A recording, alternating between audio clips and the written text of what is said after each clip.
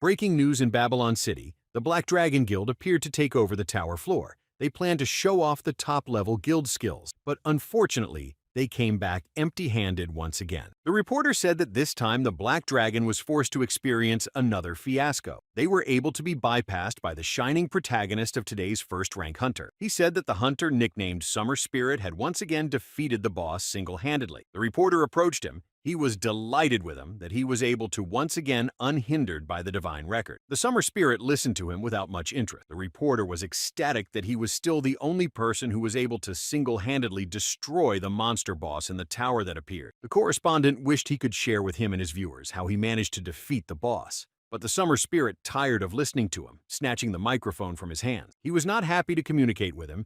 He said that first of all, he wanted his nickname changed. He didn't want to be Summer Spirit, but the reporter didn't understand what he meant. The hero started yelling at the reporter, saying that he didn't like being nicknamed the Summer Spirit. The nickname offended him, but everyone around him only said it. Watching the hero's interview, the young guy sitting on the bed envied him a lot. He heard the hero promising to find the person who gave him that nickname and straighten him out, but he still envied him. He envied a life where he could say anything he wanted. He sat on his phone and chatted with other players. He wrote only one phrase, that he wanted to be just like the hero. People in the chat discussed the bad character of the hero. They also discussed his personal life, but the young guy did not pay attention to this, and again wrote the same thing. He wanted to become like him. The guy did not pay attention to other messages. He was not interested in what other people wrote about him. He wrote all the time the same thing. And then the chat asked the question, who was this guy who wrote the same thing? He kept listening to his interview where he was yelling at the poor reporter. He wanted to be called by his first name, and then the guy remembered that the hero was still insanely rich, and he became even more jealous of him. The guy thought that if this world was a novel, then probably someone like Summer Spirit would definitely be the main character there. He thought he was the best hunter of all. He realized that he was only good enough to be an auxiliary hunter, and that he couldn't even make it to auxiliary. And then he heard the reporter ask him to finish by saying a few words to the audience. The reporter said that there were dreamers in their world that he had inspired to accomplish in the hunting field, and called him by his name Yu Su-ha so he wouldn't be nervous and could give some advice to the viewers. He continued and said that he had shown real skill as soon as he entered the tower in his early 20s. It didn't even take him a month to defeat the monster boss that no one had been able to destroy for whole years. The correspondent noticed that there were many legends surrounding his identity. He asked him to share the secret of his success with the dreamers. He asked him to say just a few words. The hero calmed down and agreed to give some advice. Then the young guy sat down and started listening to his advice very carefully. The hero asked to listen to him carefully, as he would say just a few words. He became serious, handed over the microphone, and looking directly into the camera said that if a person was destined to succeed, it would be so anyway. It was necessary not to stop, and everything would come with time. The hero added that even if they were to succeed so they wouldn't even think of crossing his path or he would destroy them, he turned around and walked away. The reporter tried to find out what his words meant, but he didn't say another word. The guy didn't listen to what the reporter kept saying. He closed his laptop and with tears in his eyes said he was hurt that the interview was over. He went to the wall where there were newspaper clippings with the hero, and he couldn't understand why he allowed himself to neglect people. He realized that he did that not to him, but to the reporter. But for him, there was no difference. The boy thought that if he had such talent, he wouldn't have to squat in a one-room shack, and he certainly wouldn't be pestered by useless F-level hunters. Tearing the newspapers off the wall, he started shouting that he wished he could be like him, was very jealous of him. He wanted to become successful because of his talent. The guy thought that at the very least, it would be nice if the skills that the Summer Spirit had were his, and then he would be able to succeed. But suddenly he saw a bright light in the window. He got up to see what was happening, and a map appeared in front of him. Before he had only seen such a thing on video. In front of him was a golden skill card. He couldn't believe it. He had gotten the skill of Ugly Envy, a similar case that was hard to find. He cried with happiness. The system notification told him that the tower was encouraged by his achievement. The guy remembered that he had never seen such a skill gain in the video. The guy thought he had been looking forward to this moment since he got to this place. He noticed that the card was gold, which meant that this skill was above S level. He grabbed the card and the card creation began. He read, "The effect automatically triggered when he died at the hands of an enemy that would destroy him, and the skill was copied to him, but he had to fall to do so." The guy read the terms of the skill was shocked. He did not understand how the skill worked.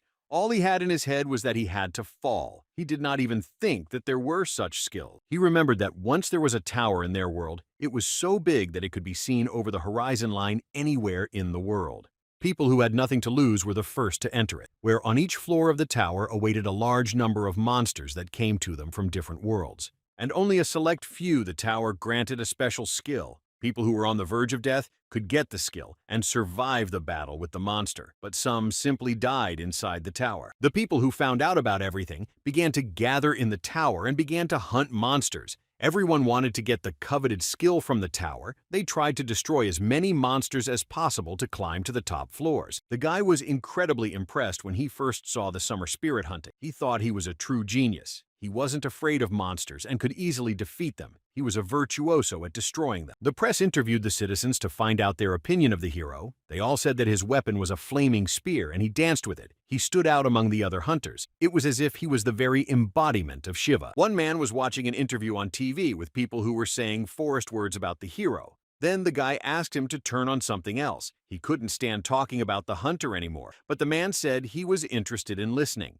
He was surprised that he didn't like the summer spirit, but the guy said that wasn't the case at all. The guy had heard people say that the hero was ranked #1 and was happy about it. They thought he didn't have an ounce of guile in him. The guy lay on the bar stool and couldn't believe that there was such a life too. He thought his life was hopelessly insignificant and he couldn't change it. He told the man that he had gotten a skill yesterday that was above S level. The man wouldn't listen to him and thought he was just another alcoholic who had no one to talk to.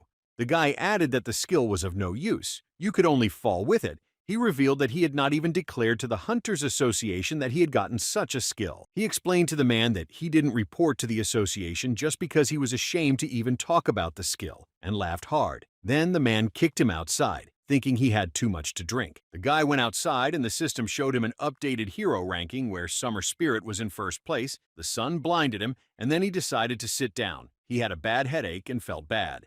He heard familiar voices coming from around the corner. He cautiously walked over to see what was going on. He saw a girl asking the hero to get away from her. She didn't understand what had gotten into him. The summer spirit looked at her and told her that he was impressed with her not bad acting. He told her that anyone would have mistaken her for a defenseless person. He told her that that glass of alcohol she had given him had poison in it, the stomach juice of a basilisk. He realized that she had planned to poison him with it. The girl was very much frightened when he showed her the vial of poison. The summer spirit threw the vial and it shattered. He then approached her and told her that if it wasn't for his skill, there might have been a disaster, and she would have been able to achieve the result she wanted. The girl replied that it was a misunderstanding, and that she didn't mean anything like that. She said that she only wanted to take the tower with him, to which the hero replied that he thought so too before, but only it didn't happen. The guy sat and listened. He tried not to make a sound. He could hear her begging him to discuss the problem and assured him it was a misunderstanding. He remembered that everyone thought they were dating, but now it was like a showdown. Summer Spirit grabbed her by the throat and told her that the discussion option was fine with him. He said that politeness was always a good thing.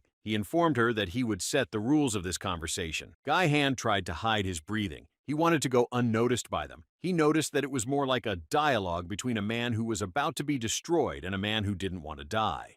The Summer Spirit said that he asked the questions. She could only move her head and answer. He told her that he had the skill to recognize lies, and she wouldn't be able to fool him. He said that if she was honest with him, he would give her the antidote. He asked her just one question he was interested in: who sent to destroy him? He asked, "It was the Black Dragon Witch." The girl, hearing this, became very scared and nervous. She nodded sadly, thus confirming that she was sent to destroy the witch, but she failed to poison him, to which the hero replied that he knew it was her. But the Summer Spirit lied to her. When he found out the truth, he wished her a happy journey and destroyed her. He mercilessly burned her, not keeping his word. The guy, seeing this, was very scared and did not know what to do. The guy turned around and started to run away quickly from that place. He didn't see him as a hero now. He thought he was a ruthless killer. He thought he was a common psychopath. He decided that he had to get away quickly before the Summer Spirit discovered him. And as he was running away, he didn't notice and stepped on the bottles, thus creating unnecessary noise. He felt the Summer Spirit already behind him. The guy heard him say that he thought he had already dealt with all the enemies in the city. And then he felt the killer's gaze on him. The hero was already ready to launch a fire attack on the fleeing guy. At that moment, the guy realized that the girl was not the first. He was very scared. He was terrified to realize how many people the Summer Spirit had destroyed. It It was probably dozens or hundreds of people. While running away, he fell and hurt his leg. Now he wouldn't be able to escape from that place. The summer wind smilingly asked him where he was in such a hurry. He was holding his fire spear. The guy, seeing him, started begging him for mercy. He wanted to live, so he asked to be spared. The hero asked if he had seen what happened between him and the girl, to which the guy, all in tears, nervously shouted that he saw nothing, absolutely nothing. He was incredibly scared. He was shaking with fear. He slowly approached him, leaned over, and asked him again what he didn't see. The hero knew the guy wouldn't be able to get away from him. He was completely calm. The hero suddenly grabbed him by the throat and told him that not only was he calling him an unloved nickname, he was also claiming he hadn't seen anything, but he hadn't asked anything specific of him yet. He couldn't write it off as his fantasy. He told him that if he didn't want to follow the girl and get killed, then he had to answer his question of who sent him. He suspected it was from the Black Dragon. At that moment, the guy couldn't believe it was the one he admired. The guy asked him to believe that no one had sent him, and he was there completely by accident. He remembered that the hero had said he had a lie recognition skill. He asked him to believe that he really didn't know anything. The hero was greatly surprised to hear these words from the guy. He told him that about this skill he lied to her. Then the guy was horrified to realize that the hero had destroyed her without any proof of her guilt. He was shocked that he had destroyed her just because he suspected something. Then the hero nervously flipped him off and told him not to tell on other people. His words caught the hero. The summer spirit explained to him that he had figured out that she was serious about destroying him, and if it wasn't for him destroying her, then tomorrow already she would have destroyed him. But the guy wanted to know why he was so sure of that. He said that he just knew everything and he had a special method, but judging by the fact that he was willing to pass any lie test, the hero decided that he was out of it and didn't know anything. The guy calmed down and thanked him for believing him. The summer spirit wasn't going to let him go. He told him that he had seen too much and could tell someone about it, and the hero couldn't let that happen. And putting his hand on his head,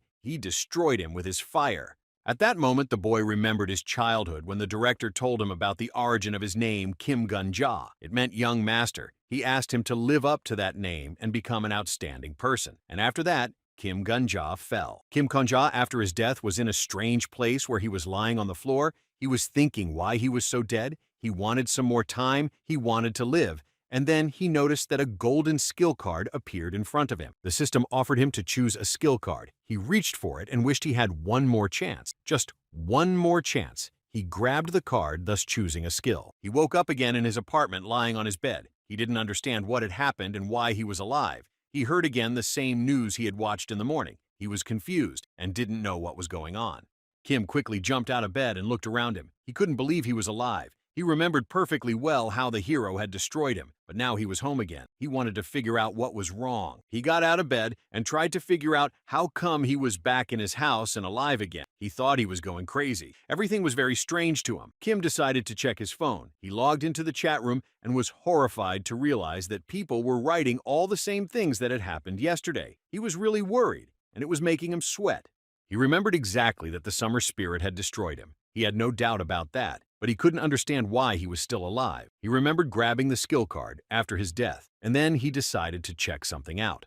Kim reached out his hand and decided to check the skill card he had gotten after his death. He noticed that he had gotten one rare, but not very good skill. He had gotten a skill the effect of which was copy one of the skills of the enemy that destroyed him and made that skill his. He couldn't believe he had copied that skill when he was dying. Kim read that the skill took him back 24 hours, but his memory and skills remained unchanged. This skill was known as rebirth. He then realized that this skill was wielded by the legendary hunter Summer Spirit. He remembered his words that he knew everything, and that he had a method to detect lies. That was why the girl had fallen. In fact, she was able to poison him 24 hours ago, but the skill brought him back to life. Kim was angry that after killing the girl, the Summer Spirit had finished him off as well. Even though he was in no way to blame, he had a wild desire to destroy the hero he admired so much. He went to the kitchen, and he could still hear his interview in which he had warned everyone not to cross him, or they would meet a sad end. Kim was determined that he would get revenge on him for killing innocent people with impunity, he thought. Now they would see who would go to the other world this time. But suddenly he heard screams coming from the street. People were shouting that there was a fire in the city and they needed to put it out immediately. Kim looked out the window and saw a building burning not far away from him. He decided to go outside and see what was going on. When he left the house, he saw people carrying water to the fire. He decided to follow them. They needed to put out the flame. Kim realized that he lived in a different place from the outside world. In this town, there were people who wanted to become real hunters. He took his gun and ran to the place of fire. He saw that the first floor of the tower was on fire. He took out his phone and thought that now was the moment. He looked at the time and realized that he was drinking at the bar at the time. He realized that a summer spirit had started the fire in an attempt to hide all the evidence. Kim ran to the fire where the hunters had already started to put out the flames. He heard someone asking the water elemental hunters not to put out the fire all at once. They needed to direct the water all together and at the same time. He noticed that there was a Black Dragon Guild that temporarily took over the leadership and asked them to follow their orders. This guild was second in rank. The head of the guild was a black witch. The Master of Alchemy shouted that the isolation of the neighborhood was complete and that all the trouble was with the survivors who remained inside the building. They decided to send a rescue team there. The captain of the town's vigilantes, Holy Knight, informed them that there was no need to send a rescue team. She explained that the place had been empty for 5 years, and they had been very lucky in that. Kim knew that this city had many names. Some called it Babylon, some called it the City of the First Floor, some called it the City of Elevation. But the point was always the same. Once in the city, you could never get out. He realized that all the locals were used to emergencies. He heard among the crowd as the guild heads discussed the girl who had been destroyed by the summer spirit. They were shocked that she didn't show up. She wasn't the type to be late for something like this. The Holy Knight said she had business to attend to today and suggested it could have been a date. She said she and the summer spirit had gotten very close lately. The Master of Alchemy was very upset when she heard this. She said that she didn't like the summer spirit and that it always made her feel bad. It didn't inspire her trust. Suddenly, a familiar voice was heard among the crowd. Everyone turned around and saw the hero Summer Spirit, who asked them who started the fire without his permission. He smiled and pretended that he knew nothing about the fire. When Kim saw him, he could barely contain himself from pouncing on him in an attempt to destroy him. He knew full well that he was the one who started the fire, but he knew that the Summer Spirit was an incredibly strong opponent for him. The Holy Knight greeted him and told him that a fire had broken out in the old slums, and asked if he could help them. Then the Summer Spirit smiled and asked what he would get in return for saving him. He didn't want to do it for nothing. Kim clenched his weapon in his hand. He was incredibly angry at him. He thought he was a sick bastard who was looking for profit in a fire he had set himself. The Holy Knight replied to him that he was getting public acclaim, to which the hero replied that he didn't need it. People were taking pictures of him on their phones and saying that he was a legend and human qualities weren't important to them. He turned around and started to walk away, telling them to look for other volunteers to help them for free. He didn't care about the fire and those who might have gotten hurt because of it. Kim thought that no one knew what he was really like. Everyone thought he was a hero who just had a bad temper, and he was the only one who knew the true face of this maniac. He decided that he had to destroy him at any cost. He realized that it was unrealistic to do so now, but a plan had matured in his mind to destroy him and save a lot of innocent people. Kim walked out of the crowd and headed toward the fire. Along the way, people tried to stop him, saying it was too dangerous and he could just fall there. He thought that he had to stop him for the sake of humanity. For the honor of the hunters, he realized that the hunter was just a human who was rushing into battle with the monsters. Summer Spirit noticed that the guy was approaching him. He thought he should wake up and not do something stupid, but Kim had already made up his mind and pushed the hero away and walked straight into the flame. All the people standing there were incredibly shocked by this. Kim screamed in pain. He was burning alive, but it was all for one purpose, only so he could destroy the Summer Spirit. He fell and went back for hours. After the death, he was back in his bed. He heard the hero interview again. He decided that the automatism of the skill had been worked out perfectly. The system notified him that his rank was currently F, and so he had no penalties from the skill. Kim realized that with his powers, he would not be able to destroy the Summer Spirit, and even if he succeeded, the hero would simply travel back in time. He realized that he had the exact same skill. He looked at his weapon, thinking that in that case there was only one thing left for him, a low-ranked hunter, and that tone recalled the hero's interview where he was asked at what age he awakened his first skill. The hero said it was in the summer when he was 21 years old, and it had been 11 years since then, the host remarking that, judging from the fact that he remembered it in detail, he had an excellent memory. But he objected, saying that wasn't quite right. He added that he remembered it because it was his birthday that day, so the event was set aside in his memory.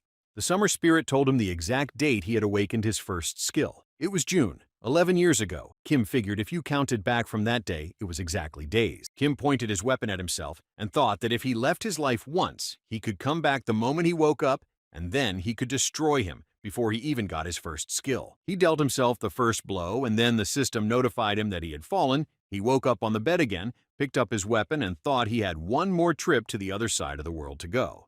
Kim died time after time. The number of days was getting smaller and smaller, but he felt incredible pain with each of his kills, and finally the last time was left, he struck and he managed to hit the intended day. He woke up with the weapon in his hands. The first thing he did was look at the clock. He realized he had made it and went back too. When the summer spirit legend had not yet begun, he walked over to the wall and exhaled deeply. Kim sat down on the floor and began to analyze his actions. He realized that by the times he had originally planned, he had fallen about one more time. This was to cover the time spent on the kills themselves and resting during the breaks. He realized that he had endured all this torment, only so that the world would never hear the legend of the insane and ruthless killer called Summer Spirit. Kim got up after some rest and decided it was time to find his game and destroy it. He was ready to do it. He was just an ordinary guy with no powers, and it was much easier to destroy him. He tracked down the place where the hero lived and quietly crept up to his window to see what he was doing. The summer spirit was barely able to wake up. It was obvious he had had a little too much to drink last night and had a headache. Kim, for the sake of perfect reconnaissance, lived the day once more. Kim already knew that summer spirit. Every time he woke up at exactly the same time in the morning, it was the style of F-rank hunters. He hurriedly got dressed. It was time to go to work. He, just like Kim, thought his life was worthless then. He knew that he was catching a slime on the second floor of the tower at exactly 3 in the afternoon. The summer spirit was disgruntled and angry about his job. He had been catching slimes for 100 days now, which was repulsive to him. Kim caught him shouting that he was a knight of light and dreamed of living large, just like the Holy Sword. And then Kim realized that in a year, he was an extremely mediocre hunter, waiting only for a sharp turn in his life. The summer spirit nervously said that it was impossible to find a winning lottery ticket or an S-level skill for once. He wished he could just get lucky one day. He was looking forward to it.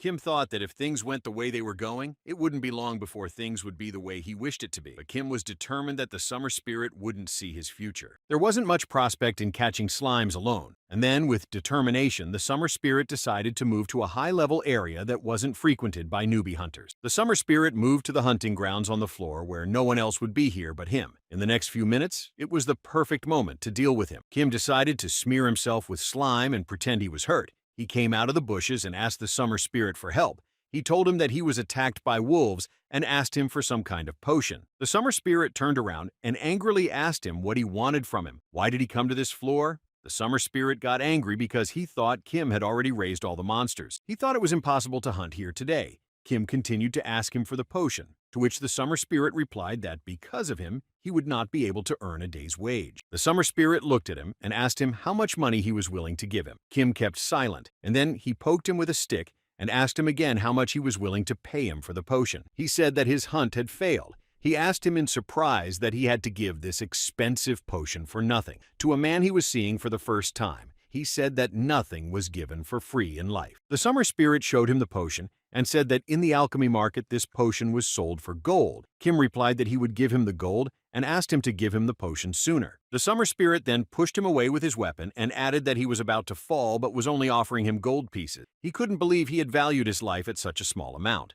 He grabbed him by his blouse and told him to give him everything he had. He started pulling his wallet out of his blouse as he thought he had a problem with his hands and decided to take all his money himself. Kim knew he was always like this. The summer spirit threw him to the ground and was going to see how much money he had managed to get. He opened his wallet and started counting and found out he only had gold pieces. He was not happy with the small amount. He watched as he robbed him, and then Kim decided to push pity and said it was only his money. He wondered how the summer spirit would act. The summer spirit put his hand on his head and told him not to worry. He would find a good use for them. Then Kim demanded his potion, for which he gave him all his money. The hero wasn't going to give him the potion.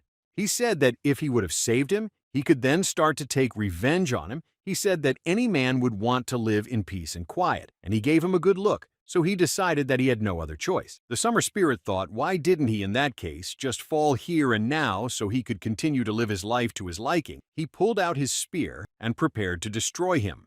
He swung his spear but not in time to make an attack. Kim crouched down and counterattacked him. He was now ready to give him peace and quiet. He pulled his weapon from his blouse and launched an attack at him that he couldn't dodge. Kim dealt him a fatal blow and watched him die. He was pleased that he had been able to get rid of him. He figured he now had a 1 in 10,000 chance that the threat of life would be able to rouse him. He was determined that it was up to him to send the hero to the other world. He kept his promise and finished him off. He finished him off, so he would definitely not be able to be reborn again. By doing so, Kim saved many innocent lives in the future. Kim stood over his body and thought that before he had destroyed him in the dark alley, he had done something strange. That time, he had actually said his name before destroying him. He was angry with him. He said that during those days, he realized that he was a real scumbag who pretended to be a knight of honor who had engaged in a holy duel. But in reality, he was a simple criminal. Kim didn't understand how he dared to kill innocent people. And at the same time, he was the most honorable knight. It hurt him a lot,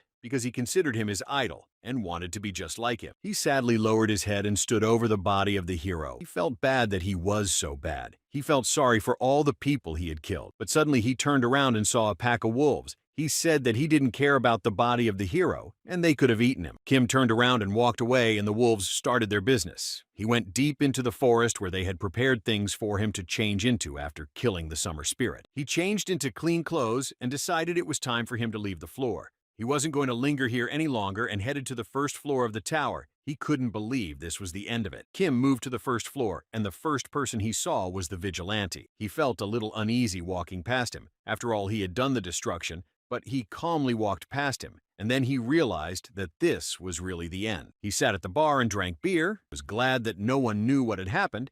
Kim heard the news on TV where the reporter said that the floor sweep had failed. He was ranked number 1 but had not participated in the sweep. The Holy Sword was beginning to be criticized by all the Groishe. Kim couldn't be happy that the horrible legend of the summer spirit Yu Su-ha had completely disappeared from their world. He asked for more refills. He wanted another glass of draft beer. The waiter brought him a glass of beer and said he noticed that he had been drinking a lot. He assumed that today's hunt had gone very well for him. Kim smilingly replied that it had gone very well. He was drinking a beer and heard the news that the people from each rank had banded together to challenge the floor, and now some people felt that the ranks were completely unnecessary. So Kim decided to open the hunter skill window. Kim looked at his skills. He was pleased with. He figured that looking at them, he didn't need any beer appetizer. One look at the skills could satiate him quite well. But he found one significant problem, that among other skills, he didn't have a single combat skill. Then he thought that was where the human insatiability lay.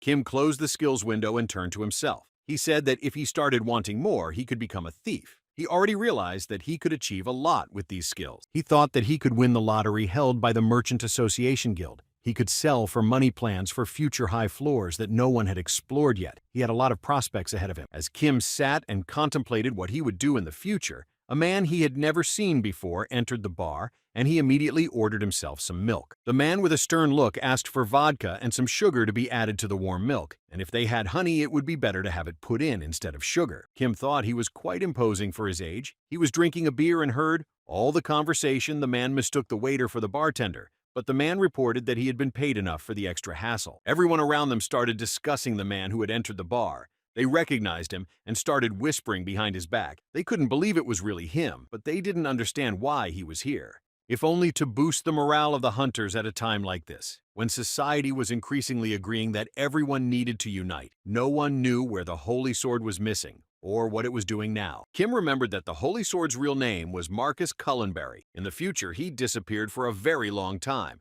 so years later everyone forgot about him. But he was the only number of the tower until the summer spirit became famous. He realized that he was the best of the best in this period. Kim wondered if this old man had an S-level skill, but he had normal, useful attack skills unlike him. But then he remembered his skill that could copy the skill of the enemy who killed him. To copy his skill was enough for him to destroy him. He realized that this skill could copy the skill of any hunter that would destroy him. Even the current one had numbers, and he considered it a huge plus that it was now impossible to destroy him. Kim didn't know what he should do, risk it or not. He wanted to get the combat skill he needed to pass the tower. He looked at his phone to find out the information that was being written about the Holy Sword. He read all the comments that were left about it, but there was no specific information.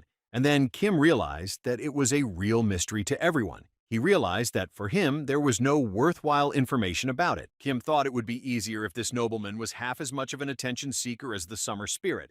Then there would be plenty of information about it. He heard the Holy Sword sitting and talking to himself. He was asking someone not to speak too loudly. Kim didn't understand at all who he was talking to. It scared him a little. Kim thought that at the very least what he was talking to himself turned out to be true. He grinned, thinking that did all the first rankers have to be weird. But then he came across a strange message that described the topics that should never be touched upon in a conversation with the Holy Sword. He was curious about what he could not talk to him about. The chat described a true story, One day a group of hunters crossed paths with him in the hunting ground. They told him that this was where they hunted and asked him to follow the rules. They informed him that the place was occupied. A few days ago, in the hunting grounds of the floor, some high rankers scandalized Holy Sword and asked him to leave to hunt somewhere else. But Holy Sword informed them that this was the first time he had heard of the rule the hunters were talking about. The hunter laughed with him and said that apparently it was time to change his hearing aid, or the rule just hadn't gotten through to him, due to the fact that he was born with a silver spoon in his mouth. He said that judging by the way the Holy Sword treated his family, his grandchildren had been on the streets for a long time. The hunter had no time to finish the sentence before the Holy Sword destroyed him.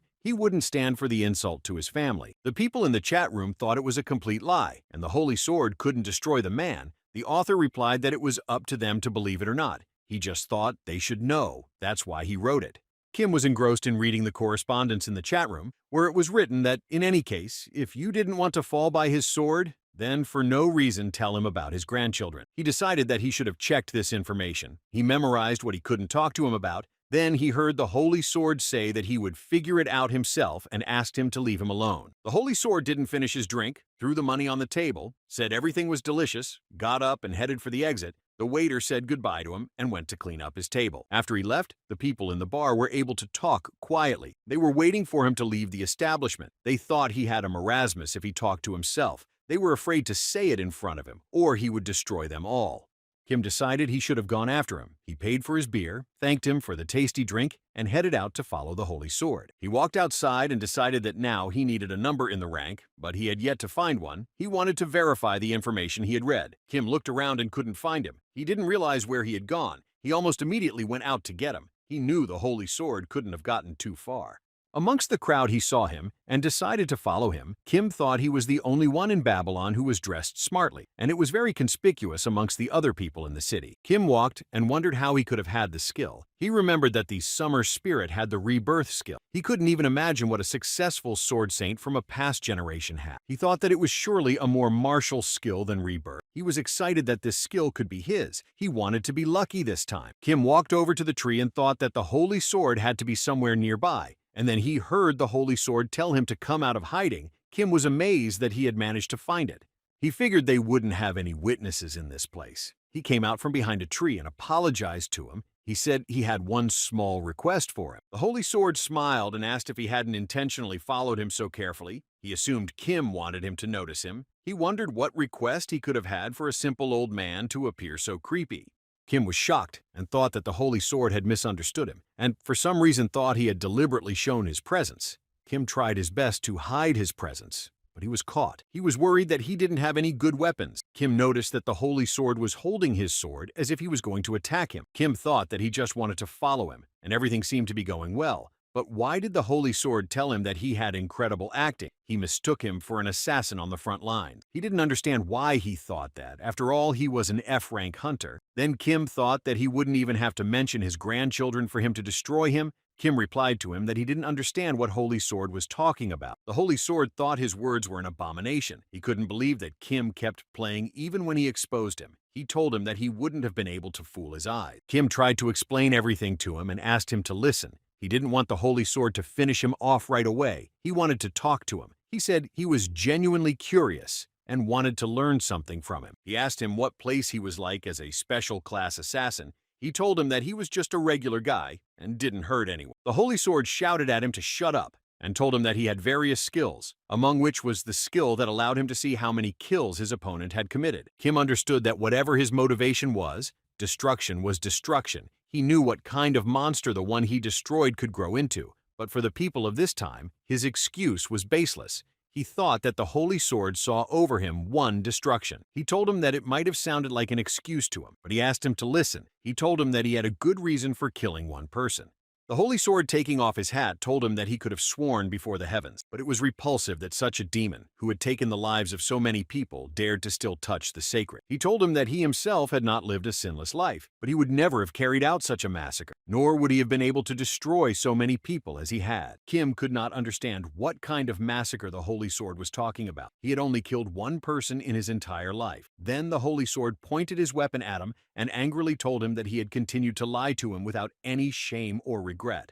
The Holy Sword informed him that the number of unfortunate people killed by him he could clearly see above his head. It was a shocking figure. He was amazed that he was able to destroy a human being. Kim heard this number and tried to understand where it came from. After all, he had only destroyed Yusuha once. But then he realized that the number of times he had killed himself to get into the past was once. The Holy Sword thought that the Black Dragon had sent him. He tried to run away from the old man, for in his eyes, he was a rare maniac who had brutally destroyed a human. Kim realized that the problem now was not copying the old man's skill. The Holy Sword rushed to attack. Kim, running away, thought that if the Holy Sword had a similar skill, he would try to destroy him every time he saw him. Kim heard the Holy Sword promise to do anything to destroy him. The old man made his first sword attack, but Kim successfully dodged it. The old man wasn't the least bit surprised. He said that he expected such agility from a special class assassin. Kim thought the old man was deaf and didn't want to hear him. While dodging the attack, Kim tripped over a rock and fell hard to the ground. Now he wouldn't be able to escape from the old man. He tried to get up and realized that even if he was lucky enough to dodge once, there was no way he would be able to dodge the old man's attack a second time, who was already drawing his sword to destroy the assassin lying on the ground. But suddenly Kim heard the old man again asking for the voices in his head to be silenced. He could hear him saying that he couldn't just capture and interrogate him, thus leaving such a demon alive. Kim didn't realize who he was talking to. The Holy Sword continued to argue with himself. Kim, listening to him, thought his dialogue was too stacked to be a simple mental illness. He assumed he was using some other skill. Kim assumed that the Holy Sword could use telepathy. He had heard of it somehow, and that there was a skill of that type. He thought that the Holy Sword might have been sharing information about him with the other guilds at this time, and told them that there was such an assassin who had destroyed the man, and then there would be a real hunt for him. Kim knew that in that case, the Hunters Department would have put him on the wanted list, and he would have been targeted by the high-level ones, including the huge guilds, and then it would have ended with him being executed in the first-floor plaza of the tower. He decided that it was impossible to let information about him be leaked, and then he made the decision that he needed to fall urgently and go back for hours. Then he decided to interrupt the old man and turned to him. The old man looked at him and said that he had already made up his mind and that he could not influence him with words alone. Then Kim asked him to say hello to his grandchildren. He was deliberately trying to provoke him to destruction. Kim continued by saying that he was from a noble family in Northern Europe, and that the higher the position of the family, the more it could attract bandits. He said that there had been a lot of chaotic news lately, and since they were the blood and flesh of the Holy Sword, his grandchildren were definitely wonderful. Kim didn't have time to speak, and the Holy Sword unleashed its attack on him. Kim couldn't even notice the blow on him. He didn't understand how one could achieve such swordsmanship. His body fell to the ground, and the last thing he saw was the Holy Sword walking away. Kim realized then that he wished he could be just like him. He envied the old man. Kim wished he could have such a strike too. Kim fell and found himself in front of the skill cards that were created after his death. He was happy and thought that now the skill numbers from the two eras would be his. He looked at all the skill cards and didn't see a single gold one among them, and he couldn't figure out where it was. He wished that he, and this time, had the same luck as with the Summer Spirit. Kim confirmed the creation of the card and was incredibly frustrated as the gold card never showed up. He thought it was some kind of joke that among all the skills, there wasn't one he needed. He realized that Marcus Cullenberry, who was legendarily the best summer spirit hunter, had managed to reach the top only by his own efforts without a single S-class skill. Kim was starting to get nervous and thought that there was no way that could have happened and that there had to be a combat skill among the silver cards that he just needed.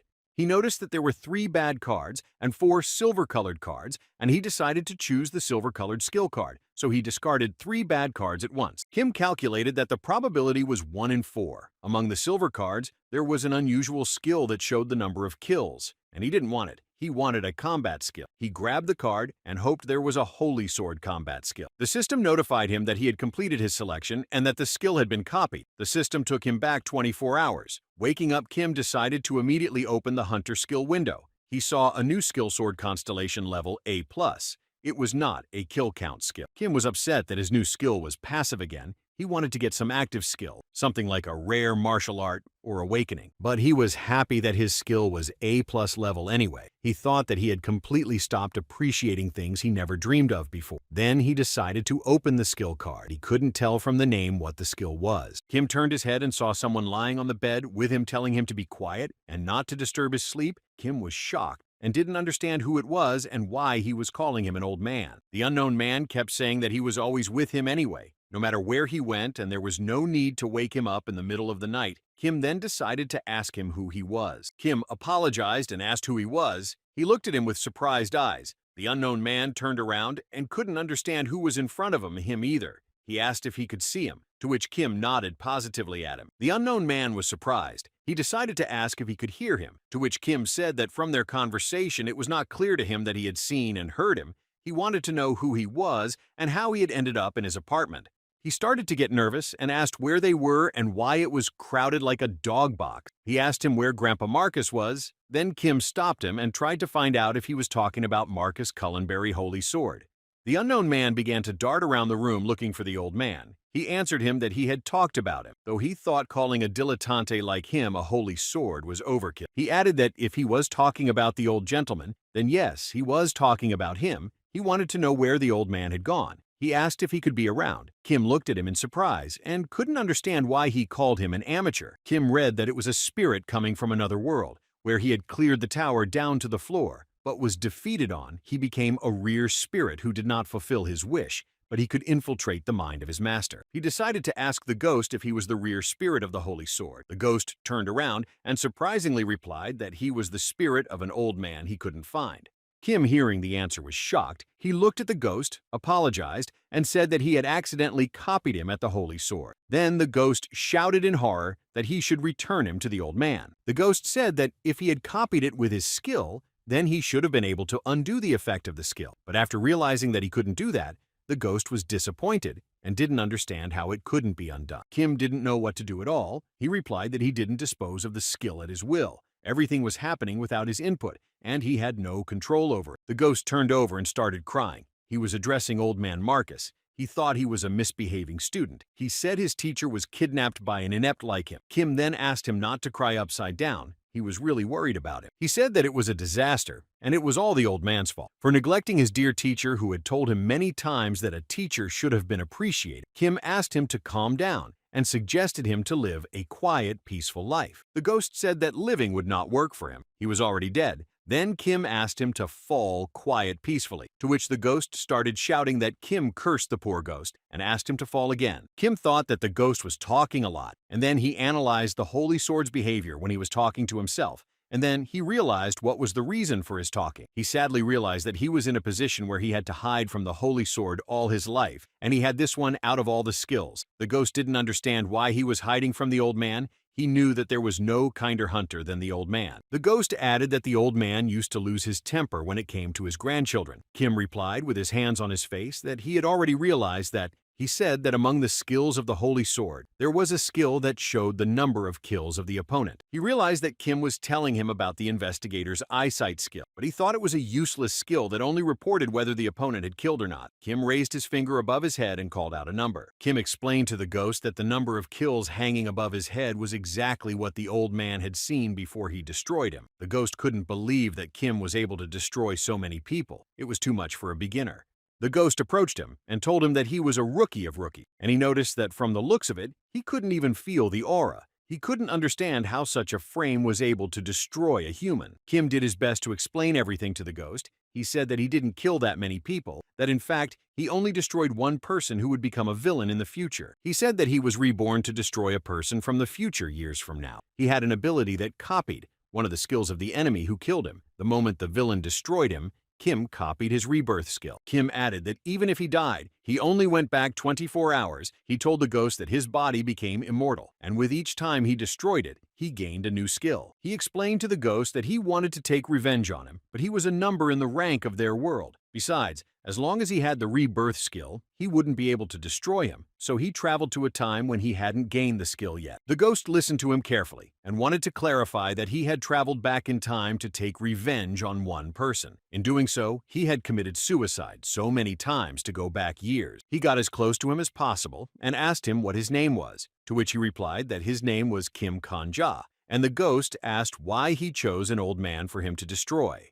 The ghost wanted to know why, when he took revenge on that guy, the first thing he did was to copy the old man's skill, Kim replied. Because he was the hunter number of this generation, he decided to immediately gather the skills of strong people, and then he himself would become stronger.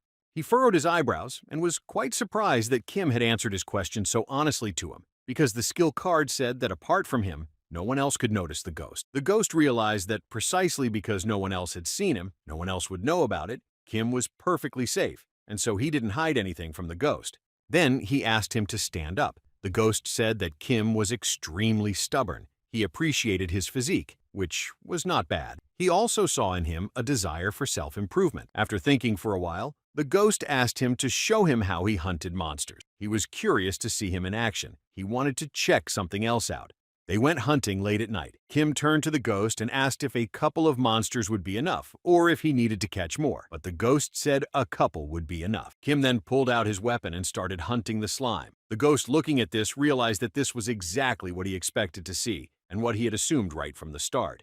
The ghost remembered that in his past life he was called the Sword King. He was from a completely different world, which, like this world, had a tower. He could traverse floors faster than any of his fellow countrymen. Kim thought that there was a legend that a summer spirit had broken through to the 40th floor, and the skill card said that the ghost was able to reach the floor. This was something incredible. The ghost, looking at him, said that this kind of thing was immediately apparent to experienced people like him. He was talking about the potential of a hunter. That was why he said he wanted to see how he hunted. Kim lowered his eyes sadly and said that meant it was all for nothing. He thought he had no potential, and that they had only wasted their time. The ghost looked at him and couldn't understand what nonsense he was talking about. He told him that he had potential in him, and he believed that he had hidden incredible potential in him. Kim was shocked to hear this. He thought the ghost was just joking. The ghost said he had no talent for martial arts, his movements were inept, his physique was unfit, he could only dream of awakening his aura.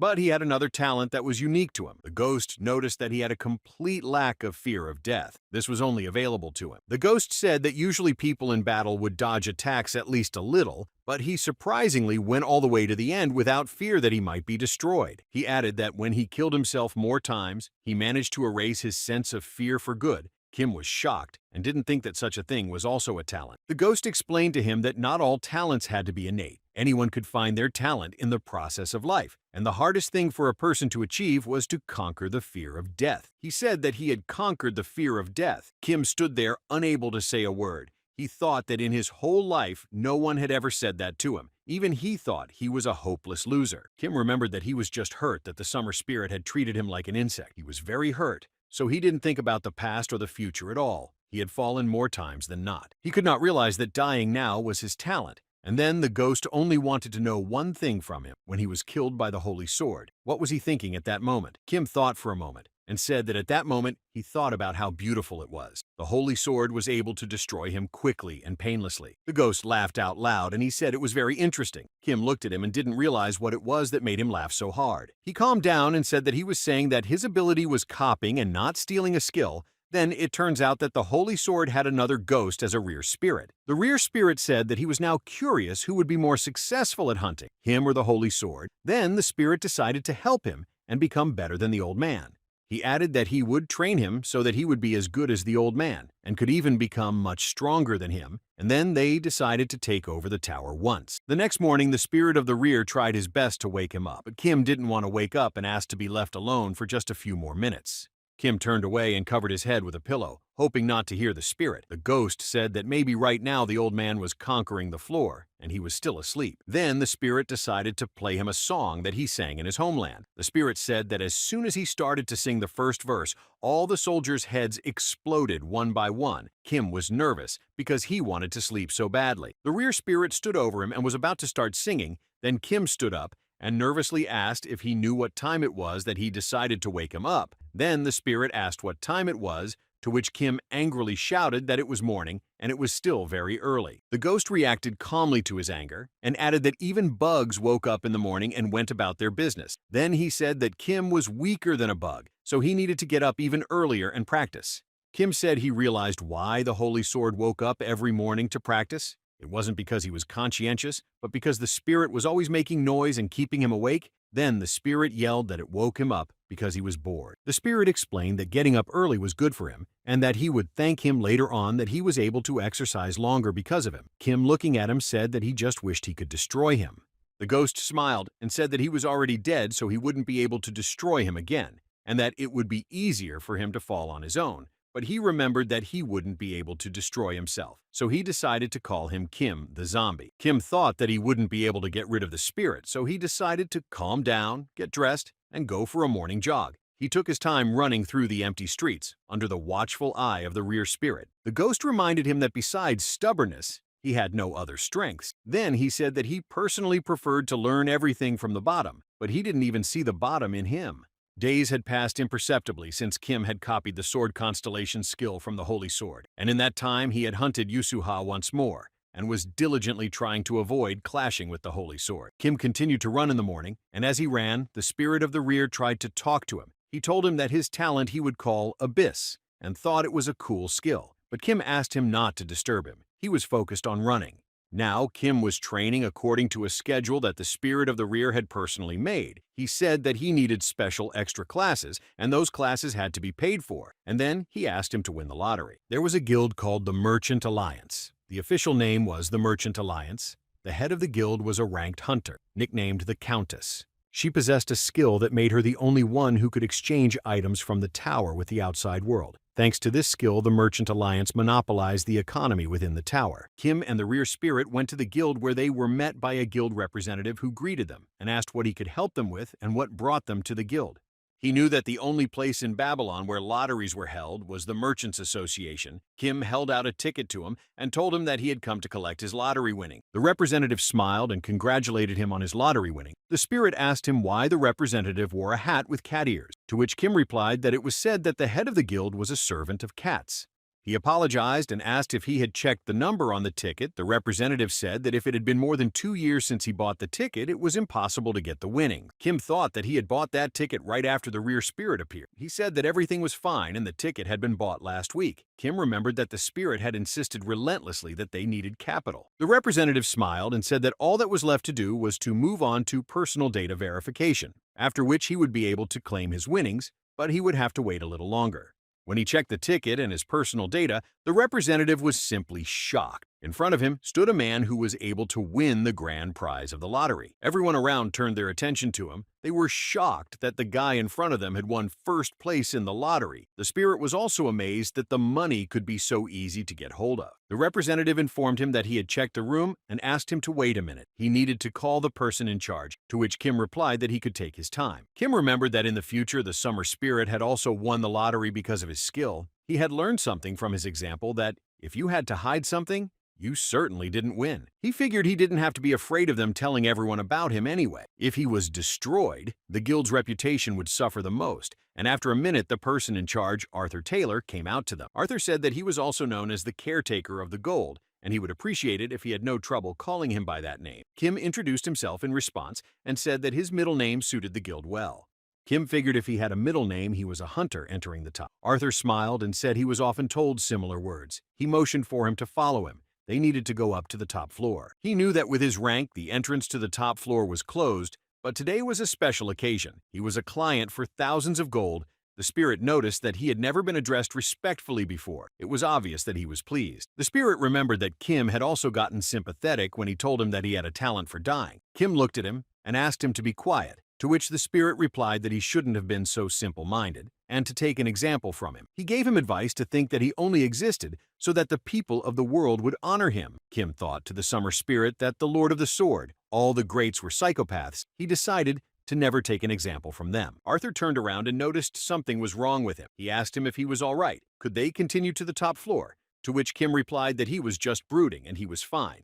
He said he was scared for him because he saw him turn pale. Arthur thought he might have accidentally hurt him in some way. He smiled and waited for Kim to come over to him. Kim couldn't believe that they were so worried about it. The spirit was surprised that he was so easy to pierce. Kim and Arthur walked up to a special door. Arthur said it was the VIP audience room. Arthur informed him that behind the doors was his cash prize for this week's seat. He opened the doors in front of him, and Kim saw his winnings, thousands of gold. If you converted to his city's currency, there were billions of won. Kim thought that with that kind of money, he could live his whole life without worrying about anything. If that was his goal, it would be a dream come true. True right now, Arthur asked him if he wanted to take the whole amount or keep it in the safe. However, Kim decided to conquer the tower and reach the top as a hunter. He thought that money was just a means to that end. He didn't want to get caught up in just making money. He wanted to achieve more. Kim thought he had already experienced a more enchanting golden luster than that of gold coins. He looked at Arthur and informed him of his decision. He said he was leaving his money in their safe deposit box. Arthur smiled and replied that it was indeed a wise choice. Personally, he always recommended this option to all winners without exception. He told him that he understood perfectly well that he would have liked to take the entire winnings at once, but there were so many horrible people in their world to destroy for that kind of money. Kim turned to him and said that he would like to buy a seat as an honorary member of their guild. Arthur said that buying a second-level honorary position cost thousands of gold, to which Kim replied that he was willing to pay for the purchase outright. Arthur asked if he was a member of any other guild. Kim smiled and replied that he was not a member of any other guild. Then the spirit of the rear told him that he was thinking better than he thought, and that he was doing the right thing. The spirit explained that the guild wasn't just a friendly gathering of hunters. The main reason hunters joined guilds was for patronage on behalf of the guild. He noted that Kim was pretty good at this. Kim knew that they had a management of hunters and vigilantes, but otherwise this city was lawless. It was easy to see by how easily the Summer Spirit and Holy Sword were able to destroy it. The Summer Spirit had never been a member of any guild and enjoyed his own personal superiority. He had once won the lottery, but never paid taxes for protection. The fact that he refused all the guilds restricted them greatly, so they tried to destroy him. Kim wasn't going to repeat his mistakes and feud with the big guilds in vain. He made a request to Arthur, saying that he was now living in a cramped apartment, so he would like him to recommend him where it would be best to stay. He also asked him if the newspapers came and started asking about the winner. He wanted his name withheld, but to be sure to tell them that he was an honorary member of the Merchants Association. Arthur answered him that he would have carried out everything flawlessly. The spirit of the rear laughed from the expression on Arthur's face. He said it looked as if he was in pain from the obvious and simple things he was telling him. Kim smiled and exhaled calmly. He said it was so turbulent in their time, and he should have prepared at least this way. Kim replied to the spirit as well, saying that he kept calling him a simpleton. The ghost said he didn't remember him calling him that. He put a hand on his shoulder and told him that he was doing pretty good on his own and that he could take it easy on him. The rear spirit told him that he could see that he was in a good mood, to which Kim replied that it was because he realized that now everything was just beginning. Kim thought that he had fallen once to go back for days, the special privileges of rebirth that he had not been able to enjoy before, only because he had taken revenge on the Summer Spirit. Now was the time to take advantage of them. They were walking down the street, and the rear spirit asked if he had said that what was important about the extra training was the payment for it. Without money, the training process was jeopardized. He said that Kim was now able to secure the tuition. He asked him what that could mean, what they needed to do next. Kim hesitantly replied that they needed to find a proper teacher for the extra classes. The spirit said he already had a teacher. What he needed was reinforcement, a miracle potion that would enhance his physical abilities, something like scrolls that spelled out the basics of martial arts. But now, at his level, even reading a scroll wouldn't help them. The spirit said that Kim just couldn't understand anything in them, so there was no choice but the miracle potions, which had to be pretty good. He said that there was a guild of doctors and pharmacists. The spirit knew that there would be some kind of miracle potion for them from the best craftsmen. He added that he had one place in mind. Kim asked if it would cost them a lot. The spirit replied that, of course, it would cost a lot of money. He asked if Kim wanted to know how much the potion would cost. He leaned over and told him the amount in his ear. Kim heard the amount and started running after him. He said that even if he gave all his money, he would only have enough for a bottle of the potion. The ghost replied that if he got a discount, he would be able to get a bottle. The ghost said it was all because he was not capable enough. He asked him to be quiet and follow him, but suddenly the ghost stopped and gravely told him to hide rather. He completely forgot to tell him that the Holy Sword was a regular customer of this store, and they were not allowed to cross paths. He had little time left to hide and not get caught by him. Kim was angry with him. He didn't understand how he could have forgotten about this. He had asked him to warn him about it in advance. He barely had time to run behind a garbage can. As he passed by, the Holy Sword looked at him and went on his way. He sat there thinking that if he had caught him, it would have added a lot of extra trouble. He was struggling to hold his breath so that the old man wouldn't notice him. The rear spirit said he had some bad news and that the old man was here today. The rear spirit explained to him that this meant that the old man had also come to buy the miracle potion. He abruptly started running and told him that they had to hurry. They reached the end of the street and saw the old man already entering the store. They were only a few minutes late. The spirit knew it was the best potion store. Kim said that going to the same store as the Holy Sword was risky. He pulled out his phone and started looking for something. He looked at the alliance rankings and tried to find the right one, but it wasn't in the top. He hoped to find it at least in the top. He couldn't find it, and the spirit thought that he couldn't find his luck. But Kim replied that it could be the other way around. It could be that the potion could cost him very little. Kim informed the spirit that he could have bought the best potions for mere pennies. He knew an incredibly good pharmacist. They went to a poor area of town. The spirit said they were getting into more and more wilderness. The rear spirit looked around and asked him if this was definitely where the talented pharmacist lived, to which Kim replied that he wasn't just talented, they were headed for a true genius. Then the ghost asked him if he was deceiving him. He couldn't understand why the genius was in such a place. Kim was confident and replied that if he didn't want to, he could not believe him. Kim noticed that a man was following him and wanted to rob him, but he got scared and took him for a madman when he realized that he was talking to himself and changed his mind about robbing him. He did not stop and walked confidently forward. The spirit was amazed that the zombie Kim knew where to go, and it was not long before they heard someone asking not to touch the device for experiments. They witnessed one unpleasant scene, and then Kim said that they had come to the exact right place, but the rear spirit still doubted that the alchemical genius was here. Kim saw the girl begging not to take all the devices away from her. Without them, she couldn't even make money for food. But the man needed the money she owed him for 6 months. The man ordered his workers to take everything she had. The girl desperately pleaded to be given a week, just 1 week, to which the man replied that the week had already become a month once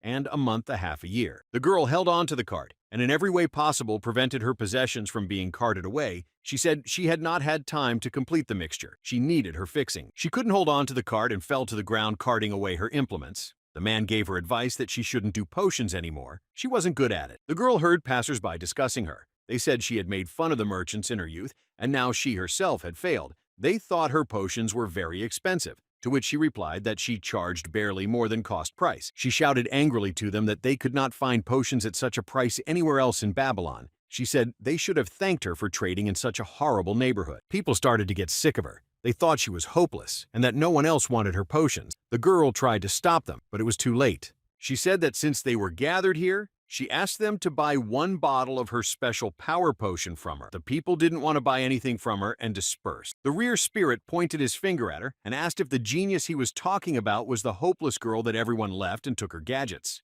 Kim replied that even though he had come to see her, he saw the girl sitting on the ground crying. He leaned over to her and asked if she was still selling potions. He knew she wasn't some crazy person and especially not a loser. In front of him was a future alchemy master. He said that if she was still selling, then he would like to place an order. He needed something expensive. She was a pharmacist who would rise in rank in the future and would be able to become the head of the Alchemy Castle Guild. She rejoiced and replied that she was able to do whatever they needed. The girl got up and wiped her tears and asked if they needed an expensive potion. She wanted to know how expensive. Kim replied that the order would come out to 20,000 gold. The girl was in absolute shock. Kim thought, why don't he make connections with people who would become powerful, untouchable figures in the future before they even hit rank? He thought it was the same as getting the golden goose laying golden eggs. He looked at her and asked what was wrong with her. He wanted to know if she would accept his order or not. She invited them to her workshop, but warned them that her place was a bit untidy. But still, she thought that in the workshop they could talk in detail about the potions he needed. They walked in and saw that it was actually a real mess. Everything was scattered around and nothing was in its place. Seeing this, Kim was stunned. Kim barely made his way over to her. He was tripping over various scattered bottles.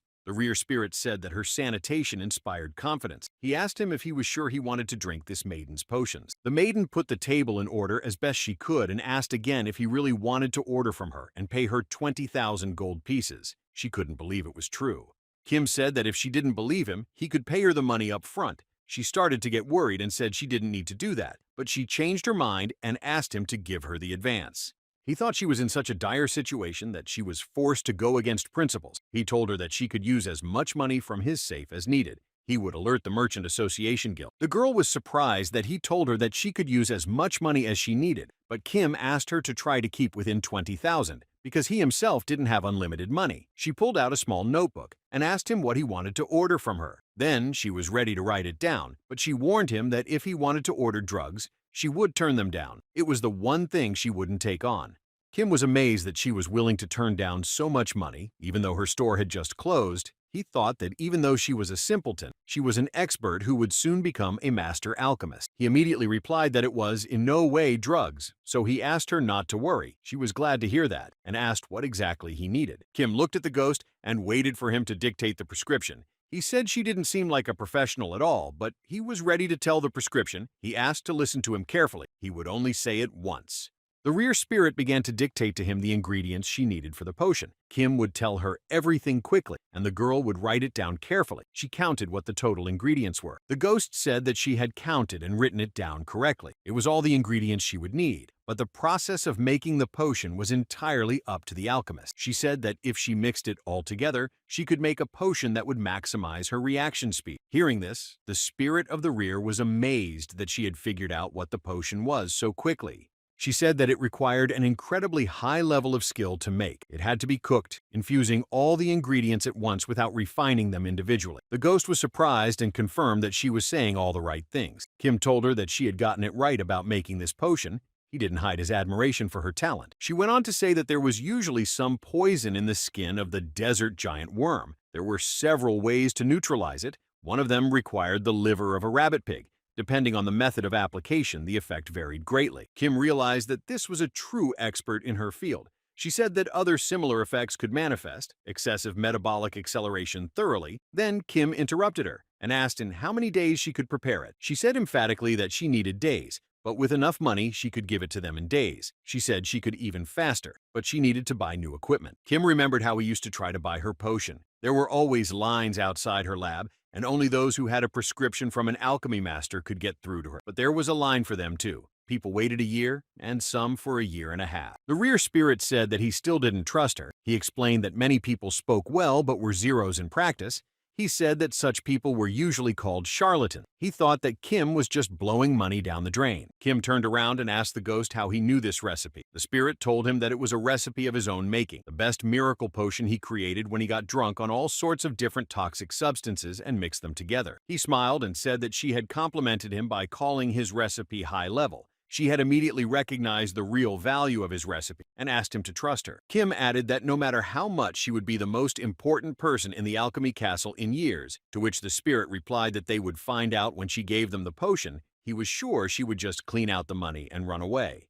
A day later, the alchemy master came to them and said that she could have made the potion even faster, but she had to go through a lot of combinations. It took longer than she expected. Kim was happy to see her and said it was okay. She had originally warned that it took her days to make the special potion. She said that she had managed to make bottles, and it only turned out to be a box, which she handed to him. Kim then assumed that this volume should have been enough for at least days. Kim thought that this potion would be many times more effective than the store that the rear spirit had advised. He thought that was the way to spend the money. He was pleased with the result. She looked at him and said it was strange to ask this now, but why had he entrusted such an expensive order to a nameless pharmacist? She was confident in her skills, but she wanted to know. One look at his prescription was enough for her to realize that, apart from a couple of other people, no one else in Babylon could have handled it. But people held her for a crank. She wondered why he trusted her. Kim pondered how to answer her. After all, he knew perfectly well that the pharmacist in front of him was a rare genius. He didn't know if he could have told her so. But it was more than that.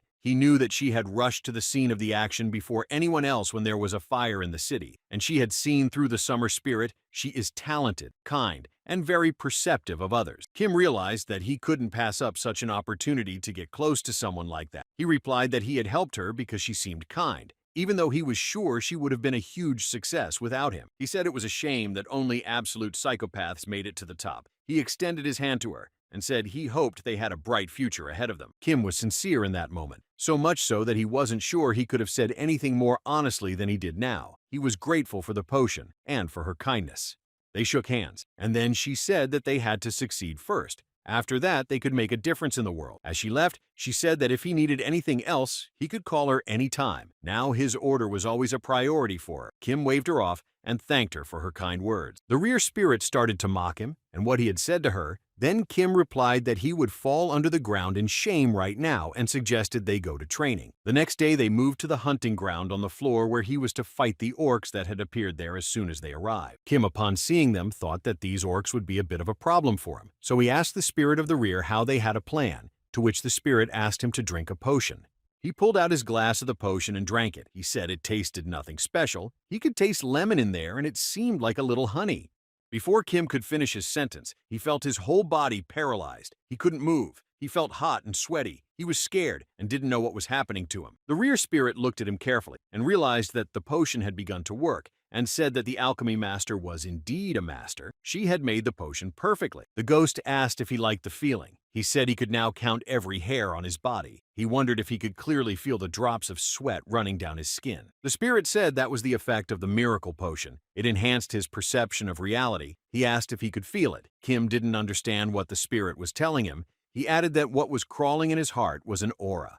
It appeared in the body of every hunter who entered the tower, but the hunters usually didn't even feel it and lived their lives as normal. But how easily he controlled the aura was what determined whether he would be a winner or a loser. Kim felt terrible headaches and didn't know how to soothe the pain. The rear spirit explained to him that it was usually achieved by some sort of meditation, but it took too long. The ghost told him that if he didn't have the talent for it, all he had to do was torture his body to get it right. While Kim was trying to achieve the perception, an orc approached him to destroy him. The rear spirit told him to run away from that place, or else the orc would destroy him. If he couldn't escape, the monster would make a chop out of him. He told him that if he didn't want to feel pain, he needed to release his aura and use it to fight the monster. He added that he needed to train in real combat. Kim turned around and smiled nervously at the spirit. He called him a cruel ghost. He smiled back and wanted him to repeat his words, calling him an inept who couldn't even use his aura. The ghost understood that he was having a hard time, and then he suggested that he start fighting the monster and finish him off. But then the kill count would increase again, and then the old man would hunt him endlessly. He said it was the effect of the miracle drug, but he could see the attack, but his body wouldn't obey him. He could avoid the attack. He said that with such orcs, all attacks were predictable. He needed to concentrate the aura in his legs. Kim replied that in words it was easy. He realized that he could avoid the attack if he could move just one step. He tried his best to get his foot to move, and he succeeded. He was able to feel an aura that gave a pulse from his heart into his legs, and he began to run away from the orc's attacks. He was happy that he was able to avoid being killed, but it was harder than he thought.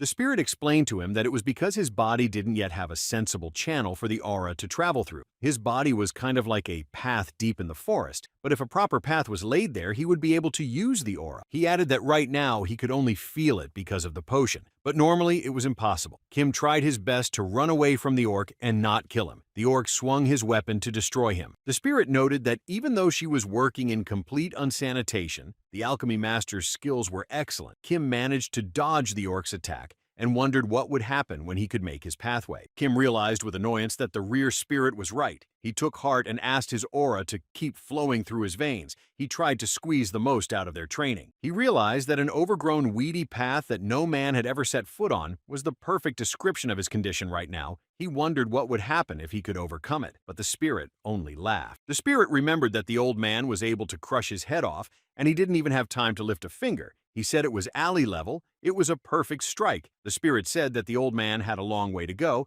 and he didn't even have time to move a finger. After these words, Kim became angry. He was determined to prove the spirit wrong. He was able to use his aura and get into a fighting stance. He drew his weapon and prepared to destroy the orc. Kim jumped high up and tried to thrust his weapon into the orc's body, but he failed. The spirit shouted to him to keep his guard up. It told him that the orc had very thick skin. The spirit told him to focus his aura on the tip of the blade, but then he thought that was too difficult for him. Then he asked him to just direct all of his aura to the end of the blade.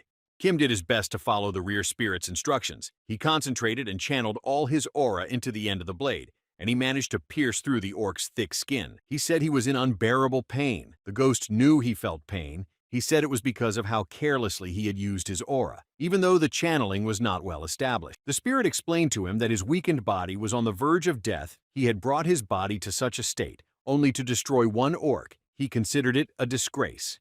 He smiled and said that he liked the way he was able to bend his aura like a spring at the end of the battle. He praised him for that and said that a hunter should always fight wisely. Kim lay there and couldn't even move. He said he didn't want to hear from him. The spirit saw that he was in tremendous pain and that the pain was driving him crazy. He said he would have felt better if he had fallen. He added that in any other case, he wouldn't have insisted on such a workout and that the old man drank such a potion too. But he meditated and didn't break his body the way Kim did. Kim got mad at him, but the spirit said that if he fell, he could be reborn. He thought this skill was incredibly cool. He said he would be fine, no matter what harsh training method he used, and he envied him. The spirit warned him that if he destroyed himself, he would have an increase in his kill count. Then he suggested using a method that would not change his kill count.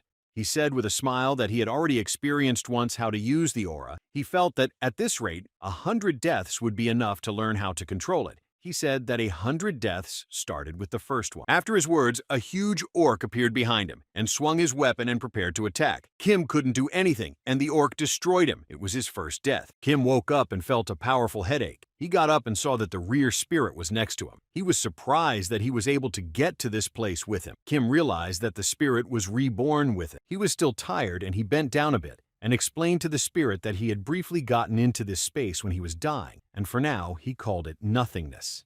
The spirit said it was amazing. Kim told him that he kept hearing the system notify him that he was back for hours. It was just like those times with the summer spirit and the holy sword.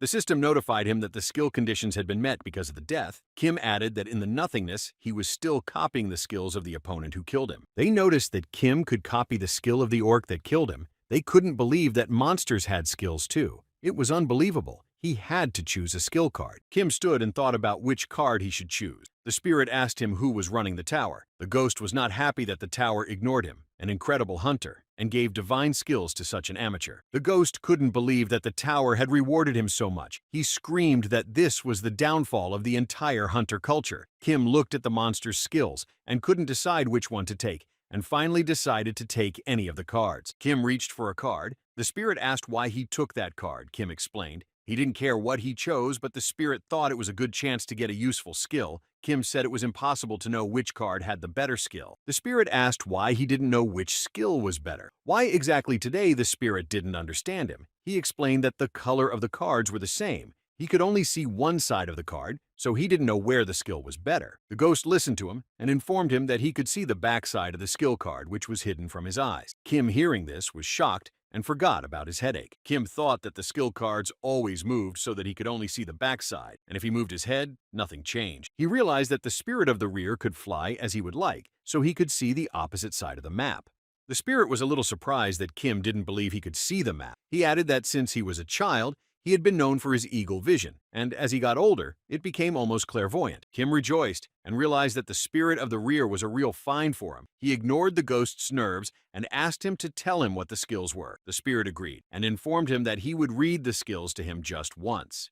He briefly described the skills and asked which one he liked better. He said that if he hadn't stopped him, he would have picked the worst skill. But Kim thought both skills were bad, but he had to pick one of the skills. The spirit tried to dissuade him from taking the skill he chose, to which Kim replied that the decision was made. He thought the skill Chvik Chvik was better than patronizing fertility. He saw Kim reach for the skill card, but the rear spirit tried to stop him and think about it some more. Then Kim smiled and asked if he agreed with him. The spirit tried to understand what he was talking about, but Kim had already picked a card and copied the skill of the monster that killed him. The ghost asked him not to pick a card, but Kim was determined.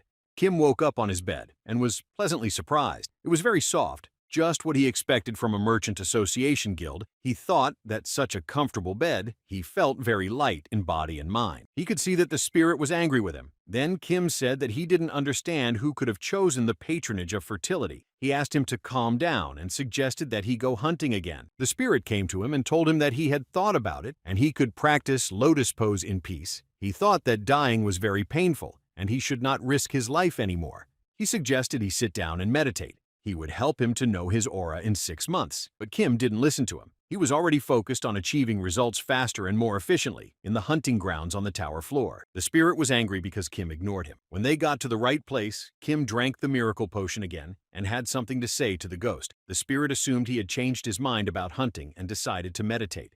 Kim drew his weapon and said that he had noticed that the spirit only called him by his first name when it was to his advantage, but the rest of the time he was Kim the zombie, and as of late he had been calling him by his first name. He added that he was giving a friendly signal for the spirit to get rid of the habit, and rushed to attack the orc standing next to him using his aura to destroy him faster. Kim noticed that the orc's movements were just as slow as last time. He could see perfectly well that the orc was about to attack him, and he would have time to dodge his attack. Then he used his new skill. He decided to use the Chwick skill to test the orc's reaction. He looked at him with a surprised look. He chwicked back at him, and at that moment, Kim finished him off.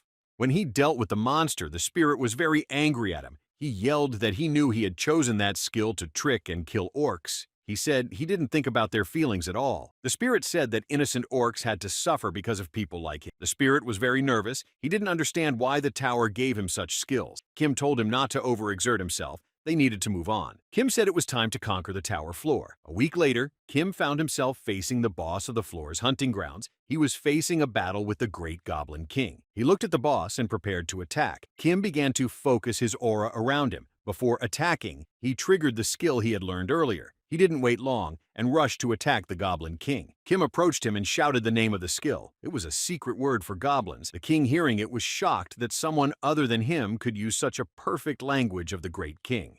He managed to make a precise attack and destroyed the Goblin King. Kim thought that for the last week, the king was his strongest opponent. He wished him a happy journey, calling him an honorable opponent. The ghost watching him said he was mocking him. He didn't understand why he needed so much sentimentality from killing one monster. Kim looked at him and said he had barely defeated him for lives, and he was entitled to sentiment. The ghost said that he was only telling him the facts, and besides, he thought this battle was not something to be proud of, to which Kim confidently replied that it was, and began to open the skill window.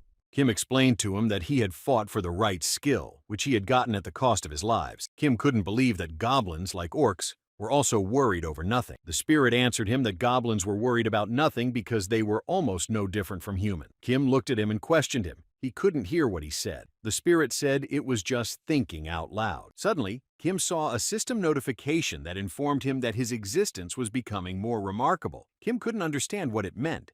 The system notified that Kim Kanja's hunter level had been upgraded, his skill slot had been expanded, and his rank was now E. Kim thought that this had finally happened. The system wished that he would always have good luck. The spirit started going through the options. He thought it was flames, then thought it was blood. Eventually he was confused. Kim was surprised. He thought it was just the effect of the level increase. Then the spirit said it appeared for a reason. He explained that it was a clue, depending on what effect appeared during the level up. The aura type was assigned. He said that the summer spirit's aura type was definitely fire. The spirit said that the aura type usually depended on the trauma of the hunter, although it wasn't necessarily a bad memory, but it definitely had to be a significant event. It was reflected in the aura type. It was something subconscious. He looked at him carefully and said that in his opinion, fire was not his type of aura. He confidently said that his type was blood. Kim looked at him and asked what type of aura the Holy Sword had. The spirit did not hesitate to answer that his type of aura was moonlight. The spirit said that the old man had gotten lost in the mountains as a child. He didn't want to die, so he persevered and climbed to the very top of the mountain. He remembered that the Holy Sword had told him that the moon shining in the cloudless sky was simply beautiful. He knew that the moon itself did not shine, but only reflected the light of the sun, and he decided that he would like to shine like the moon. The spirit reported that the Holy Sword said those words when he was only 12 years old, and he carried them through his life. Then Kim thought the old man was definitely insane. After this story, the rear spirit said that Kim was able to clear the floor, and it was time to go to the floor. Then Kim asked if he couldn't just go straight to destroy the floor boss. Hearing these words, the spirit thought that Kim had gone crazy. He asked him if he was getting cocky too soon, to which Kim calmly replied that he wasn't getting cocky. He wanted to clear the floor sooner. The spirit of the rear only got angry at his words. He looked at him and asked if he knew how many years more talented and capable hunters spent on one floor alone. Kim replied that if he could not pass a floor in 2 lifetimes, he would call him a teacher. The rear spirit was interested and did not believe that Kim could pass a floor in just 1 parish. The spirit said that a man who spent lives to destroy the main goblin could not pass the floor for lives. He added that he was always tough in a bet. Kim said he had one condition. Kim asked him to tell him, without hiding anything, what skill the 10th floor boss had. The spirit looked at him and said since he was only interested in that. But then Kim came up with another condition for him. He said that if he won the bet, the rear spirit had to call him Mr. Kangja and address him as respectfully as possible. The spirit agreed, and their bet began. The rear spirit thought that Kim had gained just 1 foul skill, and now he thought he was worthy of challenging the great sword lord. This ticked him off. After a short thought, the spirit agreed. He said that he wouldn't have been able to defeat the floor boss, and he would have to call him teacher for the rest of his life. He remembered that he couldn't fall, so it would take him forever to tell him that he was his teacher. After they did their best to take each other out, they approached a guard who asked in surprise if he was going to challenge the boss alone. He pointed out that solo hunting was simple suicide. The guard told him that a sweep group of strong and brave members of the Black Dragon Guild tried to pass the boss, but they failed. Kim replied that the management itself had ordered to let in all willing hunters. He apologized to the man and explained that all the hunters entering on the floor were recorded by him personally, and those in charge at the management would then check his record. The guard said that to them he would be a scumbag for letting a man die. He asked to feel sorry for him in this situation. Kim didn't know what he had to do now to get to the floor. The rear spirit was furious that they were not allowed on the floor. He suggested that he eliminate the guard and go to the floor. Kim then told the guard that he knew how hard they had worked, and he was right not to let him in. Kim looked at him and said he had come because he wanted to fall. He told him that a year ago his lover had fallen and he had recently been diagnosed at the Alchemy Castle. He was terminally ill. He only had 6 months to live. He said that despite being a low level, but he was still a hunter, and instead of waiting for his end in the Alchemy Castle clinic, he wanted to fight monsters until his last breath. The guard was touched by his life story. Then Kim handed him a pouch and told him that he was saving up for the cure, and handed him all his savings. The guard replied that he couldn't accept it. Kim explained to him that the money would have been gone anyway, and he wanted to leave with ease, leaving nothing behind. Oh asked the guard that he not record him and let him pass. He saw that the guard was already willing to do anything for him. Then Kim added that it was his last wish as a hunter. The guard couldn't stand it and let them pass, saying he didn't see anything. Spirit couldn't believe that the guard believed what Kim had told him. He thought they were just joking. But when he let them through, Kim said the end justified the means, and he just needed to get to the floor. They headed for the doors, and Kim remembered that the floor was the first one that had managed to sweep away the summer spirit. Then he decided it was time to write a legend even more incredible than his. As Kim entered the floor, he saw many dolls standing in the fire asking him to play with them. They asked him what he would like to play with, and that's when Kim realized it would be harder than he thought.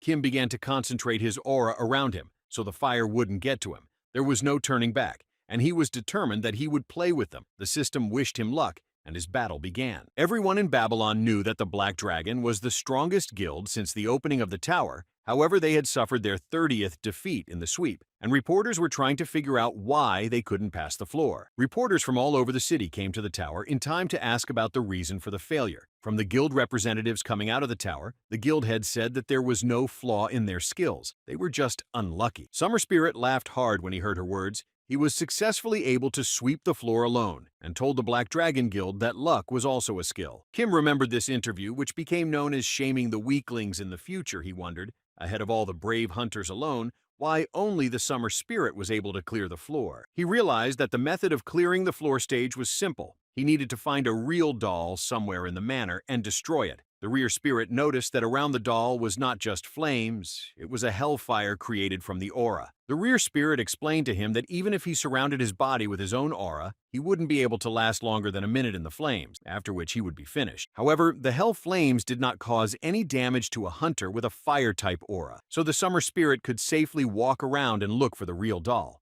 Kim realized that this was why only a summer spirit could safely sweep the floor. It pissed him off that he went around afterwards and boasted that luck was also a skill. The spirit said that Kim himself lived off luck, but Kim didn't understand what luck the spirit was talking about. He was literally burning out on this floor. He told him that he was having a hard time himself right now, even with the aura. The spirit was glad he was running out of time.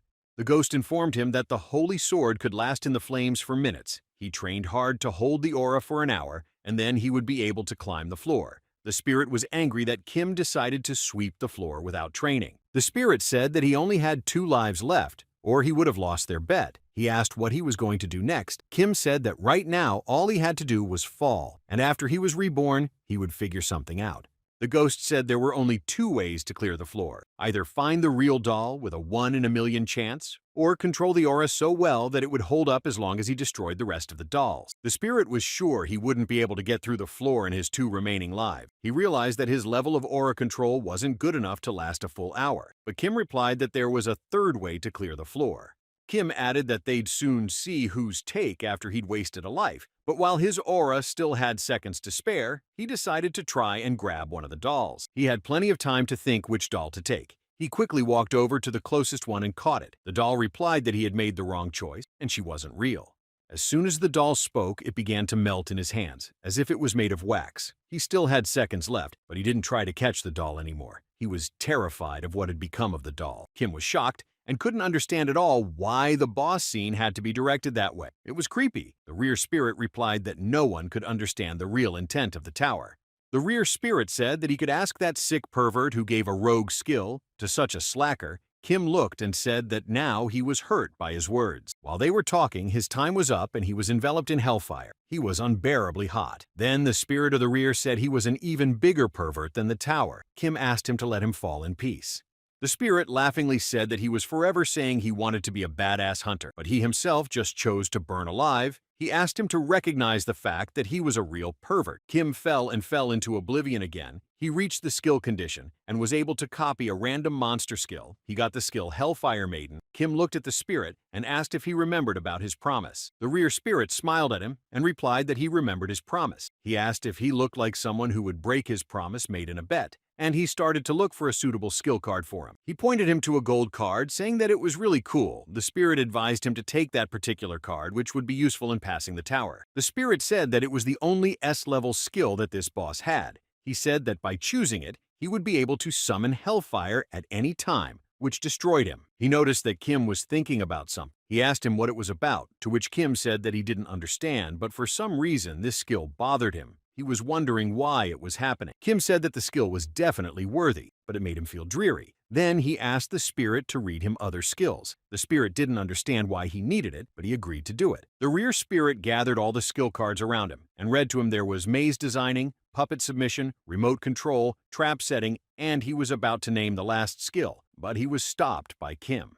Kim said he had made up his mind, but the spirit tried to talk him out of his choice again. He began to more actively advertise a gold card that allowed him to create hellfire, but Kim refused it, saying he needed another card. He thought he should have suspected something wrong from the start. One real doll among thousands of others. The real doll was the organizer possessing a fire aura, so this doll didn't burn. But he wondered why the fake dolls didn't burn either, and he soon realized that the answer was one. The organizer had a skill that allowed the objects he would choose not to burn, and Kim reached for the map.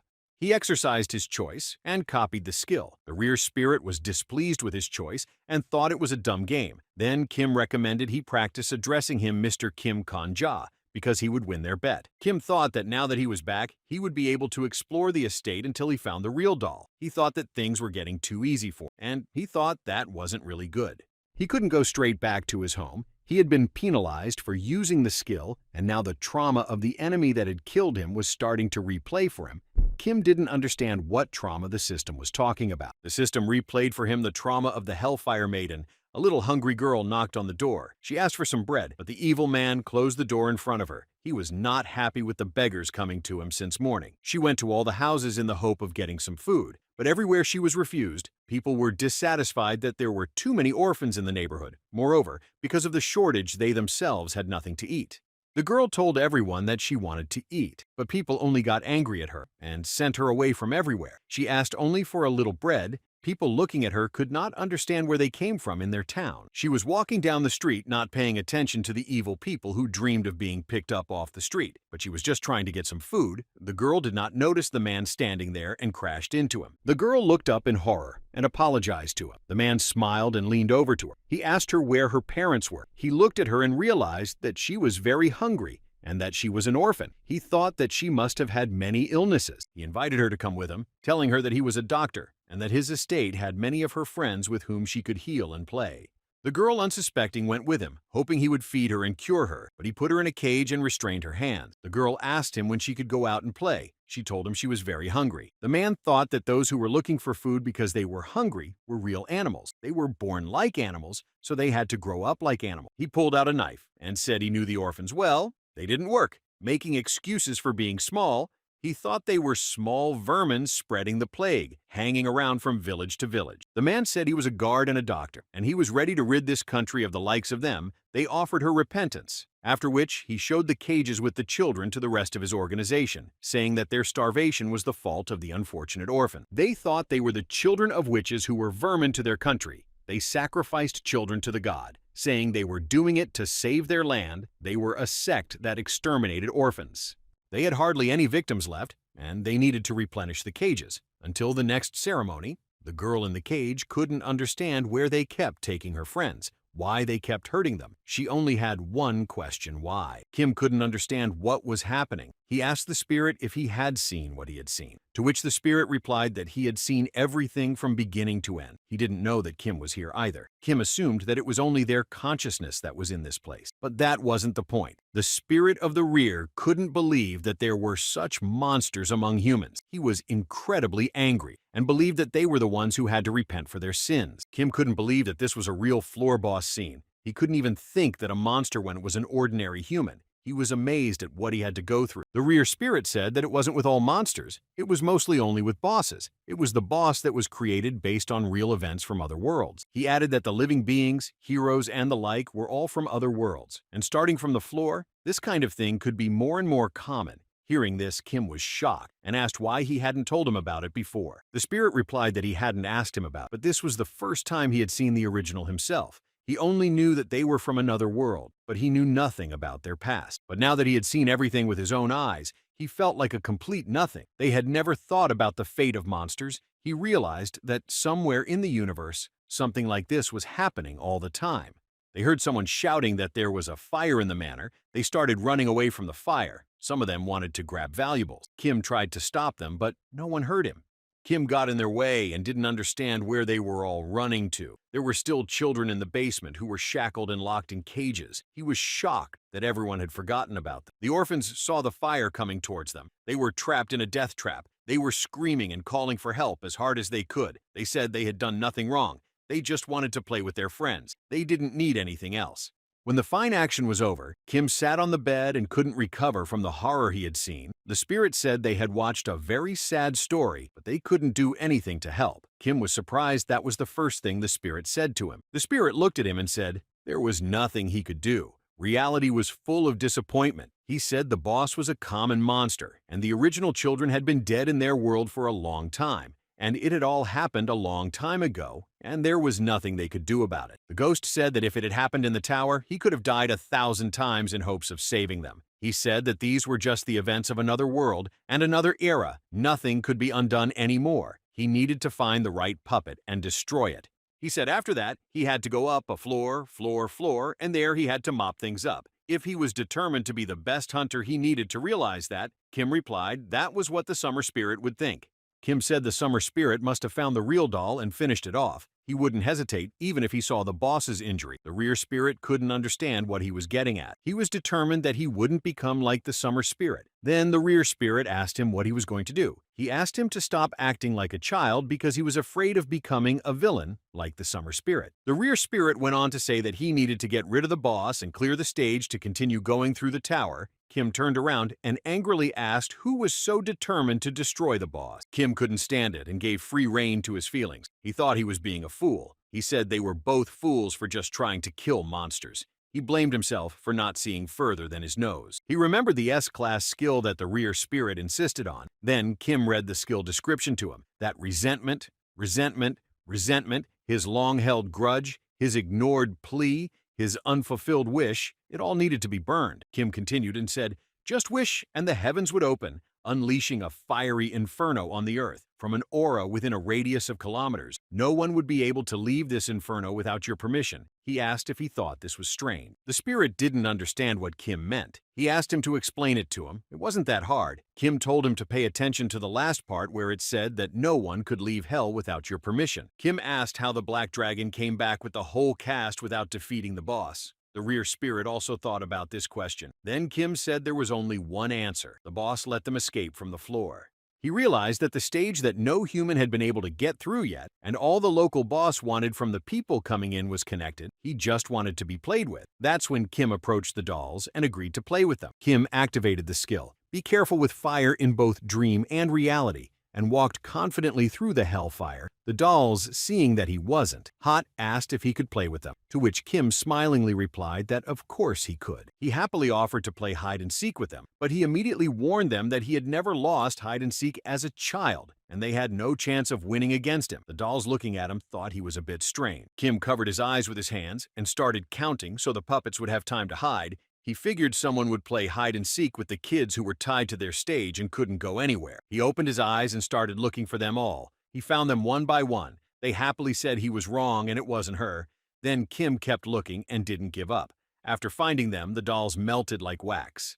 Kim didn't stop and kept playing with them. He thought it was harder than he thought. The spirit of the rear was watching him and realized it wasn't just a game. It was the resting of their souls. He walked all over the estate and put his hand on each doll, which only repeated that he had made the wrong choice. So he went down to the basement, where another doll sat in a cage, who also wanted him to play with her. Kim opened the cage and, putting his hand on her head, said he had caught her, and now the doll would be water. She began to melt and thanked him for freeing their souls. As the doll melted, Kim saw a happy little boy who couldn't stop thanking him. Now he was finally free from his cage he had spent so many years in. Kim was able to clear the floor, and he didn't destroy anyone. He had saved more than one soul from eternal captivity. He had accomplished the task and was rewarded with a reward that would have been available within hours of entering the floor. The spirit couldn't understand why he was upset. He said he could have gotten a nice reward for cleaning up the hidden scene. Kim replied that he couldn't understand him because he had no human feeling. Kim said he just thought that the world was so corrupted. Scenes like this boss's scene helped him realize that all kinds of evil was going on in their world or any other world. There was no difference. The rear spirit sadly added that everywhere there was man, there was such evil. They walked in silence and each thought about his own. But the spirit couldn't stand it and said that this didn't suit him. He wasn't used to being upset, and he wanted to set himself up for positivity. He said what was more important was that Kim was incredible. He talked about how he beat the boss with his own method without listening to anyone else. He said Kim was worthy of praise. Kim looked at him and thought the spirit looked suspicious. Then the spirit said that he always praised when he had something to praise, and this time he had done it on his own, not by luck. The rear spirit smiled at him and said that they were partners and should be happy together when something good happened. And right now, they should be happy that they had successfully cleared the floor. As soon as the spirit finished speaking, they saw a celebratory salute in the sky. The system notified everyone the floor stage had been cleared and that the floor stage would open in an hour. After this announcement, Kim pulled out his phone, which was literally bursting with chat messages, where all the people were trying to figure out who was able to clear the floor. Who was this hero? Spirit, looking at the countdown clock, said that this was the beginning of the main. He had only seen the exact same scene once in his lifetime. Kim, trying to back him up, said he had it the second time too. Kim went into the chat room to read the latest news. The chat room was actively discussing the floor sweep. They thought it was the Black Dragon Guild. Others thought it wasn't them. This was the #1 topic in the chat room. He was reading and smiling. The rear spirit noticed this and asked him how he felt going from being a supporting character to being the main character, to which Kim replied that he felt murderous. Kim added that it seemed as if he had accomplished absolutely everything he could have wished for. The spirit smilingly told him that was a delusion. He had only cleared the floor, and there was still more to come. But the spirit said that he was now the closest thing in his world to the top, and now all he had to do was actually climb to that top. Their conversation was interrupted by a guard running at them and trying to stop him. The guard barely managed to stop them, and breathing heavily asked if he was the one who had managed to clear the floor. Kim pretended not to understand what he was talking about. Then the guard explained to him what he meant. He said that he was the only one who had challenged the floor today. He said that it was chaos and that his superiors kept asking him who had managed to clear the floor. Kim asked if it was him, then what he would do. The guard hesitantly replied to him that he at least introduced himself, to which Kim said that he had personally accepted gold from him to make sure everything was kept secret from people. The guard then began to beg him to at least give him his nickname, but he was having none of it. The rear spirit praised him, saying that the price of the name was by nature very high, and now it was their turn to look for it. And then Kim said he realized something, namely, the reason why he had praised him. Kim said that they agreed that if he could pass the boss for lives, he would start calling him Mr. Kim Kanja, and he actually managed to pass him for live. The spirit didn't want to call him that, so he told him that they were partners, which meant they had an equal relationship. The man who conquered the floors and the man who would challenge the floors. That was what partners meant. Kim turned around and resolutely told him that from now on, the spirit of the rear was to call him Mr. Kim Kanja, and no other way, and that was how he was to talk for the rest of his life. In the cafe, people were actively discussing the main news. They were trying to find out who had cleared the floor. There was no information about it on the news. They thought it was the Black Dragon who kept everything secret. Some thought it was the Holy Sword. Kim drank his drink and was completely calm. He asked the rear spirit if the victory wasn't sweet, just like his caramel macchiato, but the rear spirit didn't answer him. He thought that his headphones were broken and he couldn't hear the answer from the rear spirit. Kim understood that the spirit didn't want to talk to him after losing the bet. He couldn't call him Mr. Kim Kanja. The rear spirit stood far away from him and looked at the wall. Kim saw him and said he could hear him now. He said he thought he had gone deaf, thereby making the divine Mr. Kim Kanja worried, and said that was not the way to do it. Kim said that now they could communicate less formally. He thought it would be strange if he spoke to him in a respectful manner, the moment he called him master. Then the rear spirit asked him to just destroy him. The rear spirit begged him to get a new skill and insert it into the sword constellation slot. After that, he would be able to return to the old man. Then Kim asked him, weren't they partners for life? Kim said they had been together forever. He looked at his watch and thought it had been an hour and a half since the floor sweep was announced. Then he noticed the cat. He didn't expect such an important person to come to see him in person. He picked up the cat and started playing with it. He figured that now, for now, no one knew what kind of cat it was. He decided that he would pretend that he too was unaware of who it was. Kim continued stroking the cat. He realized that even though the cat was someone unusual, the acting was amazing. A man came up to him and asked if he was a hunter named Kim Kanja. He looked away from the cat and turned his head towards the person who asked him that question. He saw various guild representatives standing quietly waiting for his answer. Kim thought he was just wondering how long it would take to find his identity. Kim showed them his ID and they abruptly started reporting that this was the man they were looking for and that they had found him at the cafe. They had orders to lure him to one of their guilds. The first guy to come up to him and introduce himself, he said he was a recruiter for the Vigilante Guild. He immediately started talking about the privileges that would await him in their guild.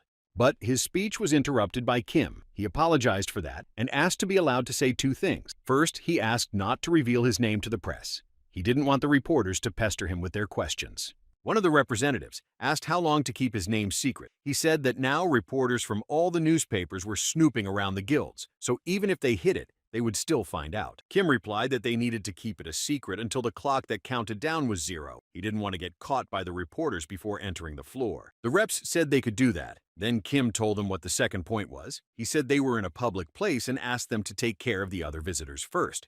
Each of the representatives started to do whatever they could to make him feel comfortable talking to them. Some went to negotiate a lease for the whole cafe. They only needed 1 hour. Others went to the visitor asking them to leave the cafe. They settled everything, and after buying drinks, sat down at the negotiating table. Kim wanted to know what terms they were willing to offer him. He was ready to listen to all of them and would choose the best option for himself. The squad of vigilantes offered him thousands of gold as an advance payment. The representative of the League of Adventurers sitting near him said that the vigilantes could see that they were beggars and offered him a position in the guild leadership in addition to the advance payment.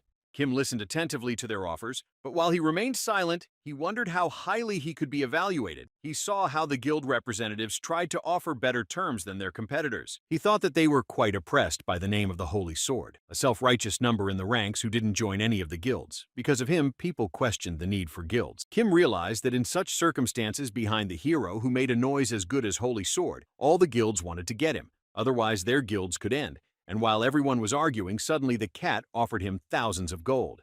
The cat jumped from his arms, and the guild leader of the Merchant Alliance, the Countess, appeared in front of them, who was ranked in rank. In addition to the money, she offered him the position of deputy guild leader. Kim, taking off his headphones, thought that now the serious negotiations had really begun. It was as if he had been waiting for the Countess to appear. And her offer, she immediately noted that he was defiant and didn't seem surprised that the cat had turned into a human. He replied that he could even see ghosts, but the Countess took it as a joke and noted that he was calm enough to joke. Kim couldn't believe that the hunter in front of him was, for she was the richest in the tower. The Vigilante Guild representative was outraged at her suggestion. He said it was over the top. He didn't deny his accomplishments in mopping up the floor, but he didn't know how impressive his skills were. She looked at him. He apologized and fell silent. The Countess said that in that case, if they didn't want to keep apologizing, they should have called their superiors. She apologized and said that she wouldn't be able to have a dialogue with the representatives. He added that if there was one among them who could offer more thousands, he could stay. But there were no such people among them, and they left the cafe, going to get their heads. After a few minutes, someone was heard calling obscene words to the Countess, who unceremoniously drove away all the representatives. The first to enter was the head of the Guild of the Gate of 1,000 Faceless Poisonous Snake, and began to shout at the Countess.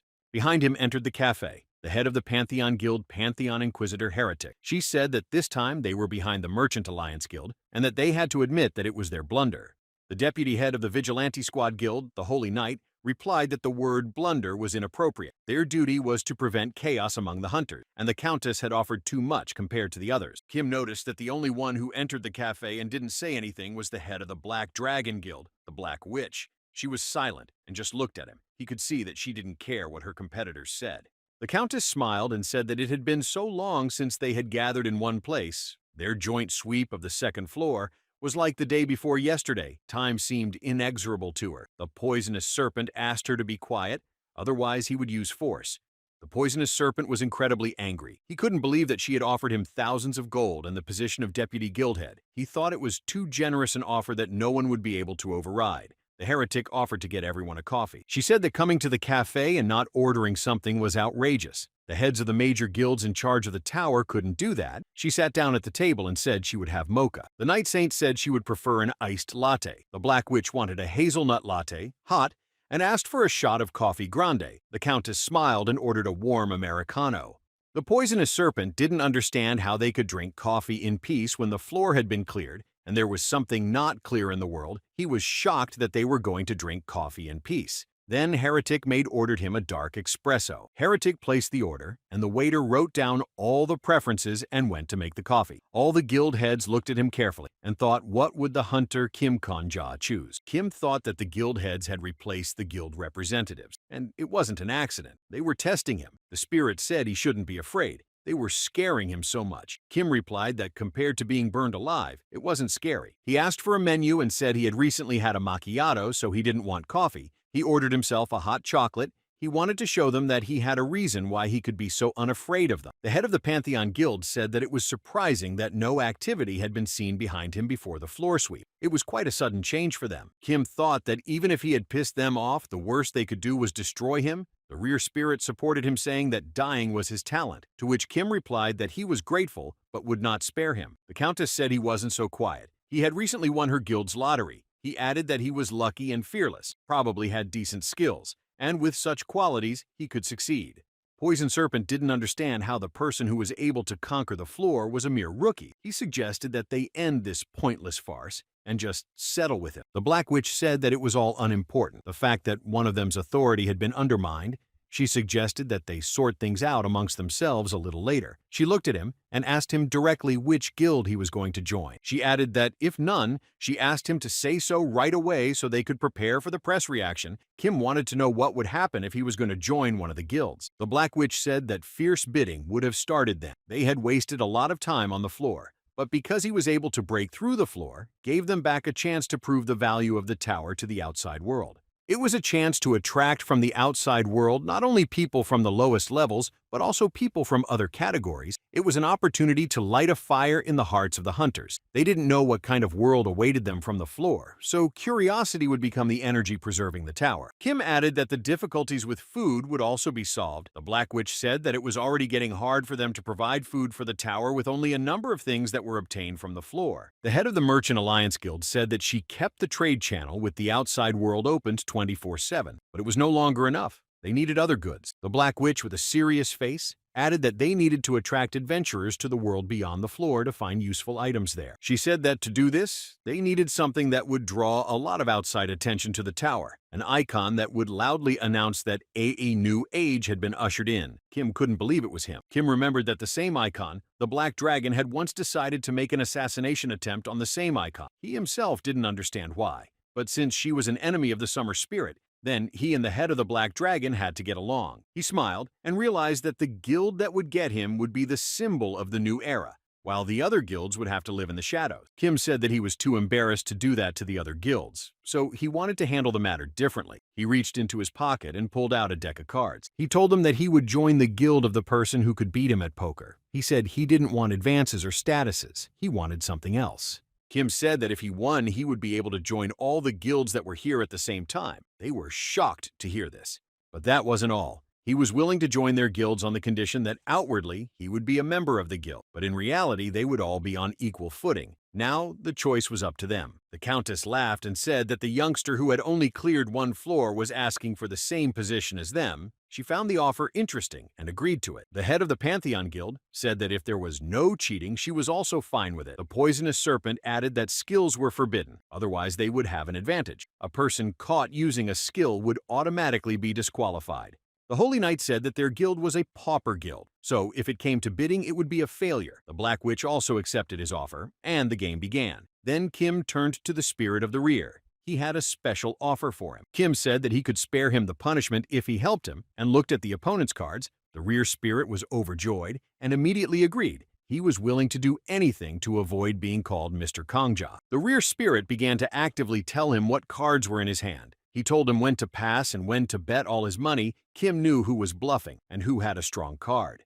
Poison Snake lost and accused him of cheating. He said it never happened. They had played rounds, but Kim had never lost once. Even bluffing didn't work on him. He was sure Kim was cheating. Then he asked him for proof. Kim said he could have been a master poker player and he didn't need to cheat. He added that he accused him without proof, and he was hurt. Then Poisonous Serpent said he was now sure he was no F rank. He informed everyone that he had gone up to E rank yesterday. He just didn't have time to announce it. Kim thanked him for his high praise and said that the head of the gate had run out of all the chips and lost to him. The Poisonous Serpent was very upset. He headed to the table where the losing guild leader of the Pantheon Guild was already sitting. She greeted him and said she was waiting for him and ordered him another cup of coffee. Now there were 3 players left at the gaming table, and after a while the Holy Knight lost her chips. She smilingly said that she was sure that stone face was her strong point. She asked him if he used the mind-reading skill. Kim smilingly answered her that it was either a skill or he just saw through everything, and now he invited her to guess which one he had. The Holy Knight, getting up from the table, said that lately it was getting harder to deal with the newcomers. The Poisonous Serpent saw her and started shouting that he should have watched him closely. He thought he was a rogue,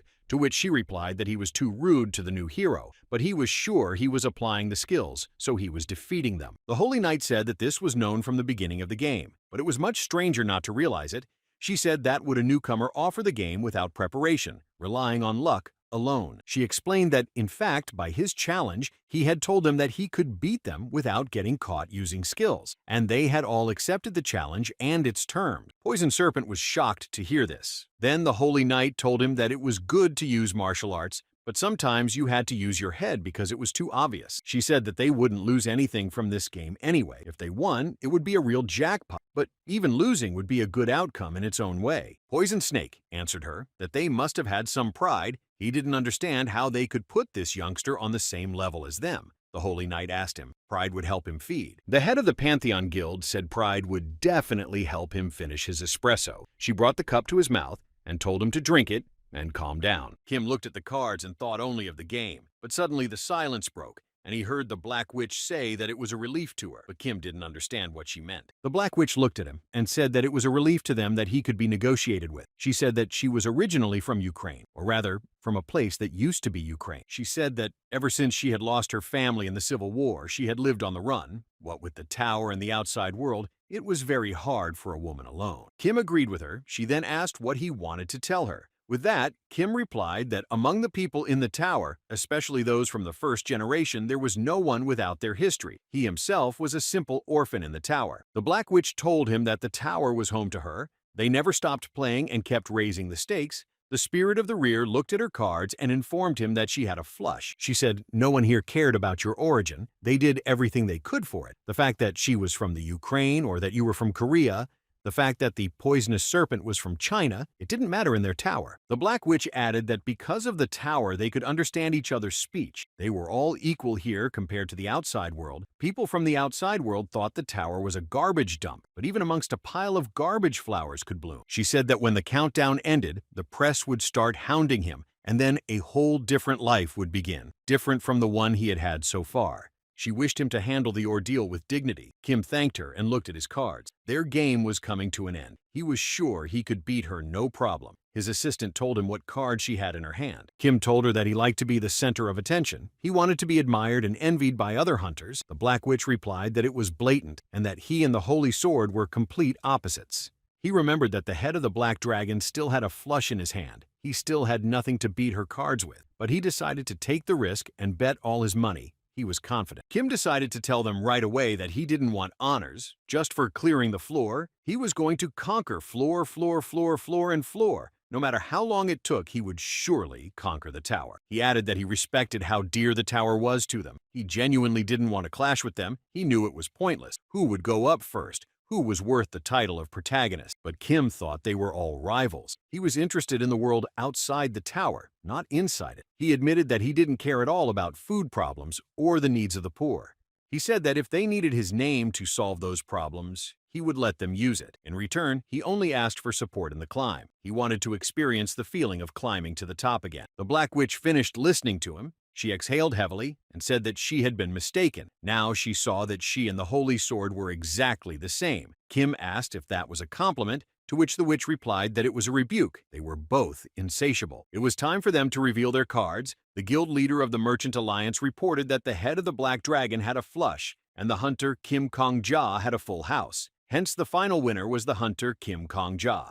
Kim thanked them for the game, stood up, and said that he was counting on the promise of equal treatment. The Black Witch asked if they could have hoped that along with the privileges, he would have taken the corresponding responsibilities. He took a sip of his drink, asked if the duties of a hunter were off the rise. Kim reassured them by saying they could not worry about that. The Black Witch said it was very daring as a newcomer. The game was over and the rear spirit was now free from his punishment. Now he could call him whatever he wanted, and he was insanely happy calling him a zombie. Kim thought this man was also called a sword lord. Kim was already leaving. He said that the floor would be opening soon and he needed to start getting ready to keep up with the others. She replied that it was still unknown what would be there, and she was wondering how he was going to get ready. He smiled and told them that there was a floor-by-floor role play waiting for them. He explained to them that he had been given the clue as a reward for clearing the floor, and he didn't know anything else himself. Kim went to town, and amongst the people he heard that there was still no announcement about the floor. Some people were discussing the video of the Holy Sword frowning, saying that he wasn't the one who cleared the floor, and they were surprised that there was absolute silence on the news. There were rumors going around the city that yesterday somewhere, someone had seen all the guild heads together. People couldn't even imagine who was able to conquer the floor. Kim walked among them and smiled. He liked what was being said about it. Kim saw that there were seconds left on the clock before the floor was open. People started shouting countdown, and when the time was up, there was a beautiful salute, and they heard the announcement that the training preparations had been completed. He saw a beautiful girl appear in the sky like an angel. She turned to them and congratulated them for cleansing the fire-hell manor of their former offense. The people were enraptured by her. The rear spirit explained to him that it wasn't an angel. It was a system that would now tell them about the quest. She said that one world needed their help. It was suffering from the oppression of the Demon King. They had to defy him and save humanity. The ghost said that if it existed, it was just a pre-made record. Kim looked at him and asked how he knew all this. The ghost never told him the answer. She explained that if they wanted to accept this mission, they had to say the phrase relocation. Kim noticed a man running across the rooftops who made an incredible leap right through the girl. The people were disappointed that it was just a hologram that had spoken again, and were waiting for one of them to accept the mission and go save humanity. Kim used his aura to enhance his vision to see what kind of person was standing on the roof. He saw that there was a holy sword who was the first to go on the mission. He saw the other hunters begin to move after him. Everyone around him began to move. And before Kim would move, the girl said that from floor to floor they would face a test of faith. She said that they needed to find the truth, and it would reveal to them the truth about themselves. They needed to know themselves. Her words alarmed him. He didn't understand what she meant by that. Kim looked at her and asked her what she was sorry for. He wanted her to explain her words to him in more detail. She didn't know what kind of creature had created the tower, but it had put a lot of effort into it. And this message had been prepared especially for them, but no one cared about it, and it was to be looked at with admiration. She thought the tower was a miracle, but they on the floor were so full they didn't forget it. Kim didn't think she was so sensitive. It was a surprise to him. She smiled and said that in the outside world her specialty was music. Kim smiled and decided to joke that because of her profession she didn't see any money at all, to which the Holy Knight replied that it was the bitter truth. The rear spirit called him and asked him to be careful. The rear spirit said, warned him of the danger. Kim didn't understand what the spirit wanted him to do. Then he heard reporters approaching him. The Holy Knight apologized and said that apparently they noticed him from behind her, and she moved to the floor. Kim was unprepared for the reporters. He realized that this meeting was arranged by the Holy Knight. He asked in horror if that was why she had approached him. She waved him off and said that she was just being quite astute in terms of judging the sincerity of her opponent, and said that he could consider it a demonstration of her interest. Kim saw her practically move to the floor already. He tried to find out from her what she had learned, to which she said that the answer to his question was lurking in his soul. He was incredibly angry with her that she just left him there and ran away. The rear spirit told him that he had warned him that she was very suspicious. Kim was left alone with the reporters who peppered him with questions. They wanted to know all the details on the floor sweep. They wanted to know if it was true that he had cleared the floor alone and that he had joined all the guilds at once. He realized that he had to urgently move to the floor, and he thought about what to tell them afterwards. He told them that he would clear the floor and wish them a good job, and moved to the floor. The Holy Sword was one of the first to arrive on the mission. He didn't understand what was going on there. He saw a huge battle going on, and no one wanted to retreat. People were trying to stop the Demon King's army for the sake of the Aegim Empire. The warriors of the Aegim Empire fought bravely against the huge and strong orcs who were already starting to defeat them. They realized that if they retreated, the empire would end. But someone shouted that it was impossible. There were too many enemies. The Holy Sword was watching the warriors and couldn't understand what was happening. Everyone who moved with him tried to escape from the battle, but suddenly one of the hunters shouted that the enemy had shot arrows at them, and at that moment, Kim appeared on the battlefield. When he saw what was happening, he realized that the stages of training were over, and now such scenes awaited him much more often. Kim saw a knight running towards him, shouting that warriors had arrived who were capable of saving their empire. The knight ran to them and asked them to help them and their country. He said that the local port was the last supply route for their army. They had to protect it, even at the cost of their lives. Otherwise, the capital would fall. He asked that the warriors that came from the other world save their empire, Aegim. This battle would be the first step towards saving the empire. Kim realized that if he didn't pass this quest, the floor wouldn't open. The warriors arrived, trying to see and read the quest. They were worried that a demon king might have actually appeared here. They wanted to know where Aegim's empire even was. They were constantly being attacked by orcs, forcing them to defend themselves. The Howls wanted to be able to read the quest, but because of the orcs, they couldn't do it. They didn't understand how to complete the quest. The Holy Sword said that he didn't know all the details, but first they had to kill all the orcs. Everyone who heard him decided to follow him. They thought that this way they had a chance to survive in this place. Kim saw the other hunters follow the Holy Sword and that they had successfully fought the Demon King's army, but he himself was in no hurry to join the fight. The system greeted him and notified him that he was being rewarded for clearing the floor. He was rewarded with a blessing. He had access to the patronage of the gods of all things. He also had access to a map of the tower from floor to floor. Kim was incredibly happy to receive such a reward. He said that skills ruled this game. Kim learned that the floors of the tower were organized by theme. From floor to floor was training. Here was the city for newcomers to adapt and the prepared hunting ground. The theme from floor to floor was Warrior, the Demon King. Kim knew that there were only two ways to stop the Demon King's troops. One of them he was going to use, but couldn't decide which one suited him better. Kim explained that the first way was to either have enough physical strength to single-handedly bring down the enemy troops, or to lead the army of the Empire. The rear spirit thought he would choose the second option and lead the army. He asked him if he had the talent for this option. He wondered if he had ever led an army. Kim replied that he didn't have that talent and had never led an army, but he was sure he could get that talent by using the want to be like you skill. He looked at the Sword Lord and said that he had recently argued that this was a stupid game where the most important thing was luck. The spirit folded his arms and said that he had argued, but he didn't know what he was getting at. Kim answered him that he was going to show him why skills were the most important thing in this game. He opened the skills of all the characters from the floor and noticed that among them were the top people with high skills. The rear spirit tried to stop him. He said that they needed to fight to get stronger. He thought that what he was about to do was dishonoring his name, but Kim opened the skill map of the characters that commanded the troops.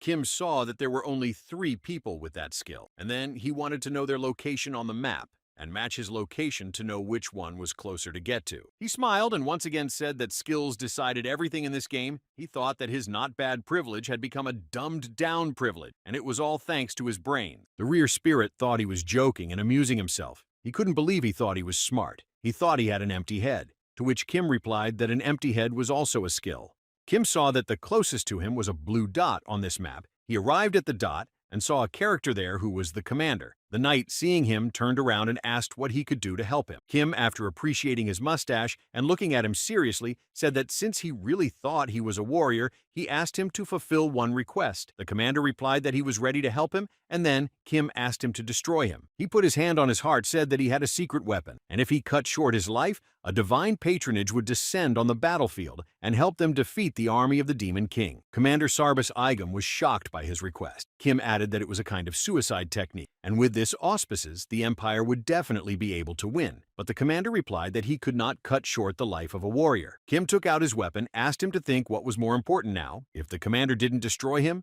then he would have to destroy himself. He added that this was the only way to save the Empire and asked him to fulfill his request. He explained to him that he was the commander and in charge of this port, and rather than cut short his own life with his own hands or fall at the hands of an evil monster, he wished to fall by his hand, the hand of a patriot and most skillful commander. Kim said that they didn't have more time. He asked to solve it faster. The shocked commander said that even though the welfare of the Empire was important, but to cut short the life of a man who had come from another world with so much difficulty. The commander thought that their world was truly cursed. First, the attack of the army of the Demon King that was previously only found in legends, now taking the life of a brave warrior. He was greatly upset by all these events. He asked God not to forgive them their sins. The commander drew his sword and said that he would try not to hurt him. Kim looked at him and thanked him for that. The commander closed his helmet and asked him to tell him his name. Kim answered him by telling him his full name. The commander, hearing him, thanked him on behalf of the Empire. He swung his sword and before destroying it, said that he was a true warrior. Kim copied the commander's skill. Then he was reborn and entered the battlefield, but now he had a skill that would allow him to lead an army. He appeared on a horse and the other players couldn't understand what kind of hunter he was. He knew that there was an expression, above the one who runs, there is the one who flies, and there was another expression, next to the hunter with a blade, there was the hunter with an army, and those words belonged to Mr. Kanja. Kim had the skill of assessing the battlefield, and it was a talent he had created. He said that if one moved straight ahead and turned right, one could see the Demon King. He said that there were monsters nearby, but they were few. They could just be swept away. The commander raised his sword and informed the other knights that the goddess warrior would protect them. Kim thought that with skill he could gain the commander's trust by making himself look like an experienced warlord. A look at the map informed him that they needed to move to the right. Kim realized that the skill had benefited from the minicar and to the fact that he had done some advanced investigation, having lived through this day several times. Kim raised the sacred sword of protection of the Rafant Igim above him. This sword was rare, and it was legendary. And then Kim realized that not everything was the merit of one skill. The warriors saw the light coming from the sword and rushed into battle. One legend said that the founder of the empire, Igim, was blessed by the goddess. But in a time when legend and history were not yet separate, the founder disappeared without a trace, and with him, his sacred sword disappeared. After himself, the founder left only a one-line prediction. On the day of the manifestation of fate would surely come, and a man with the sacred sword in his hands, any inhabitant of the empire would have no trouble trusting the owner of the sacred sword of protection. All the warriors saw the sacred sword that was in his hands. Kim sat on his horse and raised it high. The warriors were sure that the goddess had not asked for the empire. They praised their city as best they could and thanked the goddess for the honor she had bestowed upon them. Kim saw them start to run to the attack, he thought. It was immediately obvious what a great benefit there was to mopping up the hidden scene. The spirit of the rear got angry and didn't understand what benefit Kim was talking about and that he had chosen a very bad subject. He thought the sword was sturdy and shiny. The non-player characters to the floor would jump for joy at the sight of it. Then Kim said that they were not only a tool that gave quests, they were creatures that could be used to complete quests. The other hunters saw him and wondered why he always went with the commander. They knew he was a hunter like them, but they didn't understand why everyone obeyed him. They longed to be in his place. Kim saw them and heard them. Thanks to the use of aura, he was happy to hear that voice of envy. The rear spirit told him that he taught him to use aura to master the sword, not to eavesdrop. He replied that he enjoyed listening to the other hunters talking about him. The commander informed him that the destruction of the left ranks of the Demon King's army was complete. They could move before the main forces. He was sure they could win. The warriors fought their way through the goblin army who were not retreating. They were trying to stop them from getting to their commander. They were protecting their boss monster, the great Goblin King. The monster was huge. He had two heads that saw the enemy army approaching him. He ordered his goblins to stop them at all costs. Kim jumped up very high to attack it from the air. He didn't want to waste his strength and fight the other goblins. He triggered a skill was going to destroy the boss. and finish the battle. He managed to destroy the monster with a single attack. He collapsed to the ground and the battle was over. The warriors saw this and shouted with joy that the army of the Demon King was defeated and that the warrior of the goddess destroyed the enemy commander. The remaining goblins didn't know what to do next. They were surrounded by hunters who thought that if it came to hunting alone, it was their time, and they decided to destroy them all. Kim saw a notification that the stage had been cleared and that they had managed to get through the floor. The hunters were happy that they had managed to do it in just 24 hours. They considered themselves very strong and praised the Black Dragon Guild. The system notification showed all the hunters a list of who made it to the top of the conquerors. The first place was Kim Kanja. The hunters were surprised that the number 1 didn't have an alias, and that the number 2 was the Holy Sword. The hunters thought he was a reclusive master. The rear spirit said that there was no master there. He was just a hunter who only used his empty head. Kim asked him if he recognized that skills were important in this game. The rear spirit turned his back on him and said that he didn't recognize skills and would never recognize them. Then Kim thought that for the spirit, it was his own strength that was important, not skills. Kim didn't want to upset him, so he said that to pass the floor, he needed to train the sword art too. He asked him not to get angry. The spirit stopped and looked at him incredulously. He added that he was communicating with the Sword Lord and that he couldn't go through everything without learning anything at all. Instead, he had to beg the spirit to train him. The spirit was incredibly happy to hear this. The spirit told him that at last he would know his true worth. He said that the tower they were climbing was slightly different from the one in his world. Kim smiled and thought that it was easy for the ghost to cheer him up. Their conversation was interrupted by the commander, who came up to him and bowed and said that they had only been able to win because of him, and he was grateful to him for that from the bottom of his heart. Kim looked at him and replied that he had nothing to thank him for. He said that they had all contributed together, and that was why they were able to defeat the monsters and save the empire. The commander hesitated and cryptically said that he had worried in vain, and explained to him there was once an oracle that lived. He predicted that the army of the Demon King would come, but at the same time heroes from another world would be summoned, so they should not have been afraid. He told him that he was skeptical because he didn't believe that people called warriors would risk their lives to save another world, so he thought that no one would come to their aid and their empire would collapse.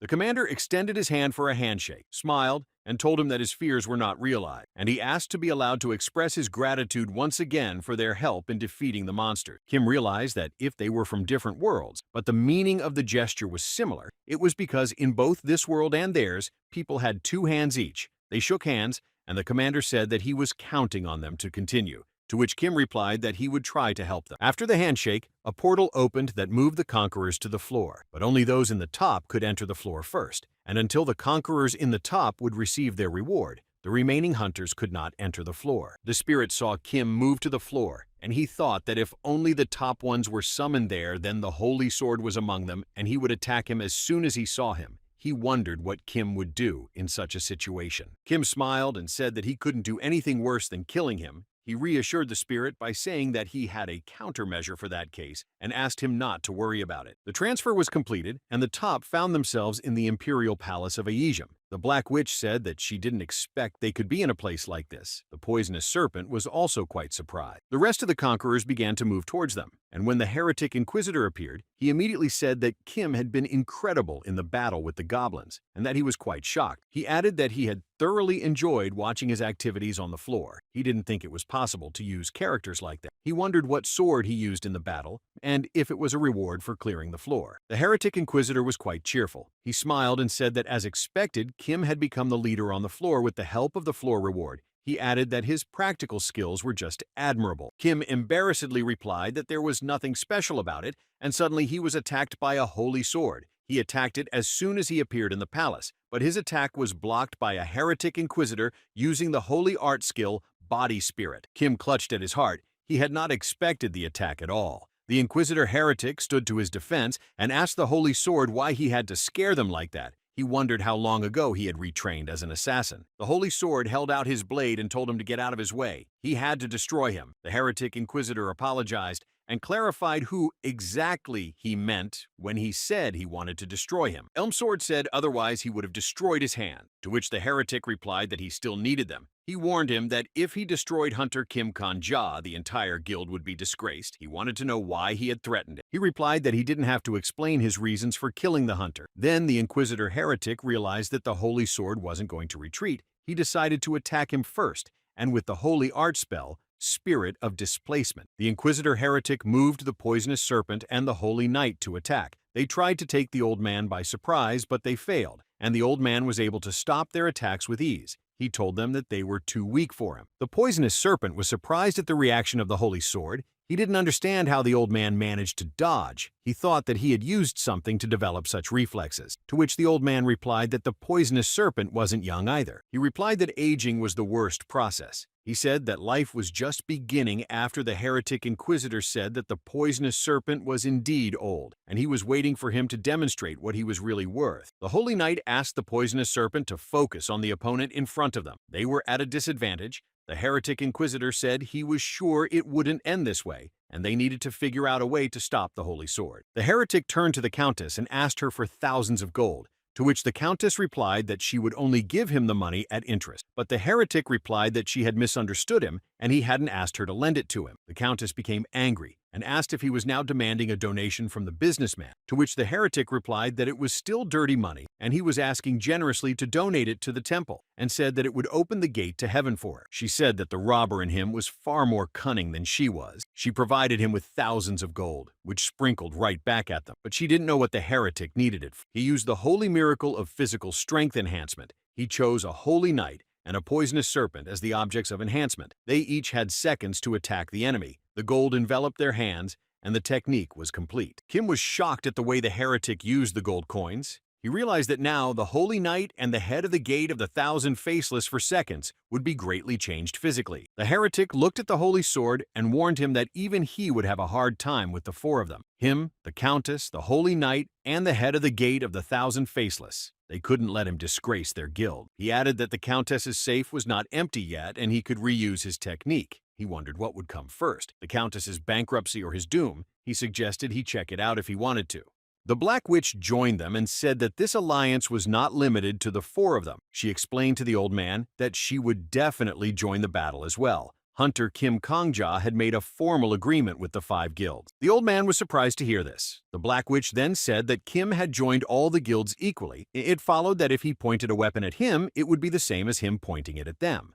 They wanted to know if the Holy Sword could really stand up to them all. The old man thought he was in a difficult situation and had a hard choice to make. This was the countermeasure Kim was talking about. Kim asked the rear spirit if he remembered what he had told him on the floor. The spirit looked at him and couldn't understand what he was talking about. Kim explained to him that he had said that there were 2 ways to counter a strong enemy. He said that you either had to be powerful enough to single-handedly fell the enemy troops or lead an army, but he knew that a solo player was powerless against a hunter with an allied army. Kim approached the Holy Sword and offered to talk to him quietly. The old man was surprised at the young man's request. Then Kim explained that he was very confused and he had a question for him. He couldn't understand why he was attacking. They didn't know each other and it was their first meeting, but he still sincerely admired the Holy Sword. Kim realized that the old man still didn't believe him no matter what he told him. The old man still mistook him for an assassin sent by the Black Dragon. The spirit told him that to them he was somewhat suspicious, especially to the old man. In his eyes, he was not a hunter, but a brutal killer. In other words, a spy. The Holy Sword said that whether it was the outside world or Babylon, it was not 24 hours after he entered the tower that they began to fawn over him, only to have him join their guild. But he refused them and was ready to give them a reason. He told them the true reason for his refusal. He said he did it to prove that in this tower one could easily exist on their own. The Holy Sword said that unlike the rotten outside world, which was always bound by bloodlines and nationalities, one could be on top of the world with just one sword.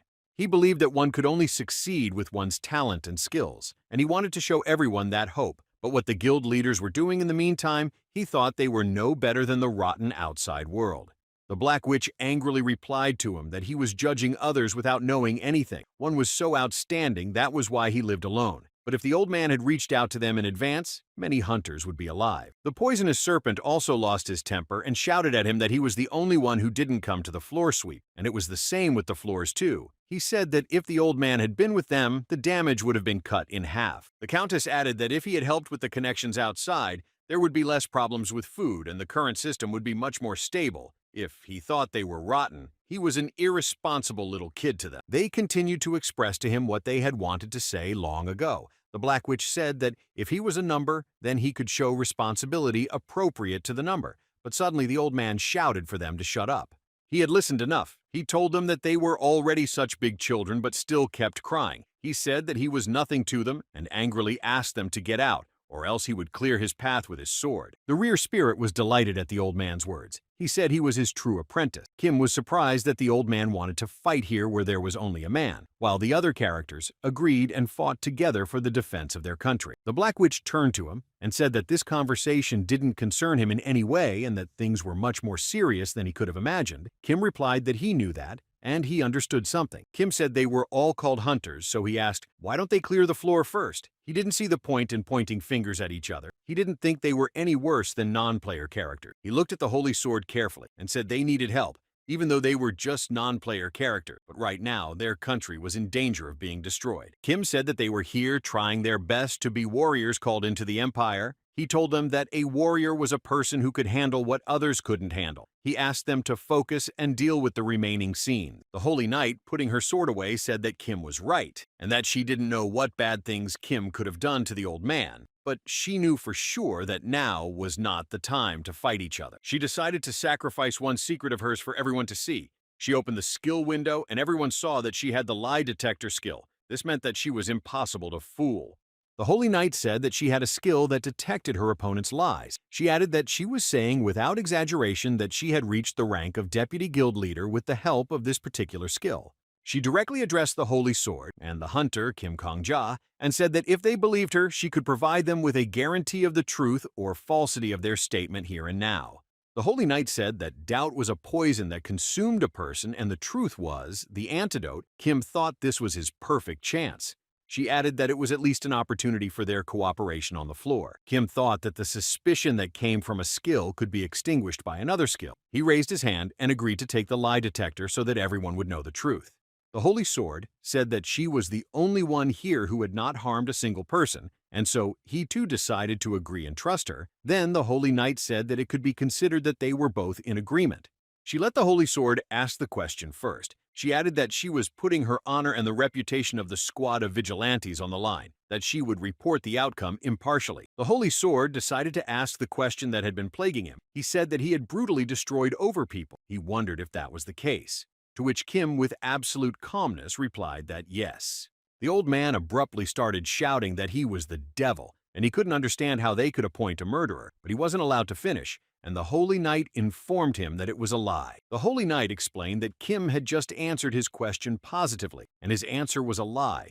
The old man could not believe it, for he was sure that he was an assassin, but he had never killed over a man. The old man looked at him incredulously, and Kim smilingly asked if he had any more questions. The Holy Knight explained that it was originally a rather strange question. Could one man destroy so many people? The Holy Sword began to accuse the guild heads that they were the ones who raised this young man into a special class assassin. Kim smiled and said that the old man was telling the truth and he was a special class assassin. But suddenly, for the old man, it was a lie again. The old man approached her and said that he was mistaken about her and that he believed that she would judge them honestly. The Holy Knight stood calmly and answered him that she had clarified from the beginning whether they were willing to believe her or not. The Holy Knight couldn't believe that just now the old man had decided to retract his words. The Holy Sword listened to her, carefully fell into a stupor. He didn't know how he should react to those words. The old man turned to him and told him to just wait. He couldn't help but destroy at least one person anyway. Kim answered him that he was absolutely right about that, and the Holy Knight reported that it was true. Kim said that he had destroyed exactly one, and then the knight reported that it was true. He explained that he was the first one they tried to destroy him, and he told them that it was that extremely violent monster killer. The heretic smilingly said that it would have been fine if the assumption about the assassins was true, but alas, they themselves had only met hunter Kim Kong-ja for the first time yesterday. The rear spirit saw the old man stumped and was shocked that Kim had never once lied to him. The spirit thought he was telling him that you couldn't rely on skill forever. Kim came up to him and told him that he had answered all of his questions and concluded that it looked like they had a mutual misunderstanding. He was happy that it was just a simple misunderstanding. But he had one question, that if the guild heads had not protected him in time, he assumed he would have been dead by now. Kim asked if he wasn't due his apology. The Holy Knight informed them, again, that it was the perfect truth, and his comment was completely fair, and informed them that he should have apologized to Kim Kong-ja. Kim could see him starting to get angry, and he wondered what would happen next. The old man wouldn't stop accusing him, even after what the Holy Knight told him. The old man thought they were all conspiring and not telling him the truth. He didn't know if the Holy Sword, the card of his skill of seeing eye, would reveal himself to explain himself to the others. and under such circumstances he would give up a little, but he would definitely justify himself to them. The old man, looking at his sword, asked him a question. He was curious about his name. Kim introduced himself, but he didn't know if he would try to destroy him, to silence him like the summer spirit did, or not. He said that if he really didn't commit these brutal murders of innocent people and he suddenly fell silent, Kim knew that often when people were proven wrong about something, they would try to justify themselves or begin to suspect others. Choosing a method of destruction to silence him, the summer spirit was once again demonstrating how bad his nature was. Kim realized that now, through choice, the Holy Sword itself would determine what kind of person he was. The Holy Sword hid his sword in its scabbard and asked to be allowed to do it all over again. He bowed his head and apologized sincerely. Kim was shocked when he heard his words. The old man said that he was wrong. He was careless and carelessly misunderstood everything. Because of that, he carelessly almost destroyed an innocent man. He added that he still had a personal judgment that he should get rid of people who deserved to die. In the blink of an eye, he had killed following his faith. But from now on, such a thing would never happen again. The old man said that words alone could not atone for his guilt. As an apology, he decided to grant his every wish. Kim thought that instead of destroying him, he had admitted he was wrong. He couldn't believe it. The Holy Sword informed him that all he could do now was put his life on the line. He asked for the pitiful old man to be forgiven so that he could live and make it to the top of the tower. Kim was amazed that he was easily begging for mercy from an inexperienced hunter. The Holy Sword's words were rolling around in his head as he begged for forgiveness and admitted that he was wrong, that in the future he wouldn't kill people relying only on his skill. He wanted to live, so he asked to be spared. Kim looked at the Holy Knight. She informed him that the Holy Sword was telling the truth. Upon hearing this, Kim bowed to him in return and asked him to teach him the art of swordsmanship. He explained to him that if he asked him for sparring in the future, he would not refuse him and would agree to it. Kim said that he had recently gotten a teacher, but in fact, he had no opponent to spar with. Kim thought it was better for him to keep his promise to the rear spirit and appoint a holy swordsman as his partner. It was both beneficial and good for his development. He apologized and asked to begin his request again. He said that he understood that he had the right not to ask, but to demand of him to become his sparring partner, but he was somehow embarrassed by it. Kim explained that it was as if he had suddenly become much taller than him, but he was not that outstanding for that. He was glad that the Holy Sword would stop seeing him as an enemy. He realized that things had almost come to a massacre where many people could die, and he would not want to make himself important and take it all for granted. So, as payment, from among the things that were most valuable to him, he just wanted the Holy Sword to teach him the art of swordsmanship. Kim thought that he would be lost in shame right now. He couldn't understand how the old man managed so calmly to express everything that was on his soul. The Holy Knight was in absolute shock. He said that all the words Kim said were true and he wasn't cheating, and wanted the Holy Sword to be his sparring partner. The poisonous serpent was surprised that Kim could have asked for anything he wanted, but he didn't do it, only because he was embarrassed by it. It was quite strange to him. The Black Witch said that seeing only children around, stubbornly concerned only with their own gain, it had been a long time since she had seen people like the hunter Kim Kanja. She was very surprised. The heretic was pleased that he had witnessed a sincere forgiveness.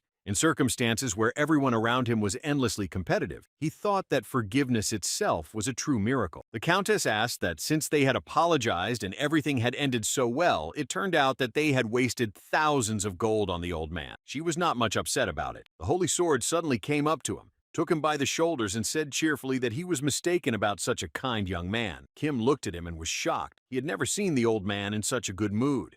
The old man shook his hand firmly and said that he was willing to be his sparring partner any time of the day or night. He also asked that Kim call him Grandpa Marcus. Holy Sword asked him how old he was. He assumed he wasn't yet, and he said that he had a very kind granddaughter left in the outside world, and if she came into the tower, he would be happy to introduce them. Kim asked him not to introduce them, and he didn't need to. Then the old man got serious. He thought Kim was not interested in his granddaughter. Kim quickly apologized and said he just wasn't interested in the relationship on principle. The rear spirit said that he had warned him that the old man was stubborn. He didn't listen to what others said to him. To put it mildly, he was so fanatical about something that he completely abstracted himself from the mundane. The Holy Sword asked him not to worry about anything. He would take good care of him from now on. The Holy Sword looked at his clothes and said that they were all shabby, and he decided to start with them and change them. He continued to talk about his clothes. He said he knew a skillful dressmaker, but suddenly he noticed that he was the first to be given an award because he had won first place. There was very little information about conquering the floors from before the rebirth. He was quite curious as to what reward awaited him. The system offered him a choice of 2 rewards. He knew that the theme from floor to floor was role-playing, so he had a tough choice of reward. Kim knew that hunters held certain roles in the Agam Empire and adopted the appropriate skills and reputation, and the conquerors who had made it to the top in the previous scene were given the right to be the first to choose a special role. A list of special roles that he could choose opened up in front of him. There were some controlling roles that were not the least important in the Empire. And then Kim thought that before he had only been able to become a guard or something like that. He saw that there was a Demon King reward, and he decided to look into it more. He read that this reward could take him straight to the floor, but there was one condition. He had to destroy all the warriors that were in the top of the list. The poisonous serpent couldn't understand why Kim abruptly stopped talking and began to stare into the void. Kim thought he could clear all the floors at once by killing everyone near him. The system notification asked him to choose one of 2 rewards, but Kim still didn't know which reward to choose. He couldn't destroy all the people who got on the floor with him. The rear spirit warned him that it was a trap. He was sure of it, and asked him not to choose the Demon King reward. But Kim replied that he realized it was a trap because the Summer Spirit couldn't choose the Demon King reward. Kim was sure that he definitely chose the Demon King's reward, but then he fiddled around on the floor, and not hence. The Demon King's reward was a trap. Everyone looked at him and didn't understand what was happening to him. Kim thought that maybe he had chosen the Demon King's side first, and once he realized it was a trap, he fell and was reborn again. But Kim thought the offer was very tempting. Kim thought about what it would be like to face the floor boss monster once and fall at his hand, but the rear spirit tried to talk him out of that thought. He didn't want him to try that option. He told him to look at it. He was a sword lord, and he had made it to the floor alone and then failed there. He assured him that it was a trap, cruel to the point of repulsion. The rear spirit explained that with his skills now, he couldn't even take out a top 10 fighter, and if he could, there was no way he could conquer the floor. He wondered how strong the floor boss was. The ghost covered his face with his hands and said that there was no boss monster on the floor. Something more inhuman was there. It was evident that the rear spirit was very worried about Kim not choosing the Demon King's reward. It was too early for him to get on the floor. It was the first time Kim had seen the spirit in such a state. He said that he hated to admit it, but he was doing well and asked him to keep going in the same direction. Then he would have no problem mopping up the floor on his own. He told the spirit that he wouldn't have chosen this reward and would have taken the safest route. He wouldn't have taken the reward, he only had to watch how events would have unfolded, but the spirit didn't understand why he didn't take the goddess's reward. Kim replied that sometimes you had to take a step back to move forward. He turned to the others and said that the floor rewards had now popped up in front of him, and that soon they would see them too. The Black Witch said that she was just starting to get bored with this waiting for the quest, and once he'd chosen his reward, things would go on from there, and asked him to take his time, but Kim had already made his choice. Kim informed everyone with absolute certainty that he would not be choosing any reward and was refusing it. Everyone else was shocked at his decision and didn't understand why he decided that way. The Holy Knight looked at him and with surprise in her voice asked him why he did so, why he refused the offered rewards. She wondered what he was guided by in making such a decision. Holy Sword said that he was in second place in the top, and now it was his turn to look at the offered rewards. When he saw them, he said that now he understood him, and that he had chosen the safest option. But he didn't understand why it was necessary to turn down the reward altogether. He might have worried for nothing, but if he was always so careful he risked being left with nothing at any time. Kim thanked him for his concern and said he didn't regret anything. The Holy Sword said he respected his choice, but for him such a philosophy was too complicated to follow, so he chose the goddess's reward and took the role of commander of the Knights of the Agam Empire. After his choice of role, a squad of knights appeared who swore allegiance to the greatest sword of the Empire. They were ready to fall for him in battle, but for now, they stood behind him and waited for him to give them orders. Heretic was impressed by the appearance of the knights. He now understood how the role assignment was done. He looked at the awards and said that he now understood everything and that it was like a game of mafia. But not everyone understood what he meant. He asked them not to worry. He was ready to show them everything to them. He clapped his hands and used his skill to show them the description of the 2 rewards. All the hunters started to scrutinize the information of the reward. Poison Snake was surprised to learn that it was possible to go straight to the floor. The Black Witch said that it was really like a mafia game. Heretic decided to call the person who chose the goddess a warrior and those who chose the demon a traitor. Heretic said that there was a difference with the mafia. The traitor's position was more dangerous than the mafiosos. The warriors would be a person, and among them was the vice head of the vigilante squad. She said that if they trusted her, she could find the traitor. The heretic inquisitor said that it was an extremely favorable game for the warriors. He looked at the hunter Kim Kong-ja and said that he was hasty in refusing this reward. He honored this conclusion and chose the marshal of the empire behind him. The warriors who had sworn allegiance to the greatest banner of the empire also lined up. Now it was time for the rest to make their choice. The poisonous serpent thought it was more favorable to choose a reward either way. He took the role of commander of the guard. The holy knight took the foreign minister. It seemed most acceptable to her. The Black Witch said she took the role of chancellor and asked the others not to choose the Demon King for anything. If no one chose him, his reward would spontaneously destroy itself. The Countess smiled and asked the Black Witch not to worry, and she took the role of finance minister. She felt that this role was literally made for her. After all, she managed a lot of money. The rear spirit asked if Kim was sure of his decision. He had decided to skip this round and he wondered if it was overkill. Kim told him that it was the right decision. In the pursuit of prey, sometimes it was better to back off and let it go. The system notified them all that the selection of the top conquerors was complete. It reported that one person had declined the reward, a person had accepted the goddess's reward, and unexpectedly for them all, there was one person who had accepted the Demon King's reward. The Black Witch went out of her mind with anger. She wondered which idiot had accepted the reward. She had said not to choose the Demon King's reward for anything. The heretic inquisitor found this case surprising. He realized that it was a very unfavorable game for a traitor, but someone had chosen the Demon King's reward, and they had to find out who it was. Poison Serpent smiled and thought that this atmosphere was just like during the sweep of the initial part of the tower. He wondered how many people would be gone today. The Countess asked if he was talking about the time when the big guilds were not, and she added that a lot of people died then, and many of them were killed. They had asked the Holy Knight to test everyone now with a lie detector. The Black Witch shouted that here and now, as the head of the Black Dragon, she would like to state that she didn't know who dared to betray them, but she gave that person the most agonizing death. She asked the Holy Knight now to interrogate everyone with the lie detector, and if even one person evaded the answer, they would destroy him on the spot. The Holy Knight decided to start by telling them that the traitor was not him. The Holy Knight approached the hunter, Kim Kong-ja, and informed him that he was beyond suspicion, but she still asked him if he had chosen the Demon King's reward. Kim was confident and answered her that it wasn't him. Then the saint used her skill to inform everyone that Kim was telling the truth, which meant that the search for the traitor continued. She began to approach everyone. The old man said that he could swear on his honor. It wasn't him. The heretic also replied that it wasn't him, and he would hate to fall at the hands of the Black Witch, the poisonous serpent, and the Countess. Also replied that it wasn't them. The Holy Knight approached the Black Witch and asked if she had chosen the Demon King's reward. She confidently replied that it was not her, and it turned out to be true. The poisonous serpent could not believe that neither of them had chosen that reward. She asked them not to be surprised too much. She thought that the traitor probably had a skill of hiding the truth, or he might have split personalities, and no matter how ridiculous it sounded, things happened in life. After her words, the Holy Sword looked at her sternly, and he speculated that she could have been a potential traitor to them all, since they didn't have a skill that would allow them to know the truth. The Black Witch looked at the Holy Sword and was angry that he could doubt them, to which the old man replied that even if the Holy Knight wasn't a traitor, she might have lied for the sake of their 5 guilds. The Holy Knight replied to him that, of course, purely logically, such a possibility existed, and she could very well have been a traitor. The Holy Sword fell silent and listened to her carefully. She said that the most important thing for them all right now was to stay calm and cool. They had already overcome so many obstacles, if they would trust each other this time too.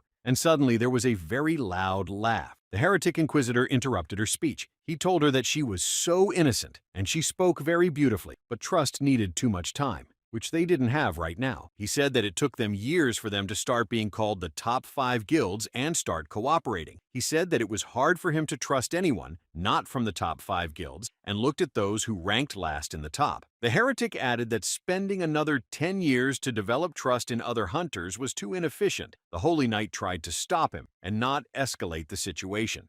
But he didn't listen to her and rushed into the attack. Using the body spirit skill, the heretic inquisitor told the poisonous serpent to deal with the 10th place. The Holy Knight tried to talk them out of it and not to kill the other hunters in the top. They destroyed the first 2 hunters, but they didn't serve the Demon King, and they didn't choose this reward. Seeing this, the Holy Sword immediately drew his sword, he said. With these killings, they showed their true nature. He said that nothing had changed. Even after all these years, he warned them if they didn't stop now, he would destroy them. But the Inquisitor heretic had already attacked the fleeing hunter. The heretic noticed that the situation was getting more difficult. He was firmly convinced that the traitor was one of the hunters, but it turned out that the culprit was one of the guild heads. Then came the end of the trust that had been built for 10 years. The Holy Knight was incredibly angry. She shouted at him that she had told him to wait and asked him to calm down, and he took up his old ways. The heretic replied that she was saying strange things, and now he was calm. The heretic Inquisitor said that after calmly thinking it over, he decided that the highest probability was that the culprit was among the 3 top hunters. But he was wrong, and was happy that the murder scene wouldn't have gotten to the press. The Holy Sword wouldn't listen to his speech and attacked them. He managed to cut off the Inquisitor's arm, but on his defense was a poisonous serpent that shouted to the heretic that if he was going to destroy someone, he would have signaled them first before killing them. The heretic looked at his severed arm and said that the situation was getting more complicated. He would not be able to use the techniques of the sacred art without both of his arms. He apologized and said that he would not be able to fight now. The venomous serpent was barely holding back the onslaught of the Holy Sword, who were out of their mind. After they destroyed the other top hunters, the serpent said that the problem now was not in his hands. He asked for someone to help him, otherwise he would have fallen.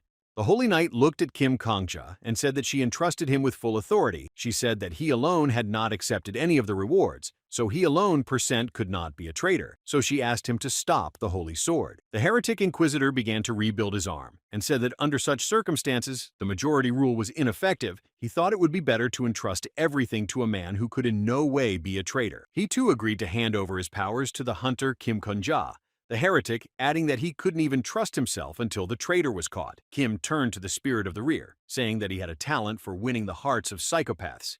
He informed him that the deputy head of the vigilante squad and the head of the Pantheon had handed over their powers to him. He knew that the rancher relationship was never stable, and if a traitor appeared, then giving up the reward was the best option. But he didn't expect that much. The spirit said that he would need to be reborn later anyway. The Holy Knight said that the heretic Inquisitor had always been like that. When they first entered the tower, there was an extreme problem of religion. Everyone was constantly fighting on the grounds of different religions. Then the heretic Inquisitor appeared and just destroyed everyone. She added that he did not know how to solve problems in any other way. Kim thought that the religious groups just peacefully came to an agreement, and it was to cover from the press. The heretic Inquisitor said that he himself realized that he had made a mistake because of his erroneous judgment. He was very ashamed of him. He asked him to stop the Holy Sword. Then Kim replied that he intended to have a serious talk with him later. Kim walked over to the scene of the fight and approached the Holy Sword. He remembered that he had bowed to him today, and now he was asking him to listen to him.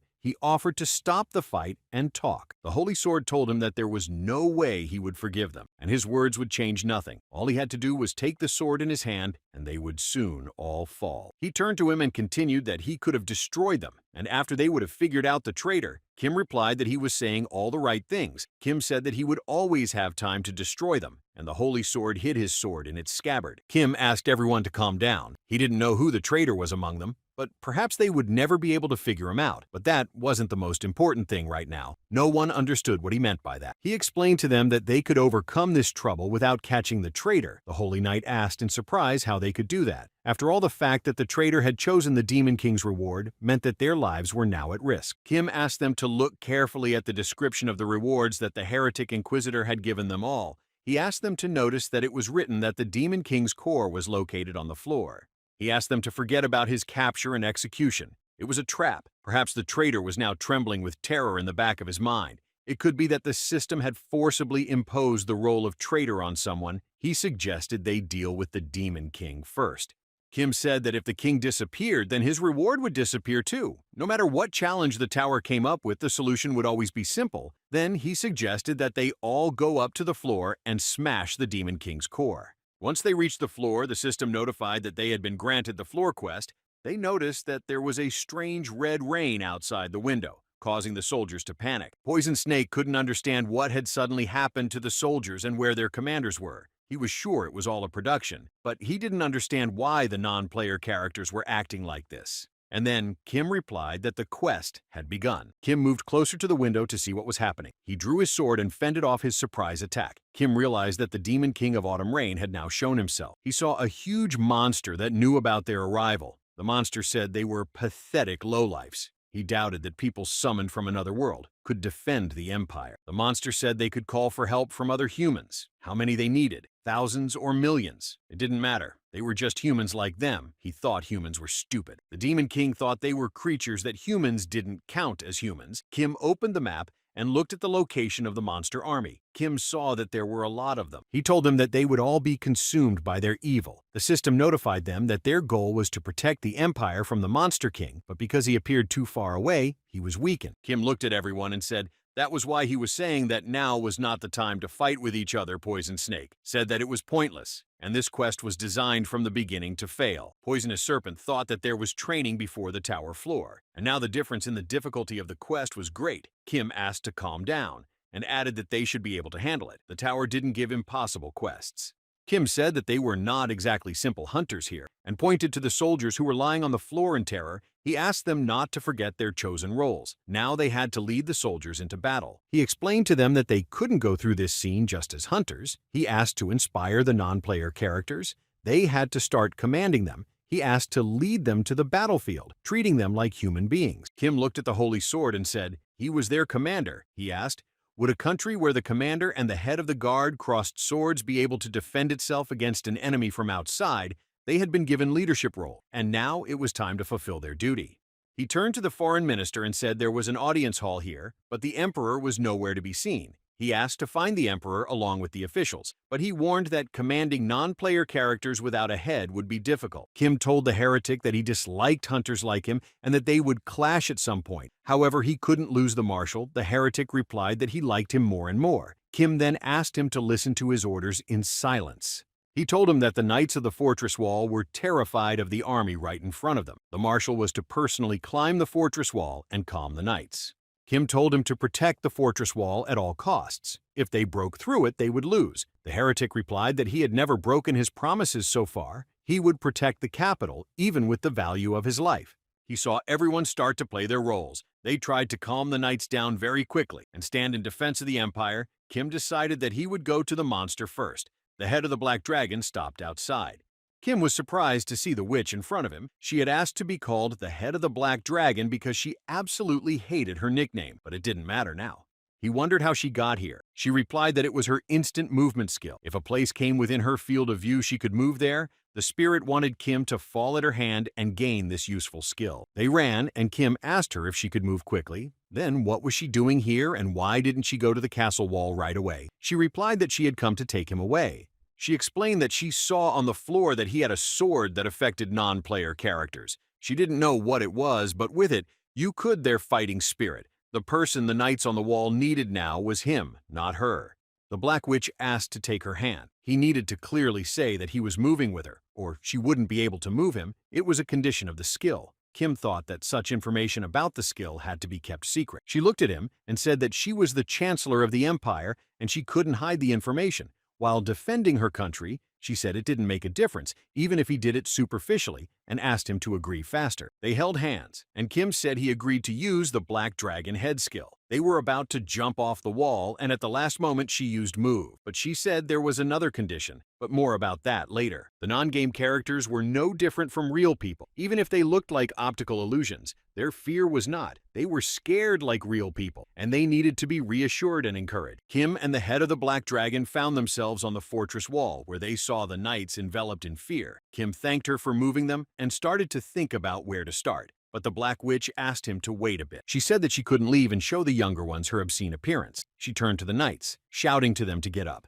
She said that the wall alone wouldn't save them. Only themselves could save them. The knights listened intently to their chancellor, who told them that the wall could collapse at any moment, and their homeland would be destroyed. But as long as they stood, their empire would not fall. They asked to fight them to the death for the sake of saving the entire empire. The system replayed the injury of the enemy that destroyed him. The strength of the penalty was approximately hell level. Kim realized it was the injury was the commander that destroyed him on the floor. Kim began to receive information about what the knight had experienced. No one knew why, when, or where it came from, but when it appeared, Scarlet Rain would fall in the empire. Where the raindrops fell, soon blood would be spilled. Each time another country was destroyed, the territory under humanity's control shrinking little by little, the commander ordered his knights to retreat to where it wasn't raining. He knew that every time another royal family died, the history of mankind was shortened a little. The monster thought that people had insinuated themselves that it was human fate, but he thought it was the karma of primitive animals. But it kept raining nonstop. The knights thought that this was their end, and the end of all humanity. The monster was not going to hold back. He was going to take many more human lives. The chroniclers kept their old quills writing continuously. They silently accepted the fate that would be written by their own hand in the sentence, and mankind was destroyed. The monster considered them all as nothing to be swallowed up by their transgressions. The chroniclers tried to give him a name. He was called the Lord of Nightmare, king of all demonic beings. But in the last moments of his life, the chroniclers gave him the name Demon King. The knights noticed that the rain had stopped and they rejoiced. But alas, the rain stopped only in the area where the light of the sacred sword reached. Kim realized that the heads had not given him such great powers, but he had to make do with less. Kim remembered that at the very beginning there were no non-player characters in the audience hall, due to the fact that all the high-ranking officials had abandoned the empire and fled.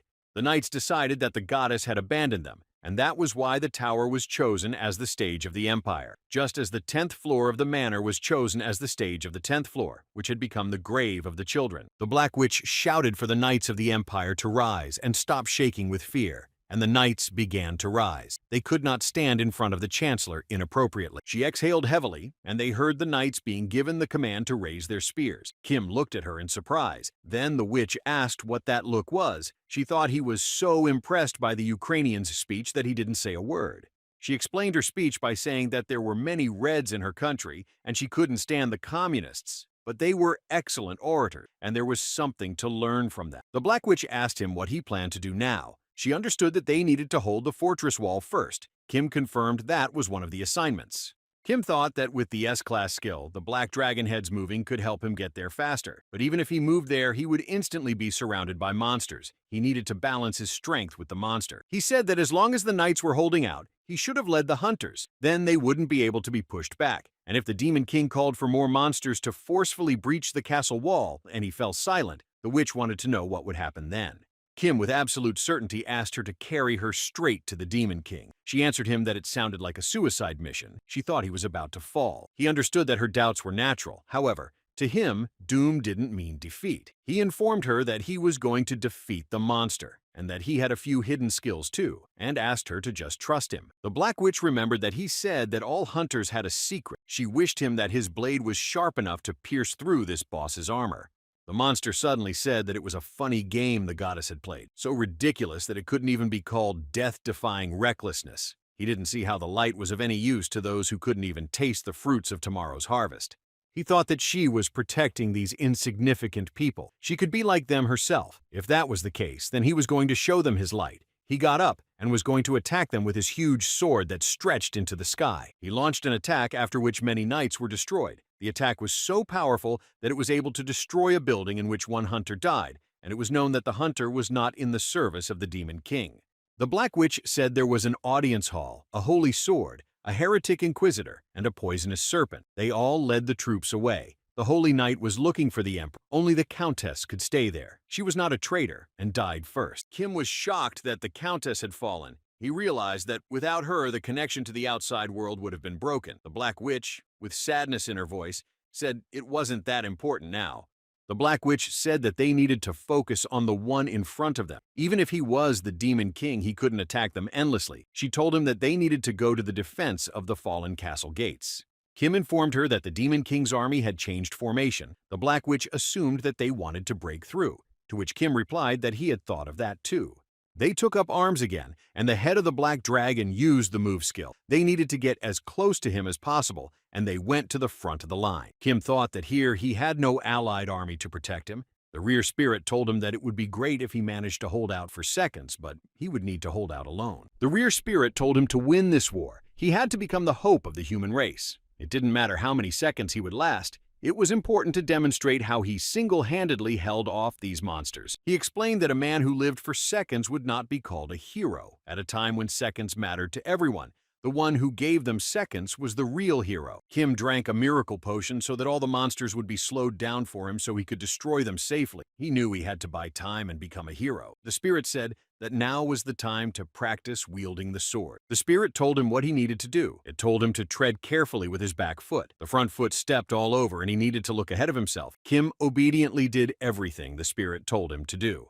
He informed him that there were two goblins right in front of him. By nature, they had poor eyesight, but because of the dust clouds, they had to squint, and there was another plus: his holy sword was glistening. You could assume they were blinded. The rear spirit explained that in battle, it was not the absolute second that mattered, but the relative second. You could win that second by taking away the enemy's sight. He was setting him up for a hard fight, and he told him what he had to do. Kim thought that was why his second was a little faster than his heartbeat, and his sword would be a little faster than that second. The spirit told him to start the attack. It was time to become a hero. He began the battle, and the spirit of the rear tirelessly told him which goblin to destroy first. As one died, followed by another fell, followed by the next one dying. It was the dance of the sword that granted seconds.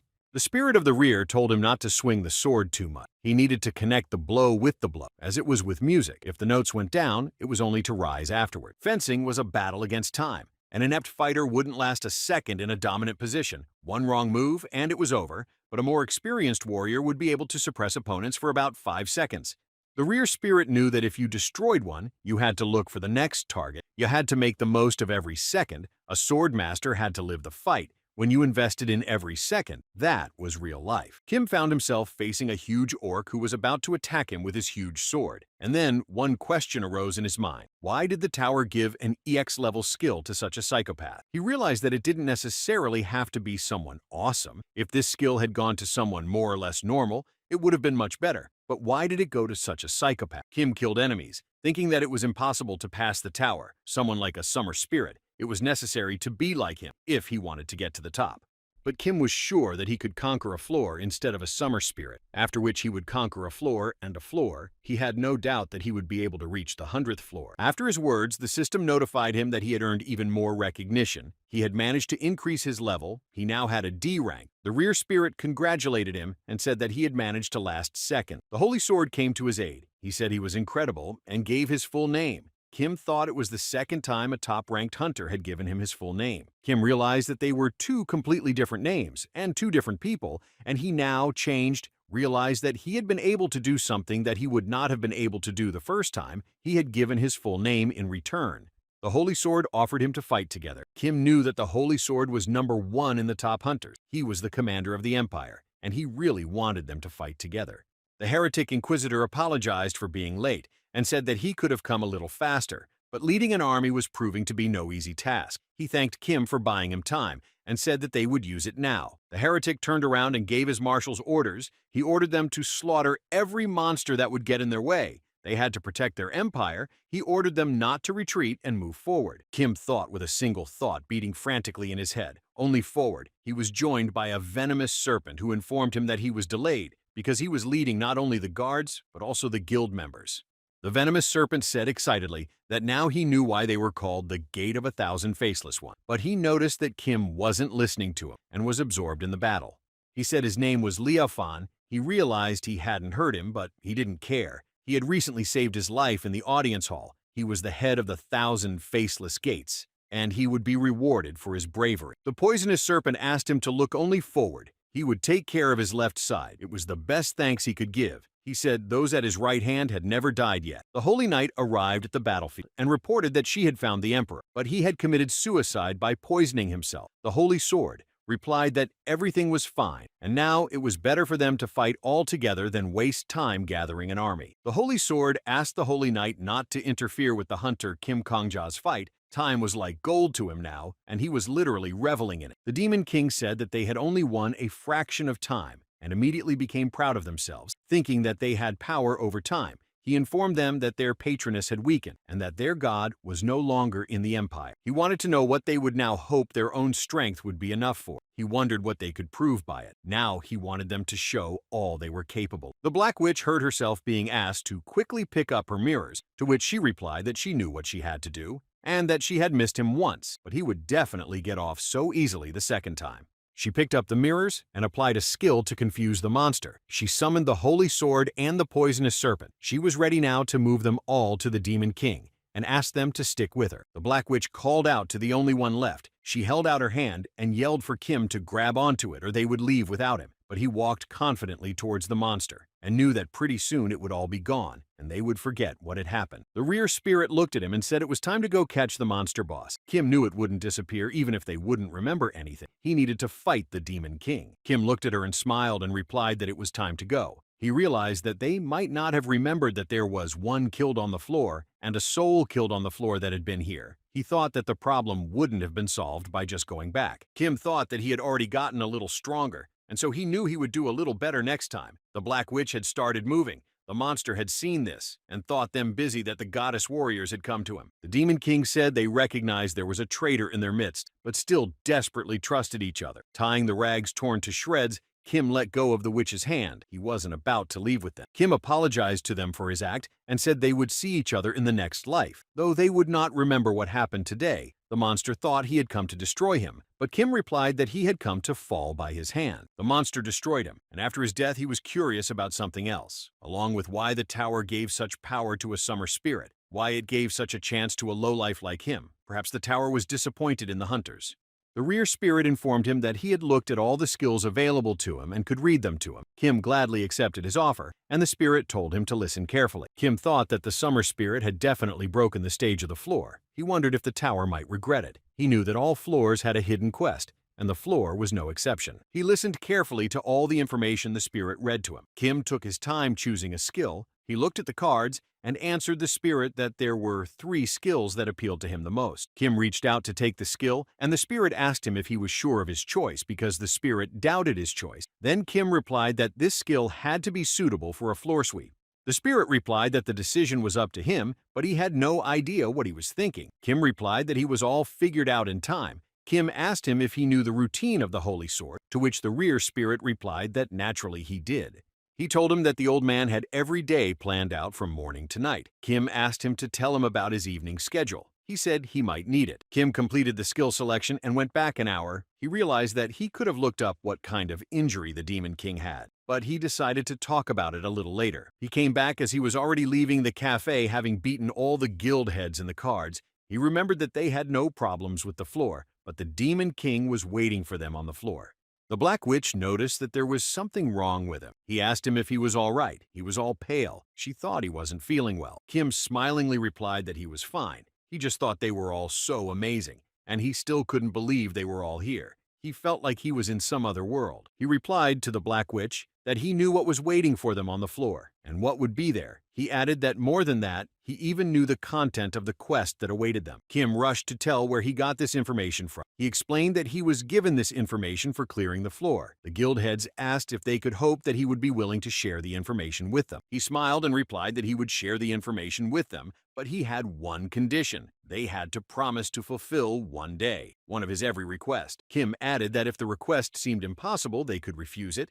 The heretic said it sounded like a favorable condition. There would be no problems with the sweep if they could prepare, and he accepted his condition. The Countess said that if they still had the right to refuse, she also agreed. All the other heads also gave their consent. Then Kim thought that the first stage had been passed. Kim said that before the floor there was a tutorial, which meant that from the floor they would start getting into large-scale battles. Then the guild heads decided to pass on some of the information to the rest of the guild members. They couldn't believe that their guys would be in a battle. He thought it would be easier to clear the floor. He turned around and was about to leave, but asked the Holy Knight to come out with him for a short walk. He needed to consult on something. She replied that she was just about to leave. She would walk with him if the walk wouldn't take too long. Kim replied to her not to worry.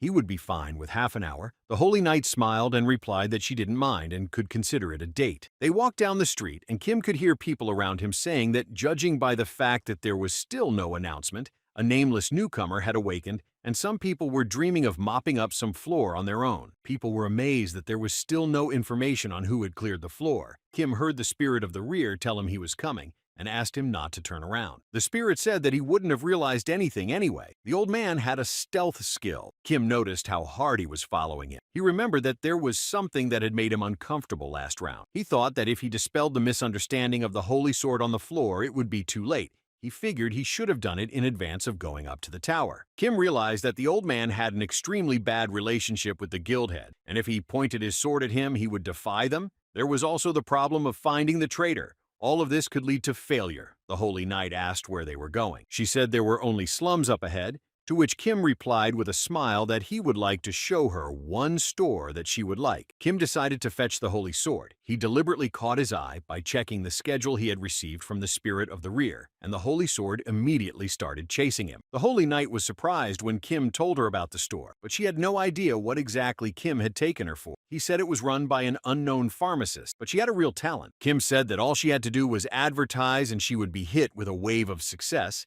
He asked to look at her and maybe she could help her. The Holy Sword activated the lie detector and realized that he was telling her the truth. She explained to him that she was just worried and hoped he wasn't planning anything suspicious. Kim replied that he was the one who asked her for the favor, not the other way around. So if anything happened, he would be the one in trouble. The Holy Knight saw that this was all true and asked him for an apology. She said that she had often been told that she was too paranoid and offered to continue on her way. Kim led her to the alchemy master, who was very happy to see him. She said that her office hours were over but needed to be ready for visitors at any hour, and he was her regular and favorite customer. The alchemy master noticed that Kim was not alone and asked who he had brought with him. When she considered that the deputy head of the vigilante squad was a holy knight with him, she was in absolute shock. Kim realized that such a reaction was normal for normal hunters. The alchemy master couldn't fathom that such an important person had come to her store. She wanted to know what had brought her to her. She thought it was an inspection. She immediately explained that despite the neighborhood she worked in, not that she didn't do drugs,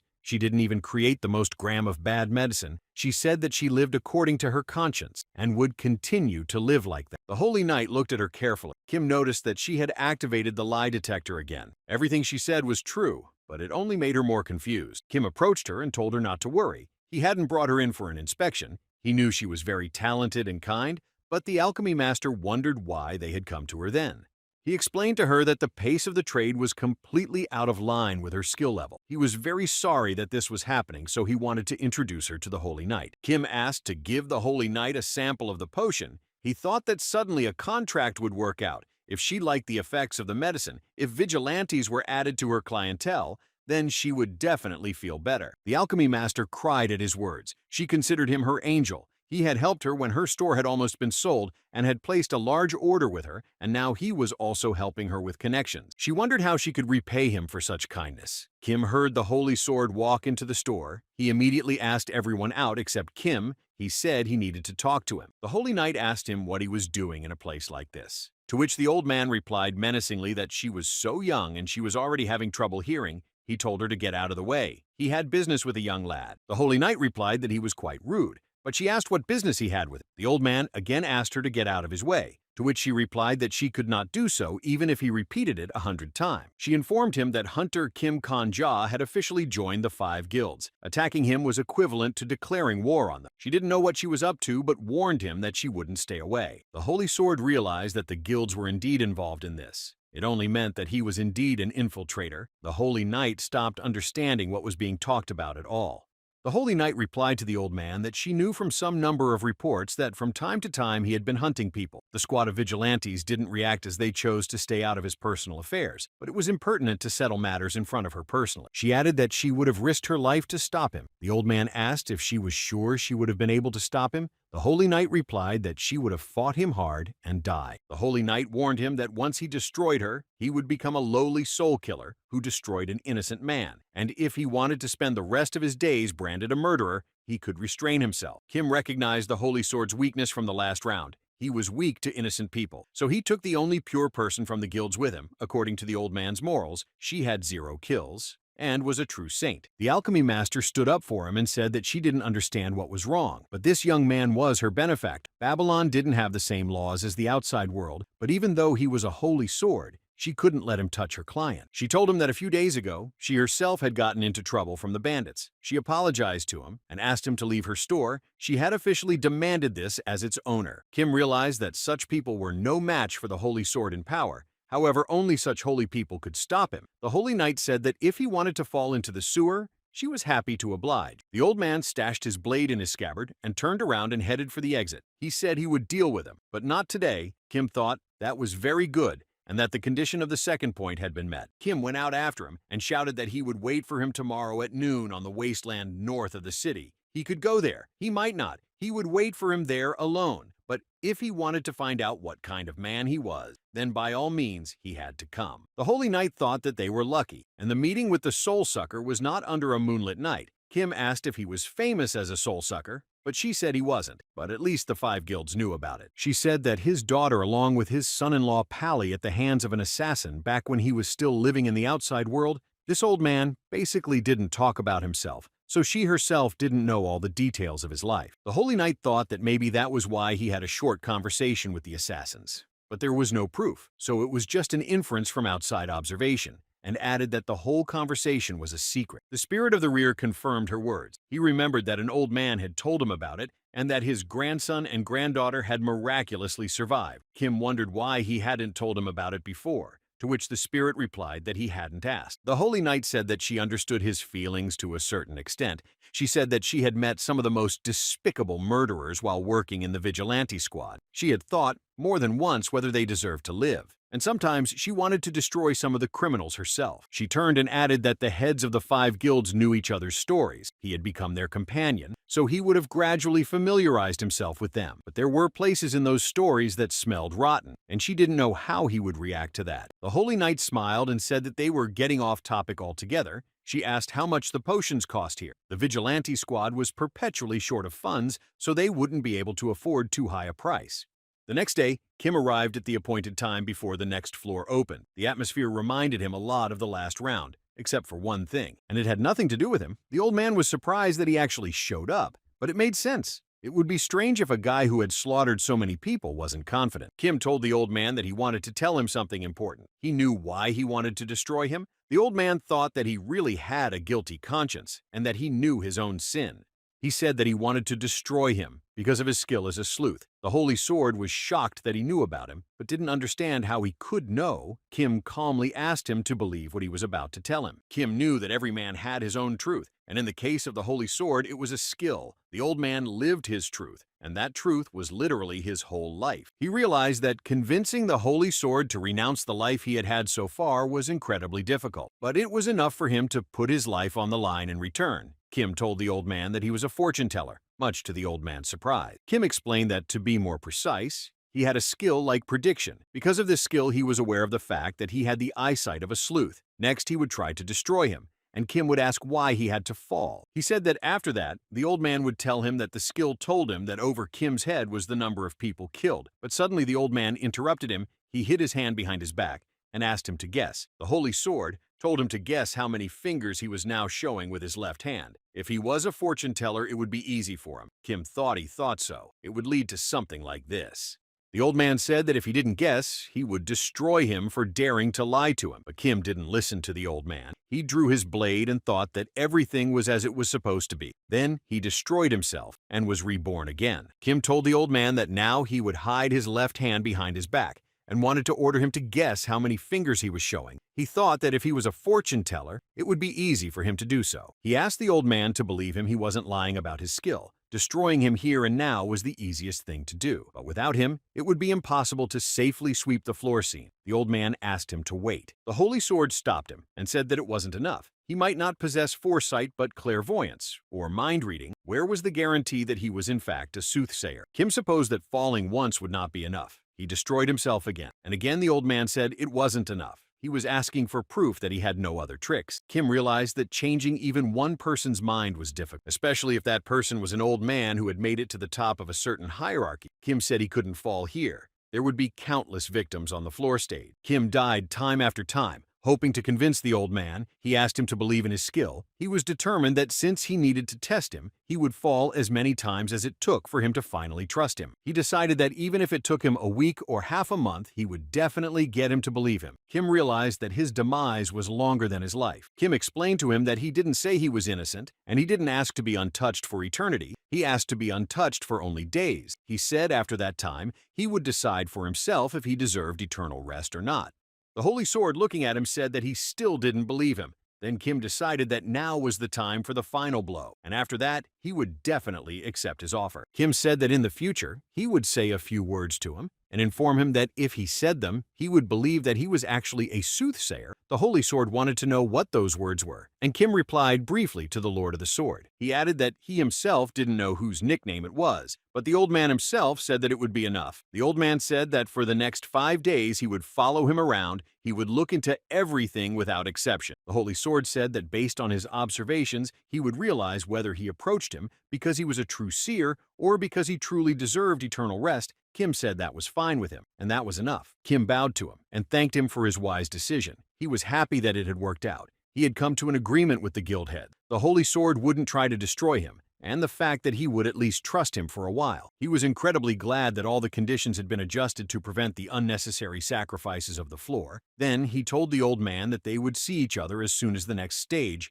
and started moving. Kim found himself back at the battle as the warriors of the Empire tried to hold back the monsters. The commander shouted to the warriors to watch out for arrows. He saw the brave warriors running to attack, and so far, it was exactly the same as the last round. But something was different from the last round. The Black Witch shouted to her guild representative that they had a general gathering. She informed everyone that from now on, the Black Dragon had taken the leadership in this war. She ordered the Gate and Vigilantes to make their way on the left side, the Pantheon Guild and the Merchant Alliance on the right side, and the Black Dragon would try to make their way through the center. And if anyone had a grievance against her, she asked them to leave them until the end of the battle. The Black Witch said that if they had time for unnecessary talk, it would be better spent catching and destroying another monster. All the hunters rushed to follow the order. They tried to inflict maximum damage on the monster army. All the guild heads were engrossed in the battle with the monsters that were relentlessly attacking them. Not everyone was giving their best. They realized that arbitrariness was punishable by death, and that they needed to stay in groups to avoid unnecessary casualty. The commander of the Empire's army told his soldiers to watch as the warriors from the other world suppressed the monsters unhindered.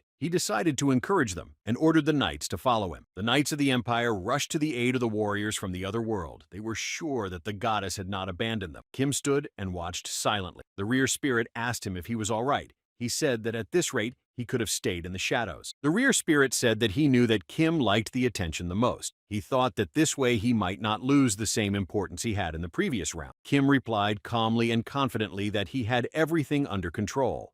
Kim, with a smile, told the rear spirit that he wasn't upset at all, and he was willing to let the Black Dragon control the battle. The rear spirit couldn't believe that he had finally grown up. He laughed and said that he hadn't grown up. He just had to be responsible now. Kim unsuspectingly watched the battle, but suddenly he felt a stare on him. He saw the Holy Sword Knights among the running knights.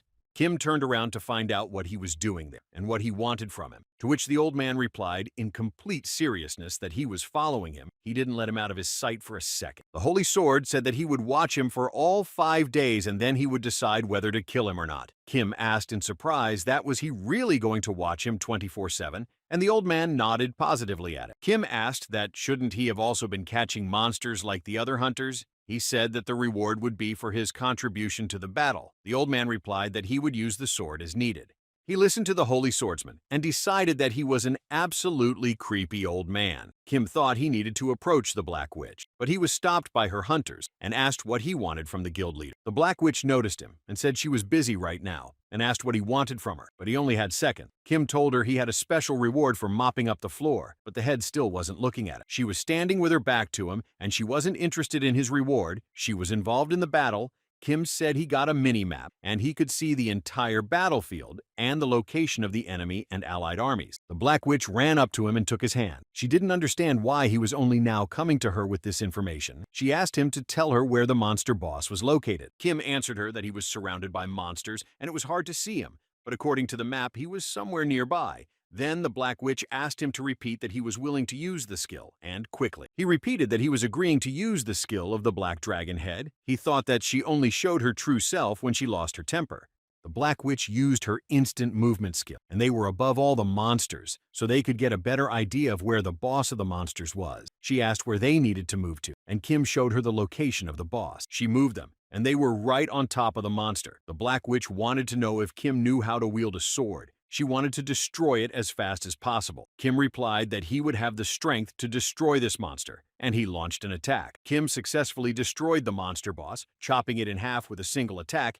He then turned to the surprised goblins and said with a smile that now it was time to destroy them. The monsters started ticking away from the hunters approaching them. The Black Witch was insanely happy that they had managed to clear the scene so quickly. Not even an hour had passed since the scene had started. She was glad that very few hunters had died. Kim wondered if, in the last round, she had been constantly with a stony expression on her face, from the fact that so many hunters had died in the beginning, and now she was happy about the minimal losses. She was unexpectedly simple. He was amazed. He noticed that she was excited and asked her to calm down. She replied that when one was excited, one had to get more excited. She said that he had been a great good boy in this battle. She couldn't stop smiling. She said that in the sweep of the tower there was no conquest that had so few casualties. She told him with confidence he could be proud of himself. The Black Witch said that even though he must have wanted to use the reward of the sweep alone, she thought it was a great blessing that the new hero was a man like him. She held out her hand to him and warned him that from today, all the press of the tower would be flying to him, and asked him to be ready for it. She knew that now all the hunters of the tower would know about him. Kim thought that to get the attention of ordinary people, and to be accepted as a hero, to be the object of envy and hatred, such an outcome could well make one burst with joy. But all that would not be enough for these people to recognize him. Hunters always gave their best, even if not all their efforts paid off. They always tried their best, trying to prove themselves on the battlefield. They all wanted public recognition. Kim realized that both the Holy Sword and the head of the Black Dragon,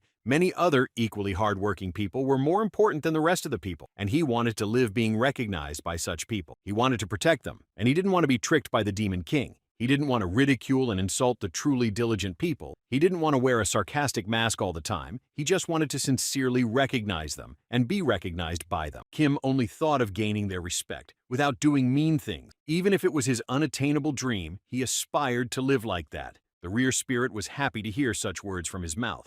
The rear spirit looked at him and realized that he had turned out to be a boy worth looking out for. Kim thought that in an ever-changing world, he had to change a little too. The system showed him a list of the top contributors to the sweep, and he noticed that the order of names was now different from the last round. Now he was waiting until they would be on the floor.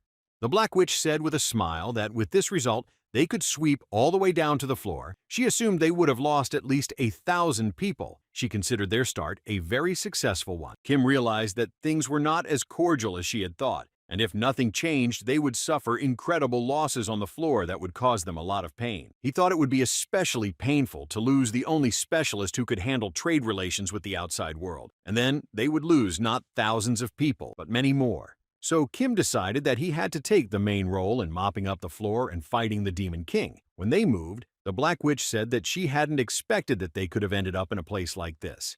The heretic inquisitor walked over and told Kim that he didn't think they could have worked with the head of the Black Dragon like that. He wondered how he knew the boss's location, but Kim interrupted him and told him to wait. Kim turned to all the hunters and was about to tell them something. He saw that his plan had worked and the Holy Sword hadn't attacked him. Then he asked them if they remembered their conversation from yesterday at the cafe. He reminded them that they had promised to fulfill his one request, and he asked them to fulfill it right now. He asked for the next 5 days to do nothing and stay here. In those 5 days, he would be able to mop up everything to the floor. Kim remembered the words of the goddess who said that the hunters would face a test of faith, and they needed to find the answer that would reveal to them the truth about themselves. Then he thought that was the answer he had found. The Black Witch was madly surprised at this request. She thought she had heard it, and that if it was a joke, it wasn't funny at all. But Kim said they had heard it right, and it wasn't a joke. She replied that it was impossible. She said that he knew that the sweep to the floor alone had taken them many years. She was happy that they had just managed to conquer the floor in less than an hour, but she thought he was overconfident and had been greatly agitated. Kim bowed to her and told her that he had cleared the floor, primarily for himself, at the reward and achievement he had received for conquering the floor he had shared with them, hiding nothing from them. He added that the information about the floor scene and the boss's location benefited everyone, not just himself. Kim felt he was well within his rights to make such a request. Kim said that he was only asking for 5 days. Whether he could clear everything to the floor in that time or not, he was just asking them to wait it out. That was all he was asking of them. He noticed that there were 2 rewards in front of him again from the goddess and the Demon King, but this time they weren't fighting. and so the Demon King acted much more hastily. He urged him to choose his reward. The heretic inquisitor said he didn't see a problem. He understood that Kim had shared the floor information with him, and as payment he asked them to fulfill one request of his, and they agreed, but on the condition that it wouldn't be something impossible. He smilingly said to do nothing for 5 days and just wait here. It wouldn't be easy considering what a fuss the press would make in those 5 days, but the request wasn't impossible, and he agreed. The Black Witch replied that of course the request was doable,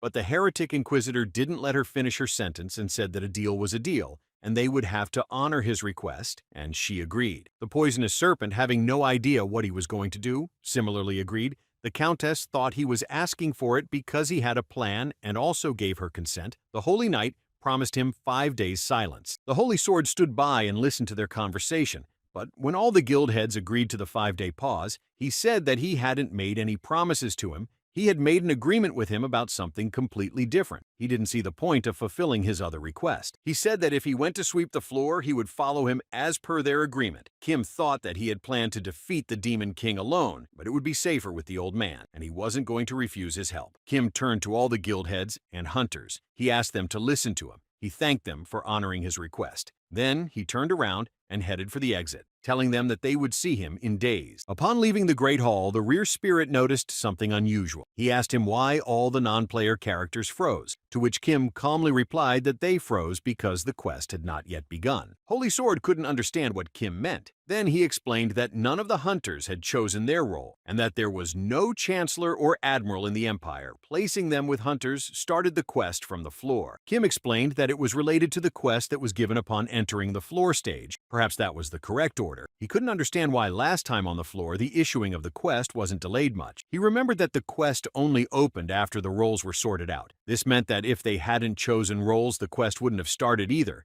They approached the wall that had the battle in the first round and noticed that there was no one near it yet. Kim realized that the invasion of the Demon King's army wouldn't have started until they had chosen roles, and the Empire's army wouldn't have resisted the invasion yet. Kim saw the notification where the Demon King was trying to hurry him to choose a reward. He turned around and asked the rear spirit what would happen if the Demon King fell in such a state. He assumed it purely theoretically. The rear spirit didn't hear the question, and Kim repeated the question to him again. Kim replied that, in that case, no one would have been able to choose the Demon King's reward, and in that case, the traitor wouldn't have shown up either, and he would have gone out before destroying the Empire. The system notification reported that Autumn Rain Demon King started to anger him, and after a while, the Demon King started to appear in front of him. The monster couldn't understand how he dared to behave like this. The Monster King asked him to stick to the agreed order. He was mad with anger because of his insolence, but Kim told him that he had made his choice as the system demanded. He showed him his sword and added that it was the best choice.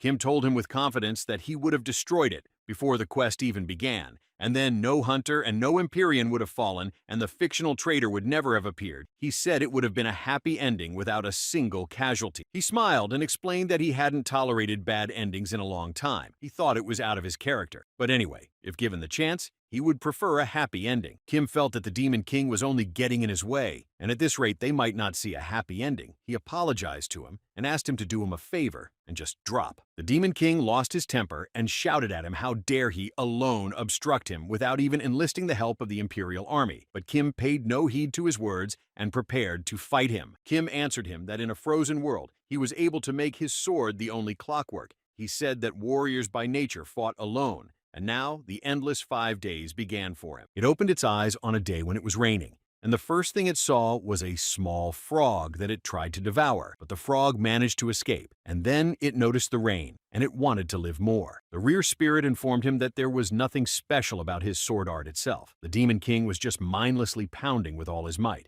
though he was terrifying even with that. Kim realized that if he had known the direction of the blow, it could have been avoided. Then the spirit of the rear confirmed his words. The Demon King destroyed him again, and Kim thought it was the prison of time. He wondered how things would have turned out if they had gone through the quest normally. How many people would have actually died in the oncoming, akin to a mighty wave, battle. And when one knight died, at least the years he might have lived would disappear. Kim thought that the death of a man was equal to years, and the death of a man was equal to years. He chose no role to reclaim as much time, and for that, one body had to be determined to find itself banished into eternity. The rear spirit started laughing with him. He asked him if he was sure he would have had the knack to avoid the monster's strike. even knowing the direction. The rear spirit thought Kim was weak for that. Then Kim asked him to shut up and stay out of his way.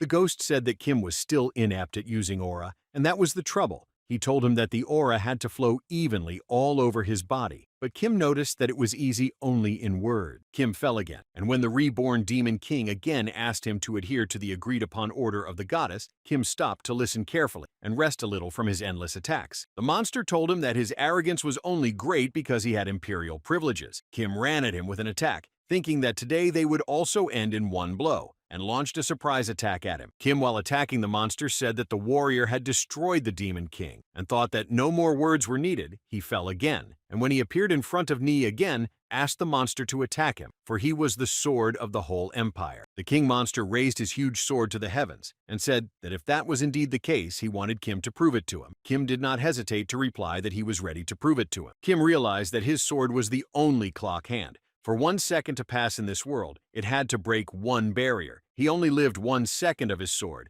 but with his second, this world took another breath. It was like a flood that went beyond the banks, burying everything up to the heavens beneath the water column that had to start with a single drop. So did he, even if it came to him to live forever.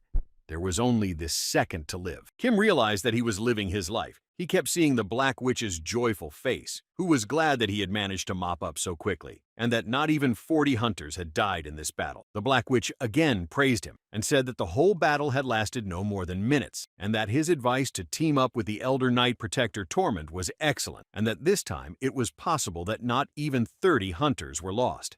This continued day after day, and each time they managed to clear the scenes faster and faster, with fewer and fewer hunters dying. The Demon King, looking at him, couldn't understand why Kim started smiling, to which Kim replied that he was just happy. The Demon King was surprised that the man who was about to fall was happy. Kim replied that he couldn't understand that, and no one could understand that. The monster said that was very arrogant. The monster thought he was nothing, and he launched a deadly attack on him, but Kim thought that he wouldn't give up and that he had no reason to give up. His sword was faster today than yesterday, and tomorrow it would be even faster because he lived. After being reborn, Kim saw the Black Witch, who lowered her head and quietly said that she had just checked, and it was unthinkable. She knit his arm and added that no one had died. She said she checked everyone, including the Pantheon, and everyone said there were no fatalities. There were fools who got minor injuries, but no one fell. She hugged him all in tears and thanked him for that. After that, Kim wanted to live even more, because by nature warriors always fought alone, and he was going to destroy it on his own.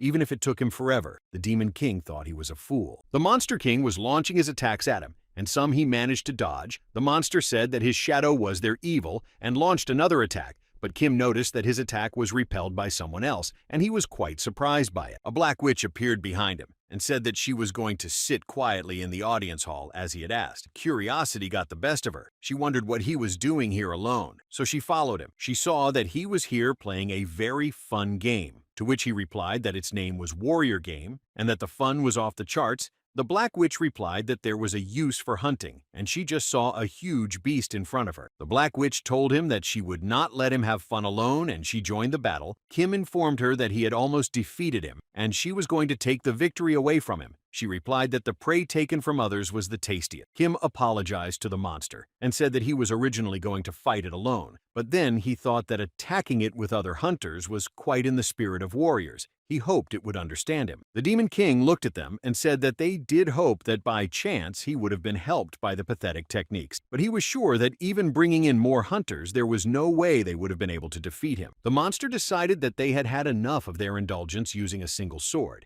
He stretched out his arm and, using a skill, summoned an army of evil spirits that answered his call, and they saw other monsters begin to appear out of the thick smoke. The Black Witch said that this was not a level that only their powers would be enough for. She asked the Holy Sword why he was standing by lost and not helping them. He replied that not seconds later, a youngster was already fighting the dark slime. Kim turned back to him, and with a smile replied that he himself wanted to be patient for another minute, and then ask for their help. But the monster was using a new technique and needed their help much sooner. The Black Witch asked them to stop these conversations and focus on the battle with the monster. She asked them to take her hands so that she could move them from this dangerous place.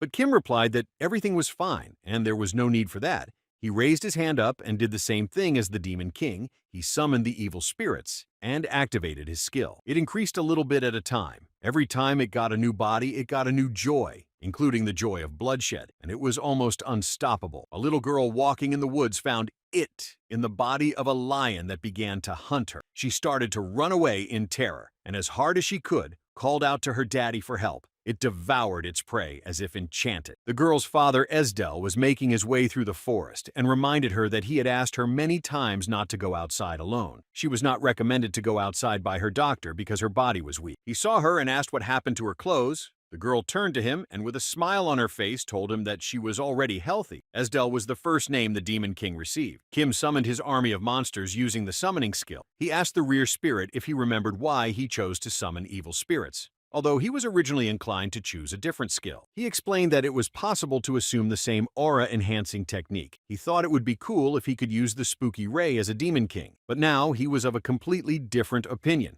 He opened the skill cards that said the people he killed could come back to him as monsters, and he asked the rear spirit how many people he personally destroyed to get his army. The rear spirit began to count how many people Kim had killed. He knew that he had not killed anyone except himself and the summer spirit. Kim asked him why, then the eyesight of the Holy Sword detective was showing his kill count to be over 4,000 people. Kim explained to him that it meant that the method of counting deaths in the tower was different, and then he decided to ask the rear spirit once again how many deaths he thought he had on his hands. Then Kim laughed and said that he really did die a lot of time. The Black Witch was incredibly amazed. She couldn't believe that this was his skill. She saw a skill that was capable of summoning thousands of monsters. She thought that was why he was able to sweep the floor alone. The Demon King was shocked when he saw a technique like his own. Kim looked at him and said with a smile. He didn't have the slightest desire to tell him about it. The monster was pissed when he saw his skill. He thought it was unforgivable. He couldn't understand how much longer the goddess would laugh at him. His madness was out of line. He told her that there was a deal between them that she would take all of his offense.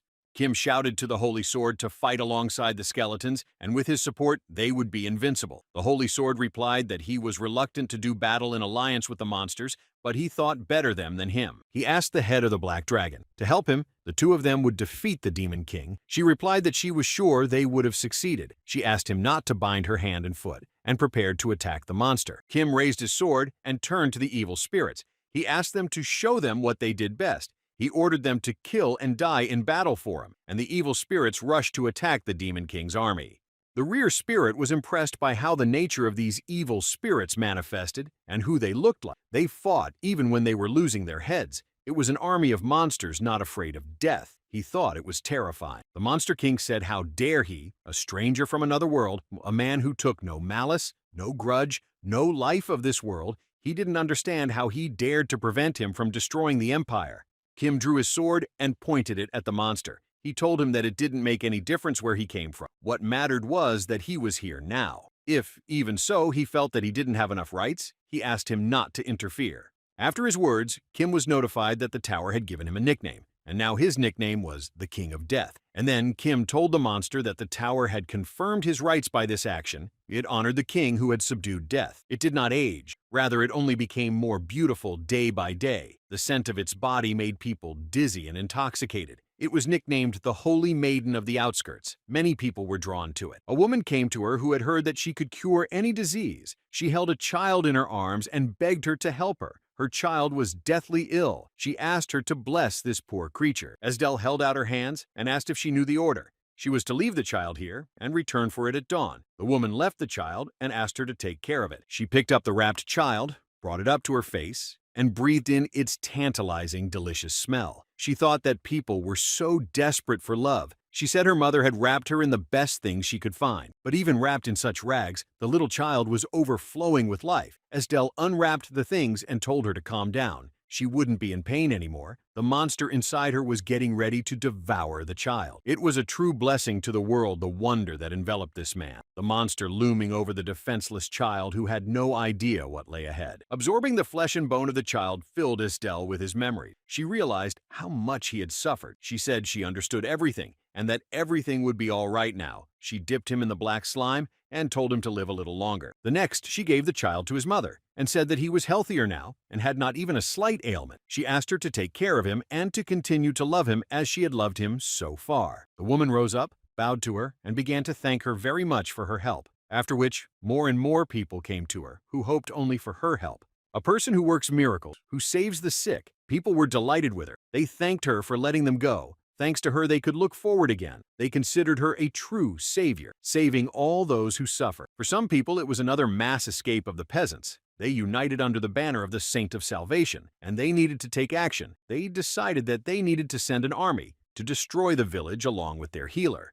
The commander gathered the knights and said that the land was subject to the goddess. He wasn't going to continue to stand idly by and watch the heresy spread. He ordered no pity for the witch's followers. The knights decided to burn down the witch's nest. They stormed the village and began to scorch all the houses and destroy all the people in it. They couldn't let anyone go. They thought they were all damned monsters. Esdelle, from what she saw, lost control of herself. She shouted that the creatures that didn't consider humans for humans, they would be devoured by their anger. The monster attacked Kim relentlessly, but he managed to dodge his attacks, and he let everyone know that he was perfectly fine. Kim realized that it was still a long time before he could use the spirit summoning again. The Reborn's wind-up clock indicated that the user retained memories and abilities during the rebirth. He thought that skills were included in the abilities retained. Both the fact that the rear spirit shared the memories of the rebirth with him and the specifics of the skills were retained as they were when he died, the rollback time was included. Days passed, and it wouldn't be long before he would be able to summon a new army. And until that happened, he tried his best to dodge from the attacks of the monster that informed him that he couldn't stay alive, and he would have to destroy it. Days passed, and Kim could once again use spirit summoning. Kim didn't waste a second, and once again used his skill. The monsters rose from the dead and set out to destroy the Demon King's army. The rear spirit thought that the monster in front of them was quite vicious, quite profitable. The spirit asked Kim to try one more time. Would he be able to do a second summoning? But Kim was engrossed in the battle and asked him to talk about it later. He thought that the first summoning could be cancelled, and the subsequent summoning could be scored, and if the re-summoning was scored, then he would not just be a zombie, but a zombie king. Kim asked him to stop talking. He couldn't concentrate. Kim was killed, and he went back for hours. He was upset that because of the rear spirit, he would have to repeat the whole week again, but the rear spirit replied that it was because he was weak, and it wasn't his fault. He replied to the rear spirit that he would definitely finish him off someday, but the rear spirit, with surprise, said that he was already dead. He wondered how he would manage to destroy the ghost. The rear spirit told him that if he was so angry, he had asked him to defeat the Demon King faster. He had gone through the floor alone, even without help, and he had everything he needed to destroy him as soon as possible. The Black Witch had prepared for him her special attack, after which she could seriously damage the Demon King. He gathered his mirrors around him and used dark magic to make an attack, and it came exactly on target. He could barely stand on his feet. He leaned on his sword. The attack was incredibly powerful, even for him. Everyone realized that she could only inflict such an attack with the use of potions. Kim shouted to her that the monster was going to attack her from the left side. He told the Holy Sword to be careful and then dodge the attack from the left, and if no one was there, then the general attack would begin. The Black Witch realized that this was their chance to destroy the Demon King, and it was impossible to delay. She launched her powerful attack on him. After the successful attack, they saw through the dark slime human skin. They thought that his end was near. But the Autumn Rain Demon King decided to retreat. He realized that he needed to gather his strength. After all, they had almost succeeded in destroying him, and the best option for him was to escape. The monster decided to retreat to a floor and told them not to kid themselves and that he would be back soon. Kim thought that they had defeated him, and it was strange to him that the boss could escape from the battlefield. Kim clutched his head and couldn't understand why he had died so many times, for such a huge amount of times for the monster to eventually slip away from him. He was quite upset about it, but suddenly the tower recognized his choice and started issuing a hidden quest.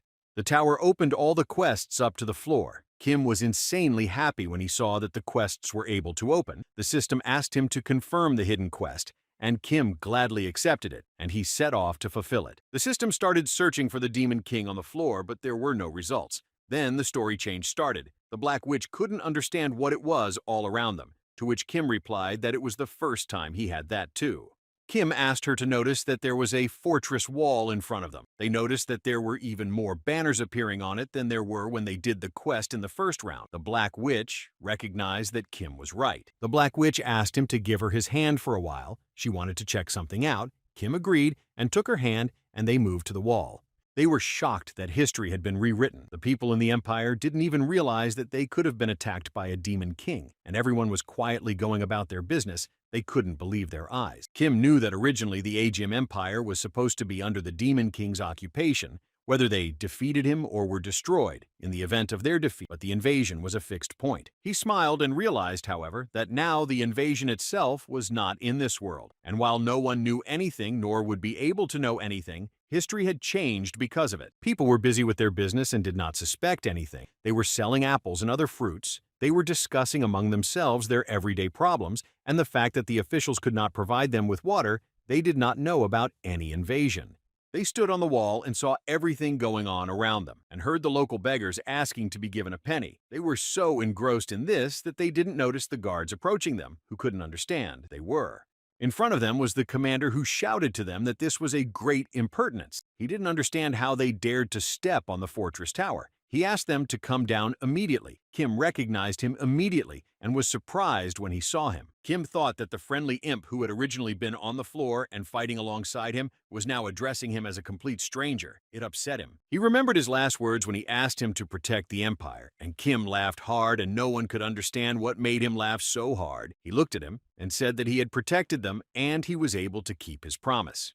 Kim couldn't stop shouting from the wall that he had protected their empire. Hundreds of days had been spent, just because he didn't want to allow any casualty, and after hundreds of days, he had managed to defeat the Demon King, and he was proud of that. He had done it. He remembered that he was a total scum. He was jealous of others and mocked them. He wasted his days drinking alcohol. He justified his frozen heart with equanimity and just gave up on his life. But after so many days, his life had changed dramatically. He was now a hero, and for today he could be proud of himself, even if the whole world would only notice the holy sword and the black dragon. Kim thought that the most important thing for him was that he was a decent human being today. The system started counting the participants of the sweep, and after the count was completed, everyone saw that Kim, the King of Death, was at the top of the top.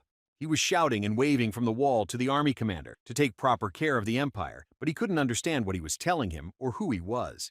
Kim apologized to him and told him that he had to leave them. It was enough for him to catch the Demon King, though it was clear to him that their empire could still rot here and there. He informed the knights that they had to manage on their own from here on out and guard their empire. His speech made the spirit of the rear start laughing furiously at him. He liked it when Kim stopped whining. Kim turned to the head of the Black Dragon. He held out his hand to her and told her it was time to move to the floor. The Black Witch took his hand and thought that all the hunters that were in the top were never normal, and she understood that. Kim looked at her and didn't know what she was talking about, but she didn't add anything and just moved them off the wall to the entrance of the floor. Near the entrance, she said that the right to enter first was always given to the first place first. Kim was their representative, and she asked him to say, "Move first." He, with a smile on his face, said, "Move," and they went to sweep the floor. When they got to the sweep, they saw a monster who was screaming that he wouldn't forgive them, that they dared his children that he saved and hid to take away from him. He thought they were creatures that stole his flesh, his blood, his soul. The Black Witch said it was a terrible scream. It was the first time she had heard such a voice. No one could understand why the Demon King was screaming so much, but they came to the floor to destroy him. The rear spirit saw the Demon King and couldn't understand what was happening to him. Kim turned around and looked at him in surprise. The rear spirit told him that the monster was weaker than before. The Black Witch was able to do a lot of damage with her attack. He explained to him that his form had fallen. On the floor, he was an SSS-ranked monster, but now he didn't have the feeling that the boss in front of them was that powerful. He was more like the great Goblin King on the floor that Kim could barely defeat. The spirit said it was strange. He knew that usually the higher one went up the tower the stronger the bosses became. He thought that the aura used by the Black Witch had an extra weakening effect. Kim thought there had been an unforeseen change in the scene. He tried to do a reward calculation, but it was impossible, and now only a simplified reward was being given out. He opened the map and couldn't believe there was a world map in front of him. He realized why the Demon King was acting like that. He asked the head of the Black Dragon, "Remember the previous scene? There, the very story of the Demon King invading the capital was gone. The refugee settlement was also completely gone." Kim asked to think about where the refugees could have come from to the empire. It made sense that they evacuated from all over the empire, maybe even the entire continent. He said that even the refugee settlement they had gathered in was completely gone. He said it wasn't just in the empire, but the entire continent had been changed by the history of the monster invasion. Kim explained to them that they were back in the period before the Demon King had almost completely taken over the continent, and now they were in the moment when the temple was attacked by it. He realized that the Monster King's level had decreased. Every time hunters like them had their level increased, they heard that their existence had become even more remarkable. He always thought it was just a pathos phrase. Kim thought that it could be that the monster boss was also increasing his level, having slaughtered a large number of Empire Knights and refugees, and now all the slaughter and hunting had become nothing to him. The Demon King started to get angry. Then Kim continued and said that the progress the monster was able to pump up was also wiped out, and now the Demon King's existence faded. The monster became very angry and was about to attack the hunters that stood in front of it. Kim shouted that now was the time to counterattack the monster and put an end to it. The Demon King started summoning the evil spirits again. He called thousands of demons into his army. He held out his hand and ordered them to destroy all who stood in their way. The evil spirits obeyed the order and rushed to attack the hunters. The Black Witch said she always hated zombie movies. Kim fought off the evil spirits and offered the rear spirit to make a bet with him. He asked how many times he thought Kim would fall while trying to make it to the floor. The rear spirit answered him that he was betting that he would have fallen less than 100 times. Kim answered that he was betting that he would have fallen fewer times. The rear spirit said he would see how he would do, but since it was a bet, he wouldn't help him. The Black Witch couldn't understand how they would have managed to deal with so many evil spirits. She was putting her best foot forward, but they weren't getting any less. She asked if Kim couldn't use his monster summoning skill, and then it would be much easier for them to deal with them. Kim said that was impossible to do now. He would only be able to use it through coin. The Black Witch didn't know what he meant. Kim explained that it was a special condition to be able to use the summoning skill. He turned to the Holy Sword and asked him to destroy one of the roofs of the temple, which reminded him of a sarcophagus. He wanted to test something. The Holy Sword asked what exactly he wanted to test there. Kim said he would explain a little later. Kim was reborn and told the Holy Sword that that sarcophagus was a secret passage. A hammer with a special effect on the dead was kept down there. He asked him to go there with the head of the black dragon, to take it and use it against an army of evil spirits. He explained to him that the hammer could affect the entire area where the monsters were. He asked him to cast an aura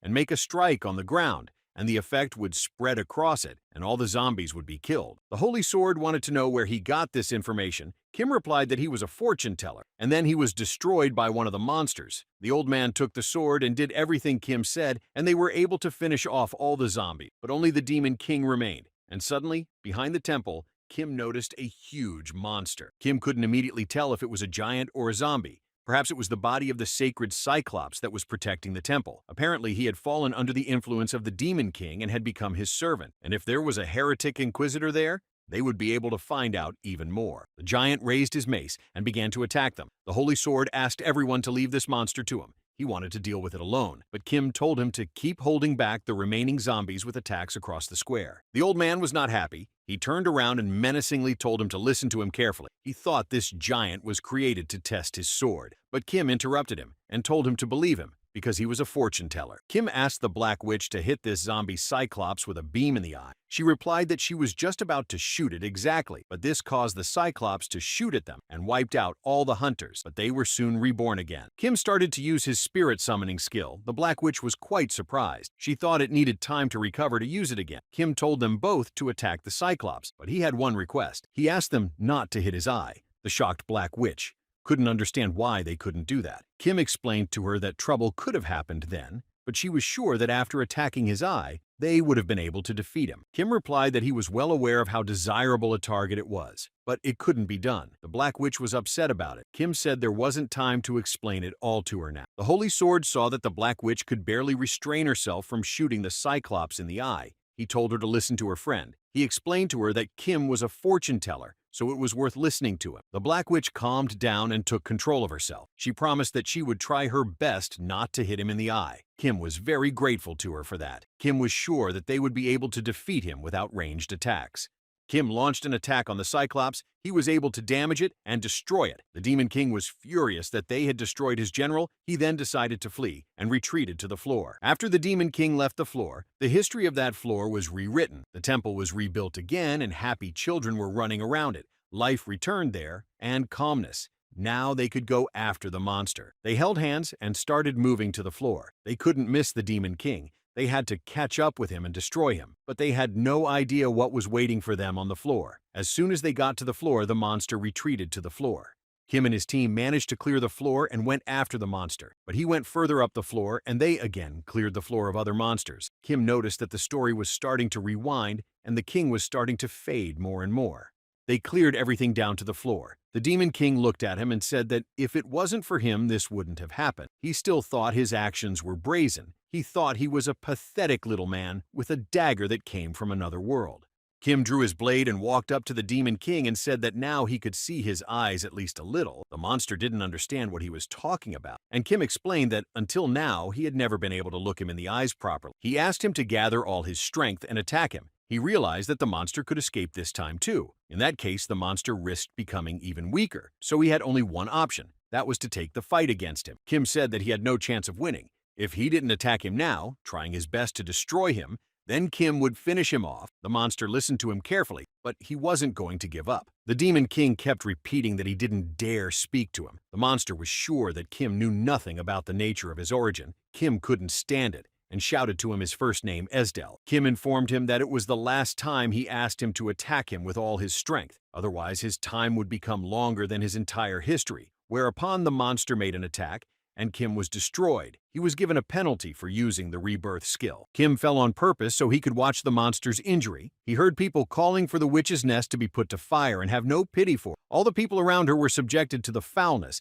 and they were considered monsters. They were destroyed. Esdel could not understand why people were burning people. She saw how the knights were doing the will of the Lord, and the order of His Majesty Emperor Tadongban. The high priest ordered the heretic who dared to take the title of saint to be executed. By order of the forest king, O spirits, with this arrow, a jewel given by the underwater ruler, they, by the magic of their staff, for the sake of protecting the great agreement, their brave warriors also took part in killing the people who lived near Esdel. Esdel walked through the burned village where not a single whole house was left. The people had all been destroyed, and she didn't understand who they were that could burn innocent people alive. She walked past the charred bodies and remembered how happy these people were with their first harvest, how happy they were when she healed them and they could run again, but now they were all killed. She collapsed to her knees and in tears listed their names. Maddened with grief, she began to eat the ashes that lay beneath her feet. She was incredibly angry at all the soldiers that had destroyed her world. From this point on, she thought they were all nothing, and she was going to get revenge on them for hurting her. Esdel repeated over and over again that they were all lowlifes. She didn't understand how humans could do this to other humans, and in her moment of anger, she was enveloped by a black slime that would later try to destroy the entire empire. She believed that all of them were also born human. The beauty of life was known to them too. They were humans, and therefore they too were cry-capable. But why were they so stubbornly calling other humans monsters? Esdel didn't understand why her children were only destined to be considered monsters. She couldn't believe that this was their world where they were only considered humans. She decided to prove to them that humans were human, and her resentment rained down. She decided that in that case now they had to prove that they were human. Her heart howled and echoed. She cursed them, and the red rain of her resentment began. She believed that it was their evil that created a monster like her. Esdel promised that no more villages would burn, and that all the knights and the people of the empire would be consumed by their evil. Kim was shocked when he saw her pain. The spirit of the rear told him that this was not his hell, and he needed to come to his senses. When the trauma replay was complete, Kim went back and started fighting the black slime trying to get to Esdel. He struggled to defeat her. The rear spirit told him it was time to empty his mind. Kim noticed that the monster's body was clearly shrunken, and that all the dirt had almost come off her. He saw the notice again that the Demon King's existence was becoming faded. The Demon King started to say something nervously to him, but Kim wouldn't listen to him and asked him to retreat. He drew his sword and ordered him to retreat to the 20th floor. The monster wouldn't be able to defeat him anyway, and now he could safely return. Kim said the monster could go back to his base, his last fort. He asked him to go back to his starting point. That was where his endpoint was. The monster looked at him and did nothing. The Holy Sword looked at him, and prepared to finish off the monster, he drew his sword and was ready to personally destroy the monster. The Black Witch looked at him and said that the right of last strike was ceded to the King of Death. The Demon King was at a loss and didn't know what to do. He still decided to retreat to the floor as Kim had requested. Now it was up to them to go after him and sweep the floor, and they saw that there was a change of history on this floor as well. Kim bowed before the Black Witch and the Holy Sword and said that he would like to enter the floor alone. He thanked them for their help. However, he wanted to come to the finish line with the Demon King. He asked them to let him go there himself. The Black Witch didn't mind. Thanks to his great contribution, they were able to come to this place. The Holy Sword said that as soon as he had dealt with the floor, he would have a meeting with him. They had much to discuss in private. Kim smiled and thanked them for agreeing to let him be able to clear the floor on his own. He began moving to the floor where the boss scene awaited him. The system started a total count of rewards from floor to floor. Once the count was complete, the tower recognized his huge contribution, and it set up powers for the King of Death. He was given the right to improve any of his skills except the EX level skill. Kim did not know why the tower was built, or who built it, or why it was inhabited by creatures from other worlds. However, he was now beginning to guess what kind of creature the tower was. He realized that it was a creature that watched over their choices and a creature that would remember his choices. Kim told the Demon King that it was time to create his end. The Demon King stood up and told him not to dare destroy his village. The boss scene was set in motion. Kim thought it was a clear, cloudless sky, and it wouldn't rain bloody rain today. The monster couldn't forgive what had been done to him. The trail of ashes never went anywhere. Not from his eyes or his head he constantly saw and felt the flames. He had no idea how he would forget the evil the warriors of the Empire had done to him. The Demon King thought that Kim wanted to turn back time and destroy his paradise again. Kim saw the monster running at him with his attack. He thought it was the closest scene, but it had the weakest boss in the world. Kim told him that they completely switched places. On the floor, the monster had the role of the Demon King and he had the role of the warrior. His role was to attack,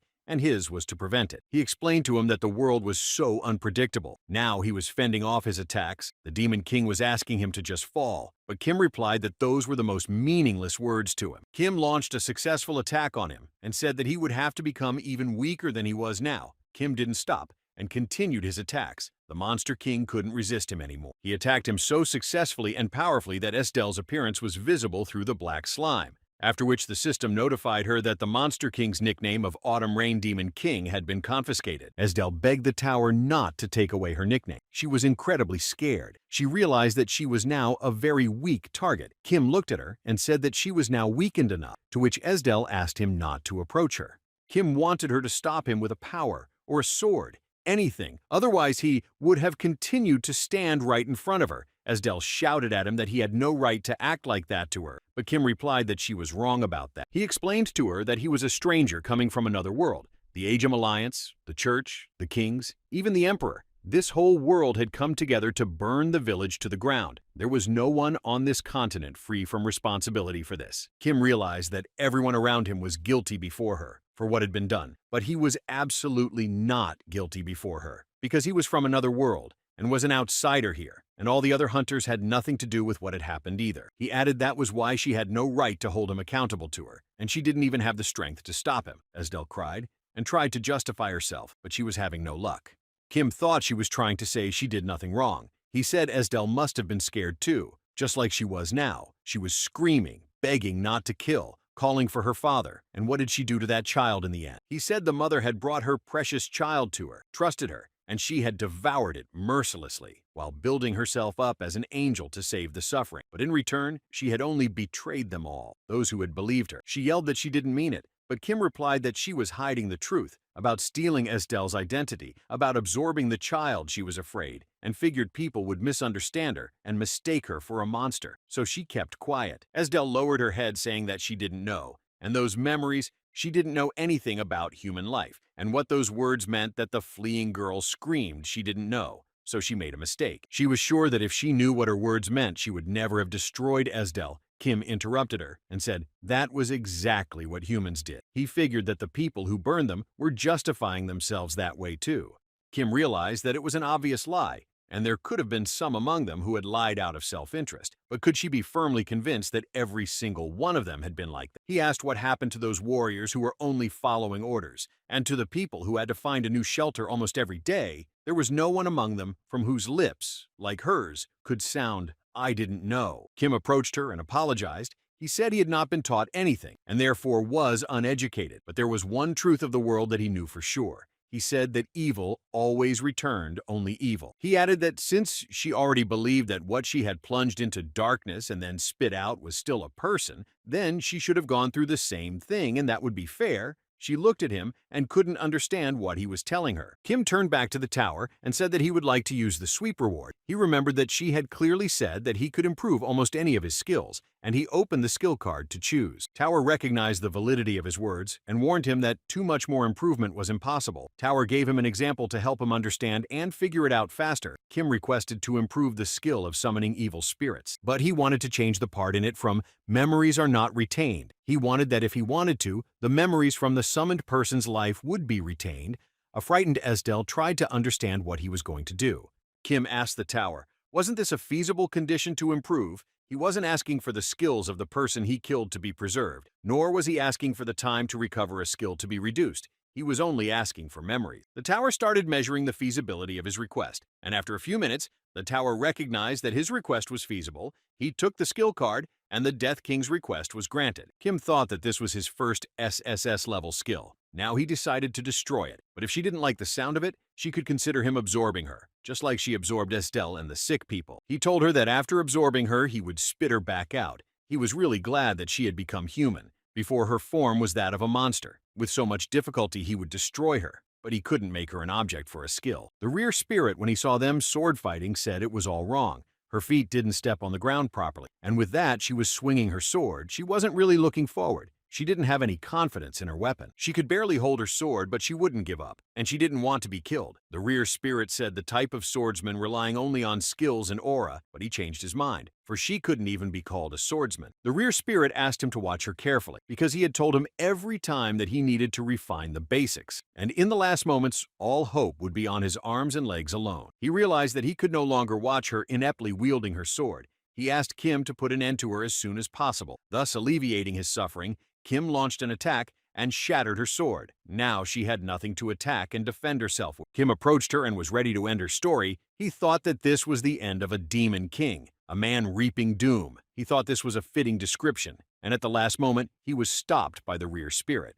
The rear spirit apologized for stepping in during his swing, though he really didn't care. He recommended that he not rush to kill her. Kim asked why he had to delay her destruction. It seemed to Ghost that everything was working out very smoothly. She wasn't a monster now, but she was now exactly, as he told himself, human, exactly like Kim. The rear spirit suggested that she may have just become just a normal non-player character. He asked if he was sure that non-player characters were also becoming the object of evil spirits reviving. He asked Kim to wake up. He said that the tower was extremely cold-blooded in such details. If he got carried away with the atmosphere, it could then turn out that the non-player characters were not the object, and then all his efforts would go to waste. The rear spirit suggested he look at the skill map again, where it said personally killed people, but it wasn't clear if non-player characters were included there. Kim replied to him that they were people too, but the rear spirit was sure he was the one who thought so.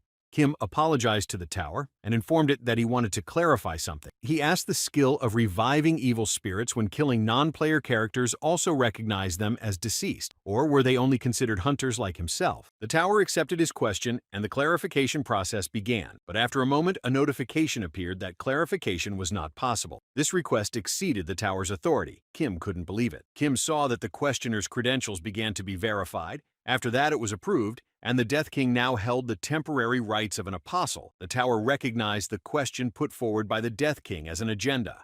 He couldn't understand what was happening to him. He only saw that the tower was requesting a meeting of the 6 pillars of 10,000 lives for a decision to be made by voting. Kim read the notices carefully and had absolutely no idea what it was. Kim found himself in a place unknown to him. He didn't understand why nothing was visible here, but he could clearly feel an overwhelming sense of the presence of the 6 pillars of 10,000 lives. They put the matter to a vote. If they agreed with the inclusion of non-player characters, they could vote in favor of it. If not, they had to vote against it. The discussion began, but Kim didn't understand a word. He was unaware of their speech. Kim held his head and thought that usually in the tower any language used was immediately audible with translation. But it was different with them. He couldn't make out anything they were saying at all. He thought that these were not the creatures from the tower. Probably these creatures could not even be compared to some demon king. Kim thought that they could be the creators who designed the tower. The vote ended and the result was against, and one refused. Kim thought that these were incredible beings that could decide the fate of his skill. He didn't understand why they had brought this vote to a deadlock. Kim realized that another member had not voted, one that had been here from the beginning and then joined he didn't need to, having always been here, who knew everything about everything around him. He figured that the Tower Master was among them.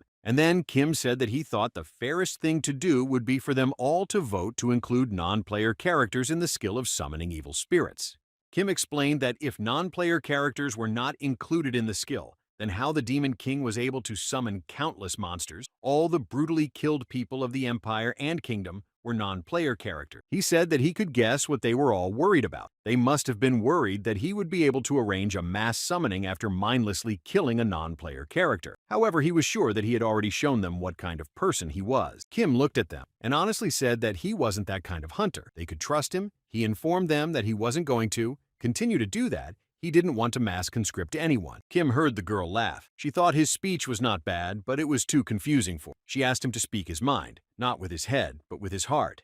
He decided to heed her advice and stated with full confidence that that Demon King was only his prey and warned them not to even dare to touch her. After his speech, the first pillar, the master of 10,000 lives, changed his mind and positively voted in favor of including in his skill to summon non-player characters. The voting was completed. The results of the vote appeared in front of him, and the ability to revive non-player characters was added to the Death King's skill, and now Kim could leave them. The rear spirit tried his best to wake up Kim, who was silently looking at the sky, and when Kim woke up and looked at him, the rear spirit asked why he decided to pass out right now. He just wanted to ask the tower a question. He kept yelling at him to answer him. Kim looked at his hands and thought it was as if he had blinked once, and yet it felt like an eternity had passed while he was there. Kim called out to the rear spirit, who was quite pleased that he was now responding to him. Kim then asked him if he had heard anything unusual, or if he could see anything strange. He explained to him that the tower had called him to another world, but he couldn't remember the exact name of the place he had gone to. There he had a creature that looked like the master of the tower. He asked the rear spirit if he knew anything about it. The spirit told him that he must have gotten carried away and overdone it. Then Kim realized that he knew nothing about it. He was surprised that even the legend who had cleared the tower of the other world to the ground floor didn't know who he had just met. Kim decided to calm down. There was still a lot he didn't know, but some things he did know for sure. He would now deliver the final blow to his prey, who begged him to spare her. He figured he would deal with the rest when he could get to the 100th floor of the tower. He swung his sword and was ready to destroy it. He didn't doubt anything else and delivered the final blow to the monster. Kim delivered a deadly attack and immediately used the evil spirit summoning skill. He commanded her to come to life again and appear in front of him. He now had the ability to summon non-player characters. He asked her to come up. He noticed that the appearance was the same as when she was alive, but now there was only a newly born life in front of him. He realized that the person who gave life in this world always had a responsibility for it. Kim looked at her carefully and said that she didn't fit the stolen name Esdel. She wasn't allowed to wear it. His first task was to give her a new name, and he gave her the name Evil Spirit. From now on, that was her name. He also said that from now on, she served only him, Esdel, the saint of the outskirts, the king of the fall rain demon. The one who had no right to be called by any of these names was given her new name. The rear spirit couldn't understand. Given his attitude towards her, she would be fit to anger and despise him. He wondered why she bowed her head to him unquestioningly. Kim understood that the rear spirit wanted to know why the evil spirit had decided to obey him without hesitation. He answered him because she knew, and added that pretty soon he too would know everything. On the floor there was a change of history, and the burnt village was rebuilt again. The evil spirit covered her face with her hand and begged not to repeat the past history. She was scared. She realized what was about to happen very soon, so she cried continuously. She heard the clatter of hooves and realized that the knights were approaching the village to burn it to the ground. The commander was the first to arrive at the village and ordered the whole army to stop. The evil spirit fell to her knees and began to plead with her lord. She said that she would not hold a grudge and would not seek revenge against the knights of the empire. She was willing to follow his every order, but she did not want to see history repeat itself. She said that she didn't care what would have happened to her, but she didn't want to see the evil warriors destroy her paradise and destroy the people she held dear. She couldn't hold back her tears. She was in utter despair. The rear spirit understood what Kim was up to and said that he now had a duty to protect his vassals. He apologized to him for not knowing why he was doing all this. Kim replied that he had lost the argument to him too and asked him to think about payment. Kim got in the way of the approaching army and ordered them to stop. He couldn't let them go deep into the village, or they would have slew it immediately. The commander of the army was incredibly angry. Seeing such insolence, he didn't understand how he dared stop them. He asked what had brought them to such a wilderness. Why had they come to the village? The commander replied that they were here on the orders of His Imperial Majesty, on a special mission. The commander said that they had received information that there was a witch living here who was clouding the minds of the people, and they said that there were even monsters here that had fallen to temptation and willingly threw themselves into the maelstrom of evil. They could not ignore that. Kim asked what they intended to do next. The commander replied that they were going to purify all these places with holy fire, and they would destroy all the monsters. Kim opened the map and realized that he knew them all who stood before him. The Holy Knight of the Temple of Salvation said the priest told them to punish the heretics who dared to give her the title of saint. The forest elves arrived at the behest of the Forest King. The waterfall mages said the wise underwater ruler who bestowed Gemma sent them. The merchants of the Union of the Free Cities, the standard bearers of the fields, the knights of all the colonies decided to unite, and now with them, the whole world was their responsibility, and they all came to fulfill the will of the emperor and burn the village with its inhabitants. When the commander introduced him to everyone who had come to the village, she decided to ask him again who he was if he dared to obstruct their mission. Kim thought that the people of the continent would not have known their justice. They were unaware of their selflessness, but justice was still justice, and selflessness was still selflessness. He remembered that the commander had said that he had come on imperial orders. The commander was shocked that Kim had addressed him as an ordinary man. After all, he was the commander of the empire who carried out the will of the emperor. Kim surprised him even more when he said that he looked very funny. After all, he knew better than anyone what position the emperor was in right now. Kim thought that all his words about the order were complete nonsense. The knight didn't understand what he was saying. He thought a witch had sent him. Kim replied that it was not for him to say such words, because he was going to overthrow the chosen heir and put a prince on the throne. He knew this by looking at his injury. Kim went up to him and told him that he could not live like that. He was destined by fate to spend his life weaving nets in the port. But at a ripe old age, he had already become a commander, and it was all thanks to His Majesty. The commander thought that Kim was going to change the public opinion. In front of all the representatives of the world that was gathered here, he could not allow this and let sow discord in his army. Kim replied that he was a fool to take him for a mere henchman of the deposed queen. It could be because he had seen almost nothing in his life but nets, and he did not understand what he saw in front of him. The commander wanted to know who had sent him to this place. Kim looked up and asked if he wanted to know who he really was. He raised his sword and told him to see for himself and believe it. The shining sword was seen by all the members of his army. Kim shouted to them that before them was the predecessor sent by Rafant Aijim, the great emperor. Looking at this, they could not believe what Kim had told them. Kim turned to the commander and said that he was well aware of the unrest in the imperial court and knew of the atrocities of the criminal heir, as well as the fact that he had sided with the prince out of pure loyalty to the empire. He added that he was checking if the slander that he was mad with power was true, and he was also studying his nature. He asked if it offended him. The commander replied, "Not at all." He was shocked that he was able to recognize his loyalty. The commander said his temper was as good as his stupidity. He wanted to know how he could atone for this sin. Kim said, if he had no offense, why was he still on horseback, and asked him to come down. Kim ordered him to protect the rising sun, to protect all living things from sea to land. He said, "Let the Aijim Empire shine forever." The knights bowed their heads and saluted the great emperor's predecessor. The spirit of the rear was amazed that he had managed to subdue them. He said that he had always known that Kim could talk nonsense and that he was a master liar. Kim replied to him that did he only now realize. The ghost thought that in that case he would teach him another lesson when he swung his sword. It was not only skill that really mattered, but also faith, confidence, and especially faith in himself. He looked at him sternly and said that it was also about lying. To deceive an opponent, you had to deceive yourself first. He asked him to remember that lying was believing in yourself. Kim noticed that, as expected, the lie was only effective on the army of the empire. The other representatives did not believe him. They could not understand where the predecessor of the great emperor could have come from. The commander timidly looked up to the great emperor's predecessor. He asked if he could ask him one question. Kim wanted to know what question was plaguing the commander. He said that today they had come to overthrow the witch. But what was he doing here? What was his mission? Kim told all the Imperials with full confidence that he had already overthrown the witch alone. The Imperials couldn't believe what Kim told them. Then he turned around and pointed to the witch sitting on the ground. He added that in front of them was the Witch of the West. He had seen her, and it was definitely her.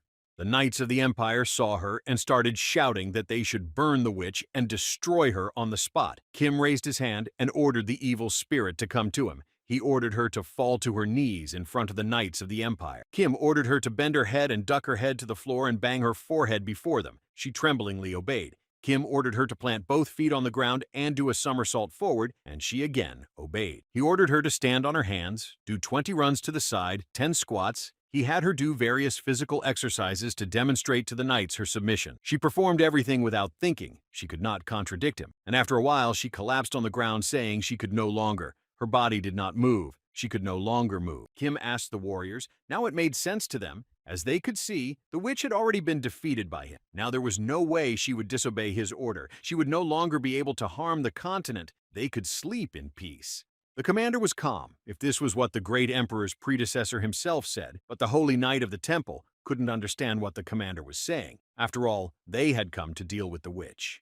He turned around to the holy knight of the temple and said that everything was fine. The predecessor claimed that the witch was already defeated and there was no need to burn the village. The knight asked if he believed it. The commander lost his temper. He thought that the knight had questioned the authority of the empire and that he doubted the sword proving the patronage of the goddess. He was incredibly angry that he had put the order of the high priest above the lisps of the great emperor. The holy knight was equally angry when the commander began to speak so disparagingly of the church, to which the commander replied that he was the first to doubt the authority of the sword. The knight threatened him that the prince would not have the support of his holiness. They began to fight, and to find out who was right and who should obey who. The commander could not give in to the knight, and the knight could not do the same. Kim smiled at this and realized why the evil spirit was sowing enmity among all the hunters. They were asked to disperse by the waterfall mage, who said that for him personally the problem questions were simple enough to find out the whole truth about the young man and the witch. He said it was enough to verify it. The mage took out a magic ball and said it was a soul gem given to him by a wise underwater ruler. By dropping blood into the gem,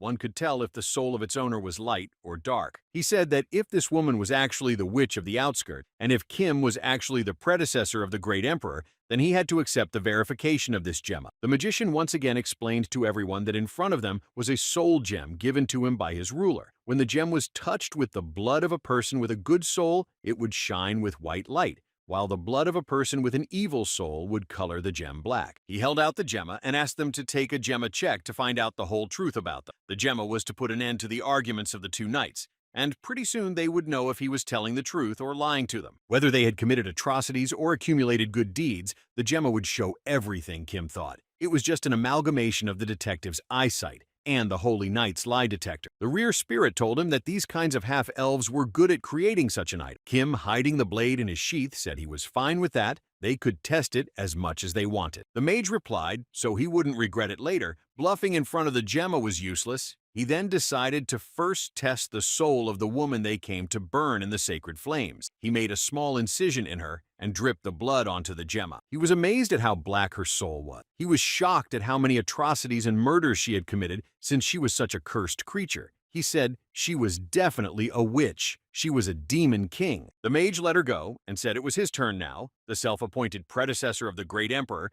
Kim held out his hand and said he was always up for a test. He gave him a small cut and dripped his blood on the gemma. At that moment, Kim thought it would be no use bluffing. But as soon as his blood dripped on the gemma, it glowed with an incredibly bright white light. The magician couldn't believe his eyes. The commander couldn't understand what was going on there. The drops sent by the wise king looked and couldn't believe that the gemma could shine like that. The mage said that this soul was, in fact, so pure. The mage could not even imagine how pure his soul was. He wondered how many lives he had managed to save. The mage said that this man was a light for them. He asked the knights if they recognized this shining soul, but not all of them saw him as a light. Kim thought why the captain of the holy knights did not see his shining soul, but the captain did not even understand the meaning of what they said about him. The mage was shocked by the captain's words. He thought that talking to ignorant people was just useless. He said that a man with a soul like that couldn't lie to them, and if he did, it would only be for their own sake. He thought he was an apostle of the goddess. Kim looked at them and pretended that he was absolutely certain of this result. He looked at them and said with complete certainty that he was indeed an apostle of the goddess. The warriors discussed him amongst themselves, but they didn't know why they called him a light. They thought it was because he was shining. Others thought he was holding the sword of Emperor Igam, and that meant he was of a noble lineage. The captain of the Holy Knights was still unsure about him, but he agreed to think he was the great emperor's predecessor and a luminary, but he couldn't trust him, even after checking with the magic ball. He couldn't understand why Kim was blocking their way. The captain thought they had all forgotten that they had come to this place to burn it down. That was the order they had received from their command. The captain said that His Holiness was not only worried about the witch, but also about the heretics who followed the witch. They could not let them escape the heavenly punishment. Kim felt that the evil spirit was trying to tell him something. He said that if he was really an apostle of the goddess, He should have led the mission of heavenly punishment. Kim looked at him and threateningly told the captain to watch his tongue. How the heavenly punishment would be carried out was no longer up to him. Kim said that he was able to purge all evil and the heavenly punishment had already been executed. He raised his hand and used the summoning skill to demonstrate this to them. Kim told them that this was his mission. He told the warriors to watch carefully. He couldn't understand what made them think that in this world only the witch was the embodiment of evil. All those monsters were defeated by him, the villains, and the demons following the witch. He told them that the goddess had ordered him instead to destroy the evil that filled the earth. To defeat all the evil in the world was his mission. To send all the demons to hell was his mission. And now they were looking at his personal hell. The mage couldn't believe that he had single-handedly defeated all these monsters while they knew nothing about it. Kim lowered his head and with sadness in his voice that he had gotten it right. He was surprised that no one could recognize him as Mr. Apostle. It was truly hell for him. The magician was shocked that Kim wasn't able to walk past a person in trouble. Kim proudly replied that it was his karma.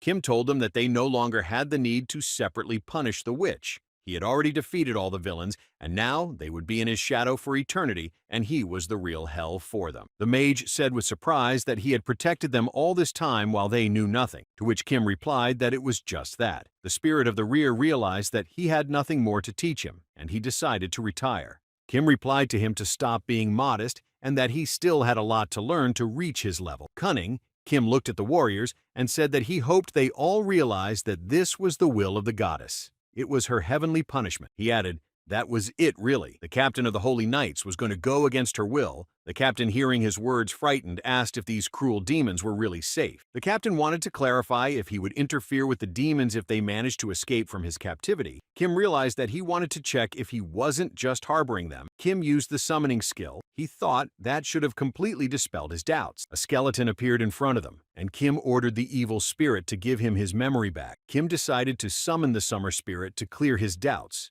The summer spirit didn't understand how he was in this place and what was happening to him. The summer spirit pounced on him and wanted to understand what he had done to him, why he had turned him into this monster. He hated him for it and wanted to destroy him. The captain was shocked when he saw the skeleton pounce on him. Kim, ignoring the hysterical summer spirit, looked at the captain and said that as he could see this man was one of the villains who had joined the witch, he could even be called a more ruthless and vile villain than the witch herself. He explained to him that the witch was born a monster, but this man had committed horrible atrocities while being human. Kim snapped his fingers and ordered him to dance, and the summer spirit obeyed him and danced with all his might. The summer spirit danced until the sun began to set. Kim told the captain that there was no way all the demons could disobey his order. He asked if it satisfied him. The captain, after what he had seen, believed him and knelt before him. The captain asked the apostle for his name, and the apostle replied that his name was Kim Kanja, and all the holy knights told him that they now obeyed him, whereupon the system notified him that he had successfully cleared the scene.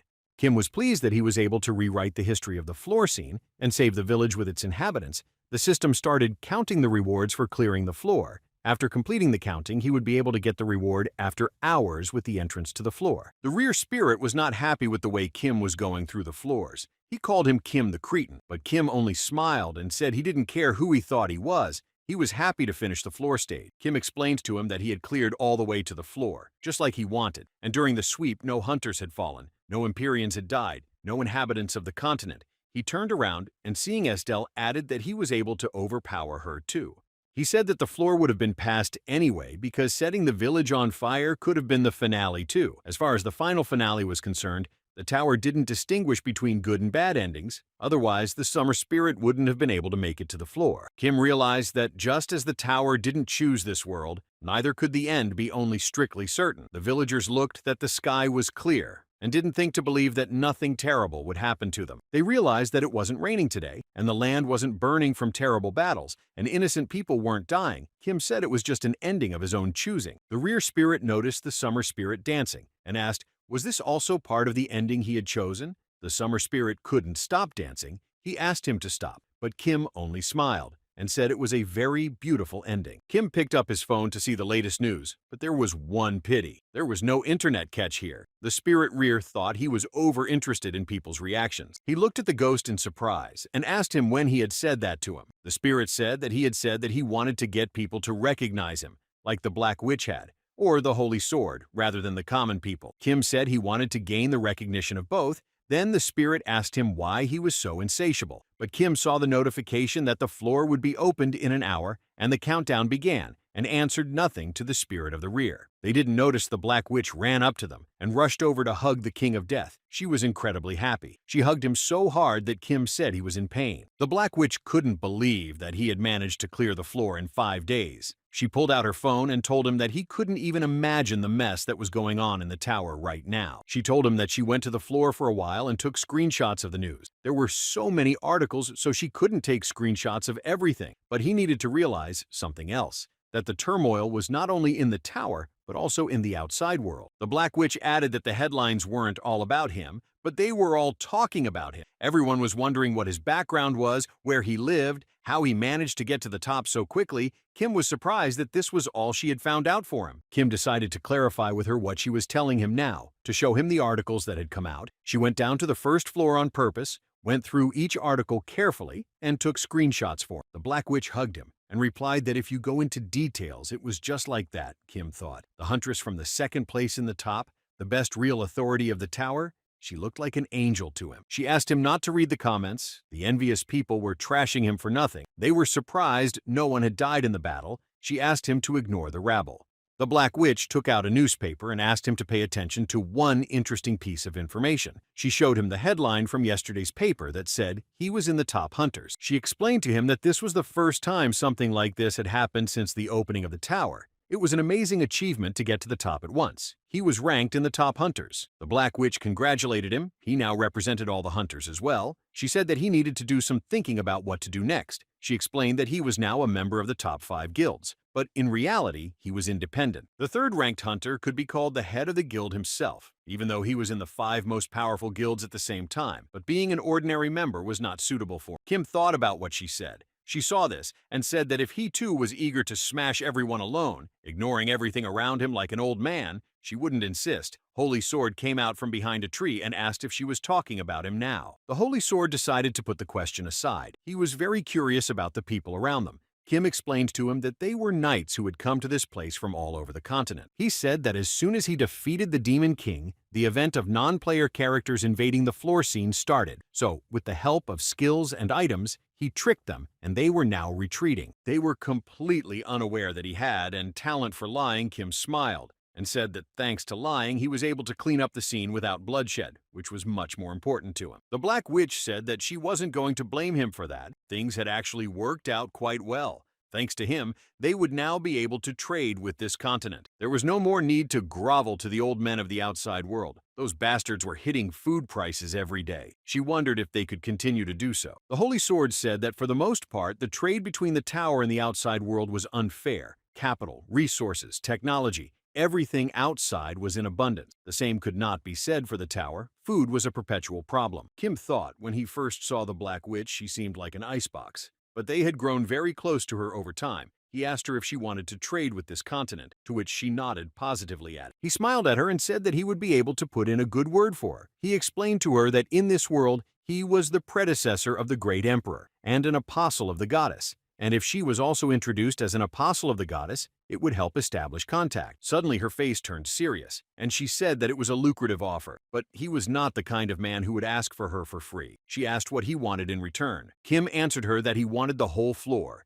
He wanted to occupy the whole floor. He wanted the whole floor's land to be his property. In return, he would not charge any clearance fee from floor to floor. He added that they could share the profits from the turnover with the other hunters. She was interested in his proposal, but she couldn't decide everything alone. She would have to discuss it with the other guild heads. She asked him exactly he wanted the place. At first glance, it didn't seem to hold any value. She said that a sweep from 9 floors could get a lot more. Kim replied that he liked real estate better than money. Land was better for him. The Black Witch said she would gather all the guild heads on the first floor. She said he would show himself to them, and at the same time they could discuss any issues that arose. Kim agreed, and they started moving. But suddenly the Black Witch stopped and said she had a question about what it was and pointed to the dancing summer spirit. Kim asked her to pretend she didn't see anything. They began moving to the first floor, and the Black Witch suggested that they could designate the coffee shop as the meeting place when they first met. Kim replied that it didn't make any difference to him.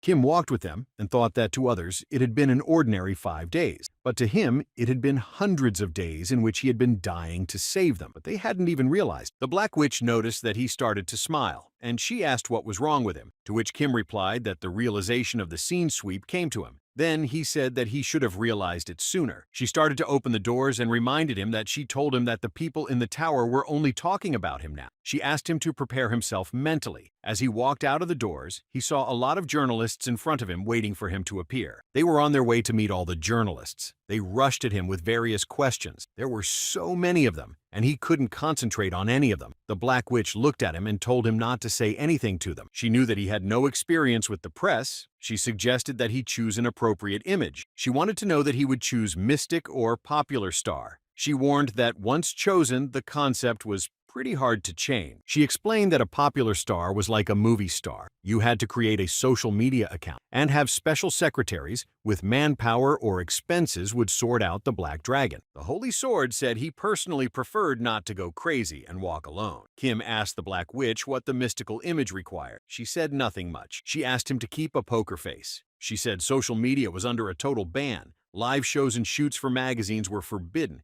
Interviews would be about twice a year. She asked to give them, only to reporters she would approve of. Kim asked that was all it took. The Black Witch turned to him and said he didn't know yet how hard it was. Attention was a highly addictive drug. A person became happier when a single person showed interest in them, but a couple words thrown here and there were hundreds of people reacting to it. There were very few people who could resist this drug. The Holy Sword looked at her and said it was all a waste. The Black Vedbama agreed with him, but said it was a very nice way. She was waiting for the King of Death to make a decision. Kim replied to her that all he wanted was his recognition. He didn't really understand it, but he figured it was a little different than attention. To quench his thirst for attention, he would have had enough of those around him. But what he wanted was not attention but recognition, whether it was recognition or hundreds of people. The Black Witch didn't think the difference was that significant, but she respected his answer. She said they were lucky he was such a man.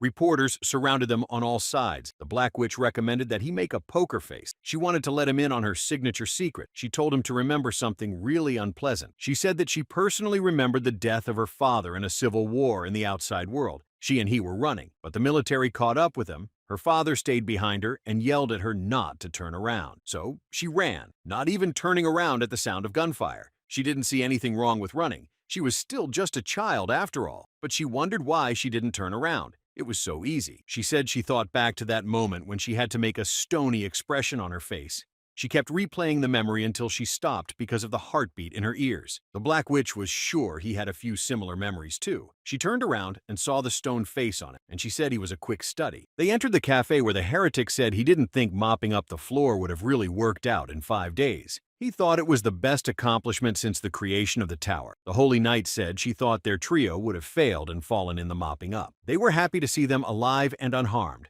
The Holy Knight wanted to know the secret by which Kim was able to sweep the floor alone. Kim replied that it was enough to live by conscience. The Holy Knight replied that it was incredibly practical advice. He said they hadn't seen each other in a while. The Countess replied that it had barely been days. She said they stayed in the audience chamber as promised, but there was something surprising. After a while, the non-player characters of the Empire suddenly started moving. Inquisitor Heretic excitedly said that the non-player characters mistook them for traitors who invaded the Imperial Palace. The Night Order and guards came to arrest them. He recalled it with a smile on his face. Poison Serpent said that the Inquisitor had different tricks. After they were arrested, they escaped from the dungeon. The Inquisitor didn't expect that there would be such a secret path in the dungeon. It was as if he had returned to his childhood. The Inquisitor had been caught in the Bulgarian Mafia as a child. He replied that he had. The dungeon, the escape. All of those had been the best moments of his youth. The Black Witch had said that they had all lived a cool life in the outside world, and she knew it. She knew the Countess was born in an Indian village. The Poisonous Serpent had parents who were heads of gangsters.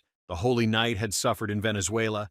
They all had their own path in the outside world and their own stories. The Black Witch said it appeared that they were all scum in the outside world. The Holy Knight brought a glass of coffee to her mouth and replied that she shouldn't have brought up such topics in such places. It was too risky. The Holy Knight asked what it meant that the Death King was now considered their man as well. The Black Witch replied that it was. They hadn't seen much, but the Death King had made a crucial contribution to the sweep. The Black Witch said that they hadn't lost a single person. Moreover, that was the case even with multiple participants on the floor, so she wanted to make this guy a hero representative of their tower. She explained that the Countess was too hungry for money. The Countess understood that and couldn't deny it. The heretic Inquisitor had destroyed too many people. He reasoned that they were necessary sacrifices. The Black Witch continued and said that the Holy Knight couldn't stand the extra attention. She said it was all out of her character. She apologized and said that the poisonous serpent was too incongruous. The Holy Sword, as they all knew, was an old man obsessed with swordsmanship, and she herself often had to conduct covert operations behind the scenes, so she wasn't suited for the role either. The Black Witch said that, meanwhile, the Death King still didn't have any external reputation. The Inquisitor said that they were already outdated characters, and their effectiveness had dropped. The news of the hunters was coming out in magazines, but the circulation was reduced. The Inquisitor began to measure him and said that his height was a little short, but that was okay. You could tell from his example that being photogenic would cover everything. He asked if he was dating someone or had dated someone before. Kim said he wasn't dating anyone. Kim heard that some people thought his smile was slippery, and that was why it was worth turning to mysticism. And the fact that he was not in a relationship could get them in trouble. There could be crazy rumors about it. The Black Witch promised to take care of it. All the chapters were coming up with the perfect scenario for him. Someone had come up with the idea that in 5 days, through the sharing of sorrow and joy, love was born. Kim listened to it all, and he didn't like it. Kim decided that they needed to stop talking. He didn't know how to interrupt their conversation, so he decided to raise his hand and apologize for stopping them from making up different scenarios. He called the Black Witch and said he would like to do without stylists. The Black Witch started begging him to do it just for today. People from all over the world wanted to know about him. She asked him to take just one picture and show it to the world. The next day, Kim went to take the picture the Black Witch asked for. He had a stylist work with him, and he was changed. He started posing for pictures he was asked to take pictures with and without his sword. Kim did his best to fulfill the Black Witch's request. She told the heretic Inquisitor that he looked unexpectedly good in costume. He offered to make him a concept of an adventurous young man on fire. The rear spirit held back his laughter as long as he could. But when he was asked to change his pose for the photo, the rear spirit couldn't stand it and started laughing at the top of his voice, which made Kim tense up even more. He felt very uncomfortable. He refused to participate in the photo shoot further and said that it was hard enough for the hunter to climb up the tower. He didn't understand why they bothered with such useless things. He thought that was why they couldn't pass the floor for so many years. But they didn't pay attention to him and noticed what he said, a very good phrase the Countess suggested to make the slogan of this issue, "The hunter must climb." The poisonous serpent said they also had similar ardor in years. Kim nervously said that he had come here to talk about the floor. The management from floor to floor was entirely on them, but the floor he wanted to take over, but the guild heads weren't listening to him and kept picking headlines for tomorrow's papers. He didn't know why they pretended he wasn't in this room and why they cared so much about what would be in the headline. The Holy Sword told him to give up. He told them that when he went up to the first place, the same thing happened. The old man said that he wanted to show all the guild heads to the outside world because they had come to the tower abandoning everything they had in the outside world. It was quite unfortunate. The Holy Sword turned around and headed for the exit. He told him he was leaving because you could be stuck here all day. Kim wouldn't stay with them and ran off with the old man. The Black Witch shouted in his back that there would be a press conference tomorrow, so she told him to get back to their place before morning and not to be seen by anyone. She added to be careful. The Holy Sword climbed to one of the roofs of the buildings. Kim followed him. On the roof, they were met by a guard who was shocked when he saw the old man. The old man asked him to leave for minutes. The guard couldn't believe his eyes when he saw the King of Death. The guard decided to seize the moment and asked the Holy Sword for his autograph. The Holy Sword took a pen and notepad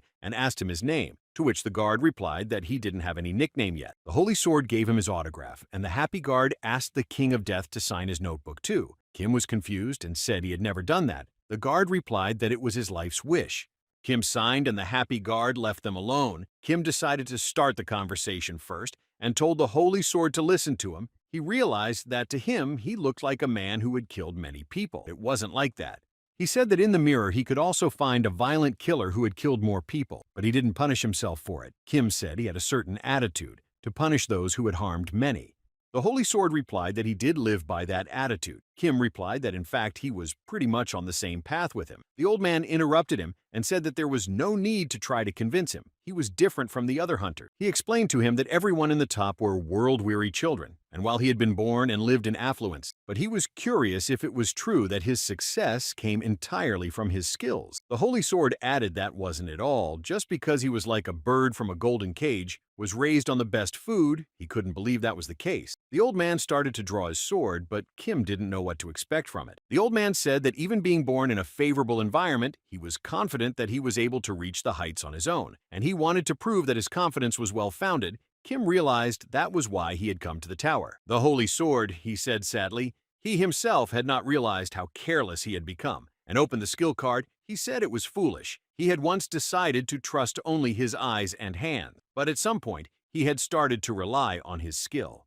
The old man looked at him carefully and asked with complete seriousness. He had never cut off an innocent life, and Kim, with complete certainty, replied that he had never killed an innocent person. Kim remembered that the goddess had once told him to speak with his heart and not his head. Kim thought that was why the old man had said that there was no need to try to convince him, because the conviction came from the head. He looked at the Holy Sword and said that such a thing had never happened and would never happen in the future. He could not destroy an innocent person, and the sweep of the floor was proof of that. The Holy Sword broke down his skill as a sleuth, said that he would trust his eyes from now on. He praised him and said that he had done well in these 5 days, and thanked him for giving in to the old man's stubbornness.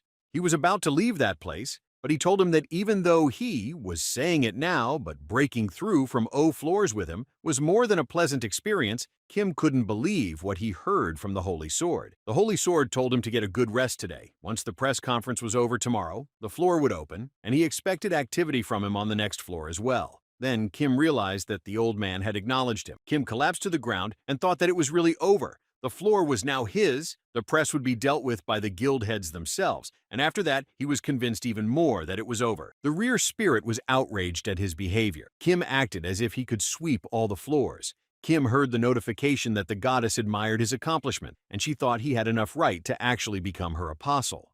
Kim didn't understand why all of a sudden she recognized him. The goddess of protection recognized that he could continue to use it. The goddess asked him to put his head down and look a little to his left. He saw his sword, and that the goddess of protection gave him the final authority. Kim thought with horror. The goddess of protection had been his sword all along. The goddess agreed with his words. The reporters informed the viewers that they were now watching an amazing video. They asked to see it on the new video footage they had just received from the BBS. They saw that the Black Witch was holding hands with one hunter. It was assumed that this hunter was the King of Death, who was already known all over the world. The reporters showed a video clip of Kim killing the monster and said that if the video footage was not rigged, the Death King had destroyed the floor boss with a single blade. They said that until now, there had been no instances of a monster boss being destroyed with a single blow. Kim wouldn't listen to them anymore and turned off the TV. He was incredibly pissed off at this news. The rear spirit asked him to change the channel, but Kim replied that all the channels were only talking about him. The goddess of protection noted that his achievements were exceptional and advised him to get used to the fact that it was the price of fame. Kim replied that he'd been very tired yesterday, so he hadn't been able to talk properly. But he asked the goddess if she'd overestimated him too much, to which the goddess replied that he was a luminary. The goddess of defense said she still remembered his fervent speech when he went up in the tower. Kim started to get very nervous and covered his ears with his hands. He asked her to stop, otherwise he would burn up completely. Kim noticed how she started to praise him even more. Then he thought that his sword was starting to fan him, just like he was fanning the summer spirit. Kim pulled it out and was about to wipe it off to give it a rest, saying that she started first. The goddess felt her body threatened and asked him to stop, but Kim did as intended, and he was immediately quieter. He looked at the sword and said she was a constellation, but he didn't understand why, being a constellation, she was a sword. He thought that a constellation was something like a steward on every stage of the tower, and he had seen cases of constellations becoming constellations that started from monsters like an evil spirit. But for a constellation to be an object, he was surprised. The goddess explained to him that he could understand a constellation as something representing this world. Originally, she was a holy spirit elevated to God, but the founder of the Refant Empire, Aijim, divided her into 5 parts and sealed her. She said that among the parts was the first sword called Idol. She told him that by gathering all 5 sister swords, one could regain the power corresponding to the period of the most prime. Kim replied that she was now a shard of the true sacred sword, and to get the true power one had to find the remaining 4 shards. He asked her where the remaining sister swords were. The goddess of protection remained silent and did not answer his question. Kim asked her again where her sisters were, how he could find them. The goddess used the right to remain silent, but she added that being in proximity, she could feel their presence. Kim said it wasn't an urgent matter right now. Then Kim decided to find out from the sword idol what she could do. She was able to get the absolute support of the people of the empire, but he knew that, but he wanted to know what else she could do. She let out a blinding light and said she was confident in her skill of letting out light. A dazed Kim said he knew of this skill. He asked what she was good at, besides supporting the Imperials and the bright light. The goddess replied that she was confident in destroying monsters. She quickly added that she could also destroy humans. Kim heard a knock on the door. The Black Witch asked what the noise was and what happened to him. Kim quickly replied that he was fine. The Black Witch informed him that the press conference was in minutes, and that after the press conference the floor would open. After he had answered enough questions, he could go straight to the floor. Kim replied that he understood her. She told him not to delay and come out to them. Kim looked at the sword and summarized that other than letting out light, it was completely useless. But the goddess disagreed with him, saying it was an unfair opinion. Kim lost his temper and yelled that she was making too much noise. He had enough of one sword lord in his head. He was furious. He asked from now on not to talk to him except when really necessary. He warned the goddess that if she continued to make noise, he would bring her right back to the Ajim Empire. But Kim heard nothing in response. So then he spoke about it again, and she replied that she understood.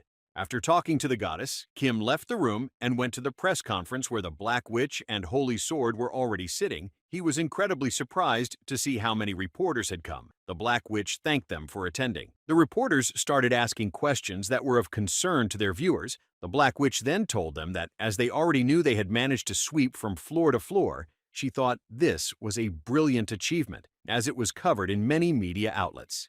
The Black Witch said that they were pondering how they could tell them about this joyous event, but everyone was already informed about it. She thanked them profusely for cutting down on the publicity spending. She continued and said that however this time there was another fact they could be most proud of. Not the floor sweep that everyone had fervently wished for the last dozen years. Not the quick floor sweep that no one could have foreseen. They were most proud that there were no casualties among the hunters. They were insanely happy that not a single person had died.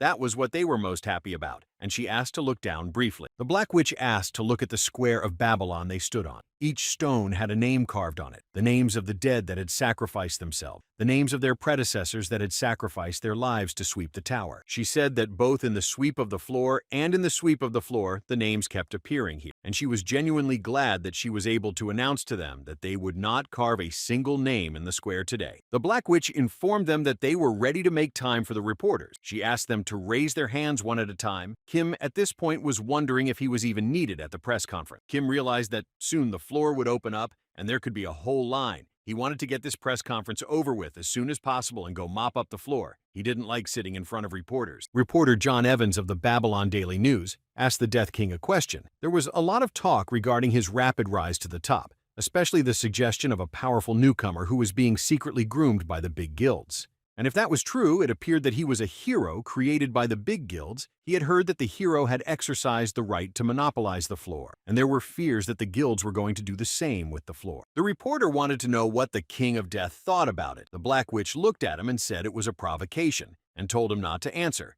It would settle down on its own later, but Kim was going to answer his not simple question. Kim explained to her that people like that would have started showing up anyway in the future, and at least once he had to make his position clear to them, he said it was fine and he was ready to give him an answer. The Black Witch began to worry about his answer and told him not to come forward too much. They would be able to cover up any mistakes he made. However, if he actually came forward, even she wouldn't be able to control the press. Kim looked at her and answered her with complete confidence that there wasn't a calmer person in the world than him. Kim reminded her that he was also a soothsayer, so she could be calm and everything would go well. He took the microphone and checked it was working. He greeted all the reporters and said that he was a hunter who was nicknamed the King of Death. He was pleased to meet them. Kim looked at the reporter and he noticed the hard look he had, and there was only one possible reaction to him. Kim said he thought the question came from the fact that he wasn't good enough, which shocked everyone there. He knew it was enough for him to react the exact opposite of how a summer spirit would react to such questions. Kim repeated to the reporter that he thought that this voice of alarm came from not being good enough. Kim realized that he didn't have the experience or eloquence as the head of the Black Dragon. However, he had knowledge that others didn't have. He knew the interview of the most arrogant hunter in the world who was boorish to all the reporters. It was the Summer Spirit. He remembered that the head of the Black Dragon had promptly ended the scandalous press conference of the Summer Spirit. He kept pouring oil on the fire, and scenes of him berating his parents, berating his wife's parents, and generally profane swearing went out into the world. Kim realized that if you completely reversed the worst, you got the best, he said. He was overrated. Without the help of the head of the Black Dragon and the Holy Sword here, there was no way he could have made it to the floor alone. He added that he did try his best to reach the goal of 0 casualties among the hunters, but he personally didn't consider it a feat. He was only doing his duty as a hunter. Kim said that he was not going to assert his privileges. That was why he had given all the guild leaders the rights to floors 1 through 2. Since the floor was a kind of green belt zone where the local citizens of the tower lived, he decided that he would be satisfied with the role of floor manager. Kim smiled and told the reporter that he was done answering his question. He asked if he had any more questions, and the disgruntled reporter said that he did not. Kim thanked him and told him that if anyone had any other questions, he had some time to answer them. He realized that his backward strategy had worked. The reporters raised their hands again, hoping that the King of Death would pay attention to them and they would be able to ask him a question. Kim thought that the Summer Spirit was always a compass for him and decided to start with the 100-question paper. They decided to end the conference, and the Black Witch said that they realized that they were all interested in their new hero. But alas, they had very little time left before the next floor opened. The Black Witch said that their day off was coming to a close, so they were going back to sweeping the tower. She asked them to be sure to keep an eye on them. They cared about their interest and their warm support. She promised the reporters that all the hunters would try their best to avoid casualties this time too. She smiled and was about to leave when suddenly one of the reporters shouted a question at her. The reporter begged her to answer the question that was of interest to all the readers. He asked the head of the Black Dragon and the King of Death what was the relationship between them. Kim, hearing the question, froze in place and didn't know what to say. The Black Witch looked at him and smiled and said that they were more than friends. They were comrades in arms. That was their relationship. The reporters couldn't understand what she meant by that. The reporters wanted to know what she meant when she said they were more than friends. The Black Witch replied that they were comrades in arms, which meant more than friends, and that was it. She wanted to dispense with misunderstandings and misconceptions. She stood up and said that the Black Dragon press conference was over at this point. She once again expressed her gratitude to them for their attention and support. The reporters wanted to hear an explanation about her last words. They asked what the Death King thought about her words. Kim was quite confused and didn't know what to do. Then the Black Witch said it was time for them to leave. They couldn't believe that she had piqued their interest and just started to leave, to which the Black Witch replied that she loved the dramas. As she left the stage, she said that the best memorable part was the heated passions at the end of the press conferences. The Black Witch exhaled, took his hands, and said that it was perfect. His sincere behavior was the best course. People liked heroes, but they liked heroes who bowed their heads to them the most. She added that he didn't look servile while doing so. That balance was perfect. She hadn't expected that he had a talent for manipulating public opinion. It was incredible. She wanted to know what he had been doing so far since he only showed up now. The Black Witch said that if he needed anything, she asked him to tell her right away. If it was in the tower, she could get him anything. He said what she said about their relationship was more important. He was really surprised. She replied that it wasn't a big deal. She had deliberately thrown up a smokescreen. The press would still put a romantic relationship on him even if it didn't exist, so it was safer to focus all the attention on her. The Black Witch asked him not to worry. She had been single-handedly fighting public opinion for years now, and in this area he could trust her completely and leave it all to her. They didn't notice as the time for the floor to open approached. People started counting down. They only had seconds left, and when they finished counting, a hologram of the goddess appeared and congratulated them on crossing the floor. The rear spirit, seeing her, told him to be vigilant, because now was not the time to get excited about the celebration. A completely different scene would open up on the floor, and he had to be ready for anything. The goddess informed them that they could have stayed forever on the first floor of the tower, a haven for fugitives. They could have chosen a peaceful life, but they dared to go through the floors as well, to see with their own eyes where the end of this tower was. She raised her hand overhead and began moving all the hunters who couldn't understand what was happening. The goddess added that in such a case, it would be fair to answer their urge. The goddess said that the people who dared to ascend the tower, and the people who gladly accepted the new name and became fighters of the tower, from now on, only chosen warriors could take on the noble duty. She carried them to the floor where they were met by an unknown young man. He greeted them, saying that the anxiety of their humble steward was so great that one day seemed to take 3 years. He said that they had entered the great library of omniscience. He told the warriors ascending the tower that despite their long absence, all was well. Life is a process that begins with an encounter and ends with it. Waiting is only something akin to the seasoning that gives the flavor of life. The system notified that they were greeted by the constellation of the manager of the room library. He said that they should have observed etiquette once more and bowed to welcome them to the library. The goddess moved all the hunters who were in various places, not realizing that they might be on the floor. Among the hunters was a man who was taking a bath and was completely undressed, much to his embarrassment. The manager noticed him and apologized for not being attentive enough, and he tried to remedy the situation by putting a black box on him. The hunter sadly said it was a relief to him. The Black Witch asked him who he was. He replied that their humble manager was a nameless, unremarkable man, just that he was the manager of a barely large library. He said that compared to them, he was more like an unimportant third-rate character, and if it were up to him, he would prefer that they treat him as if he were not important at all. Kim looked around carefully, remembering his words that this was hardly a large library. He said that in his opinion it was a whole world of libraries. The manager noticed him and decided to approach. He knew that the King of Death was in front of him and asked him to leave the extra wariness behind. Their humble manager only wanted to greet him. He would do them no harm. The manager said that they were like epic heroes to him. The poisonous serpent didn't understand what exactly he meant by that. He pulled out 2 books and answered him that his hobby was reading different books, and they were like the heroes from the book. He explained that the books collected in his library were not ordinary books at all. The manager said that they were books that were related to the worlds in which the tower was built, and their history as well. The manager understood that they wondered why only they were called out of the vast number of warriors. The reason was simple, because they were the only ones with the names of the actors in their worlds. The hunters quickly calculated that all of the people gathered here were warriors who had nicknames. They were shocked that only those who were able to get another name were summoned to the floor. The Black Witch couldn't believe it. She asked why other people weren't summoned. The hunters wanted to know that did they really only have to sweep the tower with the number that were summoned to the floor. He asked them not to worry so much. They had saved the Empire with just the 3 of them, and more than 100 times that number of men. He said that they would not have had the slightest trouble getting through the scenes he had prepared. Kim asked to begin the walkthrough. The King of Death told him that he understood that the manager was excited for meeting people for the first time in a long time, but they would like to get up to the floor faster. The manager was surprised by what Kim told him. The manager said that he had forgotten to give them the quest out of joy, but he didn't like having to explain everything in words, so he decided to demonstrate their quest to them using books from the library. He pulled out some books and he wondered which work would touch them the most. He started going through the books and said that this apocalypse was too boring for them, and a few moments later he found the book they needed. The submissive manager decided to warn them in advance that it was for illustrative purposes, and asked them not to be too frightened, and revealed the book he thought was most appropriate. He explained to them that he was the manager of the library, but as he had said, the records collected in his library were not some simple books. You could tell that they were much higher level.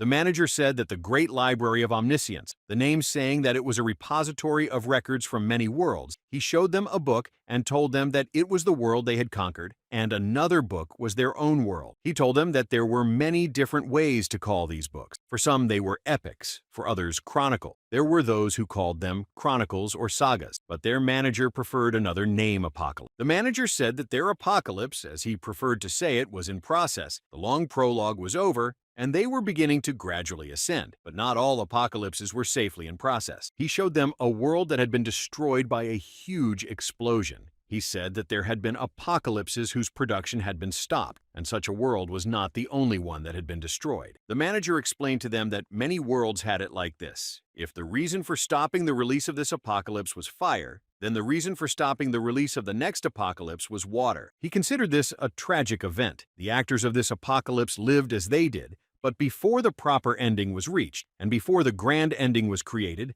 they saw the end of worlds come due to various causes. The submissive manager, closing the apocalypse book, said that everything ended for an infinitely unfair reason, and he personally called it a termination of release. But people just called it destruction. After what they saw, many hunters threw up right on the floor in the library. The spirit of the rear said it was no surprise. They were continuously shown things that were hard for the average person to endure. The submissive manager said that their quest was simple enough. They needed to pick 8 discontinued apocalypses. He only wanted to read to the end of those apocalypses. He added that they needed to personally enter the 8 apocalypses they chose and save them from the threat of discontinued release. That was the quest of their humble manager. Some of the hunters kept throwing up on the floor, but no one was cleaning it up. Then the manager asked who would clean it all up. He wondered if they had been taught the basics of decency. It was only through the efforts of all the users that the library could be kept clean. He clapped his hands, and out came the bookmark maids. He turned to the hunters and said that the bookmark maids would now serve them until the cleaning of the floor was completed. The heretic inquisitor was delighted with them. The tab maid went over to the Black Witch and brought her a cup of tea. She looked at them carefully and asked the manager if they were monsters. He replied that she could assume they were.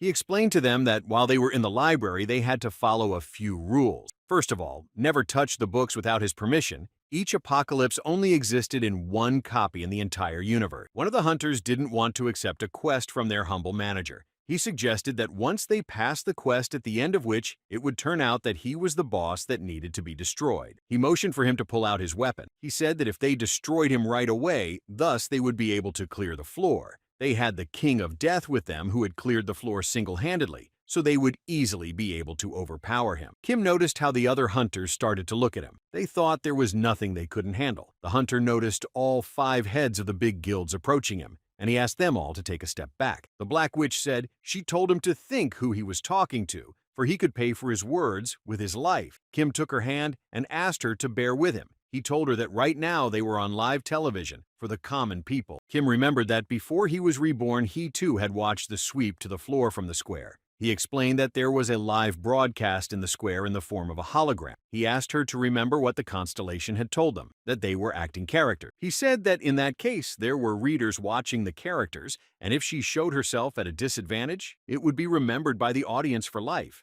The Black Witch replied that what really mattered in this scene was how they would have brushed it off. Kim confirmed her words. He said that they were already in the work of the Great Library and that they needed to think about their actions. The system notified him that he was being given a reward for clearing the floor. He had received the blessing of the God of Beauty. He could now observe the interest level of the current characters from floor to floor. Kim, after receiving this reward, decided to test it out right away. He opened the character window and applied the skill on the Black Witch. He wanted to find out a little more information about her. He found out what genres she liked and what she didn't. He found out what characters she preferred. Kim found out what level of interest she had in him. She noticed him looking at her and asked what was wrong. Kim said everything was fine. The Black Witch asked him if anything was wrong, make sure to share it with her. The rear spirit couldn't help himself and started laughing very loudly at him. He started mocking him, and that's when Kim decided to watch his character window. The rear spirit stopped laughing and got angry at him for this act. He wanted to destroy him and asked him to close his window immediately. Kim replied that he better bow his head to him, otherwise he would open his window of his thoughts to the floor. The hunter was determined and wanted to destroy the library manager. Looking at him, the manager asked him if he thought well, because with such a staff, he was really something like a monster boss. The Holy Sword told the hunter that he was being stupid. They had already forgotten the destroyed worlds he had shown them. If he wished, he could have thrown them into a similar world, and they still decided to put up a fight. He thought they were crazy. He added that if they decided to have a group lynch, he wouldn't interfere with them. The hunter looked at the others and shouted for them not to be afraid. He said that all the big guilds were rogues and told them to stop submitting to them. The manager asked him if he was done communicating with them. He said he was done and there would be enough hunters for that little guy. The manager apologized and said he really didn't like cliches and said he decided to end things quickly. He opened one of his books and the apocalypse that was inside it began to consume them. The manager said that in this apocalypse, humanity was wiped out and only one mage was left alive. The manager said that as a result of all the adversity, the mage had become closer to a monster with tentacles rather than a human. He was quite attached to this main character. He ranked about 9th in the top of favorite character. He explained to them that this mage's special technique was seal magic, and he had a guest host relationship with him. As payment for occasionally handing him ingredients, the mage was happy to fulfill his requests. The manager told her that the mage's hobby, donning a maid costume in his work, all of humanity but him had been destroyed, and it would be strange if he managed to retain his sanity. The Black Witch was shocked at his stories. The manager noticed that it was cleaner and that they had dealt with the useless secondary characters. He asked them if they now had a desire to be the main characters. They began to sort through the books to find the 8 books they needed. They had already gone through quite a number of books. The Inquisitor Heretic said that they had hardly gotten to the floor as already a person had dropped out. He was kind of weary. The Inquisitor Heretic said that advancement always required sacrifices. They had put those sacrifices on their shoulders and would advance in the sweep even further He calculated that they had only lost a man, and that was a great fortune. Kim decided to take the whole process into his own hands, and the first thing he did was ask the heretic inquisitor to sit with his mouth closed, because the more he talked, the more their morale dropped. He stood up and said he understood. They couldn't be careless in pouncing on this constellation. Now they could just quietly follow the quest that the library manager had issued. He said that following the quest wouldn't become costly for them. Kim thought to himself, he was now third in the top. Here he was a hunter with the third most powerful right of opinion. He needed to get used to the slanted glances as well. So he decided to start commanding the hunters in the library. He asked everyone to look carefully again at the quest window where they read the terms of the quest. Kim told them that the most important thing here was the last part. He wanted to see if they knew what it meant. Kim said the reward could vary as much as they wanted depending on what world they saved. If they saved a world full of diamonds, that world would be their floor. He said the diamonds were just for an example. What about a world rich in various resources, water and food? Then they would be self-sufficient. Kim realized that they could solve the food problem even without the help of the outside world. He picked up a book and opened it. The poisonous snake was scared that it might devour him, but to his surprise, nothing happened. The manager said that until he would activate the ability, the apocalypses were just ordinary books. He informed them that he had carefully hidden forbidden books that could be dangerous, even if touched. Kim asked if everyone understood what the manager had told them. He called all the hunters over and told them to start reading the books. They needed to pick the ones they could get through, and that would benefit them. He picked up a book called The Tale of Sormwyn Academy, and he realized that the apocalypse world that opened the scene of the 20th floors, for example, its content started with a couple in love, and the guy confessing his love to her, and after that, and the world was destroyed. A novel that was read with great interest suddenly ended with the world being destroyed. Any reader would have exploded with anger, and the fact that this world was real was even more upsetting. Kim realized that each book had its own complexity and its own content.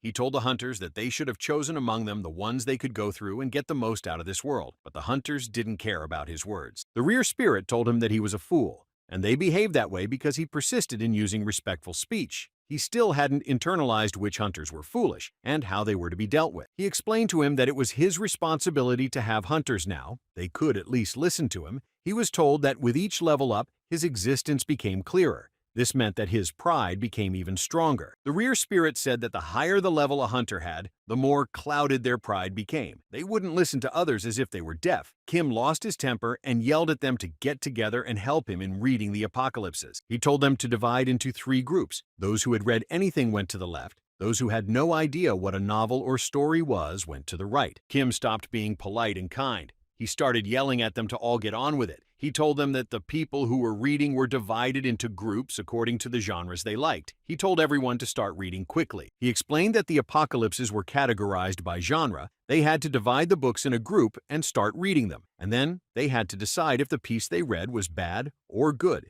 The heretic inquisitor raised his hand and said he didn't know what a bad work was. He showed him a book called Surviving the Volcano and said this is what a bad work looked like. He said there was a new Adam and Eve. Wasn't that beautiful and romantic? Then Kim explained that it was no use for them to save them because there was already a nuclear war going on and that world was full of radiation. Kim knew that the summer spirit up to the floor was clearing out areas with magma or volcanoes because he was immune to fire. He figured he just had to try harder and then there would be a treasure trove in the tower. He didn't even think about the other people. He asked them if they understood what they had to look for, the depth of the story, the character of the main character they shouldn't be interested in. They should just read, and if saving the world was definitely beneficial, and he stopped talking abruptly. Kim looked at the Black Witch, apologized, and said she was in the mystery department, to which the witch replied that she didn't know that, but he had seen in the character window that she liked romance novels, and didn't understand why she was in that department. He wondered if she didn't want to let the people around her know that she was a fan of romance. He noticed that there were very few people in the romance group, while the Marima department was full of male hunters.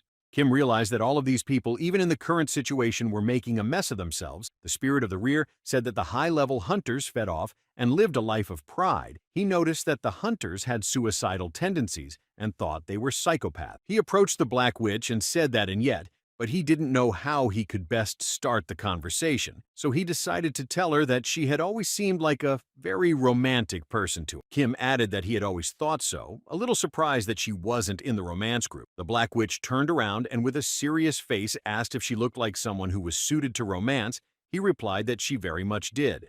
He replied that it was unclear why she wasn't in the romance group. She turned around and went to the romance group, pretending that she couldn't argue with him. She said that she had never read romance, but decided to take a new challenge and read. The heretic inquisitor, smiling, said it was incredible. It had never happened before. The head of the Black Dragon would get up if he had already sat down somewhere. He was fascinated by the King of Death. Kim noticed that the Inquisitor heretic also read mystical novels. He replied that he knew Sherlock Holmes and Dr. Watson too. That's why he chose this group. Kim opened the character window to see his preferences. He was amazed that the heretic Inquisitor had what was inside was outside. The Inquisitor saw that Kim was silent, and thinking about something, he asked him what happened to him. Kim walked over to him and told him that he was now in the fairy tale group. Kim informed him that he was alone in the fairy tale group. He had to single-handedly study all the books related to this genre. The Inquisitor thought that this was a big responsibility for him. The heretic Inquisitor told him not to worry. He would study everything in detail in this group. Kim thought that although there was not a single fairy tale book among the hundreds of apocalypses, he wondered which fairy tale would end with the end of the world. Kim exhaled and thought how the human could lie about their preferences. He was shocked by this. They really were all abnormal. They hid their true faces and lied all the time. He walked over to the hunter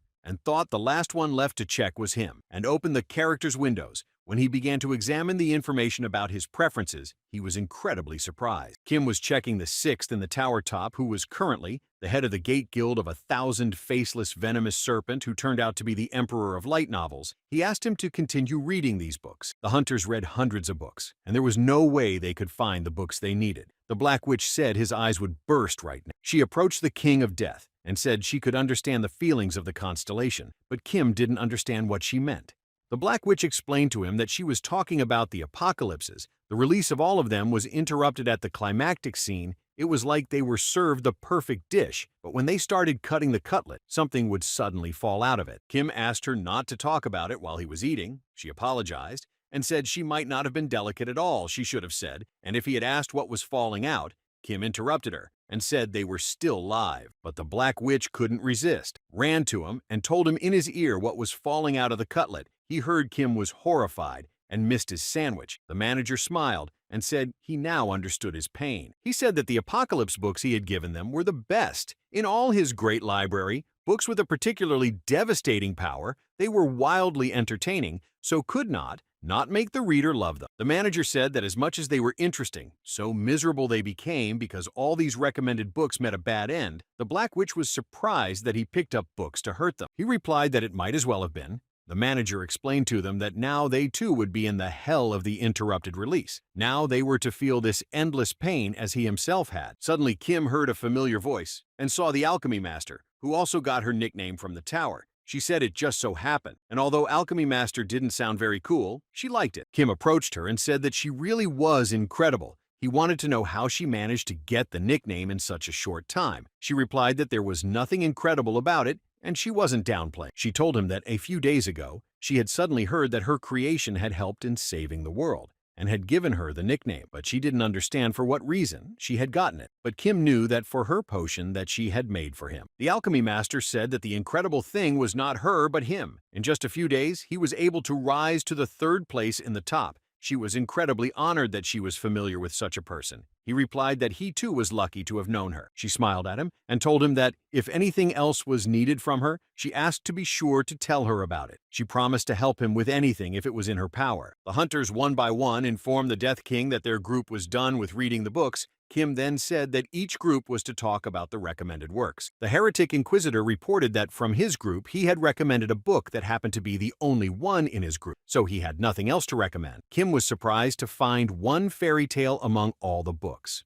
Kim looked up the fairy tale, Mine and Our Sacrificial Lamb, and thought it was imperative that he made sure to check out Apocalypse once, which the Inquisitor recommended, regardless of the difficulty or reward. The Holy Sword came out next and said that they highly recommended a book from the Marima group, Chronicle of the Heavenly Demon. The reason for the recommendation was simple. The protagonist had all the books on strong martial arts techniques. The Holy Sword said that if they could save this world, they would get a library that held the strongest skills. It was a chance for their hunters to rise significantly. Kim thought that if he, in the Marima world, had fallen at the hands of every master, he would have gotten even one A-class skill. The spirit of the rear told him that his insatiability for skills was the same.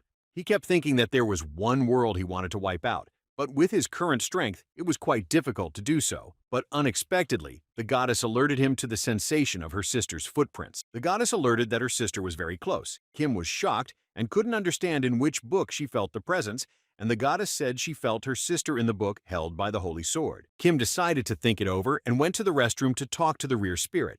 He pulled out his sword and told him that he needed to fall once before going to Muram so he could go on the quest. The rear spirit and the goddess didn't understand his intentions. He explained that Rafanta Aijim was the founding emperor who made the goddess with the sword. Even without the knowledge of who he was, you could understand that he had definitely traveled to different worlds. Kim had said that the goddess was originally in the world of Aijim's empire, but the other blade was now in Muram's world. This meant that he had to travel across world. Perhaps he was a sort of tyrant to them. He thought that someone was skillful enough to be able to start an empire and was strong enough to split a constellation. He wasn't a simple master madly rushing into Muram, but Kim wasn't invincible either. Kim realized that he had hit the top, almost single-handedly defeated the Demon King all over the city only he was heard of. Now he was also giving orders to hunters who had been given nicknames. He worried that if he ever stumbled, he would become careless. He wanted to know what kind of Aijim they might have encountered in the Celestial Demon Chronicles, but right now he had no information about him. The rear spirit wanted to know what Kim specifically was going to do. The rear spirit told him that it was impossible to find out information about Aijim, but Kim replied that it wasn't true, and that he had the sword of the goddess of protection, and it was divided into 5 parts, but it was still a constellation.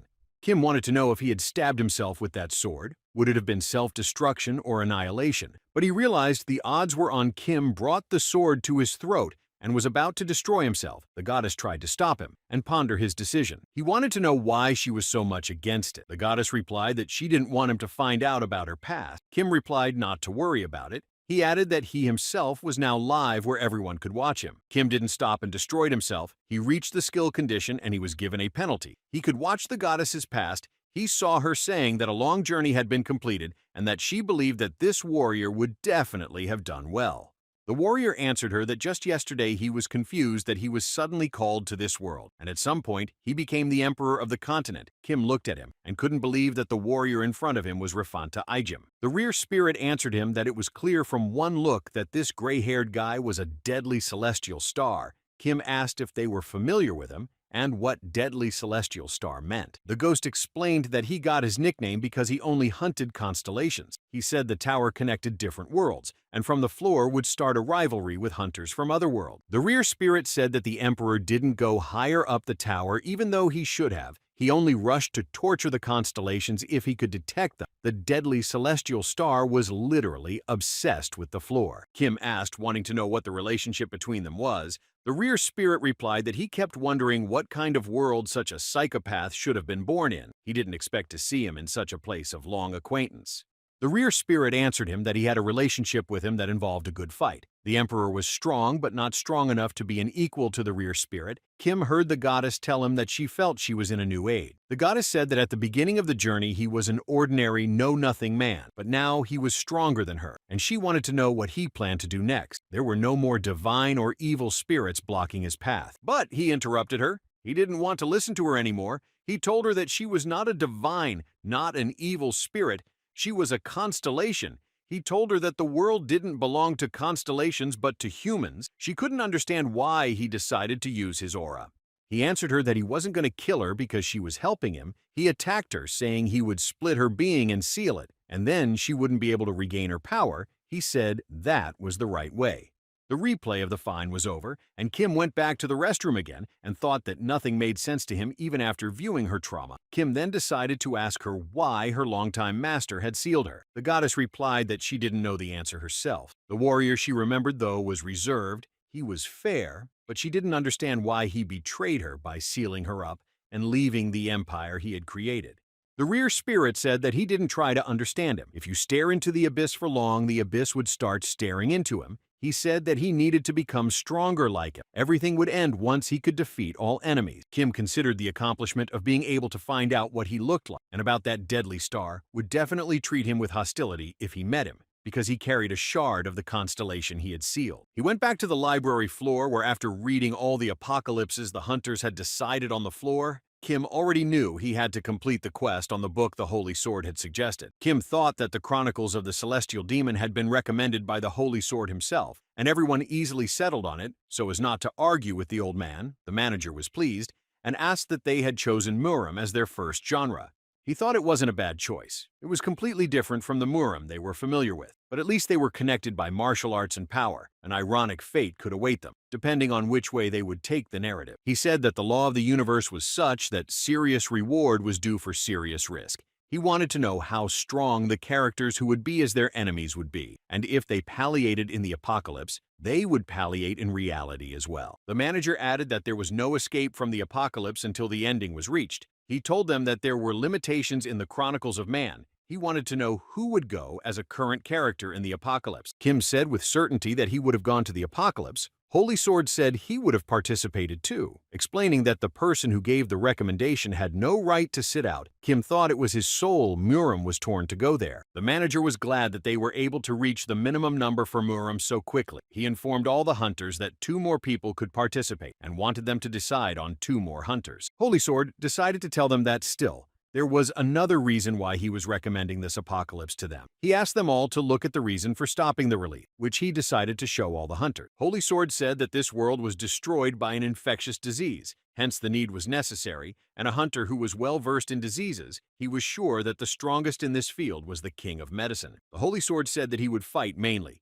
but if he lacked his strength, the King of Death would come to his aid. And if the Medicine King dealt with the disease, they could pass the apocalypse with the 3 of them, without too many casualties. But the Holy Sword didn't have time to finish. He was interrupted by the King of Death. The old man asked him what he wanted to tell them. Kim looked at them and said that he would like to take someone else with him, and pointed his hand at the Alchemy Master. The Alchemy Master couldn't believe he wanted to take her with him to go through this apocalypse. All the other hunters didn't even know who she was, but Kim had more confidence in her than he did in the old Medicine King. She answered him that it hadn't even been a week since she had gotten her nickname. He thought she was incredibly weak. Kim took her hand and told her that among the people he knew, she was the most capable alchemist and doctor. Kim added that she herself had recently said that if he needed anything else from her, he could ask her for it. She told him that she would help him with anything if it was in her power. He smiled at her and told her that if those were not idle words, then he expected her to provide that help. And if she was considered weak by anyone, then they needed to pay for their words. He was sure that she was the one who was to go with him to fulfill this quest. The other hunters were upset that all 4 seats were taken, but they didn't even know who this girl was. The King of Death interceded. The Holy Sword looked at her and said that he had met this lady once before. The Alchemy Master remembered how the old man tried to destroy the Death King right in her store. She was scared and hid behind him. The old man told her that there was nothing to be scared of. He and the Death King had already dispelled all misunderstanding. The Holy Sword said they would be going to an incredibly dangerous place.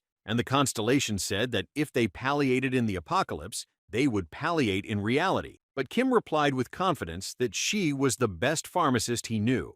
The rear spirit looked at the old man, King of Medicines, and said that he made some pretty good mixtures on his own, but he wasn't the best if there was an alchemy master among them who was stronger than the old man at making medicine. The Holy Sword hesitated. He thought that she must be unorthodox if she was recommended by an unorthodox Death King, but he wanted to teach them a lesson so that they wouldn't become arrogant. Kim saw his thoughts and realized that his temperament remained in place. Kim realized that his rear spirit was also judging the pharmacist only on looks as his rear spirit did. The Medicine King was sure that the girl was not his equal, and they were just kids who needed to be put in their place. The Medicine King said it was funny that after passing one bump, he bragged as if he had crossed a mountain. He said it was as if he was looking at himself when he was younger, and it was ceasing to please him, even boring him. The old man was pissed. He told the Holy Sword that Kim was pretending like he knew everything. It was pissing him off. It was just like when he made about $1 billion in Silicon Valley in his 20s. The Holy Sword asked him to calm down and get a grip. Kim stood back and thought it wasn't likely. The power of the Medicine King making the invincible Holy Sword go backwards, Kim was shocked. The Medicine King replied that he was putting up with their chatter and the Death King's actions as best he could, constantly glancing at the Holy Sword, and he ended up dragging a pushy maiden along. Unknown to him, Kim didn't interfere in their squabbles. He watched. The Alchemy Master couldn't stand it and said they could call her names, but she couldn't let Kim be insulted, even though she was very afraid of them. The old man laughed and said she was acting like she was covering for her husband. The Holy Knight told him to stop laughing with her. She confirmed that she was an outstanding pharmacist whom she met through the King of Death. She supplied the Vigilante Squad with countless excellent medicines. The Medicine King listened to her. hesitated, and replied that for the level of the vigilante squad, it could very well be. He said that she didn't know the sky. That was why she considered the ceiling as the highest point. He considered her guild unworthy to enter his store. The rear spirit couldn't understand why Kim stood there and just listened to his insults. Did he really enjoy being a punching bag? Kim answered him that it was nothing like that. It was just that circumstances didn't allow him to touch the old man. Kim knew that they were now live. He asked the rear spirit if this wasn't the best timing. The people watching the old man's behavior were extremely outraged by his behavior. He thought it was the perfect time and place for both the debut of the master alchemist and the retirement of the old evil drug king who needed to be put in his place in a different way. Kim suggested they have a competition between the pharmacists. Kim explained to them that he would provide them with ingredients, and they would try to brew a potion from them. They could easily find out who was the best, after all, simply by comparing the effectiveness of the medicines they concocted. The alchemy master approached the King of Death and said that she was angry that this old man was insulting him, but he was still called the King of Medicine. She doubted her powers a lot. Then Kim took her by the shoulders and was going to say important words to her. Kim told her that he believed in her, and now she had to believe in herself and her powers. She smiled and said that now she was sure she could defeat the evil old man, and they started brewing potions. The Holy Sword thought Kim was overdoing it. This old man's pharmaceutical store was elite. He had an appointment a month in advance. The King of Death and the King of Medicine, though they were both kings, the age difference was obviously taking its toll.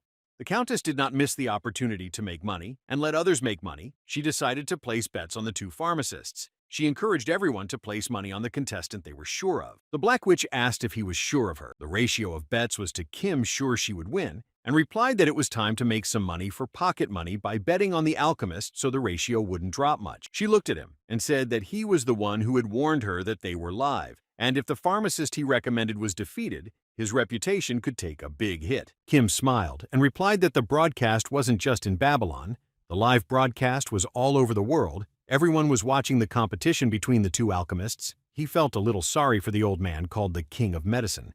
The Medicine King was the first to prepare his medicine and told them to bow their heads before his creation. He made a special restorative mixture. With it, even a mortal wound could be healed. People were delighted with his potion. Some people wanted to buy his medicine at once, but the old man replied that he sold his potions strictly on a first-come, first-served basis. The alchemy master apologized and said that she had also finished her medicine and showed it to them. It was incredibly blinding. The alchemy master prepared a strawberry catfish potion. It was very rare and was around divine level. She said that with proper storage, it would even help regrow a severed body part without complications. She took the old man's potion, examining it carefully. She said his cure was simple enough. She couldn't believe it was all the great King of Medicine was capable of. She smiled and realized she had beaten him. Kim looked at her and thought, was she really the kind of person who was filled with great power when they thought they were useless? The old man looking at her couldn't believe she was better than him. The old man said she was just lucky. He added that youngsters had that. When he made $1 billion in 10 minutes on Wall Street,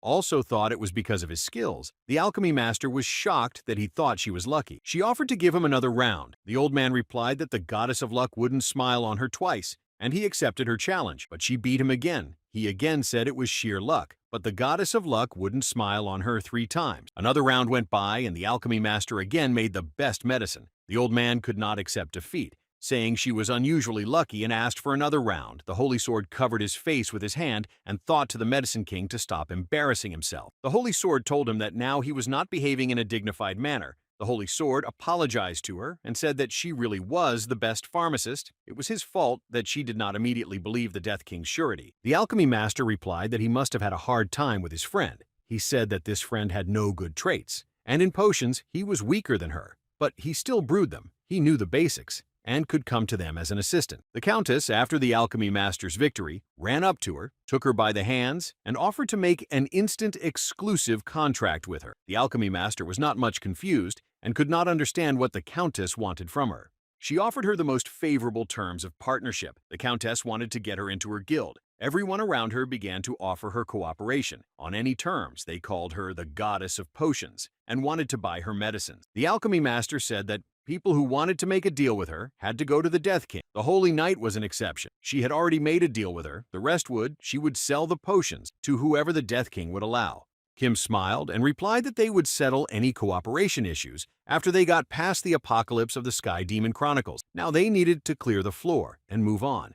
The manager said it looked like the choice of actors was complete. He reiterated that if they palliated in the apocalypse, they would palliate in reality. The way to get out was one. They needed to avoid the risks of stopping the release at all costs. He added that they had to bring everything to a proper finale. Kim asked him what was meant by a proper finale. The manager replied that it all depended on their decision. They could eliminate the disease and save Muram, or they could take over Muram using the disease. Kim asked him to send them into the apocalypse, but suddenly the students of the poisonous serpent asked why their teacher was not going with them. They thought this world was made for him. They thought he was worthy to go with them. The poisonous serpent said that the world of people who honored martial arts and unity, that was Muram. He added that even though his homeland was completely different, he had long ago made his soul's homeland Muram. But Kim could see that he didn't want to go there. He said that they had to understand why the guild he had created was called the Gate of 1,000 Faceless Ones. He said loudly that he should definitely go there, but in his heart, he very much did not want to go there. The Holy Sword looked at him and said that it felt like it was the only place he wanted to go. The poisonous serpent decided not to repeat his words, otherwise they would think that he was just grumbling.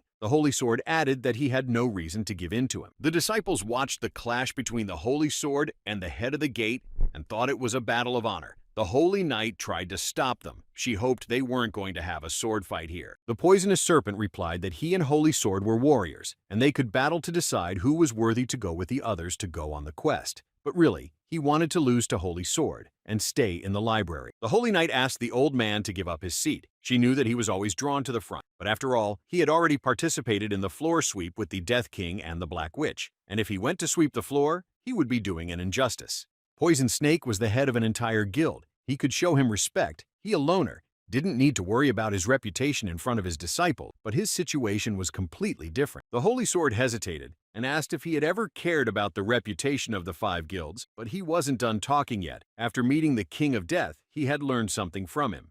He said that lately, he too had been thinking that he should take care of his conscience. Kim was surprised that the old man had made such a decision, but now was not the time. He hoped that the old man would have gone with him. The Holy Sword turned around and said that this time he was giving up his place to the poisonous serpent and there would be no battle. The poisonous serpent replied that he should have done it sooner. He had bet his life on it. Now he was forced to go with them. The heretic inquisitor hugged the Holy Knight and said that it was incredible that she was able to talk the Holy Sword into giving up his seat. But the Holy Knight replied that he just accepted her point of view. The Medicine King suggested that they should already go for the mop. They had already wasted too much time. It all reminded him of his younger years. He considered himself the best pharmacist of all time, despite losing to the young girl. The alchemy master told the King of Death that she was scared. She was certainly better than the old man at potions. It was an unshakable fact, like Galileo Galilei's heliocentric theory. But she doubted herself. The poisonous serpent said she had nothing to fear.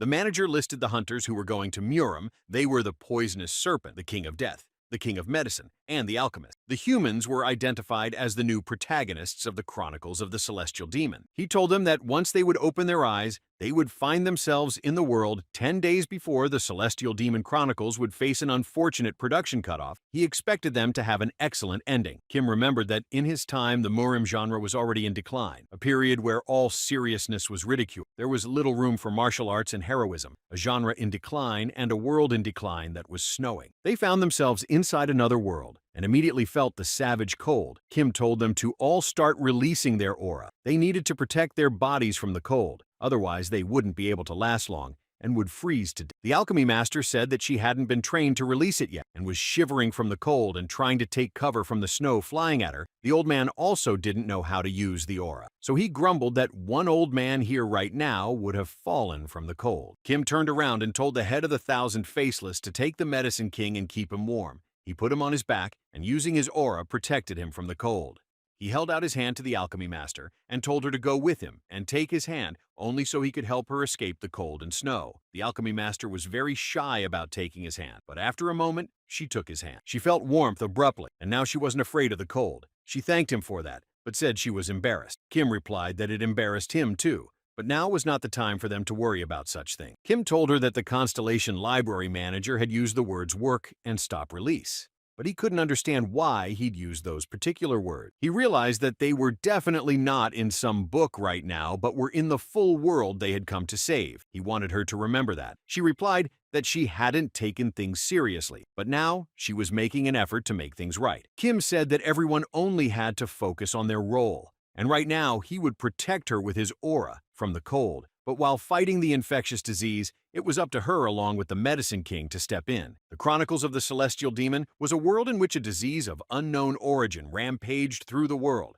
and the Celestial Demon fell sickened by it. All other authorities were also destroyed. Kim thought the description couldn't even count 50 syllables, but there was no mention of the bone-chilling cold, nor was there an incredible amount of snow. But they had another task before them. They had come to this world to find out what had happened here so badly that the person who called herself a heavenly demon had fallen. The alchemy master shouted that she thought there were people in the distance. They were to find out what disease of unknown origin had managed to bring this world to destruction. Kim decided that they should have traveled toward the people the alchemy master had spotted.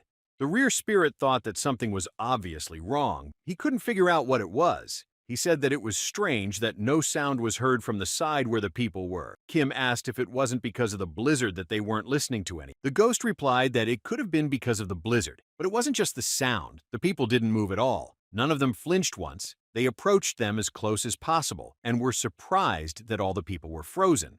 The alchemy master put on her gloves and dared to approach the frozen person. That found out more information. She took a piece of skin and said that it was indeed a real person. She tried to analyze it. The Medicine King said that according to his skill of diagnosing a living being, it had been 2 years and 3 months since the death. The cause of death was infectious disease. The analysis of the mobile hospital said it was an unreported disease. He said that the cause of death was the same for all of them. It was not death by frostbite. Since it was death by disease, they should have fallen lying on the ground, but they were all standing, and that surprised him the most.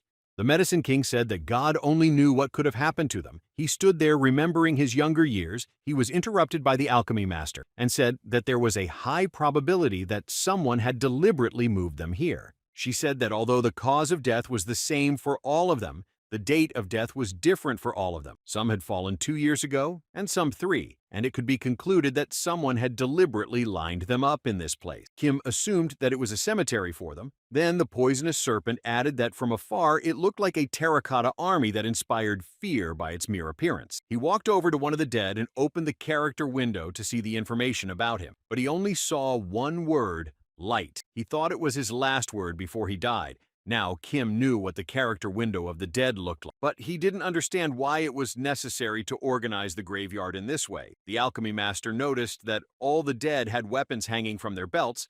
The serpent wanted somewhere to hide, even though it was warm from the aura. They needed a place to sleep. Suddenly, Kim heard a conversation between 2 people. The man was saying that today would be the end of the demonic way's rule over the world under heaven. The girl only laughed at his words and was ready to take the fight. She smiled and said that as long as she was fine and full of strength, the demonic path would continue to rule over the entire celestial world, and he could bid farewell to his Morum faction. The man thought her words were utter nonsense. He said that every creature that honored her demonic cult was stripped of its head with a swing of his axe, and all of its rotten high-ranking elders were killed by him as well. He said he was followed by 500 Morum masters. He wondered what stratagem she would use to stop him. She thought him naive, and replied that the blood ghosts had taken her secret orders and had only been in hiding for a short time. Kim suggested that they approach them quietly to better hear their conversation. The girl went on to say that he was very worried about her subordinates, but that he himself should be thinking about his subordinates. She asked him where all the pillars of the great clans he was so proud of. For a time deeply honored as the head of Morum, the old man had fallen so low.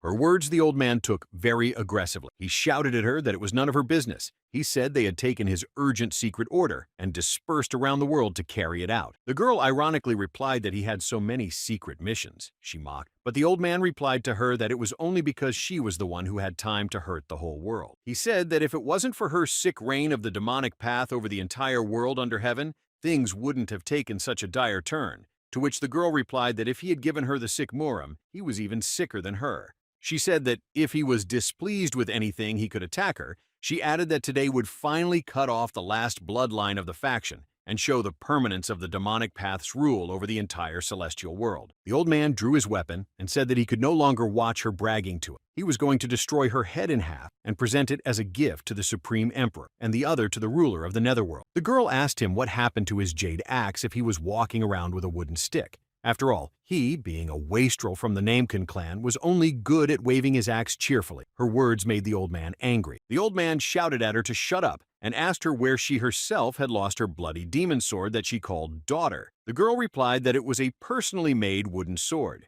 She said that the 1,000-year-old essence of the demonic path was put into this weapon, and she personally gave the name of the sword Demonic Cypress Heavenly Sword. The old man was surprised that she had now given a name to some kind of rod. The old man explained that the name Demonic Cypress Heavenly Sword was overkill and suggested the more modest name Wooden Whip. But the girl realized that it implied a rod, because it looked like a rod. The girl replied that if that was what he was saying, she suggested a new name, Demonic Wooden Whip. The old man held his head in his hands and could no longer hear her saying demonic everywhere. He didn't understand why people from the demonic path couldn't do without the addition of demonic. He knew that all her subordinates used that word. He thought they were an army of 4 demons. They got distracted and noticed that snow was starting to fall. The old man asked her, didn't she claim that the weather would be clear today?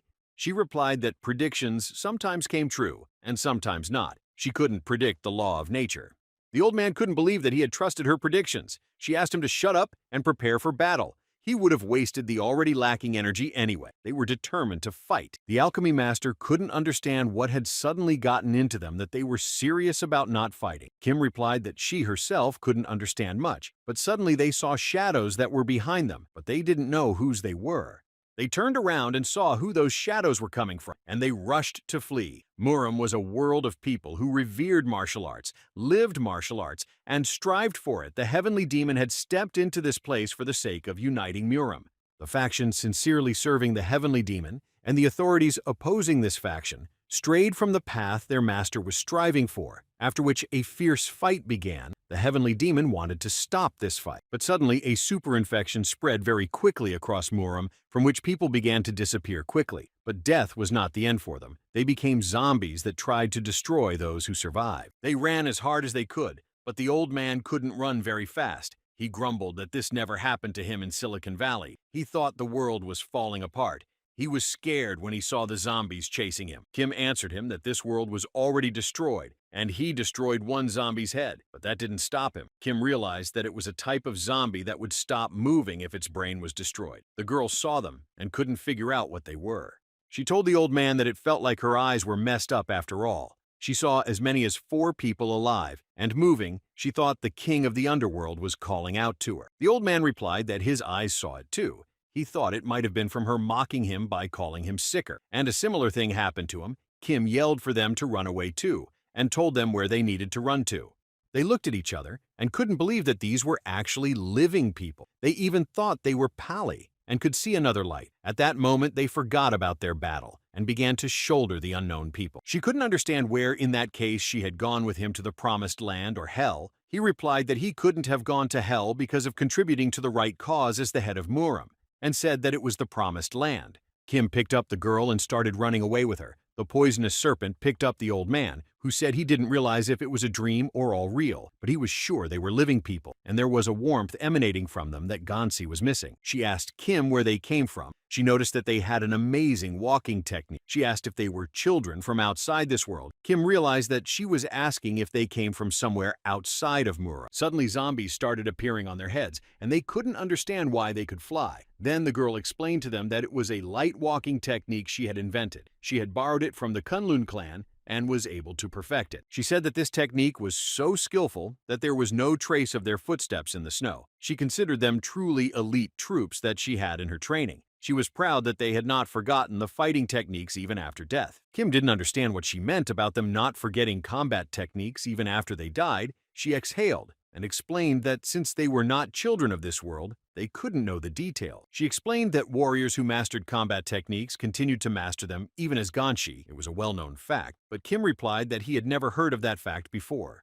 The girl said that the zombies that chased them were the best warriors of the demonic cult. They were trained to react to outsiders even in their sleep. She was very proud of the fact that even after becoming corpses, they used the light step technique. The Medicine King noticed that the zombies were catching up to them. He told the poisonous serpent that if they bit him, he would be the one to be his first victim. The poisonous serpent was puzzled as to who exactly had offered to take the grumpy old man along.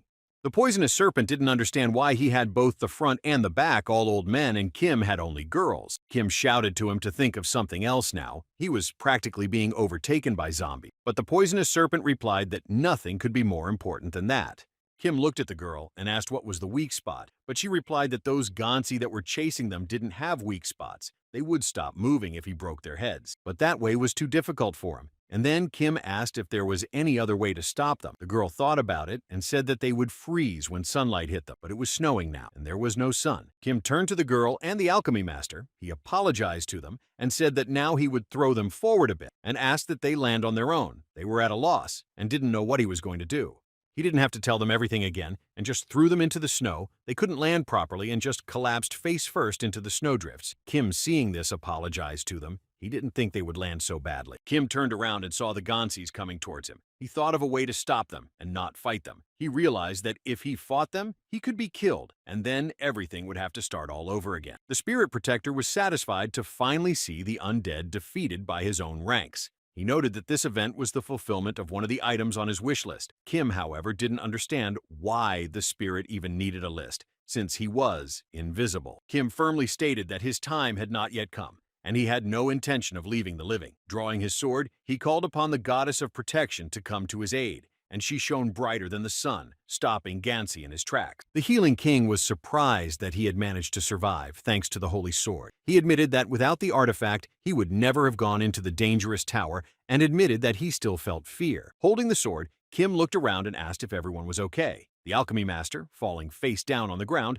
replied that everything was fine and thanked him for saving him. Poison Serpent remarked that he would avoid encounters with the undead in the future. Approaching Poisonous Serpent, Kim explained that while he was fighting the undead, he was taking care of others. The serpent asked him about his future plans and the reason for the delay. Kim replied that he needed to deal with his enemies quickly before they recovered, but it would take time. One of the girls asked him to wait and take his time. The girl began by thanking him for saving her, but warned that if Kim was going to decapitate Gansi, she would stop him. Kim didn't understand why she wanted to intervene. Kim assumed that there was a special curse placed on the undead that could pass to a new host after their deaths. However, the girl argued that all Ganshi were talented adepts of the demonic cult. She explained that the Ganshi were her students, and she could not allow them to finally die. The girl added that the great war that could have ended was on the verge of being over. The girl emphasized that each master was vital because of the shortage of people. Kim was shocked to learn about the Great War. Kim thought about the heavenly demon world that was on the verge of destruction. He remembered the words of the manager that the end of the world was only a few days away. She mentioned their joint efforts with the old man, but Kim interrupted her, introducing herself as Boo Wolson, the head of Muram, whereupon she went on with the story of the Great War that had lasted 3 years. The girl explained that the faction demonic war had begun today, and they had both risked their names and vowed that neither would leave until defeat was recognized. She added that even though the Gansi had been overthrown, but having mastered the techniques of the demonic path, they remained part of the cult. She warned Kim against killing her subordinate. The girl stated that if Kim dared to destroy any of them, he should choose those who wore monk robe. The old man then resented that they were elite warriors from the great clans of the faction. Boo Volson rebuked her for breaking her promise not to touch Gansi and end the war with their skirmish. The girl replied that promises existed to be broken. The old man accused her of immorality and of threatening Gansi. The girl was surprised to see that the faction leader was going to break his word and decided that he had shown his true colors. Kim was amazed at their behavior. While the world was crumbling, they continued the war. He couldn't understand why they didn't unite to save their world.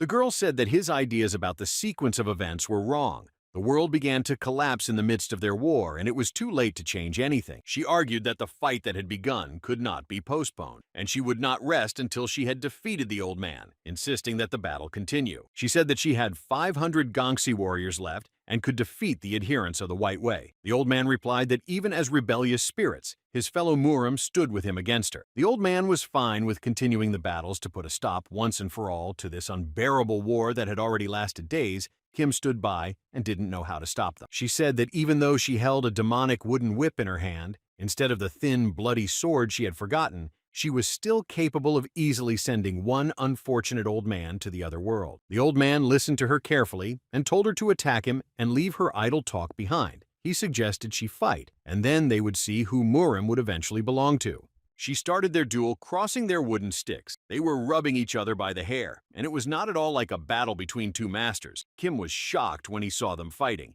He thought it was a horrible sight. The rear spirit said they had the right breathing and technique. Even by the standards of his world, they would be considered great masters. Kim thought he was joking, but he said it was like two dragons fighting over a pearl.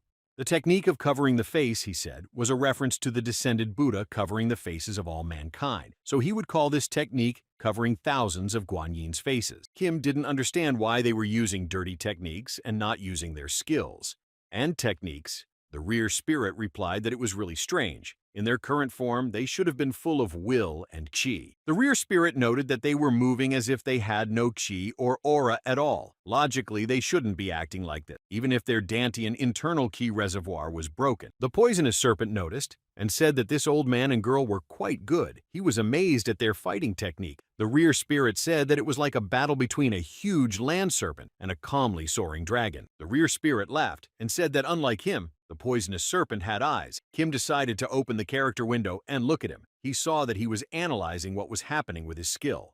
The alchemy master asked if they were really great masters. To her, their fight looked like some kind of child's play. The poisonous serpent replied that if everyone could see it, they would be shocked at how many techniques the masters used. The poisonous serpent was sure he had learned a lot from watching them, and was sure he would be able to teach his students when he went back. Kim said that everyone had a different view of the same thing. The poisonous serpent saw martial arts that way. The medicine king couldn't stand it and told them that he would have frozen to death here right now. He yelled at them how much longer they were going to fight here. He didn't understand why they weren't paying attention to them. He said they were like him when he was younger.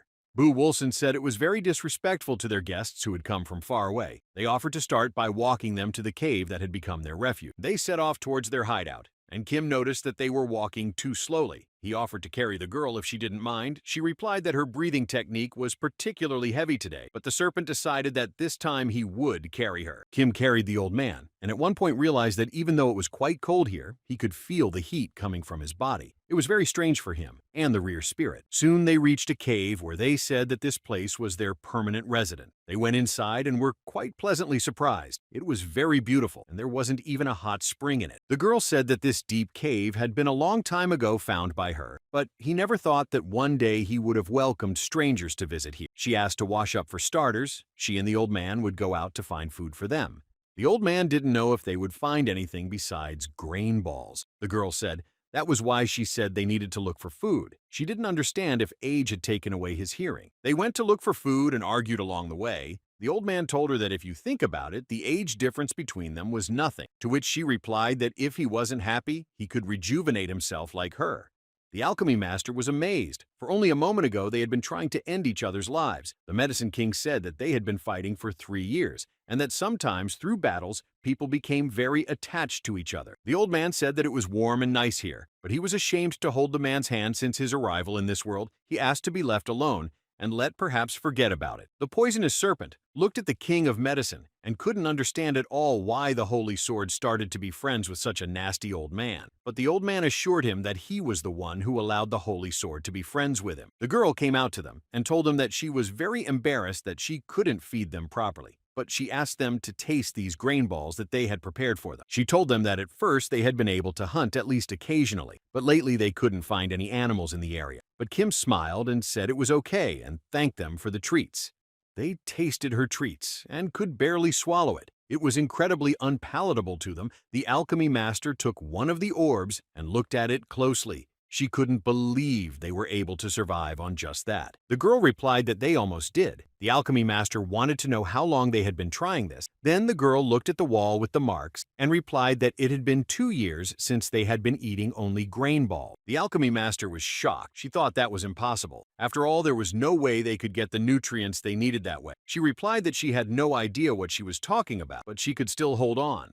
The medicine king said that it was no wonder they didn't even have the strength to walk through the snowdrifts with that kind of nutrition. He was upset that they didn't take care of their bodies, just like he did when he was young. So he got the food out and started cooking for them. The old man was unstoppable. He made a bunch of different dishes that looked quite exquisite. He said it was humble, but they needed to eat well, and while they were young, they needed to eat well. The old man told him that he and the demoness were actually many years old by now. The medicine king couldn't understand what elixirs they had drunk if they looked like that, and added that old people had to eat well, or they would have Polly sooner or later. Kim tasted his food and thought it was the most wonderful thing that had happened to him since winning the lottery. It tasted so much better than white mocha. Kim couldn't believe that such a flavor existed in this world. The alchemy master was also pleasantly surprised. Everything she hadn't tasted was incredibly delicious. The girl tasting his dishes confirmed that the food was truly unbeatable. She thought he was an imperial chef. The old man said that as the head of Muram, he had tried many foods, but he had never had such a treat before. It was much tastier than anything he had tasted before.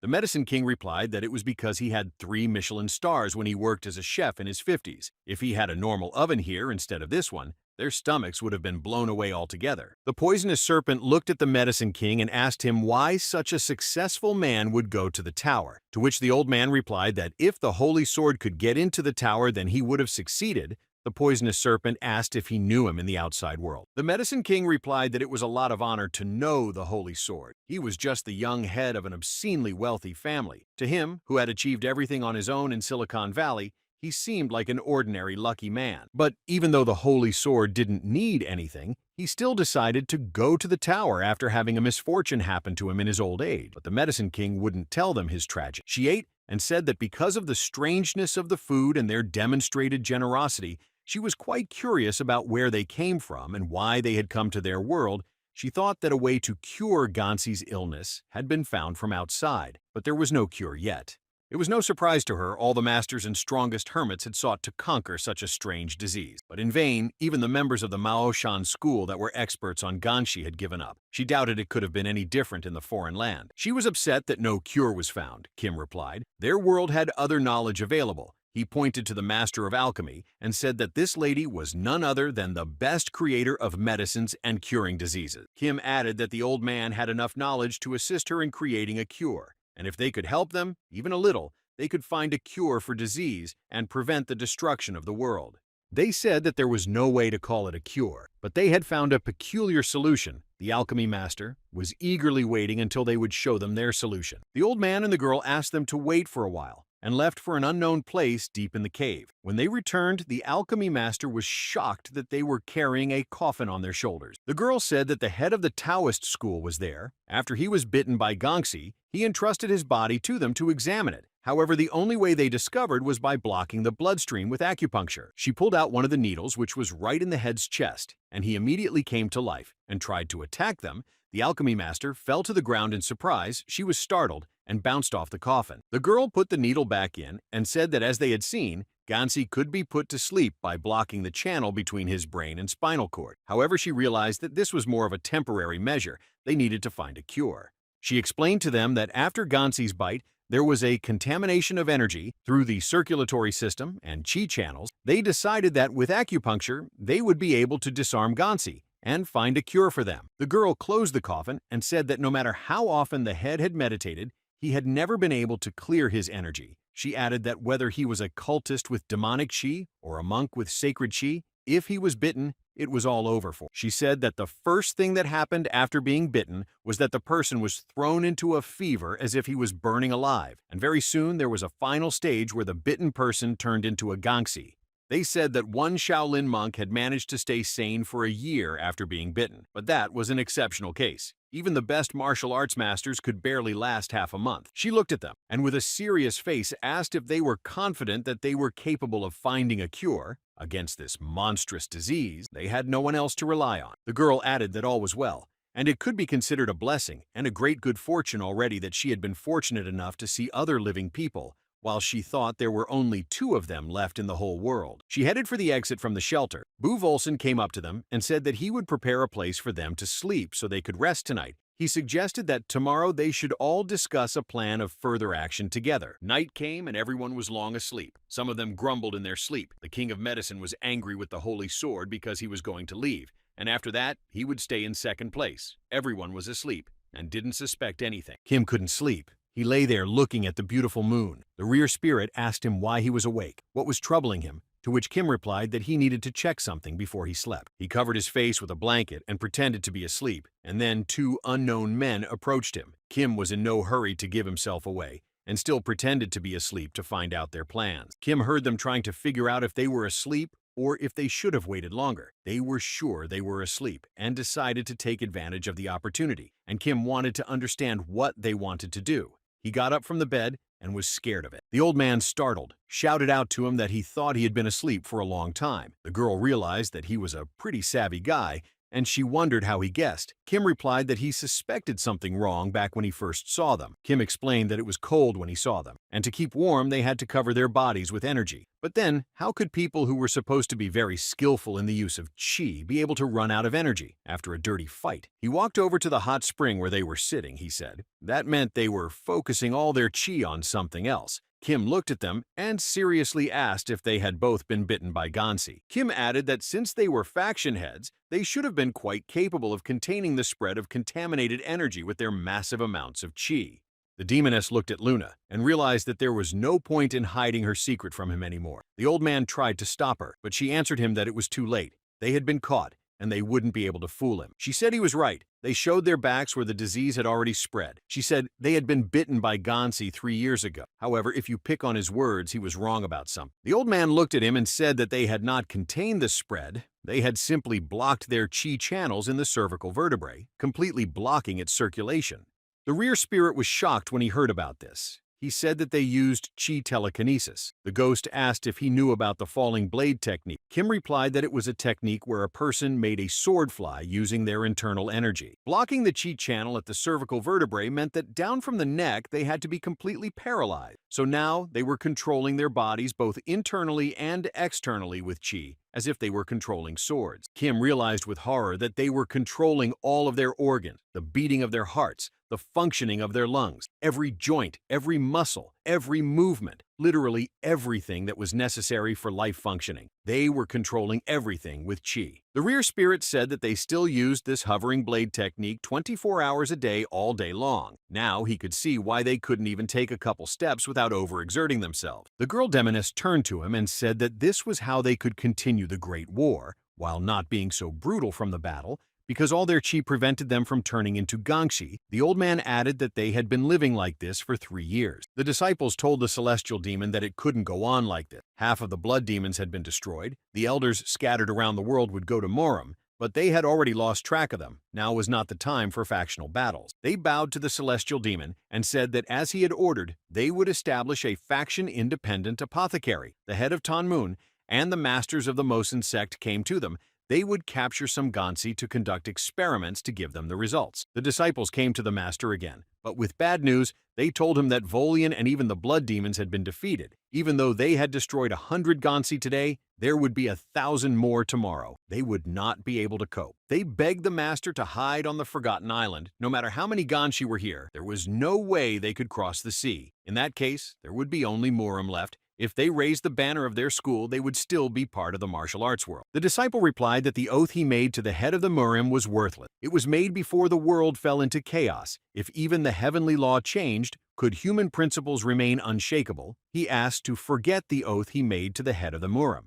He begged the celestial demon to forget his oath until his last breath. The apprentice was bitten by the Gansi, and soon he fell, but he never stopped urging his master to hide from the evil Gansi. Kim couldn't understand how they were able to stand. They looked at each other and asked him to follow them. They left the cave and went to an unknown destination. On the way, they told him that everyone would someday palliate. In Marima, there was an interesting story. Once upon a time, there lived a great master who had both immunity to poison and adamantine resistance, and therefore no poison could eat away at his inside, and no sword could pierce his flesh. They asked him how it was possible to destroy one who could not be harmed by either the worst poison or the sharpest blade. He was invincible to all. But what ancient legends would never tolerate was invincibility. Soon he was destroyed. The master was destroyed by the succubus. The pleasure of the fusion of yin and yang was not poison, and the sword even less so. Kim asked if excessive pleasure wasn't like poison. She replied, that was why the succubus didn't give him a storm of pleasure all at once. The succubus acted skillfully and cold-bloodedly. She took her time.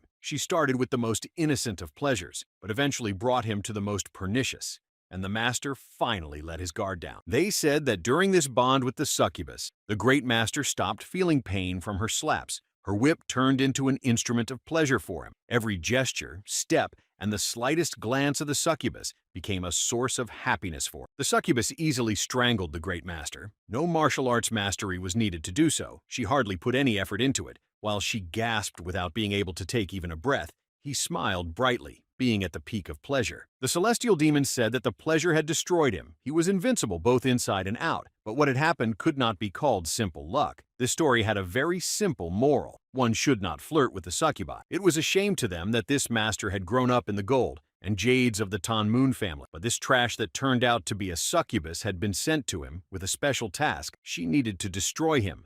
She added that most beginners who came to learn martial arts made the same mistake. They thought that the goal of martial arts was invincibility, and the goal of every master was immortality and eternal life. The heavenly demon added that the one who achieved mastery in suppressing poisons would fall from something else. The one who was able to become strong as a rock would simply not die from a sword, she finished the legend, and they further rearranged Gangxi's starting position. She said it was obvious, and masters didn't just choose which art they would learn, it was a choice that determined what kind of warrior one would live, as well as how that warrior would fall.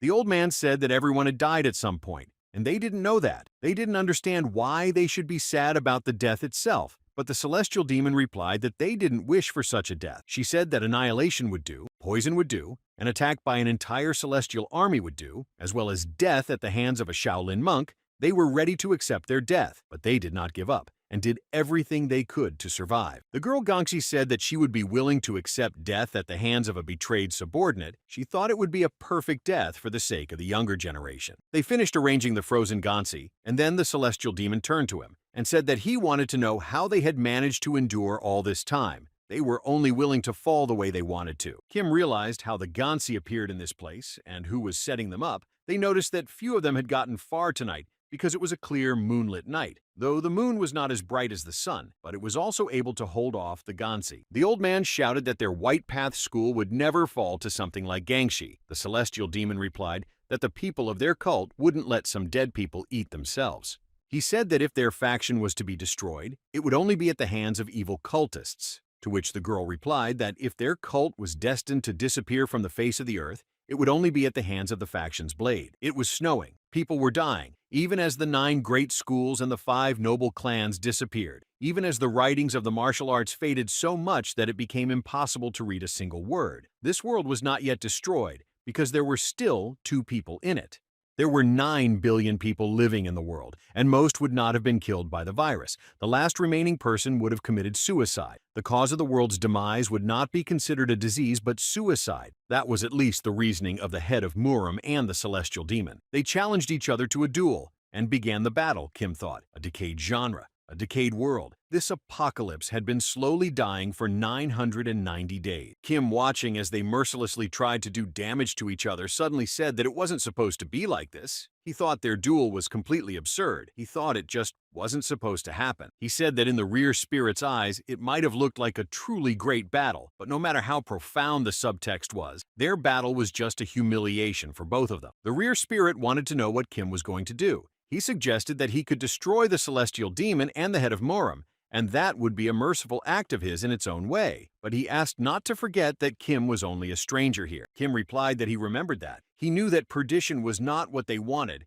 and if they had to fall, they would rather fall at the hands of each other. He was determined to mop up this world in his own way. They fought until it started to get dark, because it was winter now. The day was short, and they needed to hide in a shelter. The Sky Demon said she would definitely defeat him tomorrow. The Poison Serpent noticed that they had returned, and he was wondering where they were and why they had left the shelter. The Alchemy Master said that they had been watching the sick man all day, and his condition was quite bad, but there were no results yet. The Sky Demon said that in that case they had already gone to rest. She said that they should not have lingered too long and recommended that they too go to rest. Kim did not delay her and sent her off to rest. Kim turned to the Alchemy Master and asked to be honest with him and asked how long it would take her to make the medicine. She replied that, frankly, at least about days. The Drug King added that it could have taken 2 or 3 times as long, and that prediction was too generous, and that prediction alone wasn't enough anyway. She replied that he was right too, and one had to be prepared for the worst. Kim thought that the least was about 100 days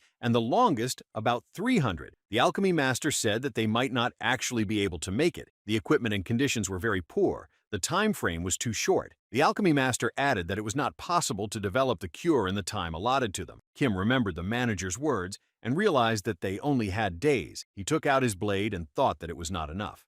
He asked the Alchemy Master not to worry. He would take care of the time issue somehow. He asked her to keep her hands up and continue her research. He asked if she remembered what he had told her once they were in this place. Kim said he was ready to repeat the same thing to her today. They were severely time-constrained, but if they didn't clear the scene, they would be trapped in this apocalypse. He asked her to focus on the cure. He extended his hand to her and told her that he would do his best on his part. So he asked her to give her best. She shook his hand and told him that she would handle everything else. Kim asked her to trust him and keep working. The alchemy master thought that if it wasn't for the Death King, she would still be living in the nooks and crannies of the slums. If all her equipment was taken away, she couldn't even imagine how things would have turned out for her then. She wanted to pay him back. She would focus on developing a cure, however. When she focused on her work, she would stop noticing her surroundings and might well start acting rude. Kim replied to her that it didn't matter at all. He asked her once again to show her abilities to the fullest. She corrected her glasses and replied that she understood him and was ready to get to work. The alchemy master looked at the medicine king, said that from now on she was asking him to assist her to the best of his ability. The old man was indignant that she was asking him to be an ordinary assistant. The medicine king couldn't calm down and continued to grumble. He said that there had to be subordination in everything. He couldn't believe that she was demanding him to assist her. She looked at him and started to reveal her skill card. The old man couldn't understand what she was doing. He thought she was bragging to him about her skills. He said that in their days, the youth thought their skills decided everything. He was incredibly angry with her. The alchemy master, with full confidence, gave him the opportunity to examine all her skills. The old man couldn't believe that she was going to reveal her skills to a competitor. She replied that she herself could tell him about them. She took out a skill card and said it was the mobile hospital skill. It allowed her to perform all the necessary tests in real time. Her other skill was diagnosing a living being. It allowed her to study a patient on a genetic level. The old man asked her to stop. Swiping all of her skill cards, he wanted to understand why she was showing him all of her skills. He asked what she would do if he revealed them to the alchemy castle or other colleague. She replied that if he wanted to do that, she wouldn't stop him. But in return, she asked him for proper assistance during the development of the cure because she needed him to shorten the time to create the cure by at least a day. The alchemy master was well aware that the king of medicine didn't recognize her. He was angry that some child didn't know his place and dared to destroy him. It pissed him off that someone like her had such ability. She went on to say that it annoyed him, just to the point of madness. The idea that she would live longer than he did, he knew that meant that she would be honored much longer than he was. The alchemy master had said that if he helped her now, she would give him all of her recipes that she currently had. She wouldn't say she was the author of them. He was free to take them and use them. The old man lost control. He walked up to her and slapped her hard. Her glasses fell off from the blow. Picking them up, she said she would study the zombie virus. The old man replied that one day she would realize she was just a frog at the bottom of a well. She, wiping her glasses, asked him to do as she said she would. The king of medicine could not be appeased and replied to her that one day her pride would be trampled and she would rot alive. But his words did not hurt the alchemy master. The alchemy master told him not to deviate a millimeter from her instructions. She would write down everything she needed and asked him to find and give it all to her. The old man said that one day she too would meet someone who would surpass her. They fell silent and looked at each other. The old man calmed down and they got to work. The alchemy master asked the king of death to come out of the shelter. The sound of his breathing was very distracting to her. The medicine king said that as soon as he came out, he needed to gather at least 6 zombies.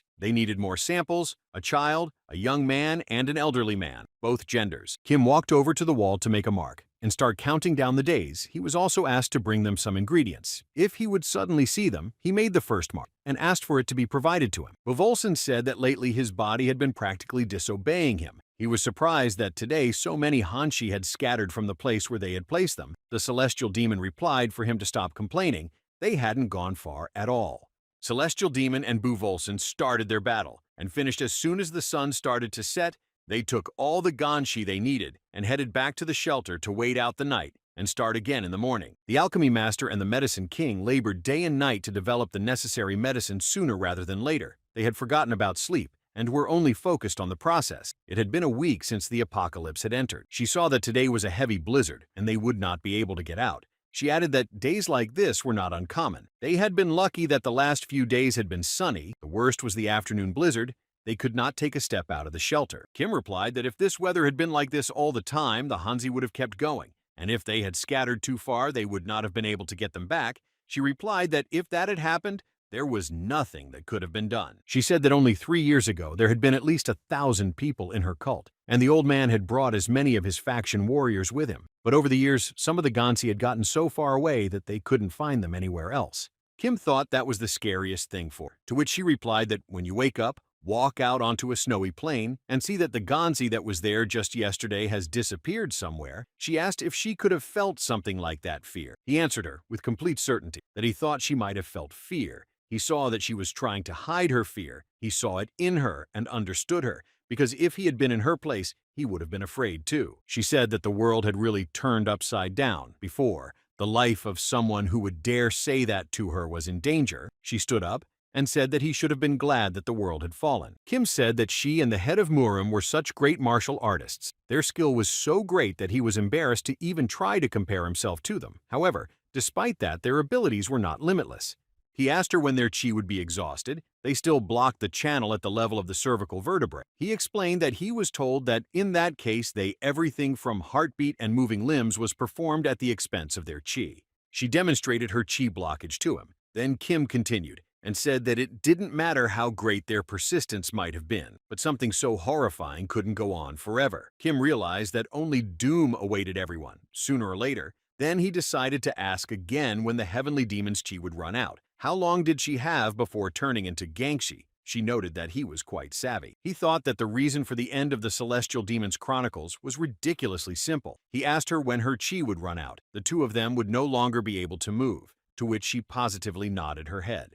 The heavenly demon explained to him that they could let everything rot besides the heart, lungs, upper dantian. Kim was amazed that they already knew this. She added that a Shaolin monk started with them but only lasted 1 year. She added that as befitted a monk, he had gone into nirvana in lotus pose. Eventually, apart from his face, the rest of his body had rotted away, and he was completely indistinguishable from Gangshi. The heavenly demon told him that the monk had left behind only one word, Amitabha, but they could not decipher its meaning. They never knew what it could mean. She told him of her fear. She said she was afraid that she would still not be able to destroy the old man, and she was afraid that he would not be able to destroy her. She was afraid that the day would come when they would both be bedridden, unable to even move. The heavenly demon said she was afraid that they would have to wait for their chi to dry up, and they would rot. She was afraid of this world. Suddenly she heard the old man call out to her, barely turning his head, and with tears in his eyes, he could no longer move. She understood that although he fought to the end, it didn't matter in the end. In the world where these two quietly disappeared,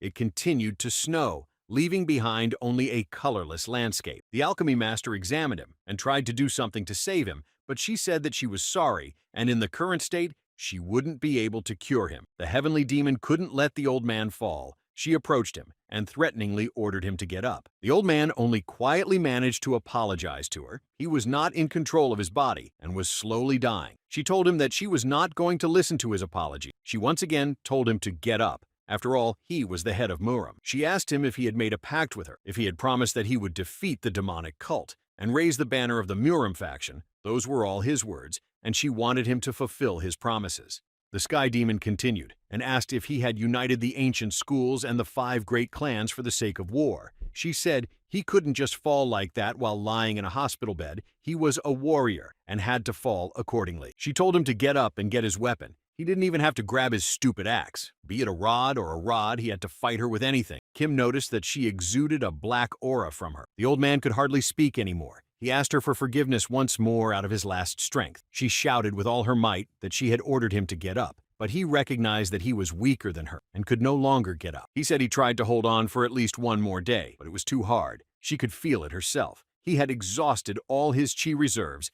and there was no more chi left in him. He had used up everything he had. The old man said that she could still last about a year, but it was already over for him. He recognized that he was weaker than her. He didn't want to suffer anymore and asked her to destroy him. He explained to her that he didn't want to resemble a monk. He asked to destroy him before his body would rot. He would disappear as soon as he became Gansi. Before her gaze would no longer be him, he wanted her to destroy him for now. He was bedridden. She understood what he wanted from him. He clenched his fist. Her aura intensified, and she told him that this was the outcome of the great war he had promised her. She added that it would have been better if he had died even earlier. She wanted what he had been holding on to all these years for. The Sky Demon told him that he should have gathered all the members of the Marima faction and ordered a group suicide. What was it about the white path he was so stubbornly grasping for? She told him that he was born with natural talent, and therefore was able to win the honor and envy of many influential people. He reached the peak of his form by years. He became the head of the Namekun clan before he was even years old. He became the head of Murim as soon as he gathered enough strength to resist the demonic cult. The entire essence of the White Path was contained within him, and all the wrath of the White Path was placed on his shoulders, and now he was idly giving his head to her. She stood up and added, "Let it be so." She agreed to destroy him, but warned that his end would not be pretty. She used her aura, and everyone saw the weapon the old man used in his hands. It was a huge axe. The Sky Demon said that it was his adored halberd that he cherished so much. He assumed he still remembered it. She asked him to say that the path forgot the warrior, and the warrior forgot the path. When he would say that, she would destroy him. She explained that this meant the end for the White Path of Murim. Kim thought that the cult leader was demanding that the head of Murim recognize the fall of the faction. She promised that only after this recognition would she save him from the disease and destroy him. The Sky Demon demanded that he say it immediately, but the old man replied that he couldn't say it. He couldn't give his clan and his faction. He apologized to her, but he couldn't admit the fall of his faction. She raised her axe and asked if he had said that by becoming a Gansi, he would no longer be alive, though his body would continue to live, but it no longer made any sense, whereupon she struck a blow. The Heavenly Demon said that if she destroyed him now, he still wouldn't have fallen. She didn't see the difference between life that life wasn't and death that death wasn't, and she didn't go about destroying the old man by striking near his head. She thought it was pointless. The whole world was devastated, and on the 9th day of being in the apocalypse, at dawn, the head of the Marima faction, Namkun-un, fell from illness, and they got another valuable sample for their experiment. The alchemy master said that there were certain limitations to what they could learn from people who had been zombies for years. Thanks to the new sample, they could watch the infection develop in real time.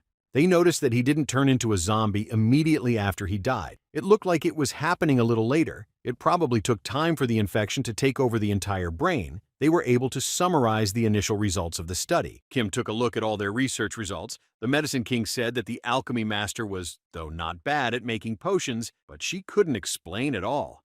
The alchemy master said that she did her best to analyze the information available, but it was not possible to make a medicine. Kim realized that they had not had enough time to make the cure, to which the alchemy master said that they had not had at least 90 days, but 120 days was better. Suddenly, the recently fallen head of Murim woke up beside her. He was now Gansi. "Heavenly Demon," she said, "this is what eventually became of humans when one layer was stripped off. She didn't understand how they were different from animals. Now he would eat and eat until his body could no longer move. Then he would disappear." She walked over to Gansi and put her hand in his mouth and told him to start eating. The poisonous serpent said she could have become Gansi and tried to stop her. Kim asked her not to interfere. She pulled her hand back out and said it was already over. The Sky Demon took her hand out and saw blood on it and started laughing hysterically. The rear spirit asked the King of Death to be careful. It was like she had lost touch with reality. Kim watched her carefully and waited to see what she was going to do. She looked at them and asked if they were followers of the White Path that came after her soul. She was quite pleased. She asked them to attack and offered to cross swords. Kim realized they were all in danger and ordered everyone to run away. The rear spirit said that she had removed the block from the channel. It was because she had wasted the rest of her energy and will, but right now, she was on the verge of life and death. Even if he came back to life in his best form now, it would be hard for him to overpower her. The Heavenly Demon said that the heavens were full of sorrow, and they had a completely equal chance of victory. The flames of anger were blazing in the heavens and on earth. The same flames would burn the backbone of the Udan. She added that the demonic way ruled the world under heaven, and she ruled the demonic way. She wondered if they were worthy to fight the god of gods. The poisonous serpent shouted for Kim to take the alchemy master, and run away they did. But she soon became convinced that they were not fit to fight her. She considered them vile minions of the White Path. She began to look for Namkun-un, but he was nowhere to be found. She said that even though there was only one man in the dense forests or the boundless heavens, in the whole world under heaven, that was worthy of her sword, she ordered the 4 demons to bring Namkun-un to her. Kim tried to run away from her. The alchemy master said she believed him, but the demon caught up with them and destroyed them. A silent, traceless, odorless doom awaited them. He realized that even as the world sizzled the people who inhabited it, even as the sizzled people were buried, Only snow remained in their place. But death did not mean the end for Kim. He had gone back for hours, and now it was time to save their world. A little girl walked through the snow in a blizzard looking for her mother. Little Seobaek-hyang didn't know if her mother had abandoned her, if she had chosen a natural separation under the guise of going through a snowstorm, or if her mother had truly lost her. Kim woke up in nothingness, quickly got up, and asked the rear spirit if he had memorized all the medical documents they were going over. The rear spirit scratched his head and replied that he more or less remembered them. He said that if they put what they had memorized together, everything should plus or minus work out for them, but they had better get back before he would have forgotten everything. Kim looked at him and agreed to hurry up.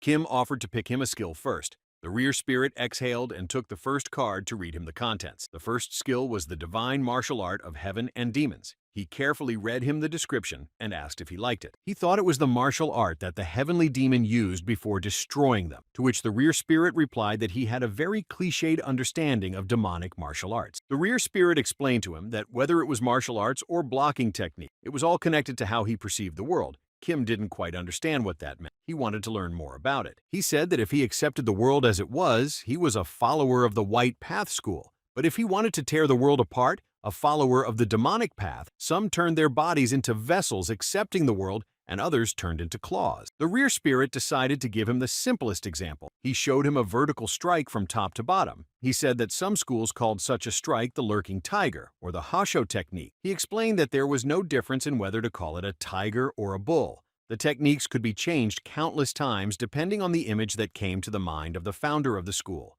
Either way, the point was to imitate a tiger or a bull. The rear spirit said that appropriating some part of the world through imitation was what was meant by acceptance, but the demonic path was completely different. This was what the cultivator said while learning the techniques. He asked him to remember his moment when his younger sister was stolen by an official, how weak he felt that he could do nothing. He asked him to remember his sister's face, that he waited all night in front of the official's manor, and eventually found her corpse. The rear spirit asked him to remember burying his sister alone. It was winter then, the ground was frozen, and it was very difficult for him to dig her grave, and he ended up digging up clods of frozen dirt with his bare hand. He asked him to remember that because of the difficulty of digging, he put her in a hole not deep enough, and covered her with the same piles of earth, after which he took his sword in the same hands that had dug that hole, and cringed at his helplessness, blaming the cruel world for everything. The rear spirit said that the technique of chi control, literally drawing power from inner spiritual doctrines, whether he was a martial artist or a hunter, the outcome of the battle was decided by how well he could control his chi, or aura. The ghost decided to explain it to him in a simpler way, and said that it was a spirit battle, and the spirit of the demonic path was suppressed. He asked him not to learn that skill, but Kim said that he would like to learn that skill. The ghost didn't expect him to choose that skill. He realized that he liked the heavenly demon blade technique, but he reminded him that she was able to master it so crushingly because she was on the verge of death, and she chose to use this technique by expending the rest of her life energy. The rear spirit said that it was called complete draining. A true warrior shouldn't have reached such draining. He thought this demonic art was mere trash compared to his martial art. Kim thought that the rear spirit was offended because he wanted to learn someone else's martial art. The rear spirit didn't know what to say to him. He was just amazed at his choice of skill. He asked him not to worry. The Sword Lord art was still the greatest in the universe. The rear spirit replied with a smirk that he knew he was the best, but he wondered why he wanted to learn the cultist's martial art. Kim replied, in order to mop up the floor perfectly, even if a cure was created, only 2 would end up being saved. It had been at least 2 years since the others died, and treating them would hardly bring them back to life. He didn't realize what kind of ending it would be then. The head of Marima and the heavenly demon would become Adam and Eve. He asked if that was a good ending, to which the rear spirit replied that he didn't like it and would like to see a different ending. Kim said that creating a cure was only one of the prerequisites for a good ending, and a really cool ending would depend on the characters in the story being satisfied. He took the skill card and added that he would like to give the heavenly demon and the head of Murim the most satisfying ending, after which the system notified that the skill selection was complete and the skill was copied. Kim realized that it wouldn't end there. The nightmare of the celestial demon, he still had another hell to go through, but there would still be a chance to talk about it calmly later. He was given a penalty. The strength of the penalty was of a devilish level. He went back to the very beginning. Kim gave his hand to the alchemy master to save her from the cold. He asked the poisonous serpent to watch over the king of medicine. He had the alchemy master's last words in his head that she believed him. Kim pretended that to him the place was unknown. He told them that he noticed something that looked like a human shadow and pointed out the place to them. They went there and found Gansi. The rest of them didn't understand why they were all frozen. He told them that they looked like zombies. He supposedly accidentally found in their mouths a lot of meat that was stuck in their teeth, as if they were gnawing on something like an animal with their teeth. The alchemy master opened her skill and confirmed his words. The DNA of the person and the piece of meat in the mouth did not match. She said the DNA definitely belonged to another creature. Kim thought that this time things were happening much faster than last time. He called for the alchemy master and the medicine king and informed them that he had another great skill and he was going to demonstrate it to them. He tried to remember what it said on the second page of the medicine notes. The rear spirit prompted him, and he said that based on analyzing his skill, and told them everything he could remember from her notes. She replied that he had an excellent research method. She didn't see any flaws in it, as if she had conducted it herself. But the vocabulary was completely different. Kim thought she actually thought she was an admirable person. The medicine king said that he was glad that the research time had been shortened considerably. He wished he could stay away from these zombies. He already wanted to find a warm place here to take shelter sooner. The old man heard strange sound. He turned his head and saw two men who were about to fight each other. He heard that the man was threatening to end the demonic path's rule over the world under heaven. The celestial demon laughed again from the old man and said that as long as she was okay, the demonic path would continue to rule over the entire under heaven world, and he could say goodbye to his faction. In front of him was the greatest martial artist. Kim knew that this girl was the strongest in the world, and so it was she who was the last survivor, a warrior who as a child had grasped the meaning of the word loneliness in its saddest sense. She saw them and asked who they were. He fell to his knees before her and said that he had come from outside this world because he had heard rumors about the power of a heavenly demon. He had revered her for a very long time. For her reputation as the greatest martial artist, he asked her to take him as a disciple. The little girl lying on the snow thought she was cold. She couldn't hear anything, see anything, or smell anything. She thought her stomach felt like it was full of ice. She called out for her mother. Suddenly, she saw the woman who had found her in the snow. She thought it was strange. The snowfall had ended days ago. There was at least 5 chi on top of the snow. She didn't understand why this child was still alive and could breathe. The woman looked at her and said that she was an unusual child. Born with a body made of ice and snow, the coldness of the entire world soon became a reservoir for her internal chi. She thought it was strange that a small child had lived for 10 days in this snowy wasteland eating only snow. She realized that such strong chi must have lurked in this body. She had only encountered the likes of it in books.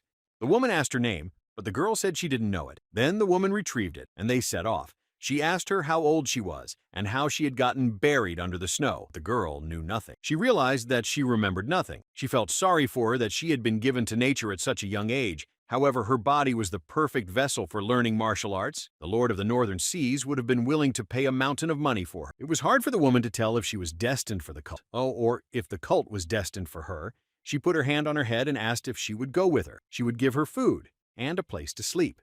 She told her that she didn't smell any scent from her. Without a name or origin, she was like being born snow. She told the girl that she would give her her last name, and her name would be Baekhyang, which meant the smell of snow. The woman added that she would henceforth become a member of the devil's cult. The girl asked her where they were going, to which the woman replied that they were going to a place where children like her were gathered. The celestial demon said that was unacceptable. She had never taken any disciples in her life, no matter how pathetic their world was. Now, there were principles that had to remain unchanged. She did not want to take him as a disciple. The head of Muram asked her why such rudeness was necessary. He was only proud that these children had managed to survive. He said that the young man had made it through all that turbulence just to learn from her. It was commendable and so touching. The sky demon agreed that it was all commendable and touching. But the rules of mentors and disciples had to be strictly enforced. No first person could join their cult. She said that they accepted children who had been abandoned by their parents and were rejected by the world. The head of Muram was surprised that they called them nerdy elders, while they themselves were pickier of people. The old man said, why couldn't he go to him as a disciple? Rather than the celestial demon, he was the head of the great noble clan Namkan, and also the head of the Muram faction. Kim interrupted and asked the celestial demon why she couldn't accept him as a disciple. The head of Muram was shocked that Kim ignored him. The celestial demon answered him that, as she had said earlier, only children who were rejected by the world were accepted into their cult. Kim told her that the world had changed a lot now. People were turning into Gansi due to a mysterious disease. The Murim clan and faction had fallen in their wake, so he saw no problem with her taking him as her disciple. He added that the heavens had abandoned the humans, and now they were all outcasts by the world, whether they wanted to be or not. Kim realized that what mattered most was that he was a hunter. He was an orphan dedicated to the tower. Kim asked, didn't he meet the conditions of joining the cult?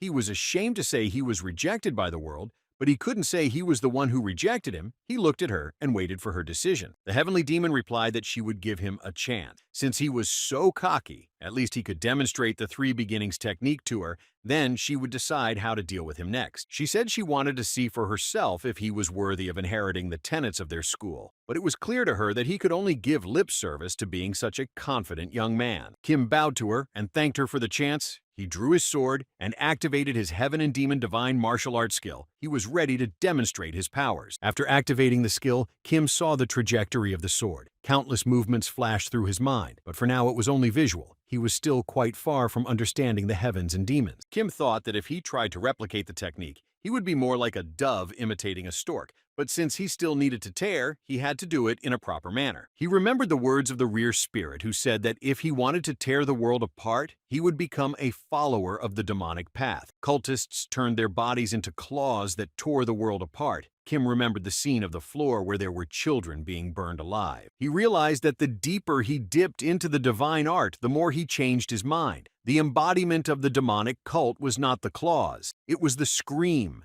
No matter how marvelous the yin-yang principle was, but the world born in it was full of sorrow. No matter how wise the thoughts contained in the three Buddhist sutras were, there was no way they could drown out one single cry of a pitiful man. The head of Murim looked at the heavenly demon and said that he had used that very technique. Kim knew that the sword of sorrow was much sharper than the sword of harmony, and the sword that was swung with a cry of despair was stronger than the sword swept by wisdom. The deeper the bitterness, and the louder the cry, the stronger the sword. The demon asked him to stop. He realized that this was where their strength lay. Survival of the fittest. This was the doctrine of the demonic cult, and therefore the techniques spread by the heavenly demon was always a shout to the world. The celestial demon ordered him to stop the demonstration of the technique and calm down, but Kim couldn't do that and continued the demonstration. He remembered that at the moment of their deaths, even this deity had cried out sorrowfully in its last moments. She once again shouted for him to stop, after which she immobilized him with her aura. The celestial demon was amazed. She couldn't understand how he managed to steal and study the techniques of her cult. She said that the eyes of the head would not have been able to deceive him. It was definitely a divine martial art of the heavens and demons. She said that only cultists could know it, but they had never met before.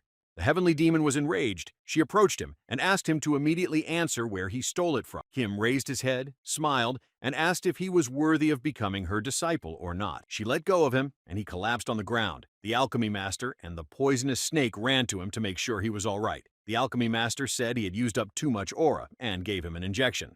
The rear spirit looked at him and thought that he had almost killed himself because he had used a martial art that was not suitable for him. He thought it was stupid. That was why the rear spirit always said that he should have learned the basics gradually. Kim lay exhausted on the cold ground and listened to the rear spirit reprimand it. In the end, the ghost told him that it wasn't that bad, and Kim could be proud of himself. The rear spirit was glad that he didn't fall when demonstrating this technique. The woman and the little girl entered the city. She told her that from now on, this was her home. She said that she could eat when she wanted, sleep when she wanted, play when she wanted, she could live the life she herself wanted. She sat at a table with similarly abandoned children who did not hesitate to eat as much as they wanted. The children thought all the adults in this town were very kind people who did not demand anything from them in return. One boy asked if they would want to make slaves out of them in the future. The girl sitting next to him answered that she had been here for a year, but nothing like that had happened. They noticed that today there were a lot of new children. They realized that there were more and more of them. It had been a bad year outside, so there were more orphans. But the most important thing was that they were all here. If they had stayed in their hometowns, they would have starved to death long ago. The new girl asked them how they ended up in this town, and the children started to say terrible things. Some of them had bad luck with farming. Some of them had their village destroyed by warriors at night. Some of them decided not to answer her question. Little Xiaobak Hyang remembered a clay pot full of poison in which all possible poisonous creatures were put in, and the vessel itself was tightly covered with a lid. Once trapped, The creatures began to devour each other. She knew that until the last of them would be the strongest poison, and as soon as the children opened their mouths, the poison would pour out of them. She wanted to know how much poison was in the whole world. She asked the children if they were happy now. The children replied that they were very happy. And then the little girl realized that this place turned out not to be the promised land, a clay pot to amplify one man's poison. She worked in the fields with the other farmers, even though she was allowed to use whatever she wanted like the other children did, but she was the only one who didn't use what was offered to her. The children thought she was strange because she played with the adult farmers and refused to eat. The woman who found her came up to her and told her that it had been a long time since they had seen each other, to which she replied that it had been a long time since they had last seen each other. The woman wanted to ask her something. She was told that she helped other farmers and gathered her own food, and that she made her own clothes and blankets to cover herself with. The girl did not stop working and replied that this was true. She asked why she did it. If she wanted to, she could live a carefree life like the other children did. This town was called Taoyuan, which meant Peach Spring. The adults farmed to pick fruit for them. The woman said that she was still very young. Why did she have to work so hard alone? The girl said that Mr. Mao, who was working in the fields at the foot of the mountain, had 2 daughters kidnapped by the minister. The woman looked at her carefully. She said that Mr. Choi, who worked in the orchard, lost his second son, who was called to build the Great Wall. When his eldest son complained of the injustice to the governor, he was accused of treason and was destroyed during the torture.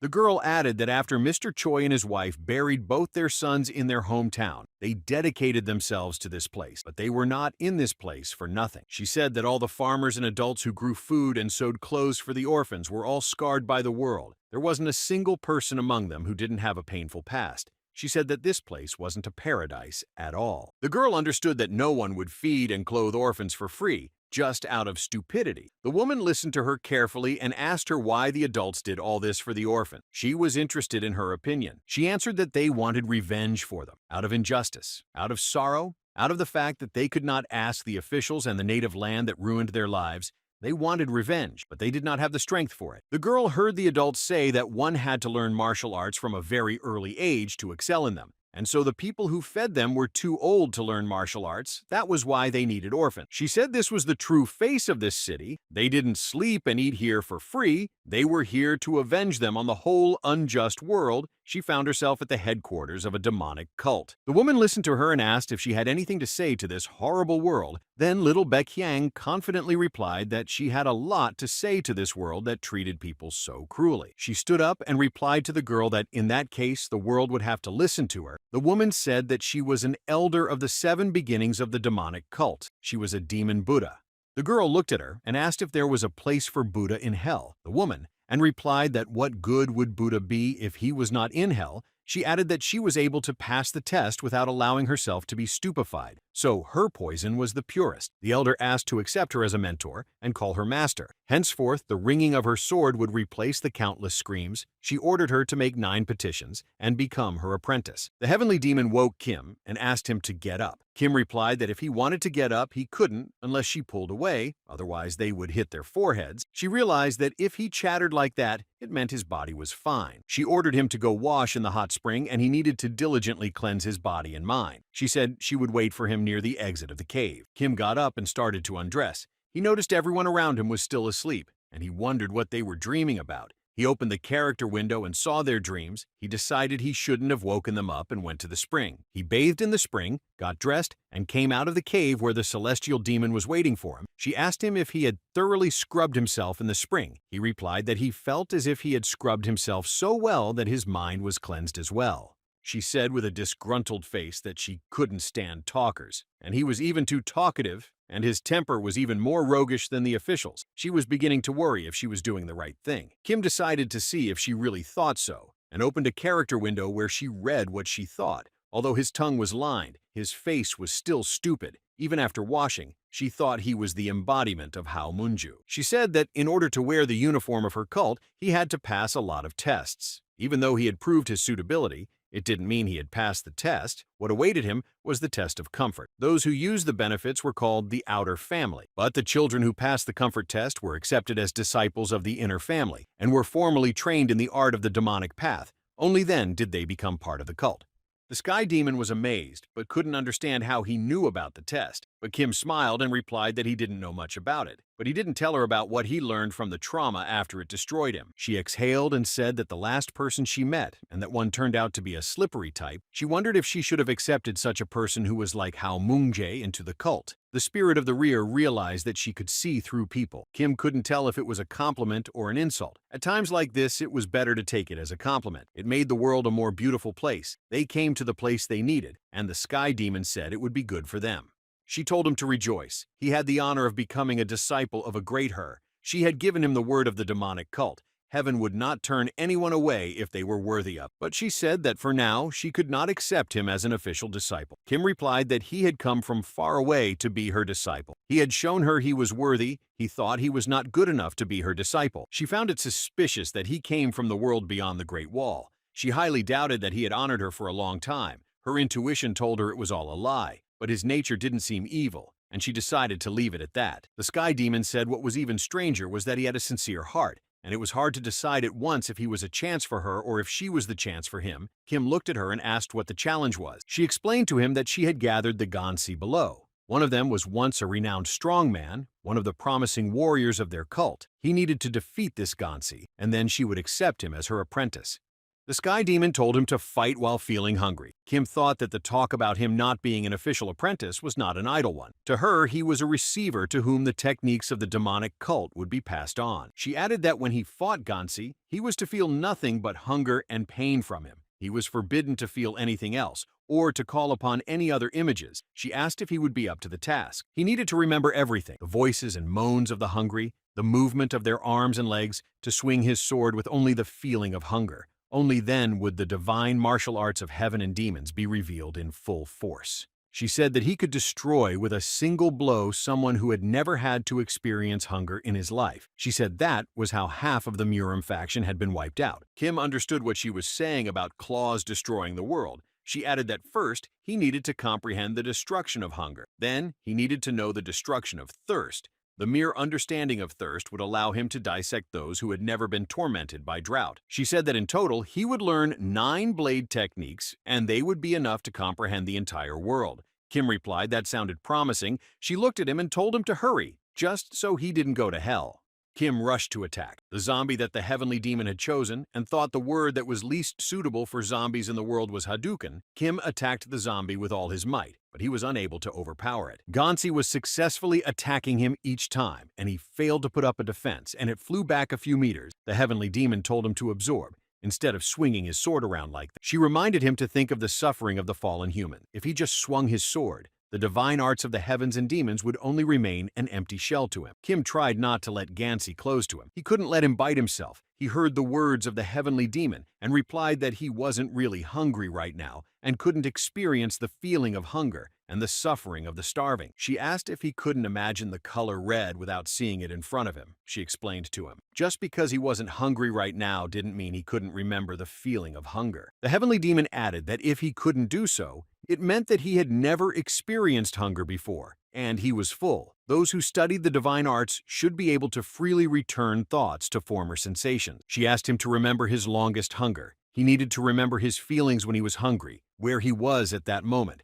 what he most wanted to eat, how long his hunger lasted. He needed to remember it all. Kim replied that he had only been without food for a day. She couldn't believe that he had been without food for the longest time for only, 3 days? It was ridiculous. The world had long since fallen into chaos. The seasons had dissolved, and the hunger had been so long. The Sky Demon asked him how he had managed to go without food for 3 days. Unless he was from a noble family, Kim dodged a zombie attack and told her that the land beyond the wall was much more plentiful than the central one. She shouted that it didn't make any sense. Hunger was the strongest feeling of all. It was a pain that didn't go away with time, and it was a pain that no human could deal with. People lived to satisfy their hunger. The heavenly demon didn't understand how he could awaken the divine arts if he wasn't even familiar with this feeling. Kim said that as an F class, he had been frequently and severely starving for more than 10 years. She said she had had enough. She turned and walked away, saying it was her own fault. She had gotten her hopes up for a moment, but a wastrel was always a wastrel. Kim tried to stop her. He screamed her name and wanted her to go back inside. He completely forgot that he was fighting a zombie that was already near him and was preparing to give him a deadly attack. He woke up in nothingness and thought that he too had been through a lot of hardships. The spirit of the rear said that she had trained him in very traditional methods. She had taught him the sacred arts, and he thought her actions were correct. Kim was starting to get nervous and said that if she thought she would just chicken out and give up if she performed like that, but she might not even count on it. Though he didn't look like it, but he had to burn alive. He was going to starve to death. He traveled back an hour back and decided to leave the cave early in the morning. The poisonous serpent spotted him and asked where he was going this early. Kim replied that he was on a quest to find an item needed to clean up this scene. The rear spirit thought Kim had lost his mind. He noticed that when he was angry, he couldn't see anything farther than his nose. He would have wasted a bunch of days again, but the ghost had no choice and followed him. The ghost said he didn't care how deep he would have gone in training with anger. But what did he deserve to be with him and just watch from the sideline? But Kim only asked him to shut up. The rear spirit asked how long he was going to sit in lotus pose, to which Kim replied that he had seen the sky demon's injury. She hadn't eaten anything for 11 days, fueled only by air, so he decided to hold out for days. The ghost nervously said that he wouldn't even last 100 days in this place. He asked him to look at the weather. It was incredibly cold in this place. Without the aura, he would freeze to death instantly, and he was going to keep the aura circulating for over 100 days. He added that more than that, fasting for all that time would finish him off before the 100th day. He wondered if he had ever tried to fast for 100 days. If not, he might as well not even answer. Kim asked if he had ever fasted himself. The ghost replied that he had fasted when he studied with the monks. A few days of fasting brought him to a point where he felt he would soon fall. But then 2 more weeks passed, and he no longer felt any hunger. But it was a mind training. Kim realized what he should do next. He decided to starve for 15 days, and after that, he would rewind the last day, and so repeat as many times as he wanted. The rear spirit was shocked when he heard what he was going to do. He said that he would not eat anything for days, thus bringing himself to the highest point. Then he would destroy himself and would repeat like this for days. His hunger would not be relieved. The only thing left to do was to repeat it once, so his aura would not evaporate. The rear spirit told him he was crazy. He asked him to just learn from him. He didn't understand why he needed to follow such an outrageous leader. If he needed a teacher, he could just go be his apprentice. Kim said he needed to master the divine martial art perfectly. He thought why she felt despair in this world. Why was the graduation stopped? Because it was all meaningless if the world continued to exist. He added that he didn't want this world to just dissolve like that. Kim didn't wish such an ending to such a character named Heavenly Demon. She didn't deserve such an ending. She had been through too much, and he wanted her to continue living. Kim said that it was easy to live as a summer spirit who got the skill of deception, and shouted that he was the strongest hunter who always won because of his skill, and he remained unworthy because he was an idiot. The summer spirit felt that he shouldn't have cared about idiots.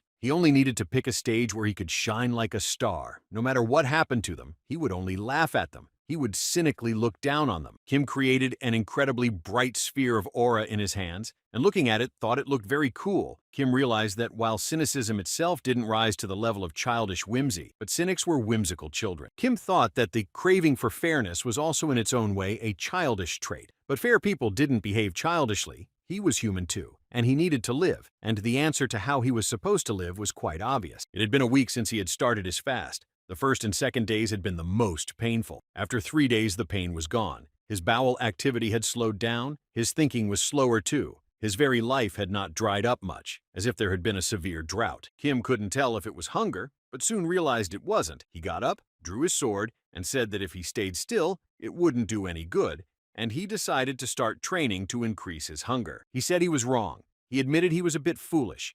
The hunger the heavenly demon spoke of was not just refusing to eat. It wasn't like fasting in the lotus position. Kim had been practicing vigorously and said that hunger was when one wanted to eat but couldn't, and so he had been thinking about a peasant, a hungry peasant, for the past week. He wanted to know what made the hungry peasant go to the field, whether he was hungry or not, whether he ate or not. He had to work. But no matter how much he worked, there was nothing to eat. The peasant took his hoe in his hands and started digging. But the year was very dry, so no matter how much the peasant worked, the seeds did not germinate in the dry ground. There was nothing he could do, and so he starved. It was more than 6 months since the last rain. The tanks were empty. The well was empty too. Not a drop of water could be found in the whole paddy field. Some of the villagers had already abandoned their fields and gone to the sea. But he continued to hold on to his land. He doubted that things could be different by the sea. People could only survive by learned thievery, and this peasant had only learned to steal from the land in his whole life. So he went every day to the rice field, even though he knew it was pointless. In the evening, he would climb the mountain and strip some bark from the trees suitable for food. The peasant now had trouble finding even bark. Hunger had colored the world white, but the peasant could not eat even bark. He had a family and a child. He would find some water. The bark had to be boiled and boiled. He watched the bark boil and thought he was very hungry. He wanted to eat, but he was not allowed to eat the bark. He had to give it to his son, at least that. The farmer made him some soup from the bark and took it to his son, who knocked the plate out of his hands and shouted that he was sick of such food. The father, seeing this, almost hit his son, but he stopped and thought it was not him. He had never been the kind of man to raise a hand on his own child, but the hunger was just awful. It had been so long since he had eaten anything good, and his nerves were shot, so he decided his life wasn't meant to be like this. Kim said that there had been countless famine years since the beginning of the world, and every time there were many such peasants, there was too much hunger in this world. He remembered the words of the heavenly demon who told him to fight feeling hunger, to swing his sword only with the feeling of hunger. And Kim wondered if movements were characteristic of hunger, and realized that hunger had movements. He needed to remember everything, the voices and moans of the hungry, the movements of their arms and legs, and Kim began to repeat the movements of the peasant. He made a wave of his hand before the slap the peasant gave his child. He was turning them into his fuse, the step from which the farmer ran from the house, the movements with which he picked up the bark from the ground. Kim was faithfully repeating the hungry farmer's movement. Kim repeated the step from which the farmer came home and held out the soiled bark to his child. Now he was ready to use that wick to swing his sword with just the feeling of hunger. He thought for centuries some peasants beat their children and some stroked their cheek affectionately while whispering words of apology. Some peasants lived to see another year, while others died with their children. Kim realized that there wasn't a single movement that couldn't display hunger. He tuned in and applied the skill of the divine arts of heaven and demons. He used the first technique of the sword of hunger death. Exhausted and hungry, Kim realized what it meant to be hungry. He experienced animal hunger, however, felt that he used the technique still not skillfully, and he still needed to practice using it. The rear spirit thought he had lost his mind. Kim asked him why the ghost was calling him crazy. After all, he had practiced properly this time. He wondered what he was dissatisfied with this time. The ghost covered his face with his hands and realized why ignorance was so scary. He explained to him that his train of thought belonged to the white path, but his methods followed the doctrines of the demonic path. But Kim couldn't understand what was wrong. The rear spirit decided to explain it to him in a simpler way, saying that the white path warrior used demonic techniques. He said that he was a white path warrior who exclusively possessed demonic techniques. The ghost thought Kim was driving him crazy. He didn't see how he would be able to train him in his techniques in the future. He thought it would be very bad. He decided to train him the same way he trained the holy sword. Kim started to think of nothing but food. He lost his concentration. The spirit of the rear asked him what he was thinking about now, to which Kim replied that he was thinking of coming down from this place for a while. The ghost thought that he wanted to fight a heavenly demon. He told him that he had just started to comprehend the divine martial arts of heaven and demons, and there was no point in him going to the heaven demon now. It would be a futile suicide. Kim thought that the skill might still have potential, but he couldn't get a bigger reaction right now. The rear spirit asked if that would be enough. He thought Kim deserved recognition, but Kim was sure there was no way it would be enough. He asked if the ghost had realized how upset and hurt he had been when the celestial demon had ignored him, saying that he would never truly starve, but he had suffered just as much. A simple confession would not heal his heartache. Kim wanted her to say that he was incredible, that his talent was incredible, inimitable, and that she hadn't realized that he was her lucky ticket, that her mind had gone blank for a moment. He said that while performing the technique, he felt that he had never been hungry. He had only imagined a peasant boiling bark, but couldn't visualize in detail exactly what kind of bark it was, or how to boil it. Kim thought that now he needed to fill in the gaps in his imagination. He reached out his hand and used the skill of summoning an evil spirit. This would help him fill in his imagination. The evil spirit appeared in front of him and bowed her head and asked if her master had called her. She waited for him to give her an order. Then Kim said that he had one important task for her that only she could fulfill. He told her that this world was dying. All the people who lived here had become either spirits or bodies that wandered senselessly under the heaven. It was like Ijim's fate that she had once destroyed. Kim ordered her to gather the scattered hungry dead. There had to be towns and villages nearby. She needed to find them and bring them to him. They were moving, so they would offer resistance, but they would handle them, at least in numbers.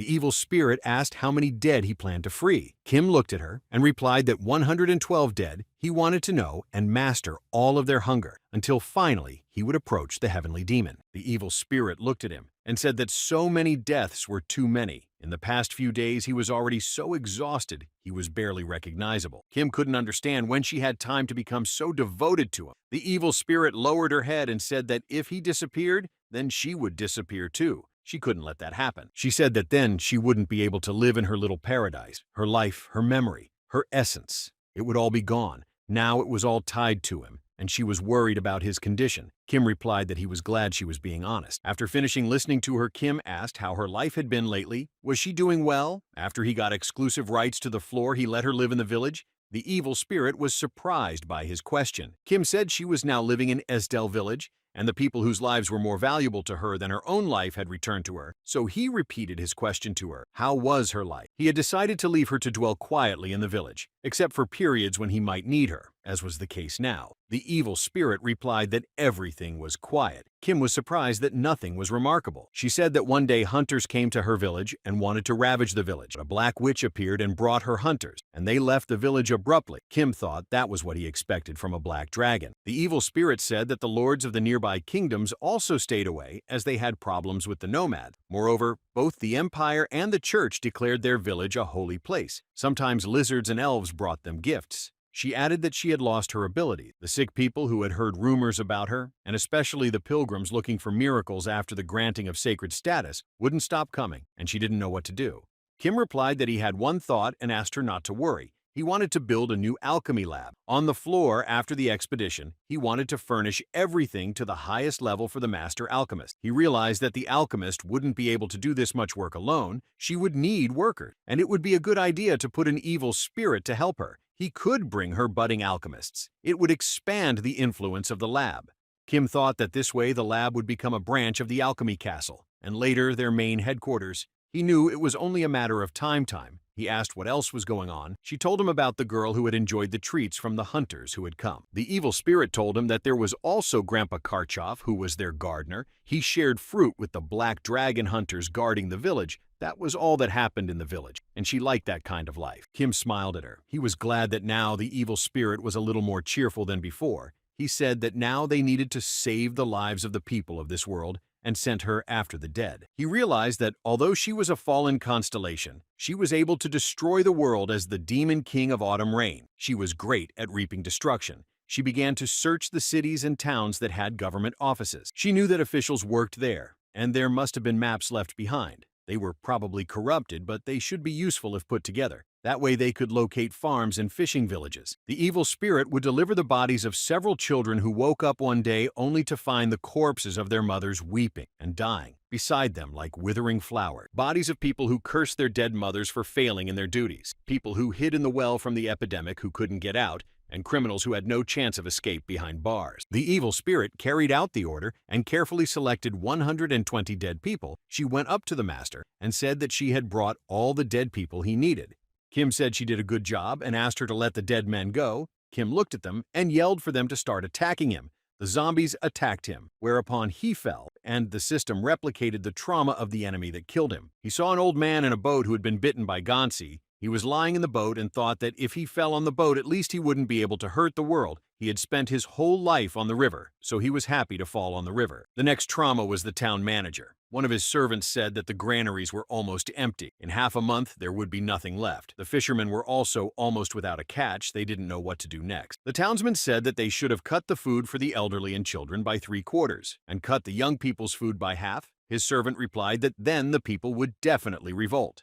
He replied that he would start starving first. If he was the head, they would eat nothing. They would then have nothing to complain about. He knew that the city would not last long and doubted that the situation could improve in a few days. The girl told her friends that the townsman said that the children were not to eat. He practically told them to fall down. The children did not understand what they were now supposed to do. She replied that if they were destined to fall anyway, they had better fall from eating, or at least it would not make them turn into nasty Gansis. She pulled out a roll that was hidden under her clothes. The girl said that she had learned a recipe from the beggars on how to make them dirty cookies. She said that the children who could swim had to catch fish, and asked not to share the fish with the adults, only with each other. She said the rest of the children would have to dig up dirt by the river. One of her friends wanted to know what she would do with the dirt the children would dig up. She replied that they would see once they brought the dirt. The girl looking at the cookies told her friends that it was finally ready. The others couldn't understand what it was. They saw that it was sun-dried earth, but there was no way they thought it was cookie. She asked them to be quiet and said it was a secret recipe passed down only in the begging ranks. She spread out the dirt and asked them to just watch. After a while, the girl cheerfully said that the cookies were ready and offered her friends to taste them. She warned them to eat them very carefully. The children started to actively try the cookies from the gruzy and noticed that it was unexpectedly edible. They liked its salty taste. The girl told them not to lick it too much, otherwise the taste would disappear. They had to take a little bite and swallow it. They were eating the cookies, and suddenly they noticed that a boat came towards them, and they noticed that there was a dead body in it. They realized that he had fallen in the boat. They felt sorry for him. They assumed it was a fisherman. Suddenly, the corpse rose up and began to attack them. The children tried their best to get away from it. They tried to survive. They fought through hunger because they wanted to live. With their fingers, they dug up the river mud, the hands with which they laid the mud out on rocks to dry it in the sun, the fingertips with which they clutched the dried mud cookies tightly, all under the influence of hunger. The replay of the trauma was complete. The safety of his own self was tested. The penalty for perishing was complete. Kim could barely stand on his feet. He hadn't expected to see so much pain. He thought maybe he would just learn how to brew bark. Kim realized that reality was even harsher than he had imagined. He realized that when the world was dying, tree bark soup was too good to be an injury. It turns out, in a desperate situation, people were willing to eat even dirt. He started beating the snow with his fists to get to the dirt. He realized it was harder than it might seem. He made cookies out of the dirt, dried them in the sun, and decided to taste test them. He realized they were tasteless. He couldn't taste anything. Kim thought that humans came from the earth. He wondered why they couldn't eat it. The taste and smell of the earth seemed nauseating to him. Feelings that couldn't be conveyed with words could be conveyed with hands. He realized that martial arts came from the little that was left in human hands. He decided to go back in time and show the heavenly demon his technique, the technique of all the nameless dead. But because he didn't understand the essence of martial arts, he similarly didn't understand anything about yin-yang and the five beginnings. But if his technique had a doctrine, it was the screams of all the fallen humans. Kim thought that if the point of his dagger was filled with the will of the heavens, the suffering of people, they were outcasts. Hatred and resentment were demons. He could smell and taste the dirt in his mouth, feel the dirt on his fingertips. He realized that the hatred and resentment turned to the heavens was the heavens. Kim applied the divine martial art of heaven and demon. It was the first technique of the blade of hungry doom. The heavenly demon was shocked by the power of his technique. Kim defeated Gansi, turned around, and headed towards her. He wanted to know what kind of doom to show her next. He was ready to learn new martial arts techniques. They sat down in lotus pose, and the heavenly demon told him that since ages, there were 9 techniques in the divine martial arts of the heavens and demons, which she also possessed and could teach him those techniques. The heavenly demon said that the blade of doom, the one he had just shown her, was only the first technique. The next technique was the blade of thirst. Kim realized it was the doom of dehydration. She confirmed his words and said that he had shown her a pretty good technique for the blade of hunger. So if he dedicated himself to training, he would be able to master the next technique well. But Kim interrupted her and didn't listen to the end. He was surprised at what she had said about his technique. He thought he had done very well, but for her it was hardly good. He said his self-esteem was shaken, and now he was doubting his abilities and was getting nervous. She replied that she recognized that he had demonstrated true mastery of the blade of hunger's doom, but asked him not to tell anyone that the divine art was some kind of trifle. She shouted that he was trying to humiliate her by picking on her words and that only a bow to the floor could calm him down. She thought he was a child who had no sense of proportion. She suggested he switch places and she would be his apprentice. Kim asked her if she recognized him as a disciple. He understood her words correctly, and now he was a true cult follower, a true, infallible, official disciple. She looked at him and answered him nothing. He realized that she had fallen into his trap. The celestial demon replied that she had decided to refrain from unnecessary talk, and from now on, she was beginning her training, and so he needed to focus.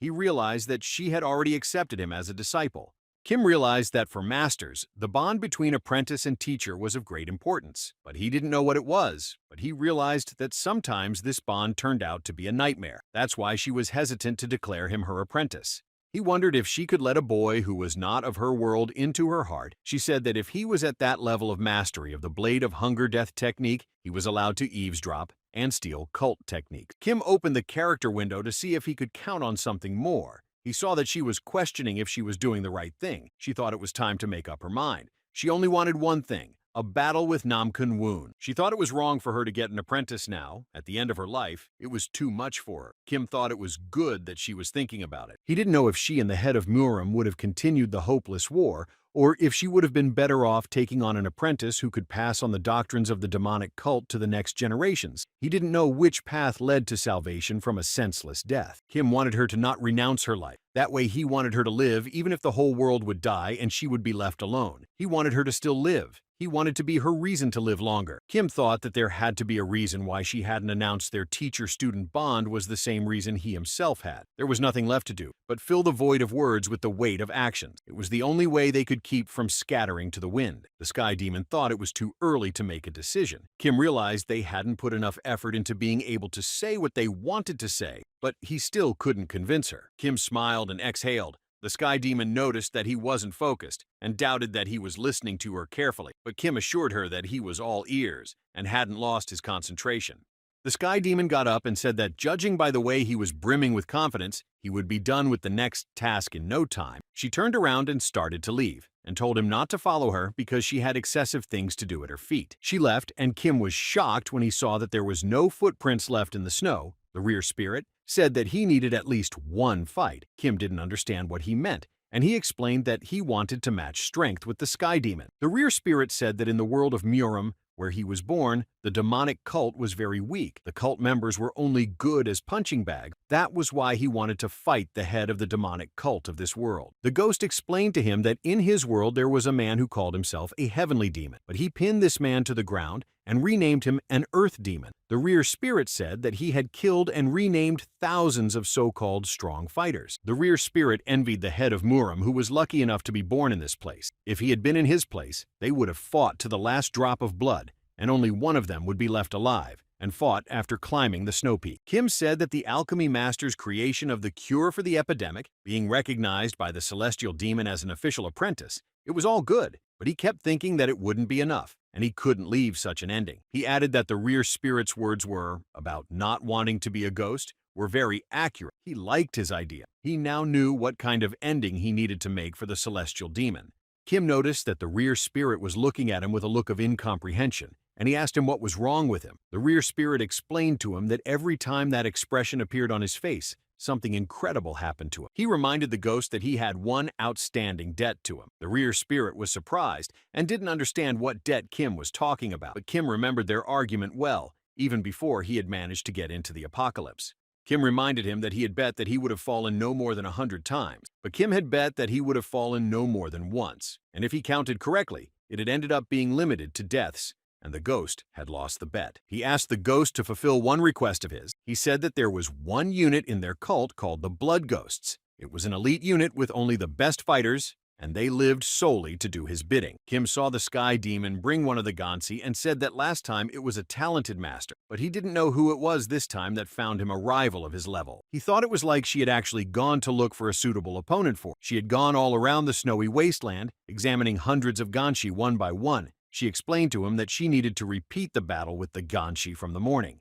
Kim realized that it was a show of genuine concern, a sincerity that was invested in. He understood that he needed to fight with the feeling of thirst, with just the pain of thirst in every cell of his body. The celestial demon was glad he understood that. She added that no other feelings besides thirst were intolerable in his mind, and she let go of Gansi, who immediately began to attack him. Kim accepted her terms and prepared to defend himself against the vicious Gansi, but he could not overpower her, and he fell again, and back for hours. Kim noticed that this time the blizzard was much stronger. He ran up to the alchemy master and the medicine kit and gave them the notebooks that had the research on the zombie virus and the creation of the medicine they had written themselves. They had to follow what was written there. Kim used the call of the evil spirits again. He ordered them to find and collect the people who had died of thirst. The evil spirit listened to his orders carefully and was about to go looking for Gangshi, but Kim had something else he wanted her to do. He said that there were Gansi in the area who had martial arts. She needed to find them. The demonic cult members wore black clothes, and the followers of the White Path were white. Even if they were very far away. She needed to find them all. The evil spirit asked him what he was trying to gather them all for. Kim smiled and told her that there were two people in this dying world that were still continuing their war. They would like to put a stop to it properly. But alas, whichever way you looked at it, it all just looked like a staged play. But since they wanted a proper ending, he was preparing a real great faction demonic war for them. Kim remembered that when he had tried to reach the blade of hungry doom, the celestial demon had been disappointed. She didn't appreciate his efforts. The celestial demon had tested him to make him give up. He understood that since the heavenly demon didn't expect anything else from this world, that's what happened when he studied hunger. However, after he comprehended thirst, her attitude changed drastically. The celestial demon told him that she saw that his technique was too simple. It was unhoned and therefore unusable. It was too straightforward and vulnerable. She explained that if his sword was not against humans but against the entire world, it was definitely not the technique of their school, but the technique of the White Path School, which was quite surprising to her. The celestial demon noted that the scream that carried his sword was becoming more and more audible, and now she was ready to reveal the whole point to him. Kim didn't understand exactly what the celestial demon meant. She said it was a trick of sorts. She asked him to remember the time when he was comprehending the blade of hunger's doom. What was he thinking about when he swung the sword? Kim replied that he was only thinking about hunger. The heavenly demon looked at him and said that was correct. But it wasn't all about hunger. He may not have realized it, but he had already touched the essence of the art of heaven and demons. She asked him to visualize the apple and then asked how it felt to him. Kim was confused by this question and couldn't answer it. She said it was okay if he didn't know the answer.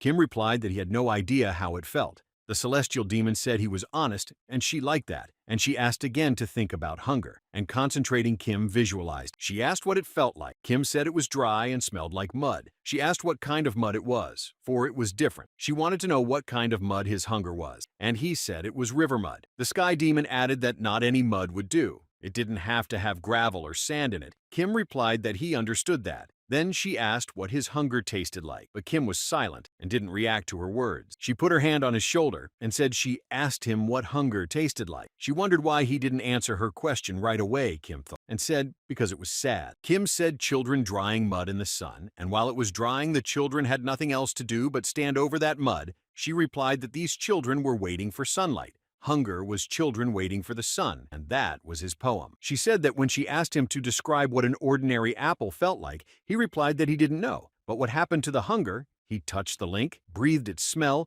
chewed it, and swallowed it. He walked to the river and must have even heard the sound of its water. The sky demon explained to him that the apple had a shape, but the hunger didn't. The apple had a taste, but the hunger didn't. But he could describe it. To him, dirt was dirt. The river and the children, she said, his potential lay right in his chest. She said he was unaware of the texture of the apple because it wasn't associated with any of his memories. If he had ever eaten an apple, he knew it. She demonstrated the apple to him using her aura. The celestial demon explained that the apple had a thin skin. It was shiny but a little lumpy. It was deliciously crunchy with the skin, but it was hard for a cold child to eat it like that. Then the apple should have been cut in half. She said that after the apple was cut, he was gradually spoon-fed its pulp to the child. She asked if he had ever eaten apple pulp like that. Kim answered her positively. The heavenly demon asked him what it tasted like to him, and Kim described to her that it was a little spongy, and the yellowish juice filled his mouth. It was delicious, and he happily ate the pulp.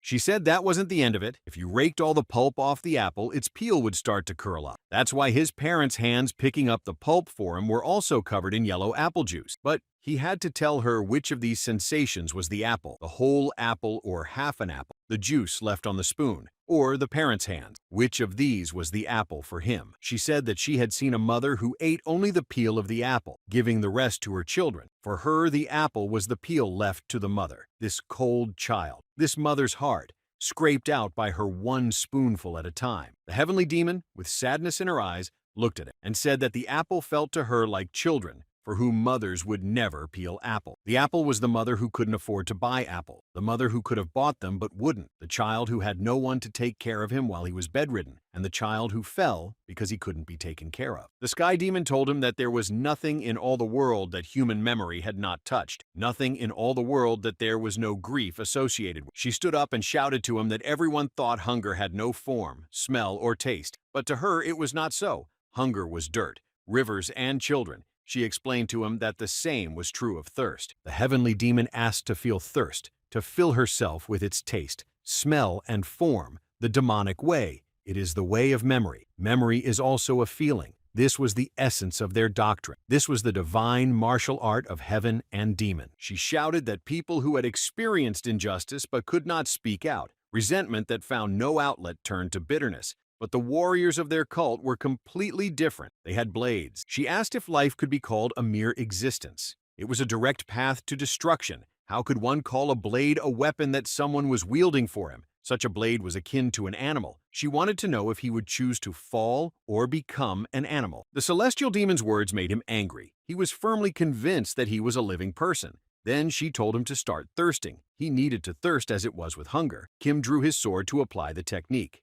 Kim remembered that he had gathered a person who had died of starvation. Among them was a child who ate cookies made of mud. He felt her loose in his mouth. He applied the first technique of the divine martial art of heaven and demon, the blade of starvation death. She said that he had found the mud of hunger, and now it was necessary to feel thirst. He gathered people who had fallen from thirst. Among them was a woman who drank seawater, and his insides were soaking in salt water. Kim was able to feel thirst when he was able to experience this feeling with the fallen people. Now he used the second technique of the heaven demon divine martial art, the thirst blade. The heavenly demon said that thirst was only the pain caused by seawater. What was water to him? Kim gathered the drowned men. Among them was a father that gave his last breath of air to his child, and Kim was drowning, giving all his oxygen through his mouth. She asked what winter was to him. Kim collected a man frozen to death. Among them was a newborn child that remained trapped in the arms of his already dead mother until the end, and he hugged her tightly until he froze to death. Kim used the fourth technique of the frozen blade, and then it snowed, the heavenly demon catching snowflakes, and told him that his technique was truly fickle. She said that the martial art clearly showed the life of a master. It was an incorrigible habit, especially concerning the divine arts of the heavens and demons, but he was gifted in different directions. The heavenly demon said that it was difficult for a human to comprehend all the pain that was in the world, and if there was a human who succeeded, it would be extremely difficult for him to deal with all the pain. But still, as he watched him comprehend the techniques, she felt as if she didn't finish speaking. She turned around and said that someone was approaching them, and a moment later they saw the head of Muram being brought on his back by a poisonous serpent. The sky demon couldn't understand what this old man was doing here, and in such a pathetic state. The head of Muram told her to shut up. He had come because he was worried about them. The head told her that she hadn't even done the ceremony of the 9 bells. The head said it was too obvious to him. He always knew about it. Kim looked at her and wanted to know what the ceremony was. The rear spirit explained to him that it was a ceremony that cemented the bond between student and teacher. Each school had its own specialty. In his school, you had to withstand 9 blows to the head by the master. He did, and it was a school record. The sky demon asked the old man to be quiet. She would decide for herself when and who she would accept as her apprentice, and it was none of his business. But the head of Muram objected to her and said it was his business too.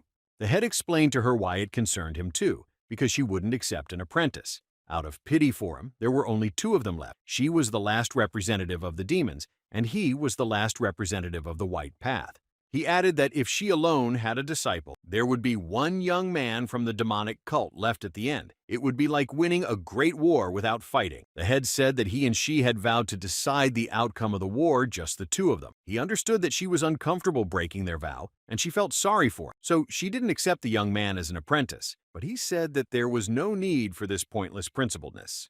He looked at her and said that he had foreseen that this was exactly what she would do, so he decided to take all the initiative and put his hand on the poisonous serpent, thus showing her his disciple. The celestial demon was shocked to hear that the head of Muram had taken a poisonous snake as his apprentice. She looked at him and said that he couldn't do that to her. She thought it was a despicable act. The head informed her that it was today that he had made him his apprentice. The celestial demon began to attack him. She shouted at him that he had made fun of her, and now she was ready to do battle with him again. She told him that it was hard for her to hold back all day and not have the ceremony. But the old man replied to her that if fate itself was coming to her, then she should have accepted it. You couldn't just ignore it just because she was too worried about others. The sky demon asked how they would deal with the Great War now. The 2 of them vowed to put a stop to it. She couldn't accept a rival other than him, to which the head replied that her ideals were ridiculous. Kim and the venomous serpent stood and watched in silence as they worked out their relationship. The head told her that the world wouldn't have fallen apart from the 2 of them changing their minds to end the war together, to which she replied that she didn't know how he saw the world, but she only saw blocks of ice. Kim looked at the poisonous serpent and said that it was quite unexpected. He wondered if the head of the guild could go to someone else as an apprentice. After all, he was the head of 1,000 faceless, and he himself trained hunters in the martial arts. He replied that if there was a stage for the sword dance, then the sword had to dance, and if there was a teacher to learn from, you had to ask to teach him. He would not miss such an opportunity. He was not such a simpleton. Kim listened to him and told him frankly that whether he was forced or whether it was all about simple pity, but he would regret it if he went to apprentice to the head of Muram out of self-interest. He explained that this decision shouldn't have been made like when he was thrust into the chronicles of a celestial demon out of notions of pride, because it would have been an insult to both worlds. But the poisonous serpent didn't understand what he was getting at. The poisonous serpent got angry and asked why the guy who was nicknamed the King of Death was telling him such nonsense. He told him that if he wanted to test something, he could test it with his sword. Kim realized that it wouldn't be easy for him in a battle with a poisonous snake, but he drew his sword and challenged him to a duel, whereupon Kim decided to start attacking him first. He asked it if it had ever had to starve, and he used the first technique of the divine art of heaven and demons, the blade of hunger death. The poisonous serpent could barely contain it. It was incredibly powerful. The poisonous serpent told him that he might have fallen after his attack. He thought Kim was just bragging,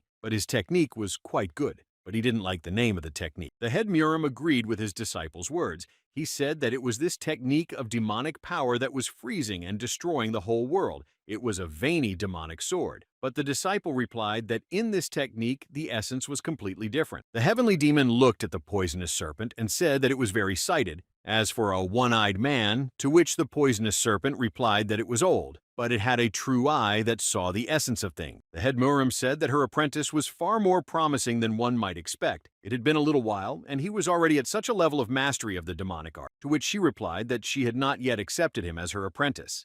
Kim thought that this wasn't just a battle to see who was stronger than him or the poisonous serpent. This sparring had only one purpose unknown to the celestial demon. He wanted to get her to accept him as her apprentice. The head decided to give advice to his apprentice. The celestial demon couldn't allow him to give advice during the duel between the two masters, but the head replied that he only saw the heir to the white path, and a very young demon. The old man told the apprentice that the young demon's blows could be quite heavy, but he could hardly keep up that pace. He just needed to dodge and not let him hit himself. He needed to wait for the moment when he would weaken. The poisonous serpent understood his master's words and obeyed them. He said that he had figured it out a long time ago. He asked if he had any other practical advice for him. The celestial demon told the old man that his apprentice had a rather strange conversation with him. The head said for him to use the comprehensive butterfly technique and the commandment of samsara, then he would slay him with a single strike. After these attacks, he could add tricks from his everyday martial arts. The master asked if the poisonous serpent would be able to follow all his instructions and launch attacks, to which the poisonous serpent replied that he would be able to follow his orders. He was the head of the gate of the 1,000 faceless ones, and attacking him would not be difficult for him. Poison Snake remembered Kim asking him if he had to starve. He realized that was the point of his technique, but he decided to ask the question differently. He wanted to know what the martial art meant to him, so he decided to answer for him. He said that martial art was about knocking out everything bad from the opponent who was right in front of him. The venomous serpent unleashed his powerful attack and said that this was the end for the Death King, and this time he wouldn't miss. The heavenly demon, seeing that his disciple was injured, went out of her mind with anger. She didn't understand what the poisonous serpent was doing. She couldn't just watch the destruction of her disciple. She needed to urgently intervene in their duel. She prompted her disciple that it was a downpour, and downpour is water. She asked what he was afraid of. He needed to take the water and drink it. After that, Kim realized that the heavenly demon had recognized this duel. Kim applied the divine martial art of heaven and demons. He used the second technique of the Blade of Doom. He managed to break the technique that the poisonous serpent used. The head of the Faceless was pleasantly surprised that the Death King was able to do this. The head of Muram shouted at him to use the earthly rotting lith technique because now the ground had become wet. The celestial demon told Kim to turn his attack into a puddle. Kim didn't stop in his attacks and applied the third technique of the choke blade. The poisonous snake was getting harder and harder to restrain the young Death King. The head of Muram noted that Kim had struck hard and needed to retreat. But the Death King was advancing and made a fourth attack with the frozen blade. This attack reached its target, and the poisonous serpent was unable to repel it. The heavenly demon said not to block the attacks but to dodge them. Their bodies were already mottled with wounds. The old man told her that now she was also interfering in their fight, but she wasn't going to do that. Kim noticed that those wounds in the cold wind immediately hardened and turned into scars. Kim thought that for them, whose bodies were infected, who could no longer fight without wasting their energy completely, he had become the sword of the heavenly demon, and the poisonous serpent the sword of the head of Muram. It was a dream they dared no longer dream of. He understood that no matter how bright the dream was, one day it would lose all its colors. All people would still fall sooner or later. The end was the same for everyone. Doom awaited. The Sky Demon thought she had already accepted what was happening to her and her world. She had long ago cast everything away, and suddenly it was starting all over again. She didn't know what to do. She watched Kim fight and couldn't make a decision. Kim thought that only people could abandon other people. Only people could choose not to. He approached the celestial demon, bowed, and told her that he would like her to be his teacher. He told her that he wanted to become her image. He wanted to become her dream that would not fade before anything. Kim looked at her and said that he wanted insanely badly to become her student. Kim wanted to inherit her image. He wanted to inherit her dreams. And he wanted to become the heir to her life. He said that he was nicknamed the King of Death. His real name was Kim Kan-ja, and he asked to be accepted as her student. She answered him that her real name was Seo-baek-hyang, and it was time to start the ceremony of 9 bells. She agreed to accept him as her last disciple. Now he had to endure the ceremony and become her official disciple. In the demonic clan, the same prayer had been passed down from generation to generation. No one knew what Baraya meant. Even the master who had lived a long life and brought the celestial demon into the cult did not know the meaning of the word. To the celestial demon, Baraya was the song of the common people. Their cry, she realized that the cry itself carried no meaning. The cry of the commoners didn't have to be as meaningless. But since people didn't necessarily need to know much to shout, commoners who weren't trained in literacy and etiquette could at least shout. Shouting was something that could unite all nations. The celestial demon's master once told her that she had nothing more to teach her. It was time for her to reveal herself to the world. She asked her where she would like to go, to which the celestial demon replied that it was to a place where people were starving and thirsty. She added that she would like to go where people were suffocating, where people were sick, where people slandered by the government were serving their sentences, where people were being burned alive. That's where she would like to go. The master answered her that if she wanted to, she could go anywhere in this world. The summer Seo-baek-hyang revealed herself to the world of Muram.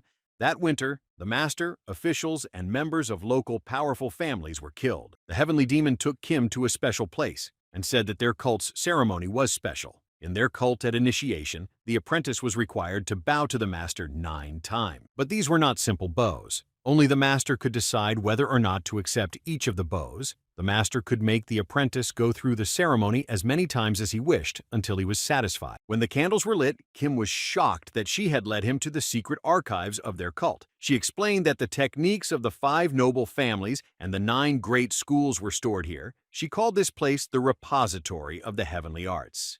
The rear spirit was quite pleased. He considered these books to be treasures. He wanted to look through a few books and asked him to ignore him and do what he needed to do. He asked him to bide his time until he would have read everything here. The ghost was happy. He thought that now all the techniques of this world belonged to him. She said she entered the world of martial arts when she was a year old. She asked him to guess what she thought of first when she found herself in Marima. Kim guessed what she thought, that she would destroy all the students of the White Path School or prove that the demon cult was the best. She replied that her first thought was that she hated the world of Muram, the martial arts forest. She said that Muram had a different meaning to its name. There were countless trees in its forest that this forest formed. Yet the 9 great schools and 5 great families ignored everything else, sticking to the forest martial arts. The heavenly demon said that was why she decided to take the martial arts away from them. Kim was surprised when he heard her words, but he couldn't understand what she meant. She replied that she had stolen all their records that they were so shaky about. She told him that they had bowed and begging her to leave them the books containing the wisdom of their clan, and she had simply buried all the masters in the ground, leaving their heads sticking out, then ripped up the books in front of their eyes and left. The Sky Demon told him that it had been decades since she had stolen all the martial arts books. She said there was the Cloud Dragon, Shamans, the Sichuan School, the nation's strongest houses, and the Maoshan cult. She explained that if all the techniques of the world were gathered here, it was a martial arts forest. Only this place could rightfully be called Muram, and this was where she wanted to take his bows. The heavenly demon asked if he would be her apprentice in this place. Kim agreed. She added that she didn't care what he looked like. She asked him to just bow as his feelings told him. She explained to him that he had to bow 9 times, but he had to put a different feeling into each bow. The celestial demon said that in his first bow, he had to put a feeling of hunger. Kim thought that hunger was the children who waited for the sun. He realized that in the demonic cult, the ceremony of 9 bows referred to the most divine martial art of heaven and demons, and Kim made his first bow. He said that the demonic path contained 4 stages. The first stage was the Jumo demon of the beginning. These were the demons that spoke with swords, and this was the initial stage of the new students of the school, the demon of the beginning, the one who knew how to convey their pain through technique. The second stage was the limit demon. That was the demon that could speak other people's pain, so the limit demon was the one who could transmit other people's pain through technique. And Kim made the second bow, the bow of thirst. Kim started to do the third bow, which was the bow of suffocation. He realized that the third step was Tomo, the elusive demon. He was the one who knew how to speak everyone's pain. He explained that the elusive demon could just walk down the street and easily feel that he was bringing suffering to the person who had just passed him. The celestial demon watched closely behind the bows and said nothing. But when Kim finished the third bow, she said that it was rare that anyone could reach that level. She said that in the history of their cult, elusive demons could be counted on the fingers of one hand. She reasoned that she was the elusive demon. Kim began the fourth bow, the frozen bow. He remembered the feelings of a mother freezing to death, clutching her child in her arms before she died. He said that the last, fourth step was the Shenmue devil. He said that the devil knew the suffering of not only humans, but the whole world. It was believed that he could speak the pain of everything that ever existed, but this was only a theoretical step. He knew that no one had ever reached this step. Kim began to speak of the fifth technique of the divine art of the heavens and demons. He said it was the death of poisoning, the pain of those who had fallen from poison or drug addiction. It was one he had yet to comprehend. The celestial demon stopped him and ordered him to begin again. Kim knew that the number of times it was deemed necessary to worship the poisoned was once. The number of times it was deemed necessary to worship the fallen of disease. The sky demon was pleased that Kim was being quite frank. She said that there were children that were honest from birth, and there were children that were born with bad karma but eventually decided to become honest themselves. She said that he was clearly the second case. She said she wondered what kind of life had gotten him this far. The sky demon wondered what kind of life he had longed for to get to this point. She was sad to realize that he had overcome a hard road.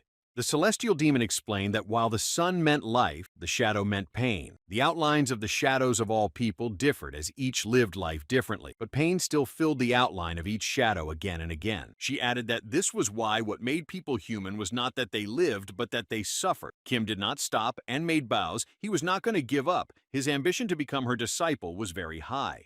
The sky demon said that when he vowed to share his sorrows with someone, he was vowing to spend the rest of his life with that person. And so those that hurt others only wanted to be by his side. People didn't just decide who they would leave scars on, they also decided who would leave scars on themselves. The people he wanted to save would never be okay. The crowd he saved would never be fully grateful to him. She said that the people he loved would never be flawless. But if he wanted to be hurt, he needed to realize that they scratched him with their nails and squeezed him in their arms until his bones crunched just because they wanted to hug him badly. Life was pain, but this suffering was only available to the human race. She repeated Baraya, Baraya, Baraya, and said his heart was a candle and asked him to light it, and then he would see the shadows of those around him. Kim knew that the 8th perdition of heaven and demons was the perdition of the burned one. He was preparing to perform the 8th bow, and the heavenly demon gave him the advice to bow with a burning heart. Kim listened and remembered how he was burned by the summer spirit. She realized that the final technique was not established. Generation after generation, the clan members sealed their own doom in their final technique, and then the 9th technique of the divine art of heaven and demons differed from person to person.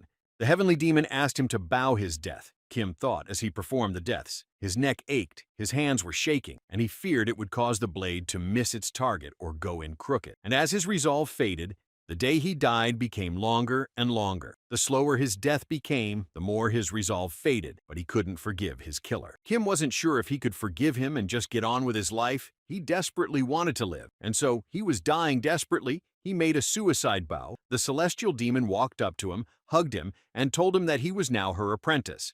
She said she didn't care where he came from. Wherever he went, wherever he was a disciple of the celestial demon. Their doctrine was in his heart, and if society and the world fell while his heart was beating, their clan would continue to live. Kim was severely exhausted from the 9-bow ceremony, but he was in agreement with the words of his heavenly demon master. At one point, Kim thought his neck was hurting, and he was only now able to realize it. They headed towards the exit from the place where the ceremony was held. The sky demon said that it was dark ahead and asked him to look carefully under his feet. Kim understood her words and began to walk carefully forward. Kim looked at her and thought what his master was thinking now, and he opened the character window. He saw that he was thinking that she had about a year and a half to live if she saved her chi. and in that time she had to pass on all the knowledge to her apprentice. He thought her words confused him for some reason. The spirit of the rear told him that no matter how different the worlds were, the masters were the same. He was happy that he could read all the martial arts archive. The ghost asked him if his ceremony was successful. The venomous serpent substituted that they had gone back and asked if the ceremony of 9 honors was over. Kim replied that he had officially become a disciple of the heavenly demon. The venomous serpent congratulated him on this achievement. Kim wondered how the poisonous serpent was able to become the disciple of the head of Muram, and he replied that he himself didn't realize how it happened. He just called him to be his disciple. Nothing special happened, but Kim saw what the poisonous serpent was thinking. He remembered the head of Muram begging to become his apprentice. He thought it was burdensome for him. He just wanted to quietly take refuge, but his life was very full. An alchemy master came to them and told them what she had. For the Death King and the Sky Demon, there was one good news and one bad news. Kim asked what her news was. She said they had succeeded in making a cure. The Celestial Demon couldn't believe it. She was amazed that they had managed to create a cure for an unknown disease. The alchemy master said that she had completed it yesterday, but decided to observe the results of the cure for 24 hours. The alchemy master said that the sample they had provided had been experimented on, and as a result, they were sure that the infection had passed, and the corpse had regained its normal appearance. The Celestial Demon took her hand and said that it was wonderful. Even the efforts of the greatest medics could not beat the disease. It was inconceivable that the two of them could handle it. She replied that they had used the material Kim had given them. She asked if they had cured the old man. He was pretending to be strong and proud, but he didn't have long to live. She was glad they had managed to create a cure before he passed away. She replied that she would take over his treatment. She was here for them. Kim thought that the lady alchemist was a genius who managed to create a cure for a deadly disease. It was no surprise to him that she was able to do it. But the alchemy master said that there was one problem with the cure. But she explained to them that there was actually nothing wrong with the cure itself. She had created it after all. However, she was interrupted by the head of Muram and said that the alchemist was trying to say that they should have stopped using qi. He said that he had also personally seen the Taoist head's body return to normal. He had no doubts about the effectiveness of the medicine created by the alchemy master. However, she herself should have understood everything. He and she were already half dead anyway. Their bodies had pally for a very long time, but they had forcefully kept them alive. And now they had a chance to be cured of the disease, but they had to make a hard choice. The head of Muram said that they had dared to go against the laws of heaven in the name of survival, and now it was time for them to be punished for it. They should have been dead by now, but they had not given up hope of salvation, and now they had a chance to survive. The alchemy master used her skill and saw that both of them had long been infected with the Gangji virus. The source of the disease was in the core qi they were talking about. Because of this, it was impossible to isolate the pathogenesis. She informed them that the condition of their lower body was in a particularly bad state. For their created medicine to work properly, they had to clean everything off their bodies. The Celestial Demon asked that they needed to get rid of the tumor in the qi channel, but they could lose energy from that. But she thought they could quickly restore it. But the alchemist said that wouldn't happen. They needed to remove the core qi completely. She said that they could have no doubt in the success of the surgery. They had already done clinical trials. She wasn't an expert in surgery, but the Coral of Medicines had the necessary skills. She wasn't at the level to be able to help him. The head Muram confirmed that the Medicine King was quite skilled in surgery, though he wouldn't take judgment on the rest. But such healers and beyond the wall were still worth looking for. It was fascinating. If she had the chance, she would have to see it. The old man said that he was willing to go for the operation. He realized that, in any case, the so-called core qi he would have lost was barely with a fist of it left. There was nothing to be sad about, and nothing to regret either. He was glad that he was able to find a disciple. The Sky Demon turned away, but the head Muram added that let him stop using qi. His head was clear enough that he could teach his disciple, and his disciple was a genius of the age that could understand 10 truths from just one word. He said that they were martial masters, and their martial arts were their hearts instead of their hearts. And as long as their hearts beat, their martial arts would continue to live. It seemed to him that he was right on this point. That same night, the head of Muram lay down for surgery, and it was very successful. Kim saw his master and approached her. She asked him how the surgery went and what were the results. Kim replied that everything was fine. The Celestial Demon said that she wanted to cut through the cold of the world. She told him that she had been dreaming about it since she was a child. The winter was unbearable. The snow falling from the sky made her sad. She remembered that it had always seemed strange to her why there were seasons or winters in the world, why people had to lose their lives during each change of season. She hated it. The Sky Demon was convinced that if dissecting the coldness of the entire world in one blow, she would not succeed. In that case, she would punish those who carried it into their world. Kim noticed that she had pulled out her blood demon sword, but didn't know why she needed it. She said that when she first came to the world of Muram, she had tried something, a completely juvenile impulse. She had tried to take the coldness of the world, as the name implied, as an object of substance and cut through a snowy mountain. The heavenly demon admitted that she couldn't even cut a piece off the snow mountain then. She began to prepare her attack, and Kim saw her exuding her aura. She said that her heart was a candle that could burn everything around her. She said she was only able to cut the peak of the mountain. She put all her heart into it, but she couldn't cut the whole mountain. Maybe it was because she was still far from being able to wipe it out with a single glance. The heavenly demon thought that she was still far from her final step. She turned around to her disciple and said with a smile that she was willing to go for the operation. The Medicine King was resting in a hot spring and asked her to wait with the operation. The alchemy master apologized and said that they needed some rest. They were exhausted after performing the operation for the head of Muram. The celestial demon approached the head and said that she heard that he had lost the center of his kui, so she personally came to visit him.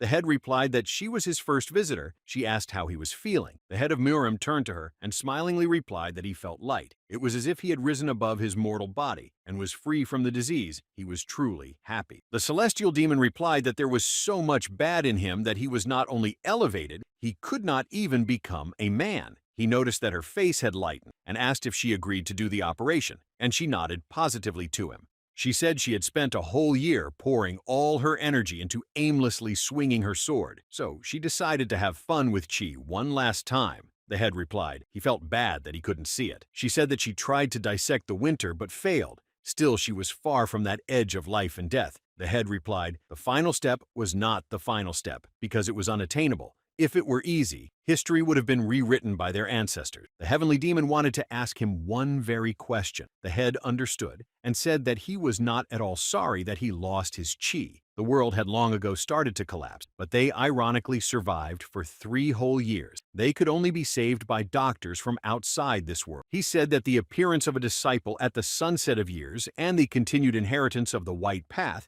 it was all an irony of fate. It was a miracle that united these ironies of fate, and he was grateful for it with all his heart.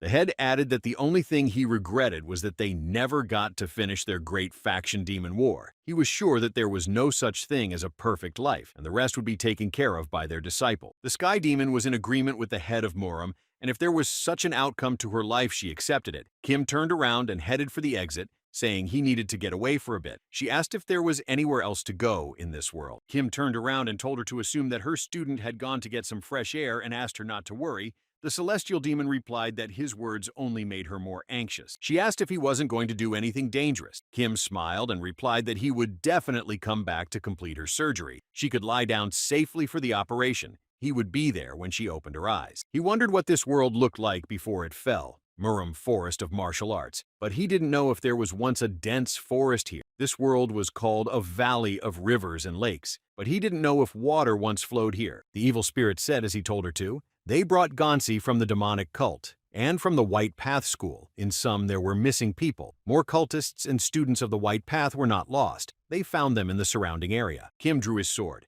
and replied that she had done a good robot and ordered the Gansi to be brought to him one by one. And the first Gansi Kim was going to destroy was brought to him. He killed them one by one. He ordered the evil spirit to bring them to him as fast as possible. He had to finish them all before sundown, and the evil spirit obeyed his order, and he started bringing the Gansi to him even faster. Kim kept thinking about how he could achieve the perfect ending, how a human life could become complete. Would she be satisfied with just having him as her apprentice?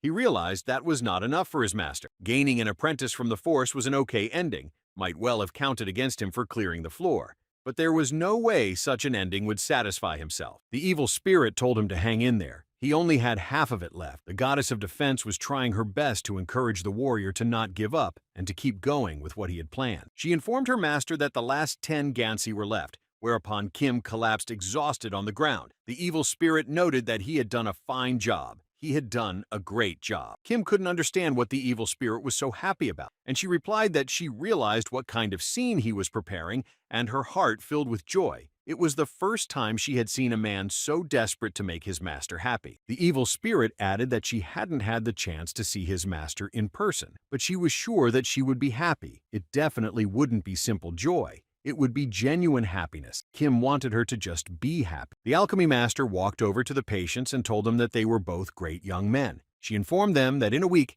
they would be finally well. She said that if Gansi bit them again, they would be uninfected. The sky demon put her hand on her head and thanked her for what she had done for them. She and the old man owed her their lives. She thought it was not easy to come to the aid of strangers, but the alchemist said she was doing her duty.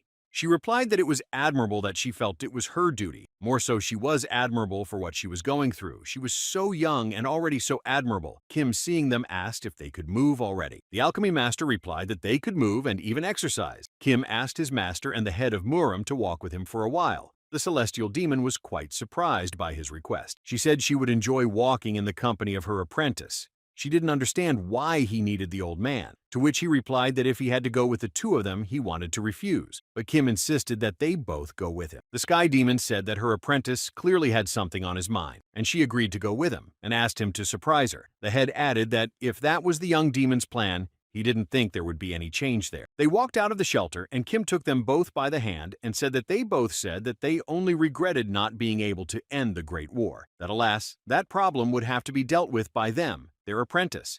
Kim said that he had a different opinion on the matter, because the Great War was a sacred ritual for both of them, and even if he and the poisonous serpent started a battle, it would only be a sparring match. It would never turn into a war. The sky demon couldn't understand what her student wanted to say with that. Kim added that the battle between the two of them could be called a Great War, because they were the ones who were the founders of it, still defending the demonic cult and the White Way. Kim thanked them for that. He also thanked them for not surrendering for 3 whole years, for rallying the Gansi every morning, and if they had both surrendered even once, there was no way he could have gotten them back. He walked to the edge of the mountain and applied his skill of summoning evil spirits. He told them that they could have taken it as a dream. He didn't mind if they both dropped it to a side effect of losing their chi centers.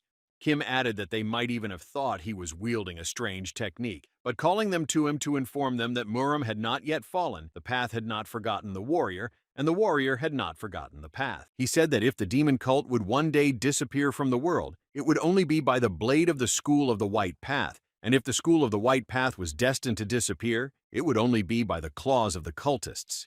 Kim took their hands and said that he was calling for the head of the demonic cult and the head of Muram to come together in battle for the right to be the last lord of the Valley of Rivers and Lakes. This was their chance to end the Great War. The demon cult and White Path school members who had come back to life couldn't understand what was happening. Some of them thought it was the Promised Land, but they all remembered being bitten by Gansi, and their lives were fading away. The sky demon couldn't believe her eyes. She wondered if he came from a different world than the world beyond the Great Wall. Such sorcery could not be controlled by a mere mortal. Something like this could only happen in legends. She asked if she was gone and had gone to heaven without realizing it. Kim smiled and said that she had not fallen, and that was not the point. He said that now these people could not use martial arts. Neither could he and the head of Muram. He explained to her that compared to what they were when they were alive, then now they were all much weaker. He let go of her hand and offer her to look at them herself, and she started to descend the mountain. The blood demon was explaining to his subordinates that the first thing they needed to do was to deal with the current situation and calm down.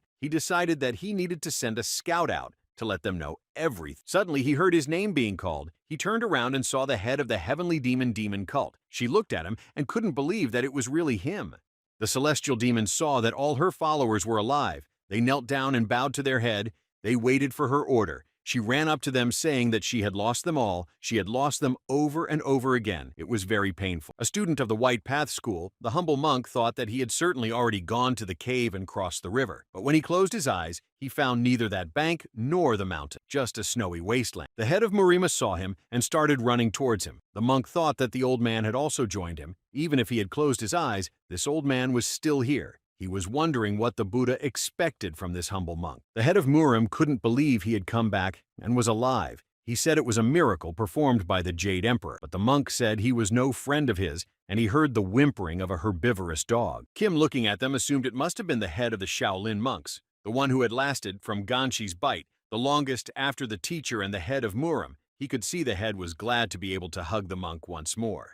The sky demon said that this day could have been an illusion of a deluded mind, but so be it. She didn't mind if she went crazy and dreamed for real. She smiled, greeted the head of Muram like the head of a demonic cult. She added that she wasn't afraid if it was a dream of the world falling asleep, She realized that life was just a sickness they were forced to go through, and the whole world was just a shared dream of theirs. The Sky Demon had not forgotten the name of the disease she had decided to get. She had not yet lost the fever of her dream, and so she had not yet let go of anyone, nor had she let go of this world. She said the name of this disease, not martial arts, proved her place, and the heat of her dreams, not inner chi, proved who she was still herself, and she requested their battle. The head of Muram and the Namekun clan, the great head of the Namekun Unhouse, nicknamed Bu Volson, accepted the challenge thrown to him by the great head of the demonic cult. They had a tough battle ahead of them. He said that they were cultists, were created from the cries of commoners turned into their own doctrine. The cries turned to revenge, and revenge was genocide, staining the world scarlet with blood.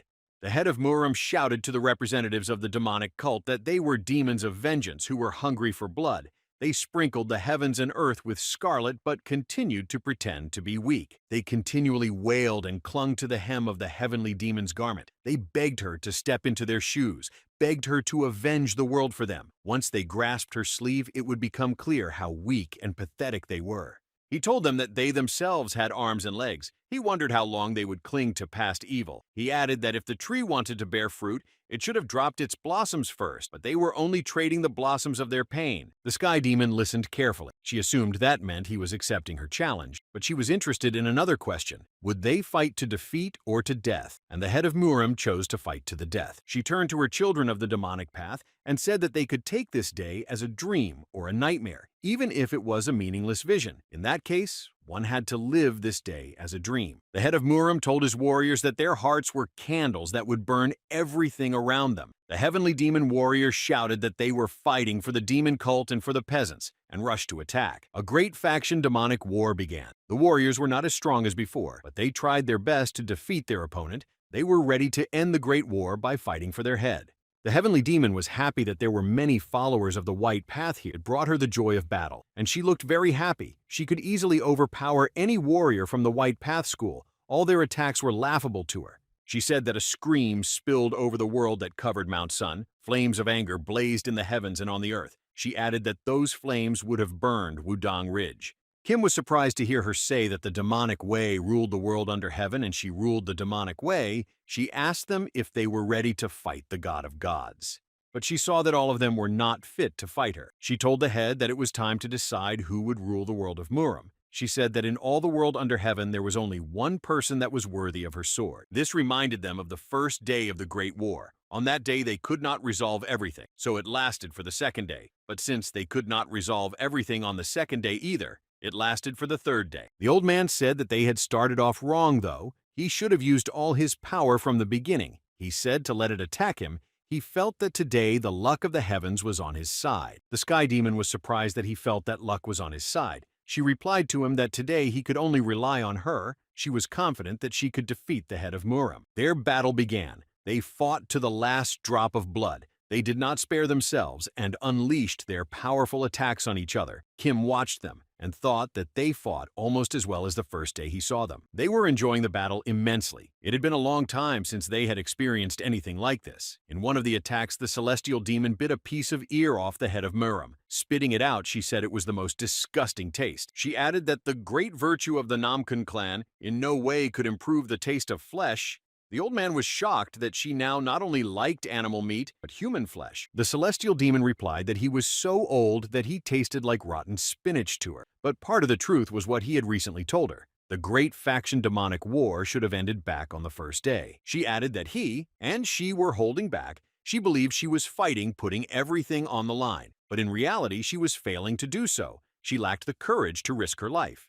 The heavenly demon said that today's battle was a second chance that was given to her against her natural will. It was impermissible for them to make the same mistakes foolishly. She looked at Bu Wolson and said that today the great heavenly demon would use all the power she had. He couldn't believe that she was going to crack the true chi. Innate true chi was an energy that everyone had since birth. It was life energy. Unlike core chi, true chi could not be artificially nurtured. If depleted, it was no longer replenished. The head Muram explained that once it was depleted, it only meant the end for the life of the person it belonged to. They would either fall or be left crippled. He told her that they were weak either way, even using their true chi now. Only a beginner or apprentice level would be available to them. They no longer had not only internal energy, but also chi channel. The heavenly demon replied that she understood that perfectly well, but the old man was shocked that she was seriously going to crack her true chi, only to, at best, show everyone the beginner level. She asked him not to get so angry. She didn't want to just throw her life away.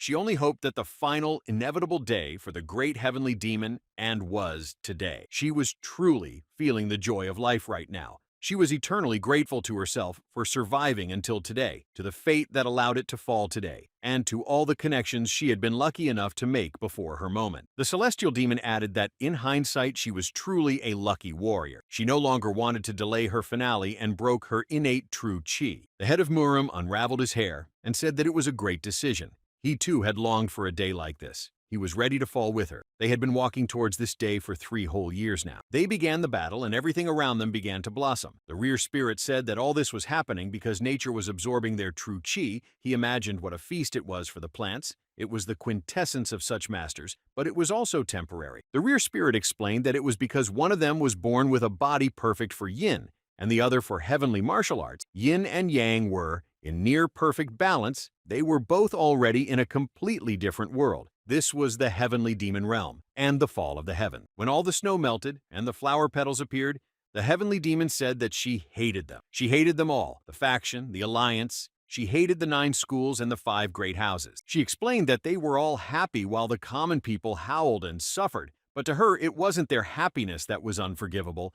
It was something else entirely that disturbed her. She hated that pain could be inflicted on even the likes of them. They too could experience pain and seek comfort. She hated all of them pretending to be human in all this injustice. The sky demon made her attack and said that humanly they only treated each other and animalistically with all other humans. Her blow was very strong and hit exactly on target. The head of Murima was defeated. She fell down without strength. Their duel was over. Kim ran up to his master in an attempt to help her. He sensed that she was as cold as ice and began to warm her with his aura. He told her that she had won. The heavenly demon replied that before she would have fist-pierced his chest and ripped out his heart, now she could only hit him. She considered it an embarrassment to herself that her apprentice saw. She decided to cheer up her apprentice and told him that he looked many times worse than her right now anyway. She reached out to him with her hand and asked him what the look on his face was. The sky demon told him not to be afraid. She still had time before she died. It was enough time for them to have time to say goodbye. They had 2 hours, but he still kept crying. She said he was making her anxious. She said she wished she could spend more time with him and pass on everything, but she couldn't do it because of her stubbornness. She was afraid to imagine what she would leave in his heart and what she would leave behind. The sky demon told him that she only wished that he would remember her as a lonely flower that bloomed for just a moment. It was her last wish before she died.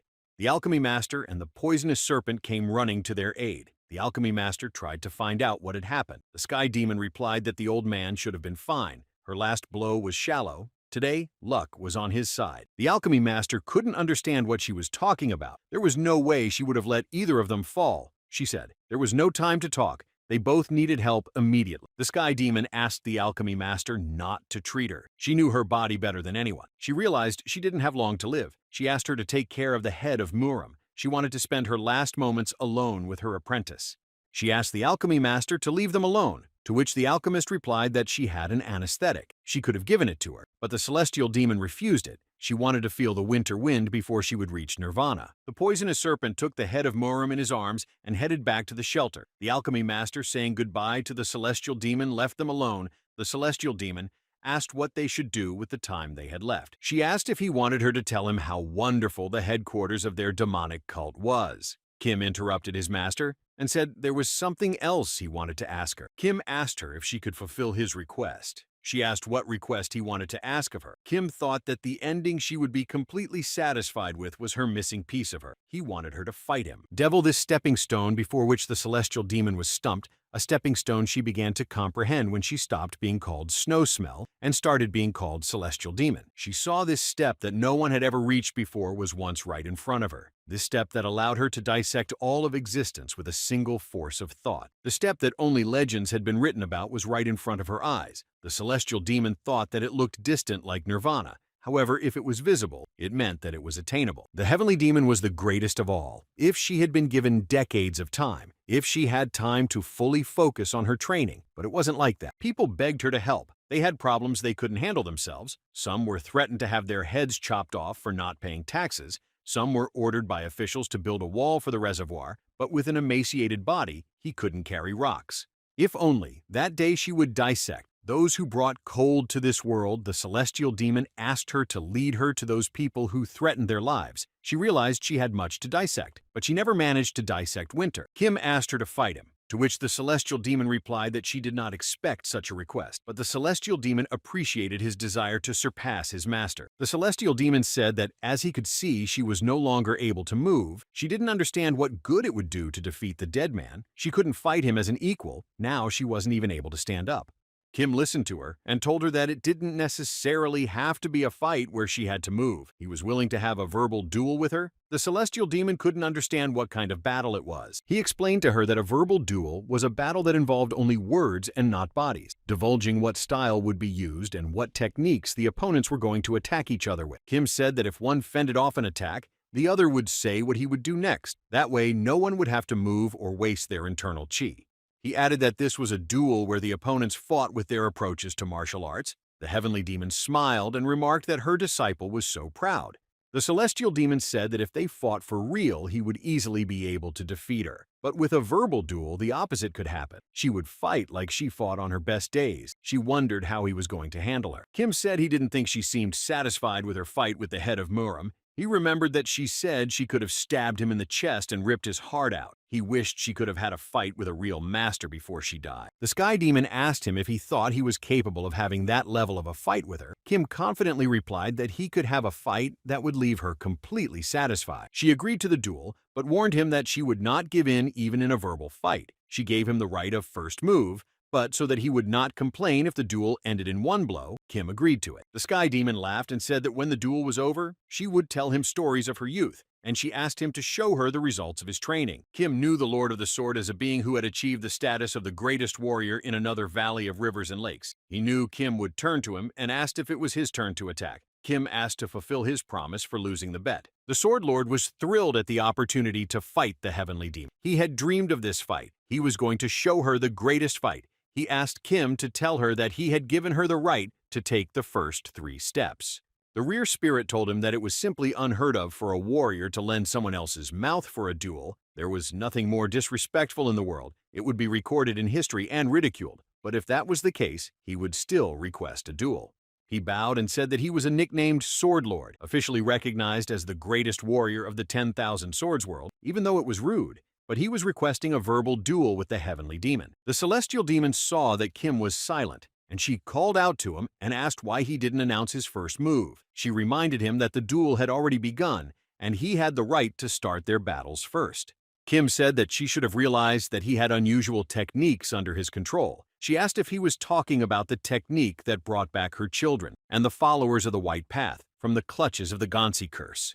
The Sky Demon explained to him that she had decided not to ask him anything. She knew that silence was always gold, but thought that perhaps it had been sent to them by the Jade Emperor who felt sorry for them. Kim told her that he had one technique that allowed him to summon ghosts. And right now, in front of them, was the ghost of an accomplished martial arts master. In another world, he was dubbed the greatest. Kim thought she thought his words were an amusing joke. Then she said that if the ghost was the greatest master summoned by her student, she would be favorable and would gladly accept him as her opponent in a verbal duel. The celestial demon wanted to know what technique the esteemed ghost wished to use, and Kim informed her that the ghost had given her the right to the first 3 moves. He greatly surprised the celestial demon, but she would not refuse the generous offer. She thought the ghost was a fool. There was no way her student would have dared to say such a thing. She thought that this ghost didn't know its own place. She then decided to use her right and launched the first of her 3 attacks.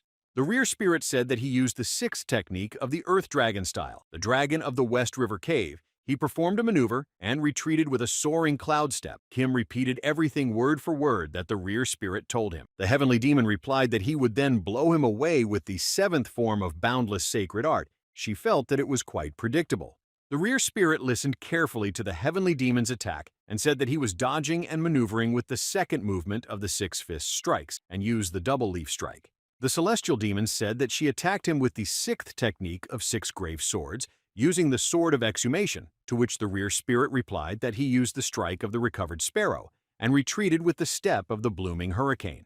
The rear spirit said that he couldn't imagine what her life was like After climbing so high in the cult, she dedicated herself to the community. With no time to train, she could have reached incredible heights if she hadn't been so busy. Ghost thought that she had definitely devoted herself to her family and cult members, so she didn't have time to train. But the most unfair thing the rear spirit thought was that even so, she was still the strongest. He said that she didn't have to train and sweat. She was already at the top. Everyone around her had already recognized her strength and literally revered her as their own god. The rear spirit said she was unlucky to be undeniably the strongest in her world, but now he was ready to show her what it meant to be a god among gods. The sky demon realized he was more than just a screen. The celestial demon took his threats and said that now she would begin to take him seriously. Kim knew that the celestial demon was the strongest in the underheavens and could give a decent fight to the rear spirit. The rear spirit replied that she was doing the right thing when she took him seriously. The Sword Lord was from the world of 10,000 swords. He was also the strongest in the underheaven in his world, and now their duel had officially begun. The heavenly demon said that she would send him flying with the first flame-bloody fire dragon technique. She used a fierce explosion and waited to see what the Sword Lord would do. The rear spirit didn't understand why she started sticking to the tactics of the White Path School. He decided to consistently fight back with the first of the 18 Cloud Dragon Blade techniques. If he missed one strike, he would immediately execute an uppercut.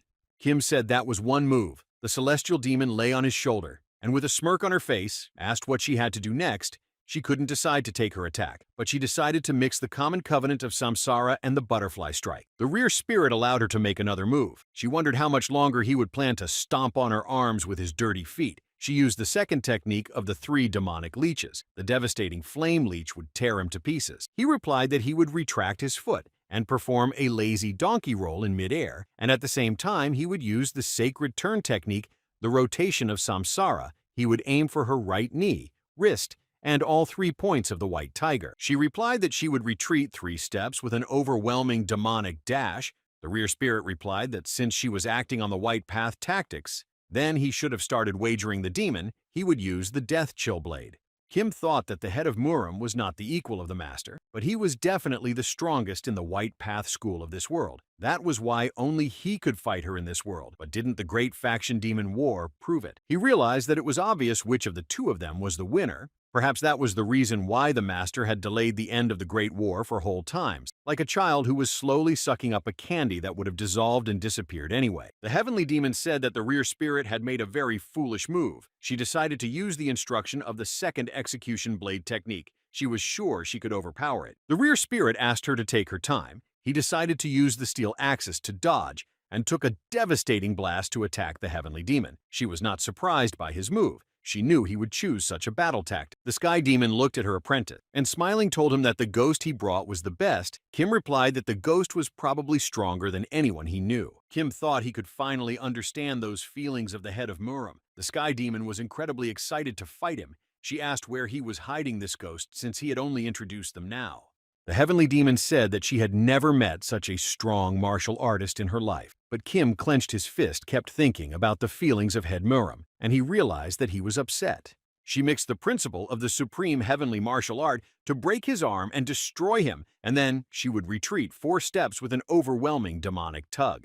The ghost replied that he could think that she had started to run away from him. He would use the White Path Cloud Vortex to catch up with her and stay 1 step behind. Then he would take out his sword chi and use the Summer Storm. She said she was tired of testing him for what he was good for and used the Thirst Blade to get sucked in. She used the dragon-piercing sands and pierced his life points, Great Heaven Channel, and Fulcrum points. Kim couldn't understand their duel. He knew what a Thirst Blade was, but he didn't know what dragon-piercing sands was. He didn't know how it was to distract someone with the law of samsara. Because of that, he didn't know what it all looked like. He couldn't visualize their duel. He would have wanted to be a good enough opponent for her if he could. He would have wanted to be her hope if he could, but things were completely different, which frustrated him greatly. Kim realized that all he could do was listen and watch them fight. Their level of martial arts proficiency was simply beyond his reach.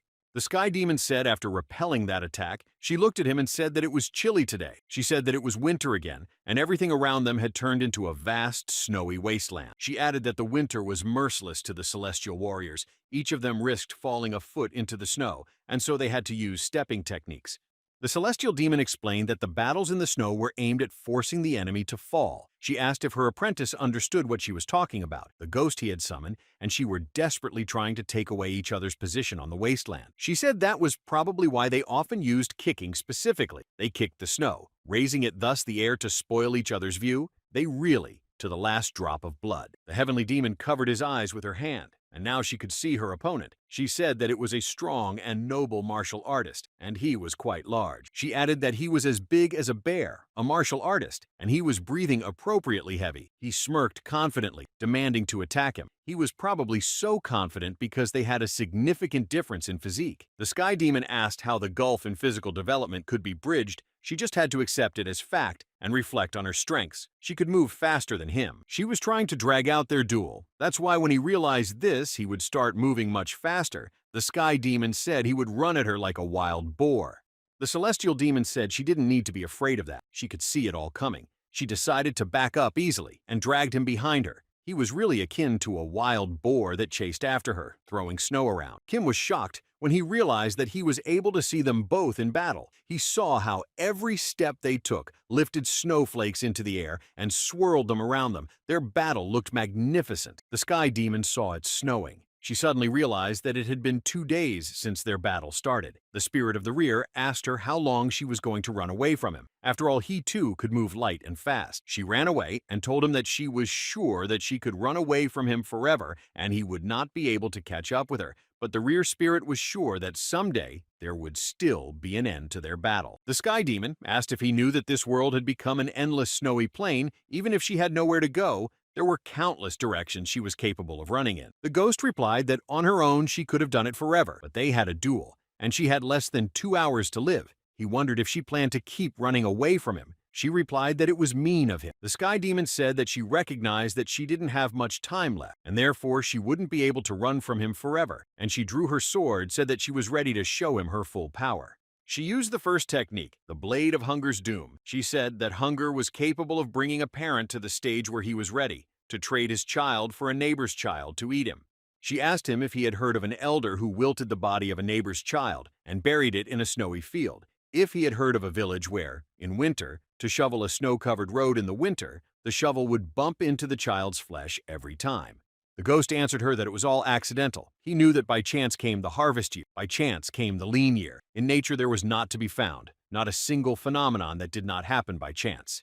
He added that if she cried from accidental tragedy, she must on the same principle become happy from accidental joy. The depth of one sadness was equal to the magnitude of one happiness. So he decided to sing about the harvest of a happy fall. One day he was walking along the road and looked at the horizon. That day he saw a golden sea of rice ears spread out in front of him. The ears were as tall as him, and little children were playing hide and seek among them. Their joyful laughter could be heard through the rustling of the ears. The rear spirit remembered that she had told him about the child's flesh buried in the snowy ground, and he wanted to tell her about the laughter of the children playing hide and seek in the rice field. He added that both stories were coincidences, and if he had to put a blade into one of them, it would be the laughter of the rice ears. If any scene came to his mind in his last moments, it would be the children playing hide and seek. The heavenly demon replied that those were exorbitantly blissful speeches. She didn't stop and continued to launch her attacks on the ghost. She used the second technique of the heavenly demon divine art and the heavenly demon thirstblade. She said that happiness was incapable of destroying a person. The pain of hunger, the pain of thirst,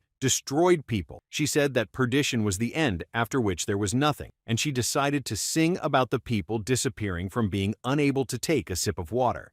The ghost fended off her attacks and told her that she had taught the king of perdition wrong. He apologized and said that he had been a bit hasty, and said that it was rather not wrong but too soon. The celestial demon was shocked to hear this. He said that singing about the pain of the world was a good thing, and paying attention to the suffering of others was also a good thing. But one couldn't do it forever because one could soon fade away from it. The ghost thought that he should have tasted the gifts of the mountains and the sea. Then he would feel sorry for the people who could not taste them in their whole life. And in summer he should have bathed in the river. Then he would cry for the people who dried up without water. He thought that Kim had not felt the world yet. The ghost knew that people's hearts were the wick of a candle. If you only burned it, it would completely decay one day. The ghost told her that Kim had never loved anyone in his life. The ghost said that Kim had never been in a relationship yet, but he was already acting like he would take on all the pain and sadness of this world, even if he didn't even dream of it. It was too early for him to learn the teachings of their clan. He wanted to teach him how to be joyful. He would teach him to laugh without a drop of pretense. He would teach him to rely on other people. He needed to be around someone so uncontrollably happy that he would eventually be able to be infinitely sad. The heavenly demon became angry at his words and shouted at the ghost that was he in a position to be a teacher for her student, and she applied the third technique, choked blade. The ghost replied to her that he could afford to teach the king of death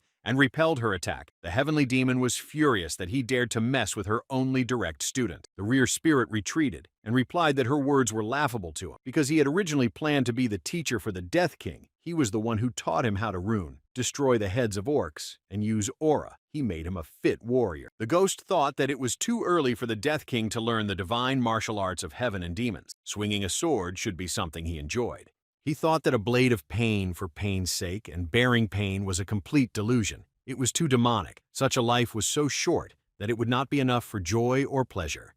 The sky demon replied that Kim was her apprentice, the child that was born to become the next head of the cult. The ghost replied that it was because of this, his train of thought, that he was calling her path apostate. She strongly disliked it when her cult tried to humiliate her. She lost her temper and said that she would blow him away with the seventh technique of the divine martial art of heaven and demons, using the blade of the dead under the birthing rod. Kim was shocked when he was able to see the techniques that they used on each other, and seeing them, he was finally able to understand what techniques and attacks they used to inflict as much damage as possible on their opponent. The ghost said that he was responding with the fourth technique of the 1,000 strikes of the sea flowers, the strike of the setting autumn night moon. He was fighting back with the eighth technique of the divine martial art of heaven and demons, using the blade of the burned one. Kim realized that the master, the head of the demonic cult, the heavenly demon, was losing the battle with the rear spirit. She needed to respond to his attack. Otherwise, their duel would be over. She remembered that she couldn't master the last stage. The reason was because of the perdition deeply rooted in her soul, the death of the frozen, being abandoned by her mother, and dying alone in the permafrost. This was the ending she considered her death. The heavenly demon said that no matter how paradoxical it was, when the world fell, she was able to complete the 9th technique of the heaven and demon divine martial art. In the entire world, heaven and earth,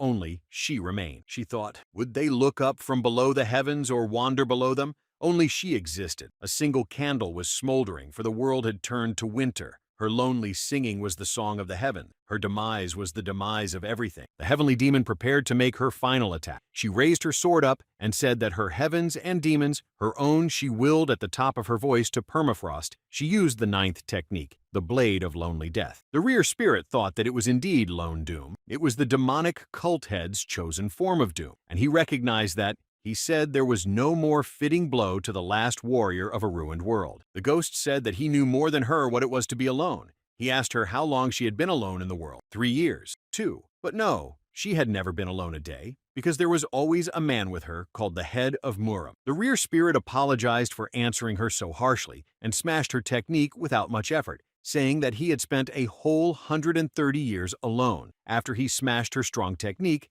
the fight could be considered over. Kim saw the master start to fall to the ground. He ran up to her and asked if she was all right. He asked how she was feeling. He was very worried about her, but he realized that pretty soon she would fall. He took her hand and felt her pulse. He was glad she was still alive. Then the master said she realized what was wrong. She couldn't believe that all he had been thinking about from the beginning was how to help her. The celestial demon remembered how he said he came from outside this world admiring her fame, and it was a brazen lie. She was surprised she hadn't realized it before. Her apprentice wasn't the kind of child who would cross worlds in pursuit of someone else's fame. She thanked him for that and asked if he was happy to meet her, and Kim confidently said he was. She asked if she could remember her as a flower, and he again said yes. She was growing weaker. The sky demon wanted to know what flower he would remember her by. Kim smilingly replied a peony. He told her he would remember his master with a scarlet peony. She said it was very beautiful. She reached out her hand to him, but it was too late, and doom took her. Kim hugged her and cried quietly. His master was gone. He realized that now winter was dissected. The blood demon and other disciples of the cult approached him and said they were busy fighting, but several cultists heard the head calling him his disciple. He asked if he was recognized as the direct heir of the celestial demon. Kim replied that he didn't know if he was recognized by him. The blood demon was quite surprised. He asked if the head had accepted him as his apprentice. Kim replied that he had. He was the master's apprentice. The blood demon said that if the head had indeed accepted a direct disciple, then she was obligated to teach him the divine martial arts of the heavens and demons. He needed to test him to see if he was telling them the truth. He asked him to condescend to their disrespectfulness, but they would like him to show a one-hit martial art. Kim thought their speech was polite, but he realized they were asking for him to prove to them that he was her disciple. Kim thought that being a master's apprentice was enough to be treated as an heir. He realized why the master was so hesitant to accept him as an apprentice or not. He realized that when her last warmth would have dried up in this world, running the demonic cult would have fallen to him. Kim had agreed to show them the strike. He figured it would be enough to show them the sword technique of the Sword of Hungry Doom. The blood demon told him that the head of the cult often told them that if even a small thing was lacking in technique, they might not recognize a person as her heir. He warned that they were skilled enough to recognize one technique of his. The cult warriors standing behind him couldn't understand what he was saying to them, but they realized that from the first martial art technique, they would be able to figure out if Kim was indeed a disciple of the great head of the heavenly demon. One of the warriors couldn't understand why the blood demon was speaking for them, but it was explained to him because he was the only one among them who had any knowledge of etiquette. He was from the noble family of Moen. The blood demon heard him being discussed behind his back. Everyone knew he was a bastard in his family, but he wasn't ashamed of it. He was now a warrior of a demonic cult, in which he was able to excel. The cult warriors started arguing amongst themselves. The girl was saying that the existence of the sword demon was no less harmful than the Sichuan school poison art, but considering that she had perfectly mastered the immunity to poisons. The blood demon looked at them, hoping they would both calm down, but they asked him why he was looking at them, and thought he wanted to get into a fight with them too. Kim, looking at them, thought he must have originally been like that. People who failed to learn the basics found refuge in the demonic cult. His master was refined, but most cultists were far from etiquette. Kim started to show them a punch and realized they were children waiting for the sun. Kim remembered what his master had taught him, that the pain of dying from thirst was a wave, and the pain of drowning was his father's last breath. He stopped and said that he hadn't comprehended the remaining techniques deeply enough yet, and he was embarrassed to show it further. He looked at them and asked if that was enough. All the cult warriors bowed to him and welcomed the heir to the demonic cult. Kim was now their head. He was shocked that they made him the head of an entire cult. Kim thought that the title of Heavenly Demon was too much for him. He already had the nickname King of Death. He wanted the title of Master to remain forever with only his teacher. He told them that the title of Head was too much for him. He explained to them that he still lacked a lot. He had nothing to teach them. That was why he couldn't be called Head. He thought that title was just a formality. The blood demon said that in his entire life, the celestial demon had never made a mistake in choosing people. She had made him her direct apprentice. So he was definitely worthy of the title of Head. Kim replied that he was grateful for their recognition, but he was worthy of the title of Head, and felt that he didn't deserve to inherit the demonic cult yet. He wanted to bid a proper farewell to the celestial demon before accepting the title. The blood demon replied that they had run out of options then. They wanted to know how they should address him. They couldn't keep calling him Lord, and the warrior standing behind him suggested he be called Junior Head. She asked that couldn't they just call him Junior Head? In the Valley of Rivers and Lakes, the titles Junior Lord or Junior Master were common, and they could also use another title, as long as he wouldn't let them call him Head.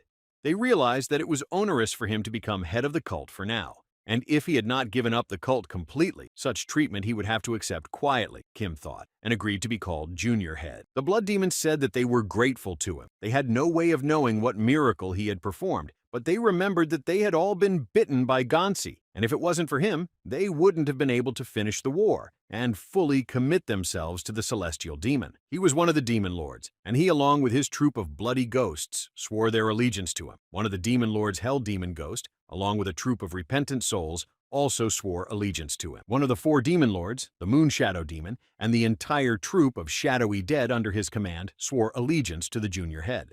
Following the Moon Shadow Demon, the Sword Demon came up. He and his band of assassins pledged allegiance to him. The Sword Demon wasn't particularly literate and didn't like to talk much, so he didn't say the entire oath in full.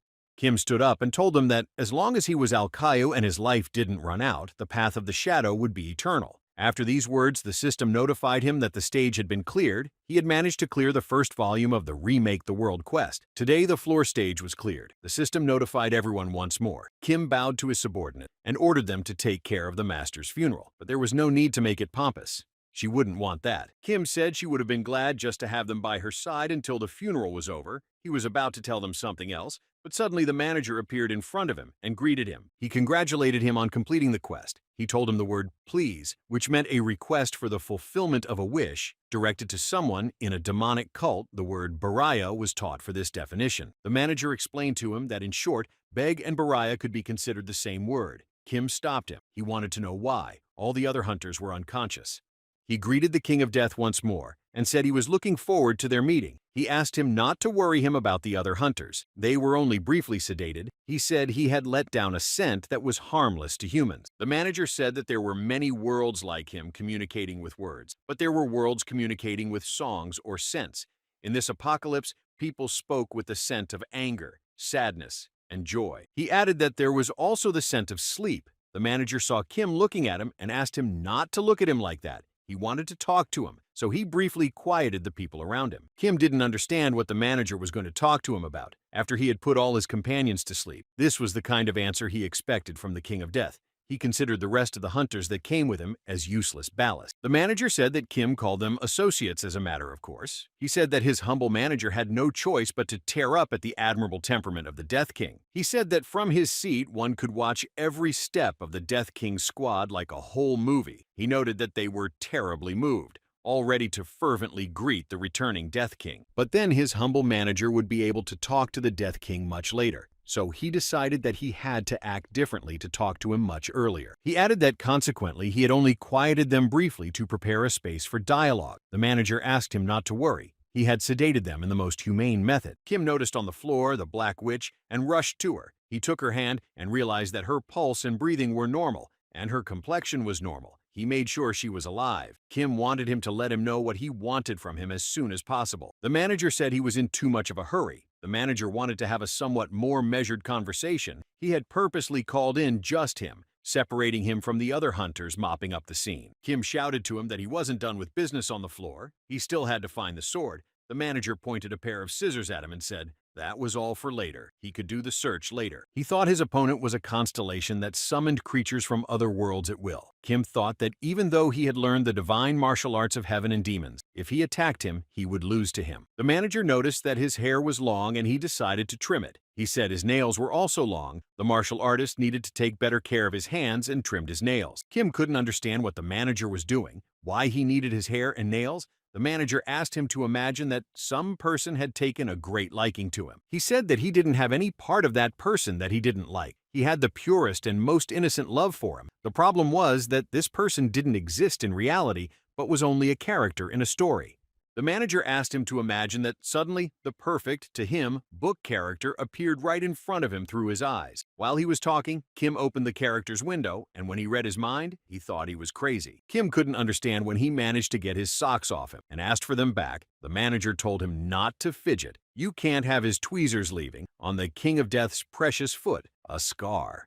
He said that he, also in his subconscious, didn't even use even close to a respectful form of speech. The manager was shocked. He didn't understand how a lowly creature like him dared to speak to him informally. The manager explained to him that his name was Konja, which meant Confucius. So he was willing to change religions and embrace Confucianism. Kim tried to stop him from cutting his fingernail. He didn't understand what kind of scholar would go after human fingernails. Kim decided to stop the manager's attacks. He told him that if he didn't stop it now, he wouldn't go to any more apocalypses. He thought it was indeed a real threat. But the manager had studied him quite well, so he knew that based on his character analysis, such a threat was impossible. And the manager tried to cut his fingernail again. The manager said that Kim should have realized that there were injustices in other apocalypses too, withering characters like the Sky Demon, and with his character, he wouldn't have been able to restrain himself from helping them.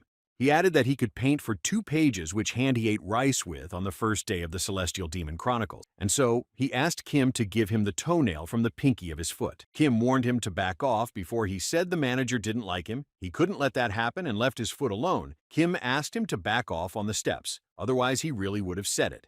He asked him to speak informally, like a normal person. His manner of speech disgusted him and asked him to give him his hair and nails. The manager gave him everything he asked of him. Kim destroyed everything that the manager cut off of him. He noted that Kim was just incredible. His concern for the celestial demon was admirable. He could have easily arrived at the ending by simply becoming her apprentice. But he didn't stop there. The manager said that the finale of the Great Faction Demon War was the best duel. He felt as if he had tasted the sweet binsu of chocolate ice cream. Kim looked at him and asked. His words meant that now the world of the Heavenly Demon Chronicles were becoming the 22nd floor. The manager said that was it. Other hunters would also be able to freely visit the floor. He said that there you could read the martial arts books stored in the Heavenly Arts Vault and learn techniques. It was all thanks to him. Kim wanted to learn about something while he was in the apocalypse. Why did it have that name?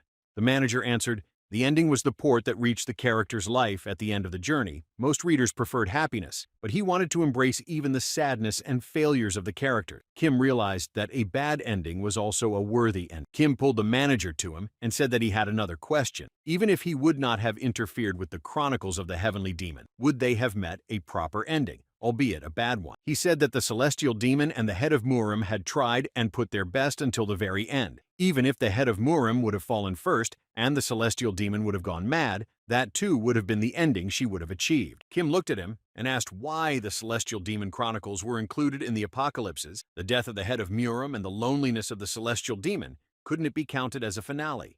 He said that he had another question, even before reading the other apocalypse, and if you abstracted from the fact that whether its ending was acceptable to him personally, it looked like the world had met its perfectly natural end. The manager replied that he suddenly wanted to see a happy ending. He asked such a reason would suit him, Kim thought, a reader who would never interfere in any way. As the constellation running the room library said, Kim said he was powerful, and for some hunter like him, omnipotent. But regardless, instead of fixing the apocalypse on his own, he sent them away, he thought. He avoided the role of writer. He could have taken it, but refused to do so. He decided to do an analysis of his character as well. He said that such a flawless man could not classify something as an apocalypse simply because of the weird ending. When he categorized the Chronicles of the Heavenly Demon or any other apocalypse as an apocalypse, there was some special condition. The manager realized that Kim would definitely not agree to turn a blind eye to this. He pulled him to him and asked him to follow him. The manager decided to tell him the secret of apocalypses. He said that the zombie virus was an infectious disease that had arisen on its own in the Chronicles of a Celestial Demon. Then, just like Kim said, there was no way he would classify this place as an apocalypse.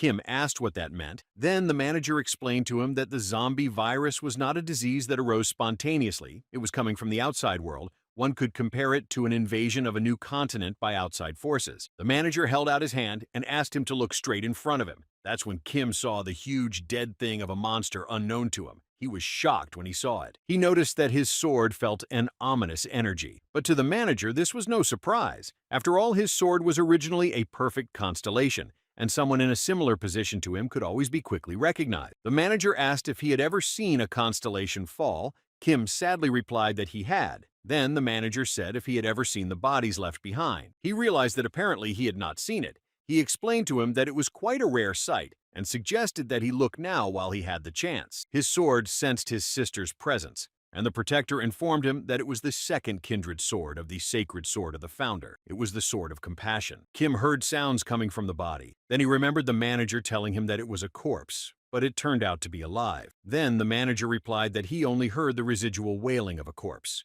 The manager explained that when the creature reached the constellation level, it could no longer even hope for a beautiful doom. The contagious disease that Kim and his team called the zombie virus was actually a curse.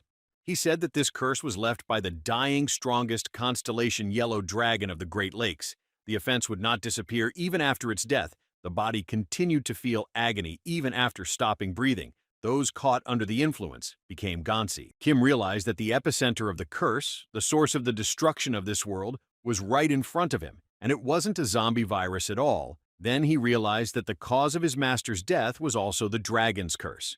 He said that if the constellation didn't pierce the sword itself, causing a fatal wound, then it meant that someone had destroyed it. He was very curious as to who had done it and who had to do it. The manager realized that Kim had already guessed who was behind it, who was destroying the constellations. Kim realized that he needed to find Rafant Agam and deal with him and put an end to the destruction of the constellations. He said that Kim thought right, and it was exactly Rafanta Agam. The manager told him about the deadly celestial star, a man crossing the borders of the world and killing the constellation. The manager explained that constellations were the essence of a world. A world without constellations was like a castle without fortress walls, and an apocalypse was a world in which, after the death of the essence, All the creatures that inhabited it began to disappear. But why would he kill normal constellations? He could play emperor in his own country in peace, and he had no reason to destroy this world that had nothing to do with him. The manager replied that he didn't think he could answer that question. The manager said that he was just an observer. Kim accused him, claiming that he was omnipotent, but that wasn't true.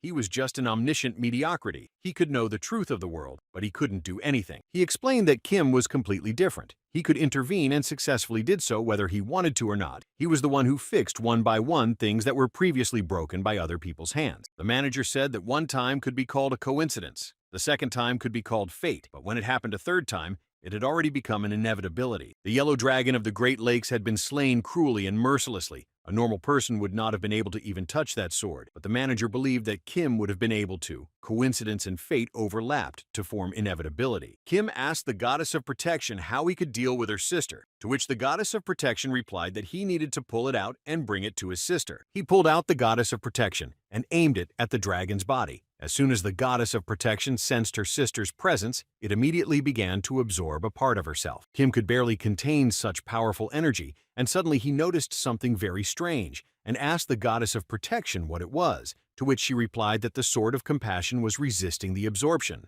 He thought that it was very difficult to absorb it, as if he had touched a sleeping black panther who was now frightened. The sword of compassion was in confusion and accused his sister of betraying Rafanta Ijim. The goddess of protection calmed her sister, but the sword of compassion demanded proof of the new owner's competence. The power of the constellation was immense. It could not be given to a man who was not worthy of it. The sword would not yet recognize him as its master. Kim understood that there were reasons for this, but did that mean that he had to somehow prove that he was worthy to become its new master? To which his sister replied that this shard of sword was born out of the compassion of the goddess.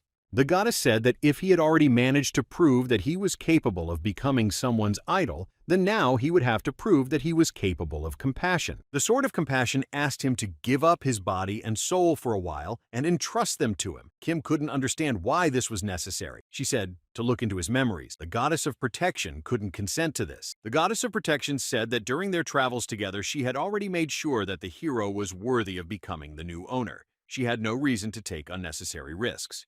Kim gave his consent to this, saying that as illustrious as this sword was, he couldn't wear it on his belt when he wasn't sure of it, nor would he be able to trust it completely. He looked at the goddess and shouted to her that she could climb into his memory or soul until she was satisfied. He spread his arms and stopped resisting completely. The sword of compassion began to test the level of his compassion. The goddess of compassion saw everything Kim did going through the floors. She saw the scene where he saved the children and freed their souls. She saw how he helped his teacher by freeing her soul. She saw it all, but didn't say anything to him. Kim told her that he wasn't perfect. He was weak to other people's approval. He wanted to get it from others and was willing to go through a lot for it. He struggled because he wanted others to think he was a good person. Maybe that was his weakness. He said that its past owner wasn't perfect either. He still didn't understand what great purpose he was killing constellations for. Maybe it was some noble act, but he would still continue to criticize him for such actions. Kim shouted that if she thought its past owner was blameless, then he asked that she not recognize him as her master, because he didn't need such a sword. The goddess asked him if he wanted to destroy Rafantu Ijim, to which Kim replied that if it truly deserved it, he would destroy it. Then the goddess asked him to make promises that no personal feelings would interfere with his ultimate judgment of it. Kim replied that he couldn't promise her that. His master was dead. This world was destroyed. Too many had died because of him, so he couldn't promise that to her. But he promised that he would try his best. He told the goddess that, so if she saw him straying from the right path, she too could help him get back on it. He would try. But he asked the same of her. That was what it meant to be together. The goddess replied that her ability was suffering. Those wounded by her were in pain and agony. However, these wounds did not leave scars on the body and did not lead to death. Agony and pain leaving no trace was her true ability. She recognized her new master and swore to serve him in the best way possible. Kim watched as his sword consumed her, and now the existence of the goddess of protection was becoming more distinct. After the absorption, the dragon's body literally melted, and the snow melted with it. The manager explained to him that winter was the season of doom, and he put an end to this dreary season. Kim noticed that there was a smell of spring in the air. He wondered if his foreman knew where the smell of spring came from. He felt wistful that she was no longer with him and couldn't see all this beauty. He turned around and told the manager that he had one ability by which he could see the characteristics of other people. The manager smiled and replied that he knew about his ability. Kim told him that he was in charge of floors 21st through 30th. so this ability was also prepared by himself. He noticed that in the column of his favorite characters was a deadly celestial star. He asked him why it was his favorite genre. Kim knew that Rafanta Aegim killed constellations. He could perfectly understand why he could hate it, but completely failed to understand why he could like it. The manager said he would answer his question. He told him that a long time ago he had had a dream. It was as if he was lucky enough to be in his favorite novel where he was insanely happy. Kim asked if it couldn't have been peaceful to do that. At least now, the manager couldn't have traveled through apocalypses in peace. To which the manager replied that it was like Kim didn't understand the reader's feeling. He said that for the apocalypse, he was the real foreign body. He was a creature that shouldn't have been in the world in the first place. Whether it was him or the deadly star that killed the dragon, they were all foreign bodies. The manager said he didn't want to interfere in the novel as something alien. He wanted to be a full character, as if his existence was in it originally. The manager decided to ask him why Kim didn't destroy the celestial demon. He knew that Kim possessed the power that could restore her memory after killing her. She would have the power she had with her when she was alive. With her power and influence, he would have an impressive army. So why didn't he destroy it? He wondered. Kim listened to his question and was quite surprised by it. He was about to answer it, but the manager said it was fine, and he already knew the answer without him saying anything. The manager understood that Kim didn't want to spoil the last moments of his master's life. It was the same with him. He didn't want to directly interfere in apocalypses. Their causes were no different from each other.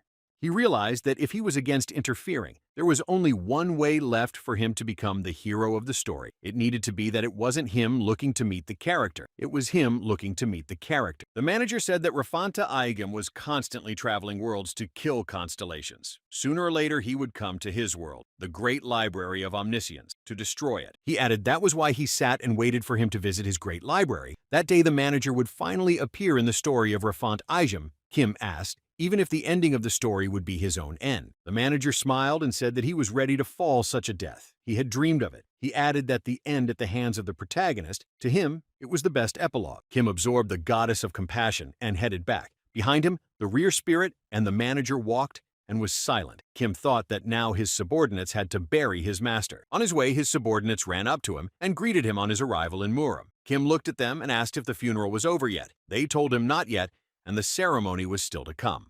The blood demon lowered his head and told him the unpleasant news. He said that the body of the celestial demon had disappeared and could not be found. Kim was shocked by this news and could not believe it. The subordinates said that it would be easier for him to understand it if he went with them, and with his own eyes saw the place from where his master's body disappeared. They said that the snow suddenly started melting everywhere, and with it, the body disappeared. The blood demon said he was sorry, but everything happened in a flash. They didn't even have time to react. Kim saw the place where the ceremony was held, where there was nothing else but flowers. They speculated that since the heavenly demon's internal energy was extremely pure, the body might have disappeared due to the natural dissolution of energy. The rear spirit said that it was astonishing. The constellation, when it disappeared, left behind nothing but a curse, and after the death of the celestial demon, only beautiful flowers were left behind. He said that his master was better. The blood demon said that surely the preparations for the funeral ceremony would have gone ahead, and it would have been great if Kim had decided to attend as well, but Kim refused. Kim stood up and said that he shouldn't have done that. He asked them not to have a funeral ceremony. It didn't matter now. The blood demon couldn't understand why Kim asked them not to. He explained to the blood demon that even if he became the junior head and inherited the teachings of the school, there were probably those who still couldn't recognize that. After all, it was customary in their school for the highest position to be held by the strongest. Kim said that he wished he could replace the funeral with their duel. The offering of the most valuable items was an integral part of the funeral ceremony. He thought that the sword was the greatest value to them. He added that was why they would present their swords in memory of their master. He told them to feel free to start attacking him. They gladly drew their swords and obeyed his order. Their duel started, and all his subordinates bare their swords and started attacking him. Their duel made flower petals fly in the air, and then Kim informed them that they would move the main headquarters to the 22nd floor. Kim walked back to the library where the poisonous serpent told him. They had decided to move and completely relocate their training ground. He was standing there wearing decorative glasses with a book in his hand. Kim was shocked when he saw him. The venomous serpent said that he too had become the master's apprentice, as he had followed the path of the demonic cult school. The Gate of 1,000 Faceless Ones was his guild. So all of its members followed him without exception and went to the master as apprentices.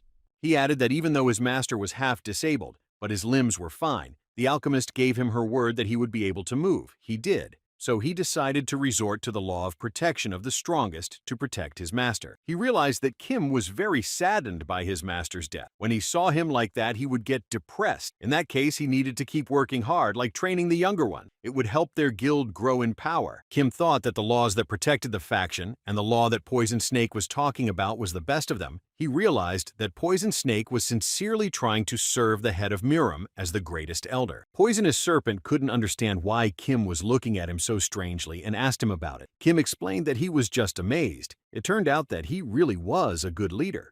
Kim thought that there was no way he could understand how such an unreal otaku had such a good reputation among his subordinates. But now he could see that he took good care of his men. The Poisonous Serpent cheerfully told him that he was just doing his job. He said that how much darker the world would become if it was customary to praise such natural things. They couldn't let the world get darker just because of him alone. Kim wondered if he had people he could call his own. He realized that the goddess of protection, the manager, and the spirit of the rear were definitely not by any means. They were never even human. He sat and listened to everything they told him. The manager was still trying to trim his nails. The goddess of protection wanted to sing a song about him. The rear spirit wanted to beat up the Poisonous Serpent for his boring conversation. He was summoned by an alchemist who informed him that they had managed to mass-produce a vaccine for the zombie virus. Now, it was enough to inoculate before entering the 22nd floor to avoid any risks. Kim approached her and asked if she had thought about moving. He said that her outlet was too small. After passing that stage, her name would sound louder.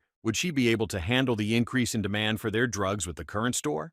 She replied that she was thinking of expanding, but the rent price was too much, even on the first floor. To her, the Countess showed her some kind of contract that promised to give her the space she needed. Kim asked her not to sign that contract. Kim smiled and said that he would provide her with everything she needed and would even pay for her moving, and other internal expenses would be on him too. He owned the floor and would give her a good space there. He added that in return she would make him medicines or potions that he would ask her for, just with a little priority. The alchemy master was happy and accepted his offer. They were interrupted by the Medicine King, who was told that lately his store was completely dilapidated and was also on the 3rd floor, and walking from floor to floor was very difficult. He asked them to give him a piece of land with fresh air on the floor. The Holy Sword took it and asked them to forgive his friend for being tactless. Leaving, the Medicine King replied that he was trying to take care of business, and he couldn't help him with that. He was on the verge of bankruptcy. The alchemist moved to the floor. She would continue to make medicines. She asked everyone who came in on their potion request to line up in a single line. In order to inoculate themselves against the floor's zombie virus, they needed to go to the Poison Serpent's main headquarters. Poison Serpent's disciples asked all visitors to keep order. The Medicine King said that they all had to be grateful that they had the exclusive opportunity to get inoculated by him. The Black Witch was thrilled with what was happening. She said that the impact that Kim had on everyone through the Celestial Demon Chronicles was immense. The other hunters, too, were fired up with enthusiasm, not wanting to get behind him. She added that because of that, the conquest of the tower was going smoothly and quite fast. She thought that with that kind of spirit, they would have reached the floor this month. But suddenly they received a notice that was meant for everyone. They were informed that today's conquest of the floor stage ended in failure. They saw that the Countess and the Holy Knight were dead, and they couldn't pass the apocalypse. They were going through the apocalypse. The story of Sormwin Academy. The genre they chose was romance. The difficulty of the apocalypse was level D, and they went there just the two of them. Sormwin is an ancient magical academy, an ordinary academy in which alternated between friendship and rivalry, love and jealousy. This apocalypse could have remained a standard school story. But the apocalypse wasn't as simple as it might seem at first glance. The Countess and the Holy Knight discovered that an artifact that was capable of destroying the world was sealed in the dungeon of the institution. The condition of stopping the release was a lady villain who lost the crown prince to an apprentice who had been reborn a second time. Once she unsealed the artifact, the great demon was released, and it immediately destroyed the world. The Black Witch was shocked that the Countess and the Holy Knight had been defeated. She thought it couldn't be true. Their duo was best suited to pass. The manager sadly said he was sorry. He said what was done could not be undone. He could not give them a second chance for passage. He hoped for their understanding. He added that an exception was only possible if it was possible to collect the water that had already been spilled. Kim said he had never read any romance, but he couldn't let the Countess and the Holy Knight fall. Besides, the manager was watching him. He thought he should have gone to the apocalypse. The ghost suggested he choose something else. He replied that, alas, it was not as easy as he thought. The sacred sword reacted to this apocalypse right before it closed. In other words, it contained one of the sister swords. The rear spirit said that he hadn't read martial arts novels either, and his idea wasn't that bad. He added that he didn't think he could have had a problem with. Kim was in agreement with the rear spirit's opinion. He said it was about time he tried to pass the apocalypse. He drew his sword and pointed it at his chest. He destroyed himself to be reborn again. He went back for hours before the Countess and the Holy Knight died. He informed the manager that this time the group to go through the apocalypse would be led by himself. The Countess and the Holy Knight were quite surprised when they heard his words. They didn't think the King of Death was an expert in romance. They asked him not to take offense at their words, but Kim asked them not to apologize. He answered them that he was just an amateur. The Holy Knight approached him and asked if he really wanted to take the lead on this stage. Kim thought she was so serious about romance, but taking her along would be burdensome. She had already failed. Kim said he wanted to do it at all costs. He looked her straight in the eye.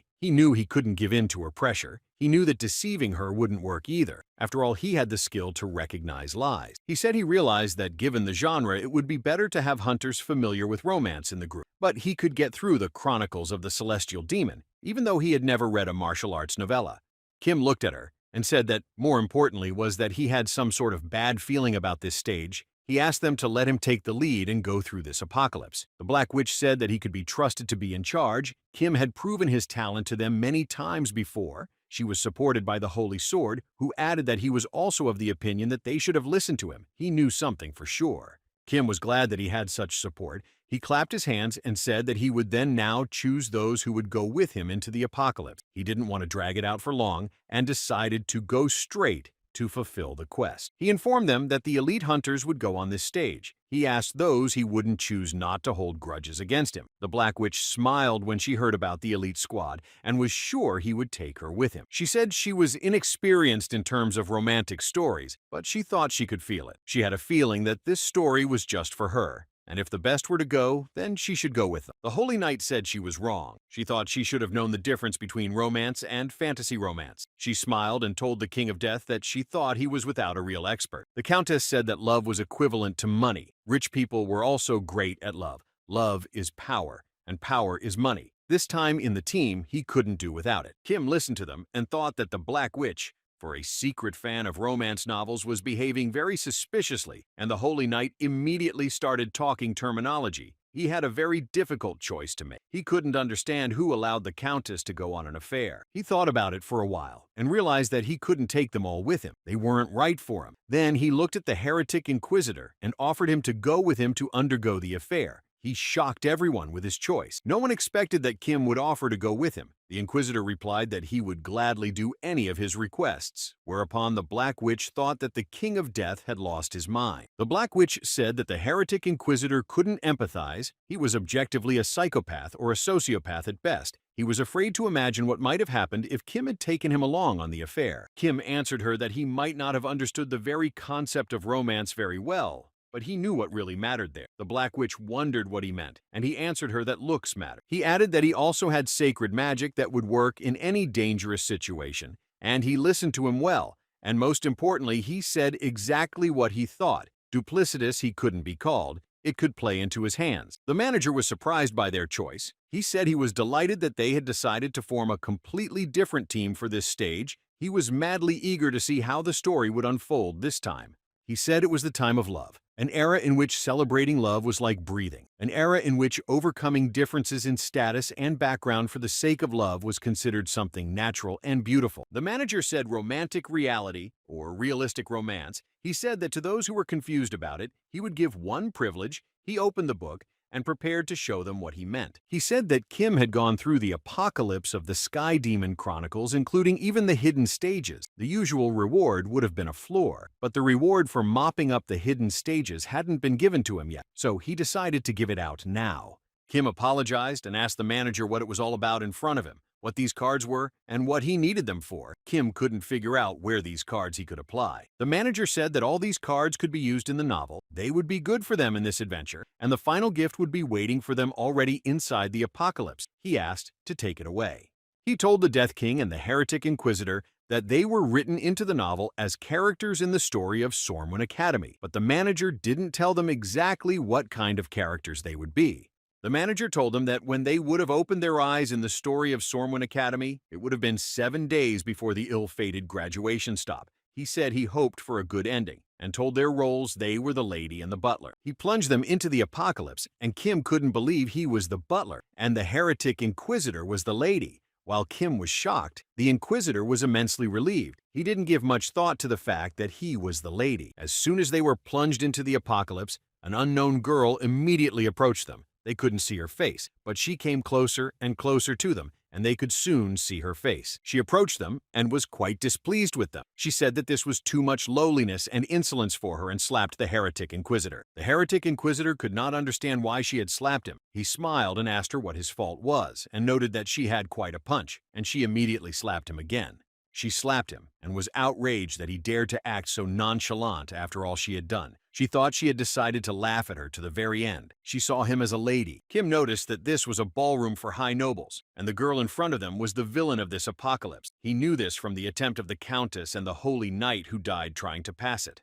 He knew that in this empire where magic and alchemy were ubiquitous, she was the daughter of a ducal family, second only to the ruling family in influence. She would be the cause of the destruction of this apocalypse in a week's time. She called out to her guards, who immediately ran up to her. She told them that she did not wish to see them. She asked them to get out of her sight immediately, and they hurriedly did her bidding. The heretic inquisitor looked at her and said that it seemed to him that she was ill, and to him it was terrible. He offered her his help. The girl was surprised at the words of the inquisitor. He added that she turned even paler. He suggested that she leave the ball and go to a healer. He thought she was unwell, the girl cried, and wanted them to disappear. She shouted to her guards and asked why they were still here. She ordered them to be locked up. They asked to pass out with them and to speak quietly. The lady had a very bad tolerance for noise. They came up to them and grabbed them and dragged them behind them. Kim tried to resist. He couldn't understand where they dragged them and why. They led them to a dungeon and threw them in there, saying they were serving the lady. Kim tried to shout to them, but they were gone, and the door was securely locked. The heretic inquisitor lying on the floor said that apparently they were in trouble,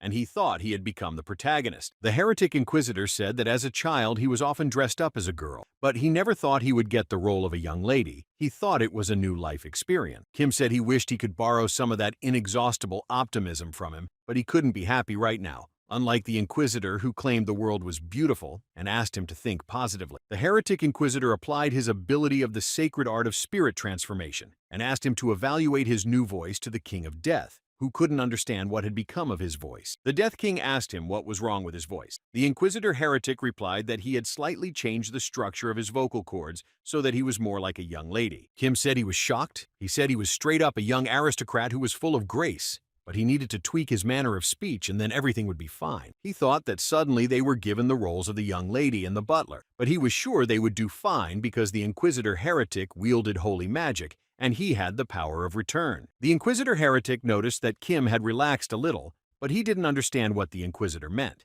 He explained to him that he had been extremely gloomy and tense since his return from the apocalypse of the Celestial Demon Chronicles. He added that it was no surprise since he had lost his teacher. He said that he was worried about him because of that, and was afraid that because of such dark emotions, he wouldn't be able to properly unleash his abilities. But all was well.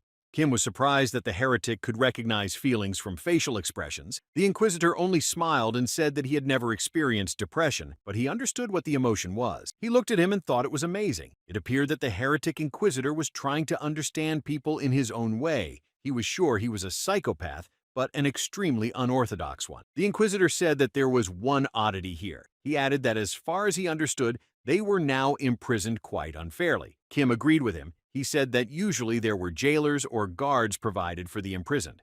He said he didn't feel anyone's presence outside the door, but he could clearly feel it from the window side, and unknown to them, masked men burst into their dungeon. They couldn't understand the reason they were attacking them. The main one of the attackers stopped right in front of the King of Death. He told the others that the man could be destroyed, but the girl should not be allowed to get hurt in any way. Kim drew his sword and was ready to attack. Kim managed to pull out his sword and block the attack of the man who was attacking him. He effortlessly managed to injure him without using his skills. He was going to destroy him. The attacker didn't expect such strength from them. The heretic Inquisitor used his magic, and they couldn't land a single blow on him. The Inquisitor asked the Death King not to kill them all. They needed to leave at least one behind to find out who ordered their destruction. They didn't kill all the attackers. They disarmed them and tied them up. They were curious to find out who was behind this attack on them. The attackers were shocked that they were overpowered by a lady. They were told she was a frail lady. The heretic inquisitor approached them and told them that they now had only 3 options. The first was to fall here and now. They just had to ask for it. The attacker was very scared and listened in horror to the inquisitor, who gave them the second option. They had to gradually give them all the important information under torture. The heretic inquisitor came even closer to them to give them the third option. He suggested they tell them everything without torture and death. They could stay alive. They only needed to tell them who ordered their destruction. One of the attackers said that the girl in front of them was a crazy girl and said that he preferred perdition and was not going to tell them anything. He was sure that everything the inquisitor told them was not true. The heretic inquisitor replied that he understood his request and was gladly ready to fulfill it. He destroyed him with one motion of his hand and, leaning over to the other, asked what he would like to choose. They started screaming and begging the inquisitor to spare them. They tried to explain to him that they were just doing their job. They didn't want to die, but it was dangerous for them to tell them information either. The heretic inquisitor replied to them that he would spare them and would not cause them suffering, but to do so, they needed to tell him why they had decided to attack them, whose orders it was. The attackers continued to remain silent, and then the inquisitor decided to threaten them with his weapon. He noticed that they were still hesitating. Then he decided to help them make up their minds and tell them everything. They screamed and begged him not to kill them, but the inquisitor needed information, and he almost started to torture them. But he was stopped by Kim. He asked him to wait and said they could do without it.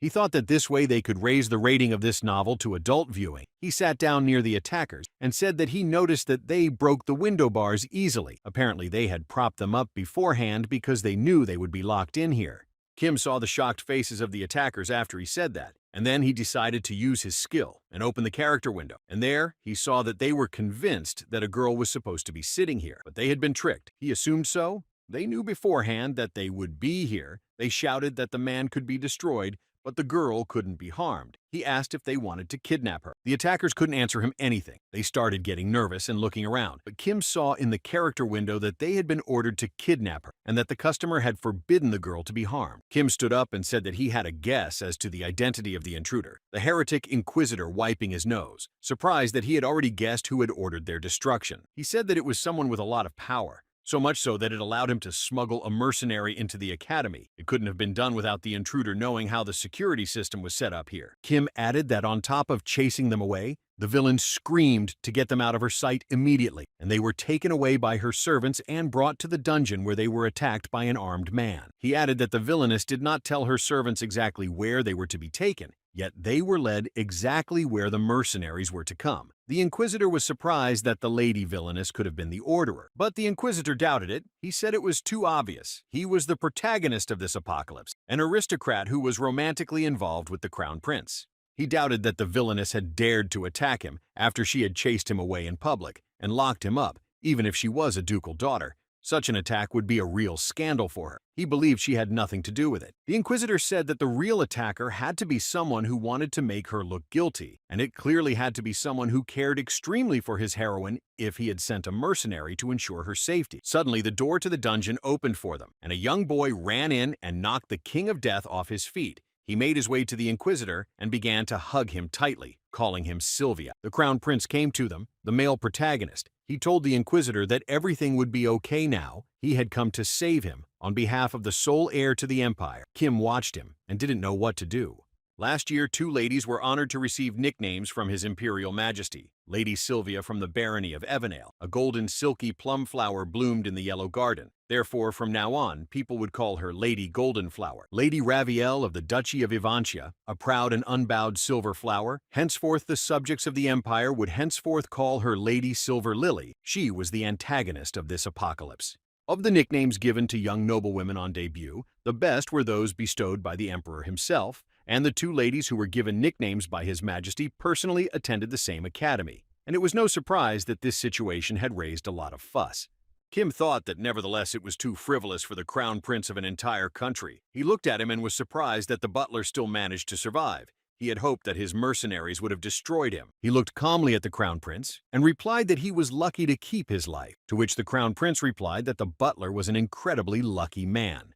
Kim replied that how could such a small pawn have luck? It was all due to his favor. But what Kim really meant was that he knew that this attack was his doing. The Crown Prince asked if he meant to say that everything in this world was due to his mercy. Both his rescue and Sylvia's rescue from the assassins attacking them was due to his luck. He asked to accept his gratitude for that. Kim was angry that he was lying to him again. The Crown Prince was thus saying that he had survived not because of his skills, but because of luck, though he didn't want to believe it. But was the prince trying to hurt him now? He decided to answer him, and he wanted to hurt him back, and he knew how he could do it. He looked at the Inquisitor and said that the Golden Flower Lady was his mistress, or in other words, he belonged to her.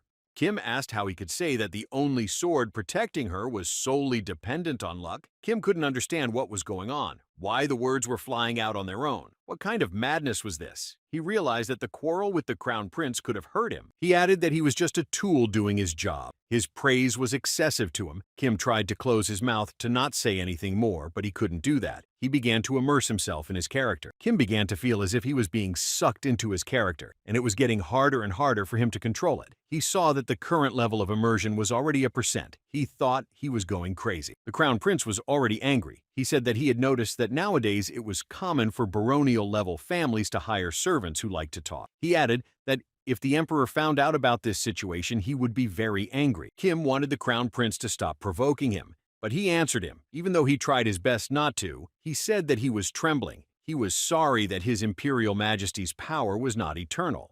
He remembered that scene when the Holy Knight and the Countess were immersed in their characters as they embraced and swore their love to each other. It was because of the immersion that they died and couldn't make it through the apocalypse. Kim watched them and shouted that it was the height of the ancient demon invasion, and now was not the time for cuddling and whispering about love. But he just watched them and couldn't help them. He couldn't understand what had come over them, but he himself was now starting to sink into the character. He realized that the altercation with the Crown Prince would have gotten him nowhere. He decided to thoroughly look into what had happened today and find out the identity of the intruder. Kim realized why the Holy Knight and the Countess couldn't get past this apocalypse. Kim told the Crown Prince that there was no one in the entire academy that could be trusted more than him. He asked him to find out who was behind this attack and punish him. The Crown Prince thought that Lady Sylvia was very frightened today. Plus, there could still be bandits here, and he decided that today he would personally protect her from all harm. The heretic Inquisitor looked at him and realized that he needed to stop him. Kim bowed and apologized for his ignorance. When something like this happened, one had to take a breather where they could find the most peace, so the lady would most likely prefer to rest in her chambers as usual. The Crown Prince thought the butler meant to say that the mistress would be uneasy with. Kim couldn't say anything back to him. He only apologized again. He was becoming more and more immersed in his character and needed help to get out of this trap. The rear spirit couldn't understand what was happening to him and what he was doing. Then Kim decided to ask him for help. He told him he was going crazy and asked him to help him. He asked him to do something so he could come to his senses. He told him that he was disgusted with the poisonous snake, but now he was acting just like the protagonist of love novels. And then Kim corrected his bow tie and said that he had come to his senses and asked him not to continue any further. Suddenly, the Inquisitor heretic pushed away the Crown Prince, who could not understand what was happening to her. But to this question, even the Inquisitor himself did not know the answer. For him, what was happening was quite surprising. He said that it was the first time he had felt this feeling he had never felt before. His heart was beating so fast, he told them that it was really quite unusual for him. He looked very strange, and everyone didn't understand what he was talking about. The heretic Inquisitor approached the Crown Prince and said that it looked like the mistress of this body really liked him. He couldn't tell him that it wasn't his Sylvia that was with him now. Kim took him by the hand and suggested that he return to their dormitory, for from tomorrow his old life would continue. Kim tried to stop him diving into the character and for the Inquisitor to rejoin them. He asked him not to forget that they not only had their role but also their goals, and that was to mop up the apocalypse. The Inquisitor came to his senses. He thanked the Crown Prince for his concern, but he had to get back to his place.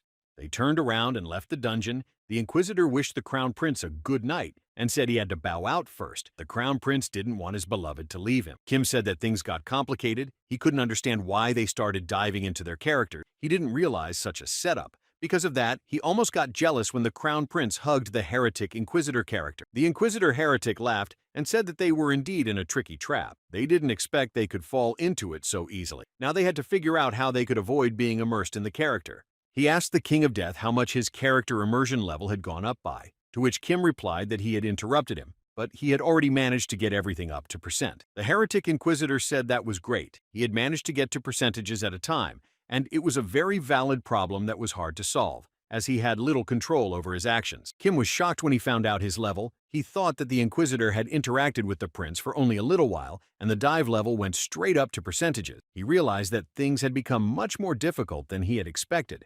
He told the Inquisitor that they should have prepared measures to keep themselves safe. He suggested they choose a common password that they could use to control each other's state. For example, when he would say peach, he had to answer carrot. The heretic Inquisitor was delighted at the suggestion to come up with a password. He was glad that they would have their own private secret password. He was definitely okay with it. But he didn't know what words he would choose. They noticed the villainess approaching them. Surrounded by her servants, she looked at them carefully and angrily. The Inquisitor called out to the King of Death and said it was like he hated this girl. The heretic Inquisitor said that was quite curious to him. He turned around and asked what expression was on his face now, but Kim was notified that he was diving into a character and his current level was percentages. Kim knew that the #1 law of romance fiction was that all male characters surrounding the protagonist had to seem suspicious. Law #2 was that the most mediocre male character ended up being the most outstanding. He heard the heretic Inquisitor laughing strangely, and he decided he needed to bring him up to speed. He practically called his name as he was interrupted by the villainess calling him Lady Golden Flower. She added that she noticed that she was perfectly fine. Hearing those words made Kim realize that he almost called him by his real name, and then they could have been in big trouble. The villainess said that she had heard her being attacked, but it looked like she had survived, which was to be expected of a girl from the provinces. She was as tough as a weed. Even a few hired assassins were no match for her. He replied that she had traveled such a long way just to find out about her condition. He was shocked that both she had come to see her and His Highness. So many people cared about the welfare of such a despicable girl. He was truly grateful to her. The heretic Inquisitor added that the Crown Prince had personally visited her out of concern. Besides, it was she who had hired those assassins who had come to the dungeon to destroy her. Kim listened to him and could not understand why he had provoked her. She replied that her thoughts were low, as was her origin. She asked her not to forget the standards of propriety for noble women, to which he replied that he did not know that slapping at a ball in the presence of high society was part of the standards of propriety. He said that if it wasn't a violation of them, he would love for her to invite him to her house for a couple of practical lessons. He asked her to teach him. She seemed to have plenty of experience and knowledge in beating people up. Kim thought the heretic Inquisitor needed to stop urgently. The villainess replied that she was out of line. How dare the daughter of a provincial baron talk such nonsense? He decided that it was urgent to stop this conflict. He apologized and stood between them. He said that his mistress must have been still in shock from what had happened, and she needed to rest. The hour was late. He asked her to let them leave. Kim lowered his head and said that all the problems and misunderstandings could have been solved in broad daylight. The villain did not understand how he dared to block the path of my lady herself. The Inquisitor was confused and did not understand what his butler was saying. He took his hand and asked him to calm down. He hurriedly took him outside. He asked him to wait. He had a lot more to say to her. He couldn't understand how he could cut the conversation short like that, but Kim knew that he couldn't go any further. Kim turned to the lady and said that the servants of the ducal family had always been his admiration and role models. Today he had seen again how impeccable they were compared to a scum like. He bowed to her and told her that he realized a lot. He gave her his infinite respect. The lady didn't say anything back to him. She only looked at him. She was angry at them. Kim smiled and said that now he asked them to excuse them, but it was time for them to leave. He took the Inquisitor by the hand and headed for the exit. He didn't turn around and walked confidently forward, leading the confused Inquisitor behind him. They went outside. Kim took a deep exhale and held the Inquisitor's face and asked him if he had regained consciousness.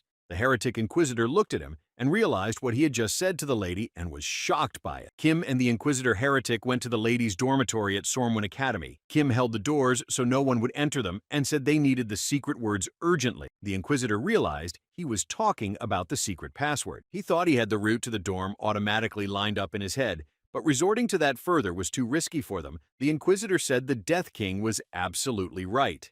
Kim walked over to him and said that the magnolias were wilting with the coming of spring. When he said with the coming of spring, he had to answer magnolias were wilting. That was their secret password, calling to come to mind. He decided to see if his plan worked, and if the Inquisitor understood everything, he called out his part of the sentence, but the Inquisitor couldn't answer him correctly. Then Kim decided to repeat their password with him, and the second time they succeeded. Kim shook his head a little that he had come to his senses and stopped immersing himself in his character. He shouted to him that he had already come to his senses and thanked him. He said that so many amazing things had happened today that he had been sucked in like a hurricane. He was glad that the heretic inquisitor had come to his senses, and everything had ended very favorably for them. Kim asked him if he wanted some tea to calm him down, to which the inquisitor replied that he would drink tea gladly. Kim went to make tea and thought everything was great, but it was too early to relax. He went over to the set and was surprised that each dorm room had its own kitchen. He got everything he needed to make tea and started making it according to his mistress's favorite tea recipe. He knew what tea his mistress preferred and how best to serve it to her. Kim suddenly realized that he wasn't supposed to be doing all this, and that he was starting to become a real butler. He was becoming more and more immersed in his character, and it made him angry. He didn't want to let that happen. He started to get very nervous. He thought it was all because of this affair. He was shocked that he felt joy at the thought of a spoonful of honey added to his tea. The goddess of protection saw his nerves and started to worry about his condition. Kim thought that this was no way to act. So much effort had been put into rising before this apocalypse. But now he felt as if he was losing himself. He finished making the tea and brought it to the inquisitor. The heretic inquisitor took a sip of the tea and said that it had a strange flavor, and if his taste buds weren't failing him, it tasted like salt. To which Kim replied that the tea had always been like that. He looked himself into the cup and was surprised that the Death King was telling him it was tea. He would call it salt water. Nothing more, nothing less. Kim asked him to shut up and just drink it. The heretic inquisitor drank the entire cup of tea without hesitation. He then thanked the King of Death and said that it was very salty, but they were finally able to get their identities back. Kim sat down next to the heretic inquisitor, and he asked him what their next plan of action was. They needed to think of something urgent to finish this quest, but Kim didn't know what they should do next. He realized that the trigger that would lead this world to destruction would be the villainess. Once the Crown Prince openly favored the Inquisitor character, the villainess would be flooded with feelings of deep betrayal and devastation. Kim added that as a result of her hatred and resentment would have destroyed the world, they needed to strengthen the Lady Villain and the Crown Prince's relationship so that it would continue onward. He said that either they had to at least break up the love line between his heroine and the Crown Prince. One of two outcomes had to be achieved. The Inquisitor was sure they would choose the breakup tactic. Kim thought that he had never been in a relationship and had little knowledge of it. But wasn't a relationship easier to destroy than to make or mend? If they wanted to achieve that, they needed to make the prince's love for the golden flower grow cold. He had an idea. The more they conformed to their roles as lady and butler here, the more their level of immersion into their characters grew. He decided to use one ability he had. Kim thought about what would happen if they acted in a way that was completely out of character for their characters. The immersion level would have to drop, or at least not rise. So Kim used the summoning skill. He snapped his fingers and an evil summer spirit appeared in front of them. Kim told the Inquisitor that from now on, they were to be the bad lady and the bad butler. The law of romantic fiction number, if you want people to love each other, first, you had to make them hate each other. Hate is lightning, love is thunder. Followed by the blinding lightning of hate, the thunder of love began to erupt. The next day, all the students of the academy went to class and talked amongst themselves. The two girlfriends asked each other how they slept today. They were happy and cheerful and answered the questions without rudeness and quite good-naturedly. The two friends were talking amongst themselves and sharing what they had dreamed about tonight and what they were going to eat for breakfast. They were having fun together. They noticed that the golden flower lady came up to them. They looked at her and asked her how she slept tonight. What dream did she have? To which the golden flower lady replied that she slept just disgusting. She had changed her image, and now she didn't look like a lady. She said that last night she was attacked by a group of mercenaries and almost fell. She couldn't sleep all night after that. She didn't know what a good sleep was. The golden flower added that they should not worry about her condition, but about their heads. She doubted that their heads were fine. She advised them to check their condition of their head and brain. Her words made Lady White Orchid fall to the ground. Her friend tried to bring her to her senses. She asked her to breathe calmly. She was amazed that Lady Golden Flower was able to say such a thing to her. She asked for a doctor to be called urgently. The Golden Flower went to another lady and said that did their skull cracked and their beautiful red head had brain leaking out. They didn't have much of it already, and now it was all gone. The heretic inquisitor turned to the King of Death and thanked him. He said that the level of immersion in the character really hadn't gone up 1%. His plan was working. He suggested that henceforth he would be a bad lady and a bad butler. Kim knew that to go down the path of evil and needed to find a better mentor, which is why he summoned a summer spirit to teach them how to be bad. The heretic inquisitor said that they had a great result. Kim bowed and thanked him for his praise. He added that he would continue to trust the Death King completely from now on. He was quite trustworthy. But he had another question. Was he stepping on his foot now to also prevent the dive increase, Or did he have another reason for doing so? Kim replied that for a bad butler, it was a necessary action. The heretic inquisitor could hear the other students behind his back discussing his act. They thought that the golden flower had just lost her mind. They thought that yesterday's attack had affected her greatly. The students said among themselves that she was possessed by the devil. They said that some who doubted the veracity of the rumors dared to check them and have not returned yet. In addition, someone noticed that the butler put salt in the lady's black tea. Suddenly, the Golden Flower Lady was approached by the servants who were outraged that she had shamed the reputation of their lords. They could not silently watch her defile the lord's reputation and their family names. They asked permission to fight her servant, who was quite shocked at their suggestion. Kim thought it was hard to live with a low origin. All the other servants also decided to challenge Golden Flower's servant. Some thought the honor of the Coulson barony was at stake, and then Golden Flower agreed to accept their challenges and settle things that way. Kim interrupted her speech and said that since she was playing a role, she needed to play it to the end. He asked her not to agree to other people's requests. She wouldn't be able to be a bad lady that way, but she didn't know what she could do to make herself look bad. Some of the butlers got tired of waiting to talk and asked them what they were whispering about. Then the Golden Flower Lady turned to them and said that as they had asked, she was letting them fight her servant. But she added that for this, they all had to pay her 5 gold coin. For each round, she explained that the butler was the property of her family, and she was afraid they might damage him in the duel.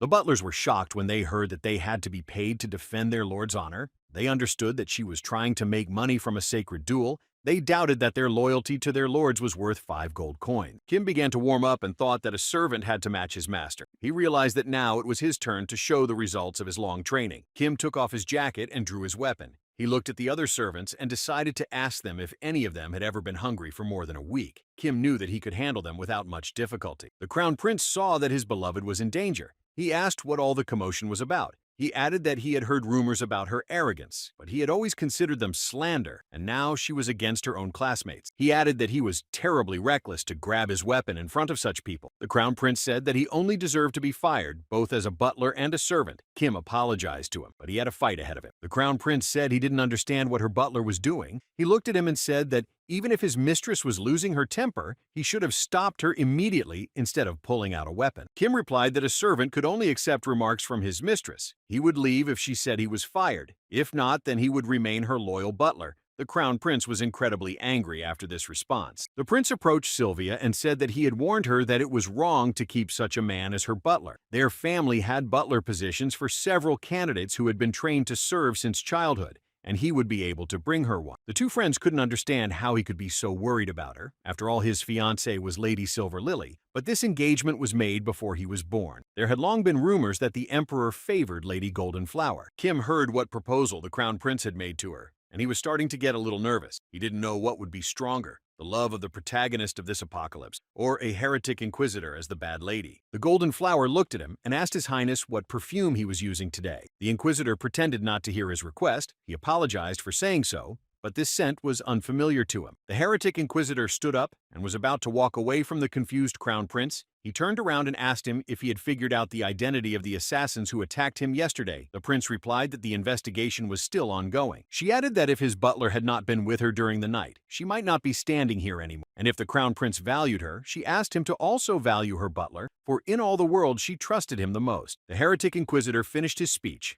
He was doing an excellent job of playing the role of the Golden Flower Lady, and he managed not to increase the level of immersion in the character. When he finished, he pulled out a fan and laughed hard, shocking everyone with his laughter. The crown prince said that her laugh was different than usual, but of course her voice still reminded him of a little chick chirping. But she interrupted him and said that she liked laughing like. The inquisitor said that if you listened it wasn't so bad. The prince replied that it was beautiful. He found a new, charming trait in her. Kim couldn't believe that the prince was starting to like her even more. He wished it was the other way around. The prince said that she had as many bright facets as a kaleidoscope. He added that a person's laugh shouldn't have been predetermined from birth, and he too decided to try and change his laugh. The rear spirit asked if the Death King had mixed up anything. He couldn't believe that he still thought that love was easier to destroy than to build. He apologized, and looking at the way they laughed, said that it was clearly not about them.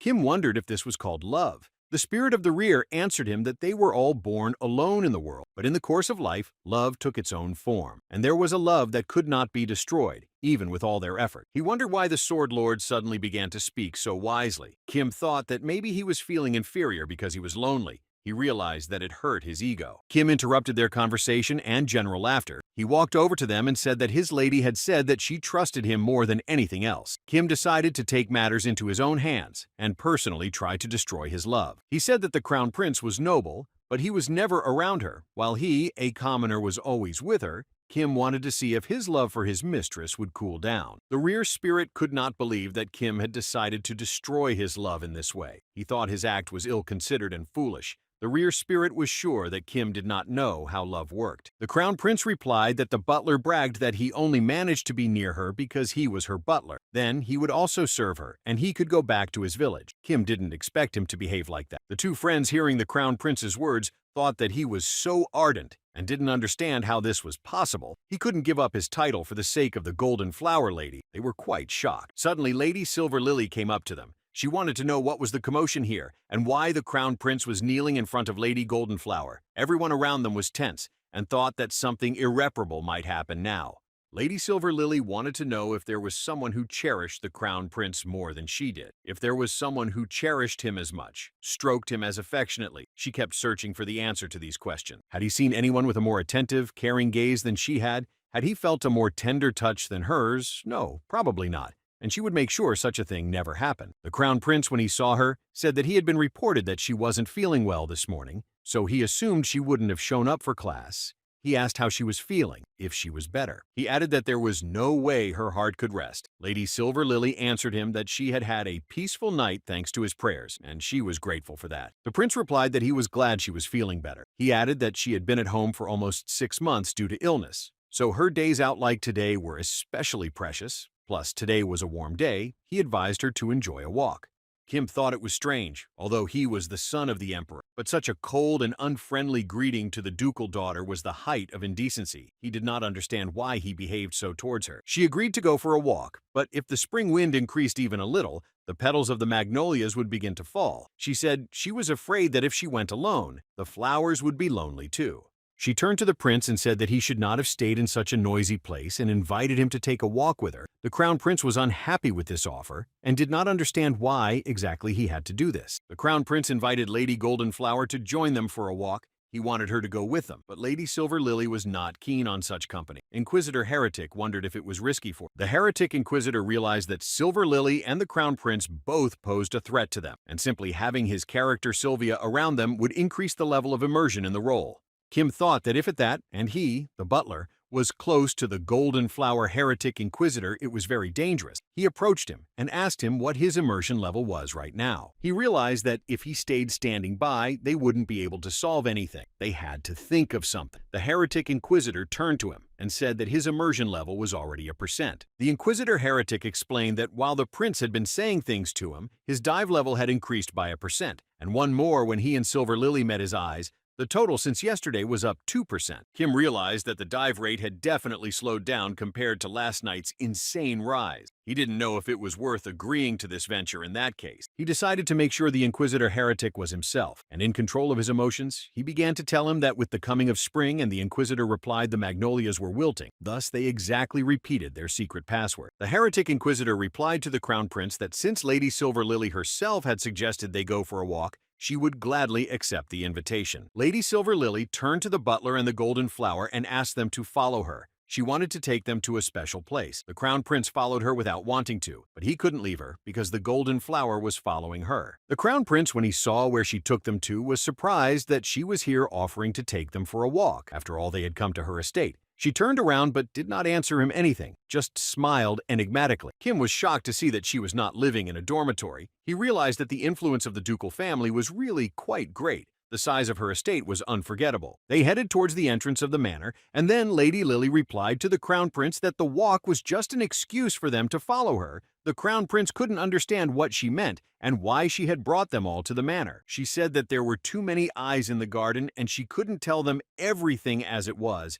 She added that in the end, it had to remain a secret. The prince was shocked and couldn't answer her anything. Lady Lily said that it was about the mercenaries who dared to invade the cradle of nobility. They couldn't let the public image be shaken by talking about it anywhere. Kim thought that the instigator who hired the assassins was the prince, but he thought his opinion was possible by the fact that he was negative against him. But he didn't understand why Lilia was so calm, perhaps because she knew the identity of the culprit.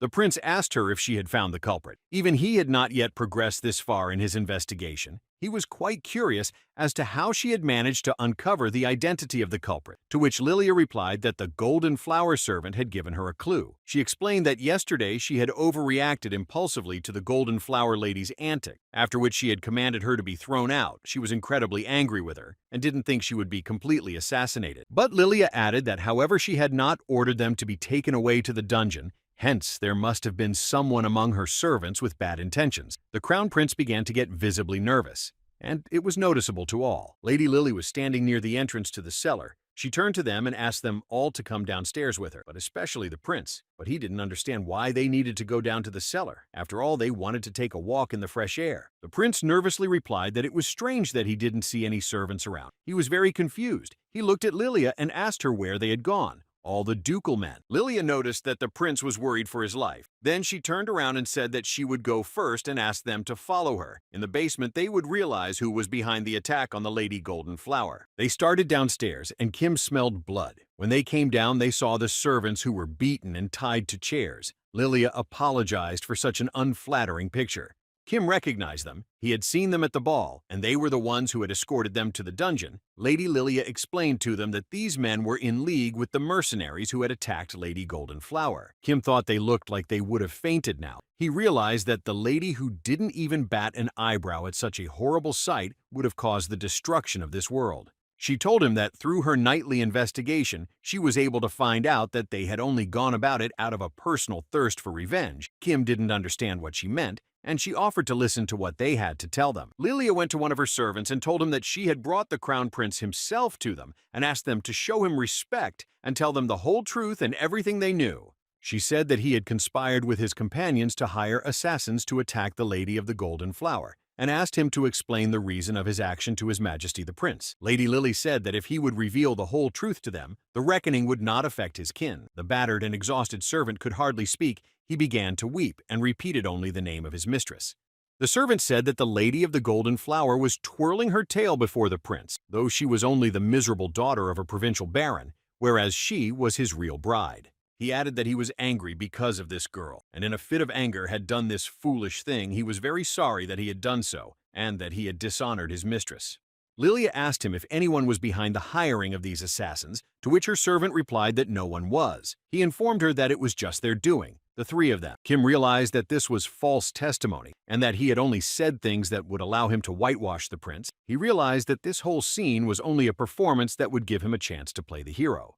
He thought that if this truth came out, the prince would suffer the most from it, so this spectacle was only necessary for his sake. Silver Lily held out her sword to him and asked him to punish them. Lily said that these people tried to destroy his dear Lady Golden Flower. They also dared to invade the personal affairs of the nobles. They deserved to be punished. He would become the ruler of their country very soon, and he shouldn't have doubted. The crown prince was quite shocked. He began to fidget and sweat. He was confused and didn't know how he should deal with them. She asked him if there was any other truth known that she hadn't been able to get to. Lilia said that now she was speaking as his future vassal. He could delay the punishment if the investigation for sentencing seemed insufficient to him. Since it was a serious matter, she would send a report to the intelligence task force. She added that if he had no doubts about the validity of her information, then there was no point. She turned around and told him to punish them right here and now. Lilia said that after he would have punished the criminals, then he should have punished her as well. For not keeping an eye on her servants, she said she was ready to be punished, as she always was. Lilia remembered her mother telling her to make sure her favorite daughter didn't expect anything from anyone. Every time she would say to herself, what if this time? The world would whisper to her that this time nothing would change. But if she was still going to entrust herself to the world, she had to remember that truth and accept the fact that no one would be obligated to give her back what she would give herself. She asked that people be forgiven, for they would have a carnival over her corpse. They would enjoy greedily eating everything from her most pure sacrifice to her most sincere hope. Her mother had asked her to leave this world without leaving anything behind. Lilia remembered that these were the exact covenants her mother had left her before her death, after which she had been cremated. Lilia kept her hands outstretched to the prince, and she didn't understand why he was slow to punish her. She asked him to do it as soon as possible, as the heir to the throne of this country, but the prince was afraid to do anything. He was completely confused. She could see that the prince was confused and didn't know what to do. He turned around to look at the others, But Lilia came up to him and asked if she should have reported their crime to His Majesty's Special Intelligence Group. She thought it might have hindered his ascension to the throne. She was surprised that he wanted to know in practice how much longer His Majesty would be willing to forgive him. The prince turned around and looked at his beloved Sylvia, who smiled and said that it had been well thought out. She liked how she had involved not only His Majesty, but the two of them too. She added that they were now complicit here and would have to keep silent. She was certainly fine with the fact that the prince could get away with this blunder and that Lilia was determined to take the punishment. Sylvia said that the only thing that confused her greatly was that it seemed that Lilia alone would not have benefited from it. She thought that such a thing could not really happen. She said that there could not be any benefit to her from such a state of affairs. She could not believe that Lilia would allow her loyal servants to be destroyed. She even wanted to take the punishment instead of the prince. She wanted to know what was on her mind. Lilia replied that she didn't know what she was talking about. She had already said that they were her family's servants, and as the eldest daughter of the family, she was responsible for their mistakes, so she had to be punished. The heretic inquisitor approached her and said with a smile on his face that she was very pretty, but that wouldn't help her when she needed to ward off unnecessary suspicion. He told her to be frank and tell them why she wanted to suffer punishment instead of the prince. He figured that was how she was showing her love for him. Lily replied that she was only doing her duty as a future vassal, and to look for gain in this was wrong on the part of the Lady of the Golden Flower. She added that she might not have understood it. The Golden Flower said that in other words she expected nothing in return, to which Lilia replied that she had no hope of hearing her answer, and suggested that she should surrender at once. Whether she understood it or not, her actions would not be affected. Kim thought that the heretic inquisitor had no thought of stopping Silver Lily, and the crown prince was incapable of making his own decision. He didn't know what to do next. He thought he needed the butler's knowledge to solve this impasse, and Kim began to immerse himself in his character. The inquisitor noticed that there was something wrong with him, but Kim asked him to wait a bit. Kim dipped in percentages and thought that so far everything was fine. He said that if these servants were indeed the culprits behind the mercenaries, then they too had the right to take revenge. He added that it was unfair to entrust only the prince with the punishment. Lady Silver Lily also had the right to do so since she was betrayed by her servants. But she didn't understand what Kim was trying to tell them. Kim explained to them that there were 3 servants who had committed a crime, and there were 3 people who had the right to punish them. He suggested that there was then 1 culprit for each person. He said that they probably wanted to make them all accomplices anyway, and it was difficult for His Majesty to punish everyone himself. Then it was more proper to divide the responsibility equally. The Crown Prince nervously shouted that it was the right thing to do, and that Kim was completely right. The lady had been betrayed by her servants. Sylvia had been attacked, and he had to enforce imperial law. He said that everyone here had their own circumstances, so everyone had to take on one person. Lily replied that the prince didn't have to share his responsibility with anyone. The prince shouted for her to shut up and threw the sword he was holding at her, much to the surprise of everyone else. The prince was very tense and scared. He didn't want to kill the poor servants. He said that in every situation, Silver Lily only said kill, punish, punish, and that was all she could say. He asked her how many people she thought he had already punished by now. Silver Lily replied that it was the duty of the future ruler. She stood still and did not give any sign that she was in pain from her injury. The prince answered her that he was not a killer and that killing was evil. The prince said that if she wanted to see blood so badly she could kill them first, Lilia raised her sword and said that then at least he should have given her an order to do so. Lilia asked him to give the order so she could carry out the execution, or had he forgotten how to give orders? She asked him if he was giving up his privileges as ruler. The prince was shocked and didn't know what to say to her. The prince covered his face with his hands and gave her an order to destroy one of his servants, Lady Silver. Lily did not hesitate to do His Majesty's will and destroyed one of his servants. She did not express any emotion and remained as cold. Kim thought that one day she would be in the way of the Golden Flower Lady. If not dealt with as soon as possible, this world was in for a sad end. She would destroy it and burn it to the ground. The heretic inquisitor was happy. He liked what was happening. He told her she was starting to seem more interesting. He drew his sword and said it was time to become accomplices. He destroyed the second of the servants without a second thought. He turned around and said that now there was only one left to be punished. The heretic inquisitor held out his sword to the prince and told him to rather execute him. But the prince decided to run away and not kill the servant. He was stopped by Kim and said that none of this would have happened if he hadn't set up the attack. He understood that love could make you crazy, but now he was going to escape responsibility for his madness. He couldn't let him. Kim led him by the hand and told him to take the sword the heretic inquisitor was holding out to him. Now Kim didn't think he had a prince in front of him. He couldn't let him escape responsibility for his bad actions. He told the prince that he had seen before how he often shifted the blame to others. Kim could see that his dipping percentage was growing, but he didn't care. He now completely shared the butler's feelings. Kim thought that it made him very angry that the prince had tried to cowardly escape. It made him angry that he wanted to put all the dirty work on Lady Silver Lily. That was why he wanted him to be justly punished. He remembered the scene of the floor passage when all the nobles were running away from the fire. Forgetting about the poor children who were burned in the fire, he saw that he was also trying to save himself, and in doing so, he was calling himself Crown Prince. Kim put a sword in his hands and ordered him to punish the criminal. The prince cowardly called for help and asked Sylvia to stop her butler, but she was silent. The prince, with Kim's help, destroyed the criminal. Lady Silver Lily fell on her knees and told His Majesty that the people were rejoicing. He had done justice by punishing the criminals who almost destroyed Lady Golden Flower. She added that he should man up to continue to give the criminals what they deserved. The fate of the people would depend on his decisions, but the prince did not listen to her. He dropped his sword, turned around, and hurriedly fled from the cellar. Lady Silver Lily lowered her head and added that he should be strong. She was sad that the prince was such a coward. Kim looked at her and thought he suddenly wanted to understand her and her feeling. On the third day of the passing of the apocalypse, Lady Silver Lily was absent from the academy.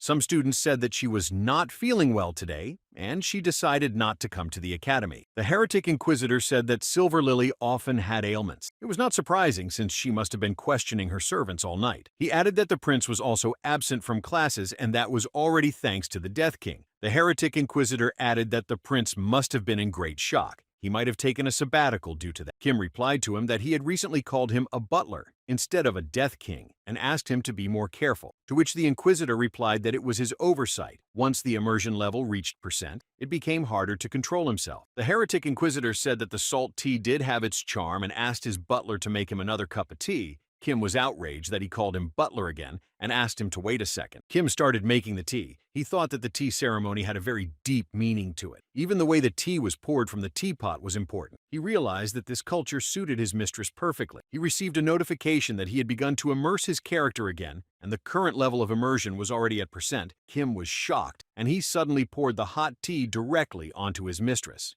The heretic inquisitor looked at him and asked why on earth he poured the tea on him. It was hot after all, and it would mess up his hair badly. He realized that he had started to immerse into the character and decided to ask him their secret code. Kim came to his senses, and their secret code helped him come back and take control. He was brushing his mistress's hair after dousing it with tea and saw that his hair had grown back a little. He thought it was the result of the sacred art. He thought that his hair had grown back because the heretic inquisitor had begun to merge with his character. Kim looked at him and said that he had noticed that the inquisitor had begun to show his emotions more often. Kim added that he used to smile a lot before, but compared to now, you could tell that he barely did. He had the feeling that he wasn't smiling out of any kind of joy, but just because it was his usual facial expression. The heretic inquisitor replied that he was beginning to change, and Kim confirmed this. He said that he could now understand the reasons for his smiles, even whether it was actually a smile or a chuckle. He replied that it was true and he had noticed it too. The inquisitor smiled and asked the Death King if it was a positive effect or the opposite. Kim looked at him and noticed that he had a small head, body, and hands. He wondered how many people he had been able to destroy. The inquisitor was a first-generation hunter, originally from Bulgaria. His age was unknown, as well as his number of kills. He replied to the inquisitor that he was positively affected by it. Kim confessed to him that he had actually thought for a long time about how he needed to be dealt with, but the heretic inquisitor didn't understand what the Death King meant. Kim said that he was a psycho and a tough killer, but he couldn't destroy him. Even the Black Dragon Head and the Holy Sword decided to keep him alive. Although he still despised him, he understood that there had to be a reason for keeping him alive. The heretic inquisitor laughed hard after the Death King's words. She noted his insight. But Kim was serious about finding out why he chose to kill people. Kim confessed that he had wanted to ask the Inquisitor heretic about this for a very long time. He added that he was a psycho, but he was also a good listener, and he understood people, but it was not clear to him why he killed other people. The heretic Inquisitor offered to show him something to start with. He thought it would be better to show him once to make him understand everything. He applied his ability of the sacred art of spirit concealment. He explained to him that it was one of his techniques. The heretic inquisitor could use it to make anything in the world disappear, including bodies and all evidence. The heretic inquisitor said that powerful people didn't kill other people out of kindness. He said that it was just hard for them to hide the bodies. They were afraid that they would be discovered, and he didn't have to fear that. He remembered that during the first wave there had been utter chaos in the tower. The return of slavery, racism, terrorist attacks. Suppression by army forces, brutal murders, strife. He felt like he was retelling human history in abridged form. The heretic inquisitor said that at this rate they would all soon be extinct, and it was a sentiment shared by the current 5 guilds. He told him how all 5 heads of guilds were gathered together. The first to speak was the head of the Black Dragon. She offered to sign a non-aggression agreement. The Countess made a condition. She wanted guarantees on the monopoly. Inquisitor Heretic added that he would like all the heads to have their own territory. The poisonous serpent at that moment mumbled something inaudible, and the Holy Sword decided to take the last word and summarize. The Holy Sword said that he would not say that it was their duty, but he was obligated to say that it was their choice. And tonight they would kill faith and belief with their own methods. He said that that night a man died. The next night a man died. Another day later a man died. And finally it came to the night when no one fell. Holy Sword said that he would take responsibility for everything and would resign. No one should ever speak of this incident from now on. He supported the idea and participated even though he knew it was wrong. He added that he would hate them for the rest of his days. But most of all, he would hate himself. From that day forward, the post of the head of the Vigilante Guild that the Holy Sword held was forever vacant. The Heretic Inquisitor said that sometime later, this guild was started to be run by the Holy Knight, but regretted it very much. In the end, however, the Inquisitor regretted nothing. He realized that it was a necessary sacrifice. He added that maybe it was the effect of the immersion, but for some reason, all sorts of stupid things were going through his head. He told the King of Death that if he had been there, things could have turned out differently. The Heretic Inquisitor said that everyone had always worried about this kind of thing, that if things had been different, but he realized that what had happened could not be undone. He said that it had been very hard for him, and he was beginning to want to stay in this world. He liked to be in this world and have such feelings. He did not hide them and was himself. Kim listened carefully and then looked at him and thought that he probably couldn't even destroy him. He couldn't destroy someone who was familiar with pity and regret. He decided to see if he was himself, and said that with the coming of spring, but the Heretic Inquisitor didn't answer his password. He said that spring was good and offered him a walk, which surprised him greatly. The Heretic Inquisitor couldn't stand it and started laughing loudly. He said that if he could only see his frightened face now, he would no doubt start laughing with him. Kim couldn't believe that he could really joke about such things. The Inquisitor Heretic apologized and said that it was like the humorist in him was awakening. The Heretic Inquisitor said that he was clearly becoming more and more immersed in his role. Even during their dialogue, 1% had been added. He already had 1% immersion. Tomorrow could easily be more percent. He looked at the Death King and said that was exactly how much he was already dependent on his emotions, the protagonist of this apocalypse he had become. Yet the Death King was the protagonist of his finale. The Heretic Inquisitor asked the King of Death to save the finale before he would finally lose to his emotions and drown in his role. Kim promised him to fulfill his request, and he went to visit Lady Silver Lily. Kim realized that it was because of Lady Silver Lily that this world would be destroyed, so the key to cleaning up this apocalypse had to be her as well. He walked into her office and apologized to her for distracting her from her work. He told her that he came to her from the Golden Flower Lady. Kim saw in her love, jealousy, patience, arrogance, and the urge to appropriate everything for herself. Kim looked her straight in the eyes. He realized they could only get through this apocalypse by using it all together. Silver Lily flipped the hourglass and called a break and asked everyone to leave. He decided to be the first to break the awkward silence. He said that he had heard that she had passed out due to illness. He noted that she looked perfectly healthy. He was quite amazed by this. She replied that she was also a student and that she needed a good excuse for missing classes to attend to her own affairs, but nevertheless, she was really unwell. Lilia said that his activity was visible even from afar. He managed to quickly figure out the spies who had infiltrated the ranks of her subordinates. It looked like the actor chosen for this time was quite intelligent. It was a real good fortune for the Empire. She explained to him that if he wasn't so bright, she wouldn't have approved the audience. Kim was very shocked when he heard her words. He thought she might have known they came from another world. Lily saw that Kim couldn't even answer her. He was shocked. She said then that he seemed smart to her, but now she saw that smart wasn't everything he was. She told him that this was her round, however it was always only the last 10 days of her life that were repeated. And actors like him, this was the 13th time she had met him. She asked what round was his. Kim was notified that the silver-covered heart was turning its gaze on him. He was shocked to learn that she could also go back for days until the end of the apocalypse. She saw Kim's frightened face and realized that this was his first round. Silver Lily was surprised that the constellation that sent him to the apocalypse didn't explain anything to him. She thought it was strange. Usually before sending an apostle, everything was explained to him. She saw that he really didn't know anything. She asked him which constellation had sent him and listed a few names he hadn't heard before. She wondered whose representative he was. Kim replied that it was the manager of the library. Silver Lily knew that the library manager's name was Hamistra. This was the first time Kim had heard this name. He was surprised to hear his real name. Lily couldn't understand why he hadn't told him anything at all. Kim couldn't believe that she knew the real names of the constellations. He explained to her that the manager tried not to interfere with apocalypses. He wanted them to look for information about them themselves. He explained to her what apocalypses were. They were worlds that began to collapse without their constellation. That was what the manager called such worlds. She realized that it appeared that he was naming other people's worlds himself. Lilia pulled back a little in her chair and said that one day this world would indeed meet its end. However, she could not so easily reveal her soul to another person. She asked him to wait. She thought he had captured the soul of his lady's servant, and now he was targeting her soul. But Kim shook his head negatively and said that wasn't true. Silver Lily noticed that the time for their audience was up, and she flipped her hourglass once more. She asked the butler to listen to her, but he interrupted her and asked her to call him Kim Kanja, saying that was his real name. She didn't understand how he dared to ask her to call him by his real name. It was his own fault that he was in the body of a butler and not an aristocrat. She knew perfectly well that he was completely confused right now. Silver Lily said he didn't understand anything because he hadn't been given the cleanup manual. Kim asked what she meant, and she handed it to him. There were references. She had found them from another apostle during her attempt. She said a constellation named Mahos called it a sweep strategy. Kim read all the paragraphs. He couldn't believe there was an instruction sheet for this apocalypse. It was so absurd she decided to keep the sheet with her after poisoning the apostle. Silver Lily said that when he died at her hands, he screamed and was surprised that his plan didn't work. If he did everything according to the instructions, it was as if he had experienced universal injustice. She drank her tea and calmly told him that it was unfair to her.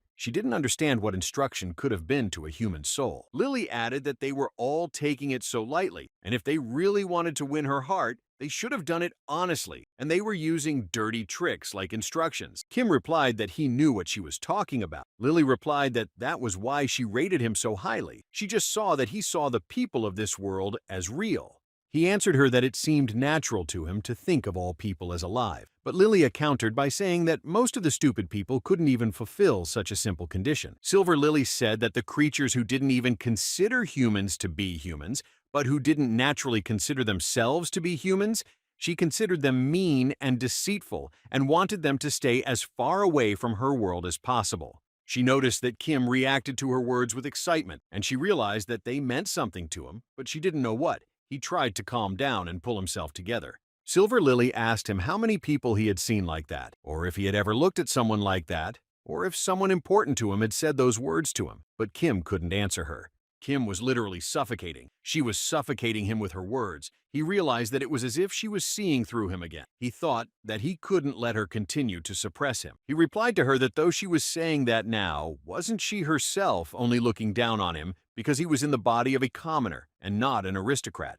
She was surprised that he was so hurt that she refused to call him by his first name, to which Kim replied that she shouldn't have spoken to him with such condescension. Silver Lily smiled and replied that she had heard such words from the butler who had set the whole academy on edge with his debauchery. Kim noted that it was a fair point and asked her to get back to the main conversation. She didn't mind starting the conversation. She said she had already realized that he didn't need her soul. She asked then what he had come to this world for, in which the 10 days were eternally repeated. Silver Lily asked if the constellation had sent him to this world because it didn't like him, but she had heard that Hamustra was quite calm. But he had come to this world clearly not to rest. She agreed to talk, but warned him that she wasn't going to listen to lies. If one false word came out of his mouth, he would never be able to accomplish his goal. Whatever it was, she wouldn't open her heart to him hearing lies. Kim couldn't understand why he had come to this world, but he realized that they had to pass it to make the 25th floor this place. But they could easily have chosen another world for this floor as well. He thought that maybe because of the shard of his sword that was with them in the apocalypse, he decided to find the sisters of his sword, and then he would shoot. But this power would not really turn out to be that. The rear spirit knew that Kim didn't understand anything about romance. He hadn't felt the joy of the world yet. He was amused that he had never been in a relationship before. He still didn't know what it was to love. Kim replied that the feelings of falling in love were still unfamiliar to him. Maybe she didn't know it, but one of the genres of this world was romance. He thought it was the perfect place to learn about love. He added that he wanted to learn what he didn't know. He didn't want to be ignorant of something, for then he wouldn't be able to experience the fullness of a life lived. Silver Lily asked if Kim wanted to learn love from her, to which Kim replied that he wanted to learn love from the world. He wanted to understand what he didn't know. He wanted to experience it. She understood what he wanted, but couldn't understand why he had come to her in the first place. She thought it would be easier to learn it from his mistress. He replied that she was further away from understanding the feeling than he was. Kim said that if one was to learn it, it would be from someone who understood it, to which Silver Lily replied that it was indeed true. And for once it was true that it would be more about his lady teaching him about love rather than the other way around. She said that she still didn't understand why he had come to her in the first place. Kim replied that the reason was simple. He just wanted to understand her. He wanted to get to know her better and find out her true feeling. He added that he didn't understand if he should take the side of the crown prince or the empire. She was ready to dedicate her life to them. He wondered why it was like that. He wanted to understand her. If she was doing it out of love, he wanted to feel it. Kim was a little embarrassed. He said he was very embarrassed to say this, but he told her the truth as he thought and never once deceived her. He said it was the first time he had said such words, and it made him uncomfortable. Silver Lily was shocked. She said he was completely fearless if he wanted to know the feeling of love. With all this, he also wanted to understand her. He said he shouldn't have spoken of understanding so lightly. It was a word that poisoned people. Expressing a desire to understand someone entailed taking responsibility. And yet, he decided to call the manager. Kim asked him to interrupt the live broadcast for a moment. He wanted to say something to Lady Silver Lily. The manager approved his request and stopped the broadcast for a moment. He admitted to her that he too was a regressor, but his regression was different from hers. She said that in her case, the last 10 days of her life were constantly repeating, while his was going back 24 hours from the time of his death. Kim said that he didn't just go back 24 hours, but if he died at someone else's hands, he could see the trauma of that person. He could see the deep wounds, the memories. If something dear to them was destroyed, he could see it. He felt like he wanted to share his story with someone in a similar position, someone who had lived a similar life. Kim added that his skill made it a little easier for him to understand the feelings of others. He said it was a peculiar ability. He was afraid to get used to how easy it was. One of the people he trusted the most had once said that it was impossible to rely on his skills completely, but he was willing to understand her. Silver Lily replied that it wasn't an easy understanding of her feelings, to which Kim replied that nevertheless, he couldn't just abandon people who needed help. He didn't want to leave her alone with her feelings. She said that even though it might have seemed hypocritical, she wanted others to know that she was here and that she was protecting this place for their sake. To be able to live, it was a true blessing. Silver Lily added that even if it took a second to understand, the responsibility lasted forever. She said that Kim had decided to voluntarily step into hell. The manager notified that the stopping time was up. Silver Lily looked at her hourglass, and after a little thought, she told him she would teach love to the actor who played the role of the butler, but she had one condition. She said she would teach him to love if he agreed to be her servant for exactly 1 week until the destruction of this world. Kim was surprised by her condition. She wanted him to become her personal servant. Silver Lily replied that she only knew her love and had never taught it to others, so she knew no other way but to show him her love unadorned. She asked if he could learn the material that way, just by watching and memorizing. She said, saying it all out loud, she realized that it was a deal breaker for her, but all she would be showing him was her private life in its entirety. She pushed back her chair and was about to get up. Silver Lily added that he could consider this the greatest good fortune of his entire life. Kim looked at her and thought that the arrogant aristocrat in front of him was a real arrogant aristocrat. The next day, Kim went to her estate to begin his duties and start his studies. He entered her room where her other servants were doing her hair. He apologized and walked into her. Silver Lily asked her servant to show him the board where she had written to him about their first lesson. It was the basics. It said, "Love began with a bad man." She told him that last night she had given serious thought to exactly how she could best teach him about love. Kim was shocked and didn't know how he should react to her words. Silver Lily said that she didn't have a lot of free time to focus entirely on teaching him, and finding him his first love in a few days wouldn't have been possible for her either. She explained to him that she had decided to start his training by explaining the basics, and asked him to repeat after her that love started with a bad man. and Kim dutifully repeated everything she asked him to do. Silver Lily said that it could very well be that his soulmate was actually a completely bad person, and then he would have a very difficult time loving her and turning a blind eye to all her bad behavior. She added that somewhere there were couples who had everything worked out perfectly with their first love, sometimes meeting people who imbibed the to care and respect their partner, thanks to which their union lasted a lifetime. Lilia added that, however this was not his case, she was sure that with a percentage probability his lover would have turned out to be a bad person, even if she wasn't like that at first, but would have definitely become one in the end. She said that people couldn't hide their nature forever. Following the same principle, she asked her servant to reveal the second rule, which stated that he too was a bad person. Lilia added that he shouldn't be so desperate. Humans were just test animals, once under the influence of bad people or become bad people themselves, but there was a chance not to make the same mistake again. Kim was despairing at what he had heard. He asked her if he couldn't just be a good person. Silver Lily looked at him and asked him not to put his trust in people. Silver Lily said that people often forgot what they said once, decided to do something, and then suddenly gave up. Few relationships would be without forgotten promises and abandonment of their own decisions. She added that if he really wanted to be a good partner, he should have learned to remember and make up his mind. Kim asked her how he was supposed to learn that. Silver Lily finished getting dressed and came out to him in a fancy dress and said that he was just a child and said that it was better to see once than to hear 100 times. And then she decided to show it to him. Kim looked at her and couldn't understand how she was going to show it to him. He was confused and didn't know what was ahead of him. Silver Lily came closer to him and said he was watching her so closely, but still didn't understand anything. She walked over to him and put her hand on his shoulder and quietly told him that the worst person of all the bad people here was the one who fell in love with her. Silver Lily headed for the exit and told him to follow her. They left her room and went to a direction unknown to him. Kim walked and thought about her words.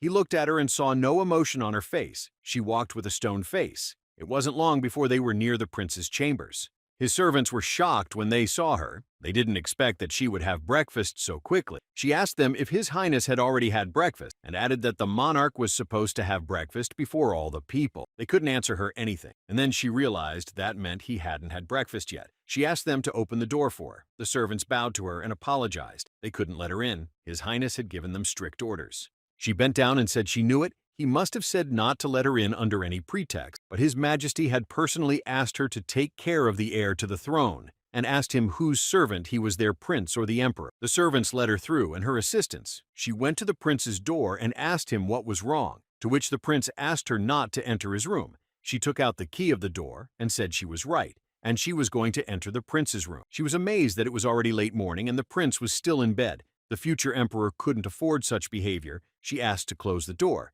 The prince wanted everyone out of his room, but suddenly she noticed the butler. Silver Lily looked at the butler and said that it was time for the second rule, which said that if you couldn't avoid a bad person, you just had to enjoy yourself. But Kim didn't understand what she was telling him. She explained to him that he too would fall in love one day, and his first love would be a bad person. And if something was inevitable, it was better to find the upside in it. Silver Lily showed him a lesson. He needed to become a bigger bad man than his partner. She added that a relationship with a bad man was an eternal war, and her servants poured all the cold water right on the prince's bed. She said that peace was the highest value. If his partner was polite, then that meant he should also be polite to him in return. However, if the partner was a bad person, then he had something to remember. Silver Lily asked him to memorize his slogan of the day, "No kindness to bad people," and asked Kim to repeat her slogan, which he obediently complied. He did everything she told him. She said that usually people wanted to look solid, smart, or kind in the eyes of others, but in her opinion, he fell into the latter category, so he had to refrain from doing so. Silver Lily left his room. She approached his servants who were standing outside his chambers and told them that His Highness was soaked. Even though it was spring, she feared that there was a great risk of catching a cold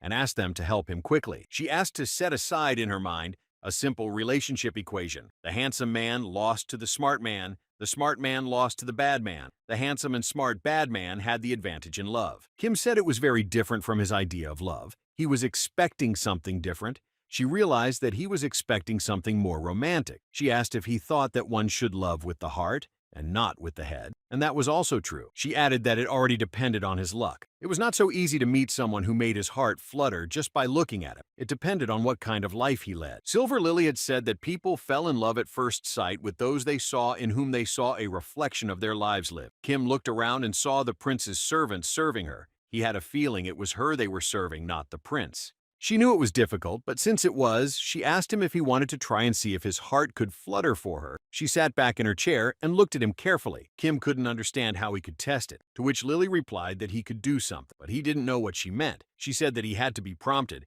She asked if he could give him the other half right away. Silver Lily said that he was a smart guy, so he might well find one, but he needed to think hard first, and only then could he give her his answer. Kim pulled from his jacket pocket the cards that the library manager had given him as a reward for mopping up the celestial demon apocalypse. He said it was something like the mopping up guide she had mentioned. He thought that perhaps the cards would help him at this point. However, he felt it was best to be sincere with Silver Lily right now and not lie to her. She asked him to approach her. Silver Lily was sitting in a chair when Kim approached her. She said it was too high and asked him to lean over. He complied with her request and leaned over to her. She complimented him on that. She warned him that she wasn't taking responsibility for it. She took his hands and asked him if he smelled her scent. He liked it. Silver Lily replied that she liked that smell too. That scent was very dear to her. She added that she would not be sorry to reveal her secrets to him, but he had to serve her further. And tonight, she would reveal one of them. Kim listened to her intently. He inhaled more and more of her scent that drove him crazy. Suddenly, he realized he was in trouble.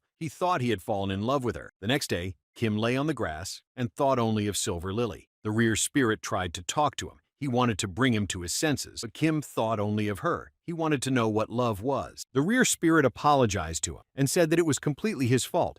He was the reason he fell in love with someone not fit for his status. Kim thought and said that if he fulfilled the conditions of his skill, he would be able to go back hours and be able to relive the recent experience again. The rear spirit was shocked by his words. The goddess of protection hit him on the head, jumping on it. Kim said that he was well aware that he was not in his right mind right now, but he couldn't help that he kept remembering Lady Silver Lily. The rear spirit listened to him realize that he was one step closer to insanity. He added that there was no way he would wash his face today, and if he had to wash his ears, he would refuse because he still had her scent behind his ear. Kim couldn't understand how many times the Crown Prince had to save the world in past lives for her to love him in this one. He decided he needed the internet urgently. He wanted to find information on how to get her. The rear spirit realized that he was becoming the stupidest person in the entire universe. As soon as he fell in love with someone, he said that if he had known about it beforehand, he wouldn't have told him anything about love at all. Kim shouted that the level of immersion in the butler's role was constantly rising. This meant that the butler was also falling in love with her. The rear spirit replied that wasn't he fixated on his mistress.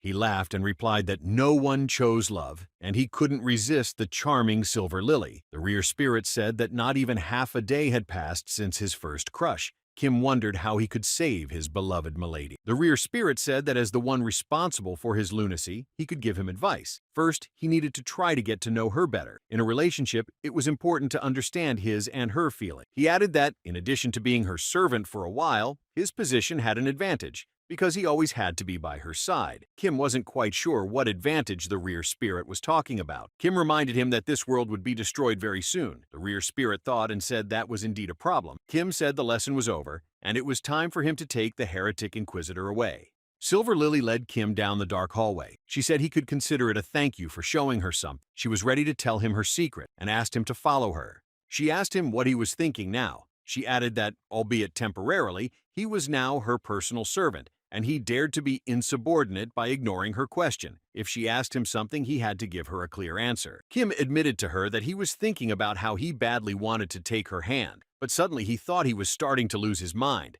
He was already having quite a hard time controlling his emotions. She came closer to him, took his hand, and said that had his thoughts been occupied only with her all day, she asked if he had missed her touch and smell, if he had fantasized about this moment. Kim didn't know how to answer her, and then she asked him to answer. And if he didn't answer her honestly, she would let go of his hand. Then Kim said that he had only thought about her all day today. He started to get more and more immersed in the character. His immersion level was already a percent. Kim realized that she couldn't understand anything at all anymore. He said that she wasn't allowed to do that and tried to come to his senses. Kim added that he came here from another world and didn't know how long he would have been a butler, to which Silver Lily replied that wasn't he the one who said he saw her as a person.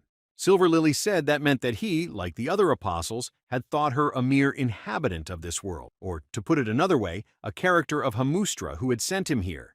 Kim replied that he was actually serving another lady with whom he had come to this world. He was only serving her for the sake of the mission. She thought he was telling her a lie. He himself had said that today his thoughts were all about her. She asked, didn't that mean he wasn't even thinking about his true mistress? Kim didn't answer her. Then she thought she lied to her, but Kim sharply replied that he wasn't lying to her and was only telling the truth. Silver Lily approached him and told him in his ear to call her his mistress. Once was okay, but you had to put all your feelings into that one time, and if he managed it, she promised to reward him with something sweet. The rear spirit and the goddess of protection tried to bring him back to his senses. The goddess of protection trembled furiously to do so, but all Kim could hear was Lilia's voice trying to get him to call her his mistress. Silver Lily said it would only be once, and nothing bad could happen to him, and even if something went wrong, she would be able to reverse time. Kim found himself restrained by the invisible chains that the Silver Lily had wrapped around him. She went on to say that perhaps this was a necessary step to get the information he needed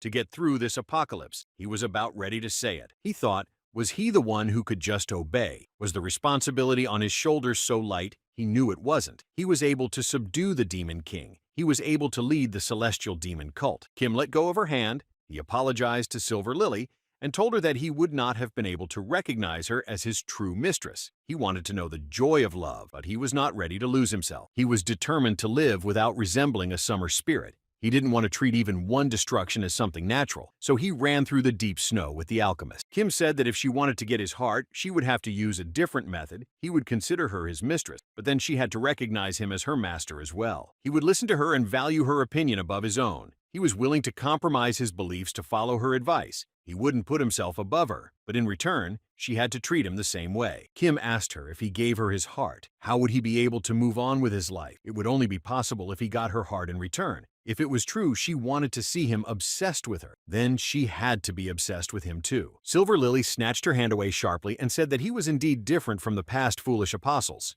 She thought he was a fool, but in fact it turned out to be the opposite. He was decently able to free himself from her charm. She said that she was too hasty. She thought that since he didn't know love, he didn't know much about life. He understood that she wanted to seduce him and make him her servant. She added that it was her mistake. She underestimated it. Kim said that understanding and responsibility were unequal, but unilateral responsibility was still no better than unilateral understanding. He didn't get close to her for something like that. He asked what secret she wanted to tell him. They went to another room. Lilia told him that her family had passed down one extremely ancient treasure from generation to generation, a sword with a silly legend. It was said that it could grant any wish. Silver Lily added that there was a certain condition before the sword would grant someone's wish. She removed a huge red cape, and Kim saw the sword. The goddess of protection informed him that she felt her sister's presence. She said to make a wish you had to pierce your heart with this sword. This is exactly what happened before her time returns began. The goddess of protection told Kim that it was the third sister sword, Plea.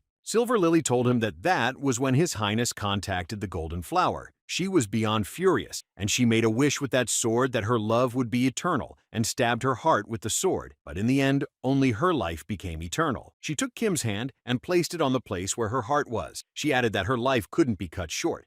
Her feelings for the prince were incapable of changing. Her heart was just frozen in that moment. Kim didn't feel her heart. She apologized to him and told him that she didn't have a heart to give to him, but she wanted to do something else that she had been wanting to do for a long time. She asked him to help her. It was time to finish what she had started. She walked closer to the sword and pulled out her weapon. She was notified that a silver-covered heart was looking back at her. Silver Lily was ready for what was about to happen now, but Kim saw the flow of blood towards him and asked her what it was, to which Lily replied that it was her nightmare. She asked not to let her guard down. From now on, they were practically trapped in another world that were cut off from the outside world, and Kim was inside all her senses. Kim had learned that when the prince was very young and simple, he had picked and given her a flower, he had wiped her tears with his sleeve, he had been kind to her, he had been soft-hearted. She didn't understand the point of loving someone who had been flawless in everything since birth. Even if he was bad, guiding him was a display of her sincere love. She admitted that she loved the prince, to which he replied that the nobles knew how to love him too. But the way the golden flower lady wagged her tail in front of him was disgusting to her. Kim thought that he was familiar with this feeling. He had experienced it before. It was just like with the Demon King of Autumn Rain. He noticed that the existence of the silver-covered heart was becoming more remarkable. He realized it was the power of the constellation that kept showing him all the pain and pleading of the Silver Lily. Kim saw their families betrothed her and the prince. The prince had confided in her that even though their opinions were not asked, he was happy. Today he came to formally propose to her. He asked if she would agree to marry him when they would be a little older, and she said yes.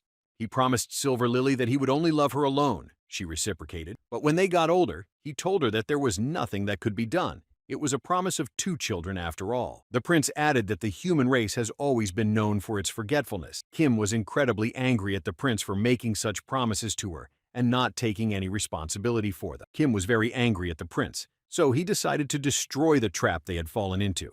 He used the divine martial art of heaven and demons, the 8th technique, the Sword of the Burned. The rear spirit was impressed that he had learned how to summon flames with a single technique. The rear spirit told him that he had grown a lot in the use of martial techniques. Kim, after his attack, asked her when she became a constellation. He was able to find out another of her secrets. Kim said that it was definitely now a constellation familiar, and she created it all. He wanted her to tell him the truth. She replied that it happened the moment she pierced her heart with her sword. He knew that meant that there was no other constellation in this world. It was hard for him to tell if it had been killed or if it didn't exist here originally. The rear spirit said that probably the constellation that was here had been reached, the one who intended to destroy it. Every day these demons were getting stronger. There were more of them, and they were more powerful. She said that after 10 days, they began to repeat themselves again and again, and she became the representative of this world, even if she didn't regret it. The passage of time still revolved around her person. The rear spirit said that it was not like a standard ascension. It was quite unusual for him, even by Muram's standards. Though the sword in her mirror was only a shard, it did not cease to be a relic of the goddess of protection. He added that the sword that pierced her heart became a constellation regardless of its role. The body of an ordinary person would not have been able to endlessly transport through time. Her current power was the result of numerous coincidences. Kim thought she was able to become a constellation, even though she didn't wish it. She was surprised he wasn't disappointed. She said he was right. These demons were her familiars, and they spoke her words, even considering they took them from her dream. Silver Lily explained that she had made a vow of eternal and unchanging love to keep it pure. She had to wipe away the dust and stains, the denial, the anger, the bargaining, every day, resulting in the demons he had just seen. She asked him, wasn't it disgusting? Being in such a state, she dared to teach him about love. She said she had willfully brought him here to dispel all illusion. Kim realized that she thought he was disgusted with her, but he replied to her that this situation could not make him disillusioned with her. His words shocked her. She did not expect such a response from him. He said that she had told him her secret. A truly disgusting man would never open his heart to another.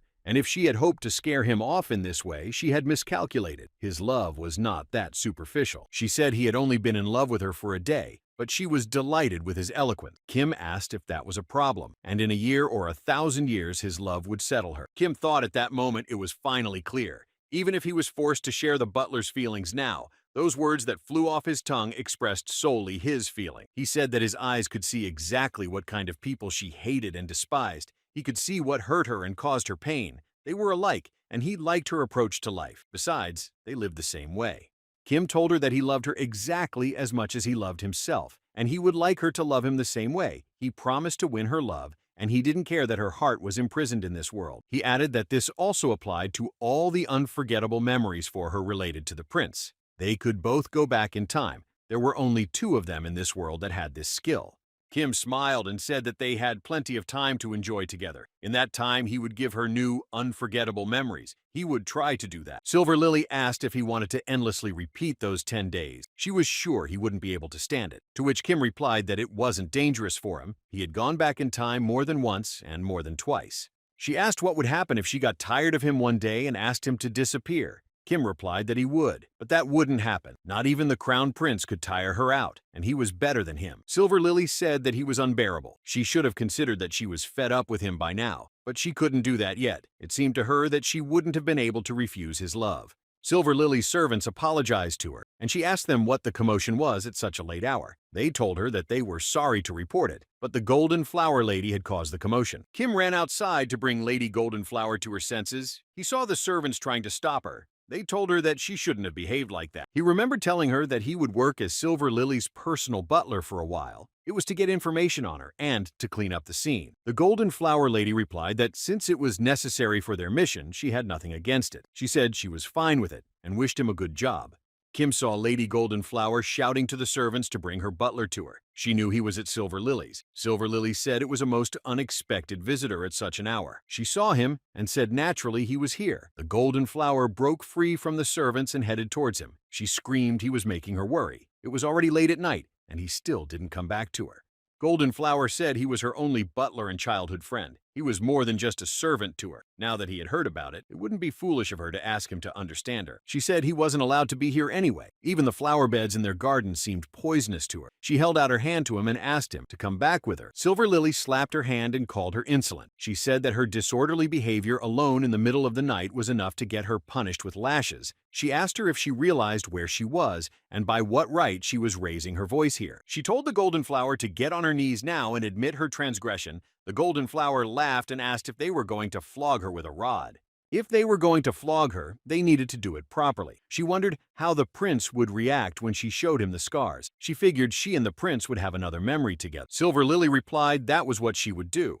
Her desire to accumulate more memories of her time at the academy was fine. As an aristocrat of this empire, she would help her with that. She ordered her servants to bring her a birthing rod. They tried to stop the young duchess, but she angrily replied that she had told them not to call her that at the academy. They were afraid the crown prince would find out.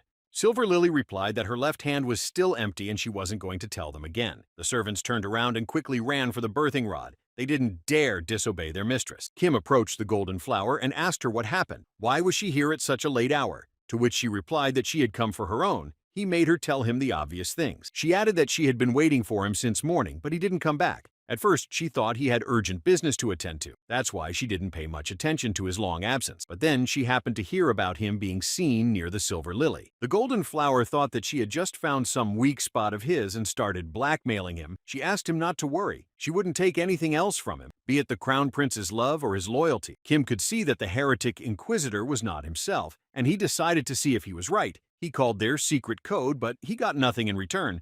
The heretic Inquisitor didn't understand what Kim was telling him, and that's when he realized that the situation was out of control. The servant brought the rod as Silver Lily had instructed him to do. She said that Sylvia Evanel had trespassed on the duchy's private property and caused a disturbance here, for which she made no apology. She said that her rude behavior was disgusting, and in the name of His Imperial Majesty she would punish her for his crime, to which Golden Flower replied that she knew better than anyone what she was actually guilty of. The Golden Flower said that she was guilty of being the daughter of a provincial baron, and was blessed with the deepest love of the crown prince of their empire. She apologized to her for being loved, and for receiving more love than she, Lady Raviel Ivancia, to which she replied that this apology was not enough for. Suddenly they heard the voice of the crown prince who was looking for his beloved Sylvia. He and his servants were looking for her, and when he saw her, he hugged her and asked her if she was all right. He was worried that she was not hurt. The Crown Prince was very angry with Silver Lily. He called her heartless. He didn't understand how she could treat his beloved Sylvia so cruelly, to which she replied that it was the laws of the empire. He shouted that to her the law was more important than the man. She was always hiding behind the empire. He asked if she herself had ever sacrificed anything for her. He believed that she was just obsessed with the desire to torture Sylvia. The prince added that was why he called her evil and heartless. It was like she was a real witch. His words hurt her feelings. She asked him if he wanted to eliminate her, but the prince didn't answer her anything. He walked over to Sylvia, took her by the shoulder, and they were about to leave together. He said they shouldn't have stayed in such a place. She turned around and ordered her butler to go with them. Before making a decision, Kim decided to open the character window and see what the heretic Inquisitor was thinking, and if he was still himself, he saw that he was completely immersed in his character. Kim saw that he was negative towards Lady Silver Lily. He realized that he had allowed himself to become immersed in his character, and he didn't know how to bring him back to his former state. The heretic Inquisitor asked him if he would follow him or not, to which Kim replied that he had planned to stay with Lady Silver Lily for a while. The Inquisitor was surprised that he still hadn't realized the situation. Sylvia said that she didn't like to publicly declare her weaknesses, but for his release, she had to endure even a little humiliation. But Kim knew that. She was surprised that despite that, he was refusing her.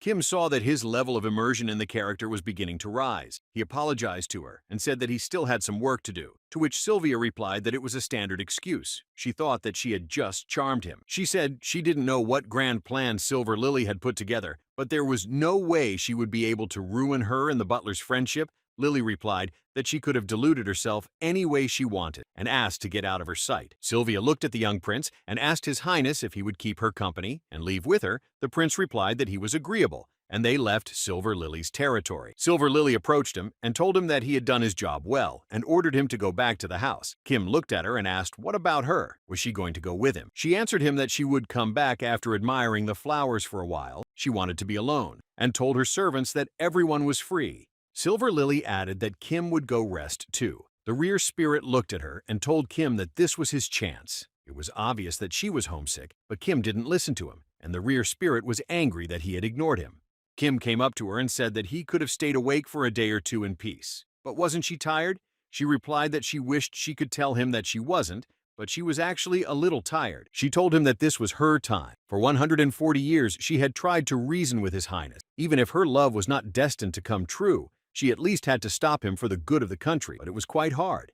Kim told her that now she was not alone and she had him. The man was able to endure anything when there was at least someone who understood and appreciated him, as unbelievable as that sounded. She said that he was wrong about something. In her case, 10 days were repeated and he could go back 24 hours from being destroyed. At first glance, their situations were similar, but in reality, it wasn't like that at all. Silver Lily said that one of them would go back in time first. The one who was first would erase the memories of what was happening now. One of them would somehow waste the other's time. She added that they were parallel lines that were never meant to cross. She could understand him as he could understand her. But there was one thing, they just couldn't live together. Silver Lily said that his acceptance and desire to share a single time period with her was ardent and beautiful. But it might have sounded so beautiful because it was simply unattainable. Kim disagreed with her. He shouted that if it was all attainable, to which she replied that there was no if, and was about to leave, he stopped her and swore her to keep her word.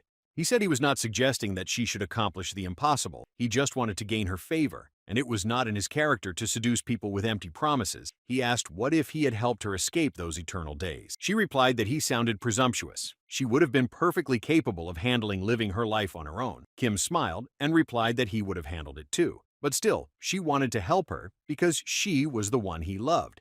Kim put his jacket on her and she asked him what he wanted from her. He asked her to be with him until the fall of this world, and he would appreciate it if she could make him fall in love with her even more. He thought that after seeing the Heretic Inquisitor's 100% immersion into the character, he had managed to figure out the secret to sweeping this scene. It was a very difficult tactic, but doable. Kim asked her to make him lose his head. She couldn't believe he was seriously asking her for something like that. Kim said it wouldn't be hard for her. He was a simple guy. His heart would start pounding madly even when she just held his hand. Silver Lily replied that he was a pretty cocky guy, but she agreed to do it. She had to take responsibility after all. If she decided to teach him love, she asked him similar would be enough. She looked at him and said it was definitely not her place to judge that. But wasn't he too pure and innocent for this harsh world? To which Kim calmly replied that he had disappeared from this world many times before. Kim said that when he showed his weaknesses, he felt excitement after all. He had heard how it was sometimes necessary to pretend to be weak to achieve a goal. He said he had noticed it during her fight with the Golden Flower Lady. She was definitely wise, but never turned a blind eye to her opponent's provocation, even if it could hurt her. And he felt like trying it that way too. Kim asked him to answer his question as an expert in love. Was it possible to receive as much love as one would give? He said she was completely inept at being loved. At least in that she was worse than a golden flower. She asked him what he was getting at. She asked him to keep talking and added that he had a pretty good voice. She liked his white teeth. She almost kissed him, but it hadn't happened. Kim replied that he meant to say that it was becoming obvious how the Golden Flower Lady had stolen the prince away from her. He said she should have analyzed his preferences more carefully, and suddenly, Kim fell silent. Silver Lily asked him why he was silent. If he didn't speak, she wouldn't be able to admire his beautiful lips, and asked him to continue. Or had he already given up? He remembered that he had asked her to make him lose his head. She looked at him and told him that he had asked her for something truly dangerous. She no longer knew what ingenious plan had come into his head since he was so cocky, but he had a lot of courage. She admitted that after 14 repetitions of the last 10 days, his idea to break the cycle for a while didn't seem bad, and she'd like to try something new. Silver Lily said that given what had happened this night, she thought the Crown Prince had been too bad to her. She couldn't just keep taking the hits. Kim asked if she was ready to give up on the prince, but she couldn't do that. Her heart was already a constellation in the night sky. She only wanted to be a bad man for a little while too. She decided that from today she would cheat on him with him. Kim was shocked to hear this. He thought that she was his first love after all. But this kind of relationship was too much for him. He wished he wasn't lovers. He knew there had to be something more romantic. Silver Lily said that however he was the Golden Flower's precious servant. According to her, he was her childhood friend and the only butler. She wondered what the look on her face would be when she found out about their relationship. She was sure the prince would have been confused too. Kim realized she wanted to pretend they were having a romantic relationship to mess with them. She hoped Kim wouldn't have turned her down. Silver Lily asked him to say her name, and Kim obeyed and called her Raviel Ivantia. She asked him if he remembered her first love lesson. Kim replied that love started with a bad man. She was glad he remembered. She told him that she would be his first bad person in a relationship. The rear spirit watched them and thought they were really the perfect couple. They were both a little weird. The rear spirit said that it wasn't surprising, though, how they would be able to have a relationship with normal people. Who was like who? He congratulated him on his first relationship, even though he was in the role of lover. Kim stood near the mirror and called out his lover's name, and his immersion level increased. He thought he had only said her name. Apparently, he was really head over heels in love with her. He thought that the life of the man named Kim Gun-ja was displayed so briefly and primitively. His envy, his secrets, his destiny, his humor, aspiration, and even happiness. He wondered what kind of impression he was making. Kim realized that he was still Kim Kong-ja. He had not yet immersed himself in the role of butler as the heretic inquisitor had done. He was sure that this plan had to work for sure. He called out to the Sword Lord. Kim said that he had one request for him in case he would go head over heels into the role of butler and was immersed completely. Kim added that if the level would suddenly reach percent immersion, there was a possibility that he would stop hearing his voice. The skills would stay with him, but he would forget how to use them. He had to prevent full immersion at all costs. He said that at the percentages, there would be a final threshold that could not be allowed to be crossed. He believed that the percentages should not have risen above that level. Kim added that if it started to look like the level could be crossed over the percent, he asked to stop it by any means necessary. The rear spirit thought he was worrying about it for nothing. He was a strong man with a strong character. He said that the level would definitely rise. He was going to raise it to that mark on purpose. The rear spirit replied that he would then fail the stage and be stuck in this world forever. Kim said he couldn't tell him the reason yet. It didn't need to be known by anyone but him. He planned to clean up the scene by finding weaknesses in the tower system and exploiting them. But if he was in danger, he asked for help. He turned around and headed for the exit. He added that he entrusted himself to him. He was his teacher after all and had promised to help him. Kim considered him the strongest warrior. Now he was ready to go to the aid of his lover. Kim came to her and told her that she had been overstretching herself a lot. She had been fighting demons every night and then dealing with the problems that were the fault of the prince and the Golden Flower. So she had missed her studies again because she wasn't feeling well. She asked him not to worry. It had been like this since her first return. To be more precise, even since she was born, she had almost always been forced to be sick at home. It had gotten worse after she had stabbed her heart in the mirror with a sword. Silver Lily said that was why the Emperor had given the nickname not only to her but also to the Golden Flower, and if she could become Empress, she wouldn't live long anyway. Giving birth to an heir was no easy task. She wasn't suited for it. Kim poured her some hot tea, she thanked him for it,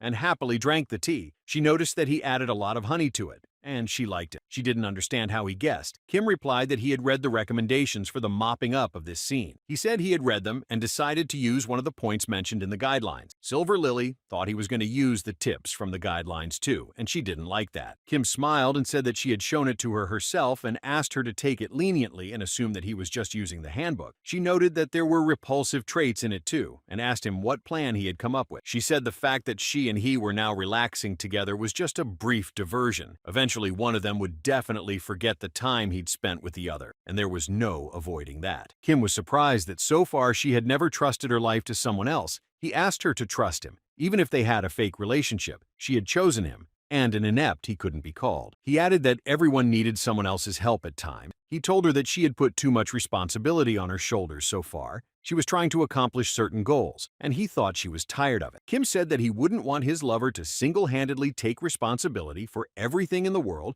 He was strongly against it. He would rather take responsibility for his partner when she was tired and vice versa. She replied that they were just enjoying a fake relationship. Kim said he didn't care about that. It was all real to him. She asked him if that didn't seem unfair to him. Kim smiled and replied that she didn't know him yet. Kim said he tried to think positive. He asked her if she thought he would have been tormented by feelings of inferiority because the relationship with him wasn't real. He thought it was his chance. He was sure she would have loved him anyway. She couldn't understand where he got his self-confidence from. He answered her that she would only spend time with him alone after all. There was no way he would give up until she told him in person that she was tired of it. Kim was willing to do his best to be a support for her. Silver Lily got out of bed and said it was time to get down to business, to which Kim replied that she needed to rest. He didn't understand how she was going to fight strong opponents in such a state, and asked her to entrust it to him. He was sure he could handle it himself, so he set off to fight the monsters alone. The next day, Kim helped Lilia with the documents. He took them to the fireplace and burned them. He told her that it wasn't long before this world was destroyed. If, without her involvement, this empire would have collapsed in a matter of days,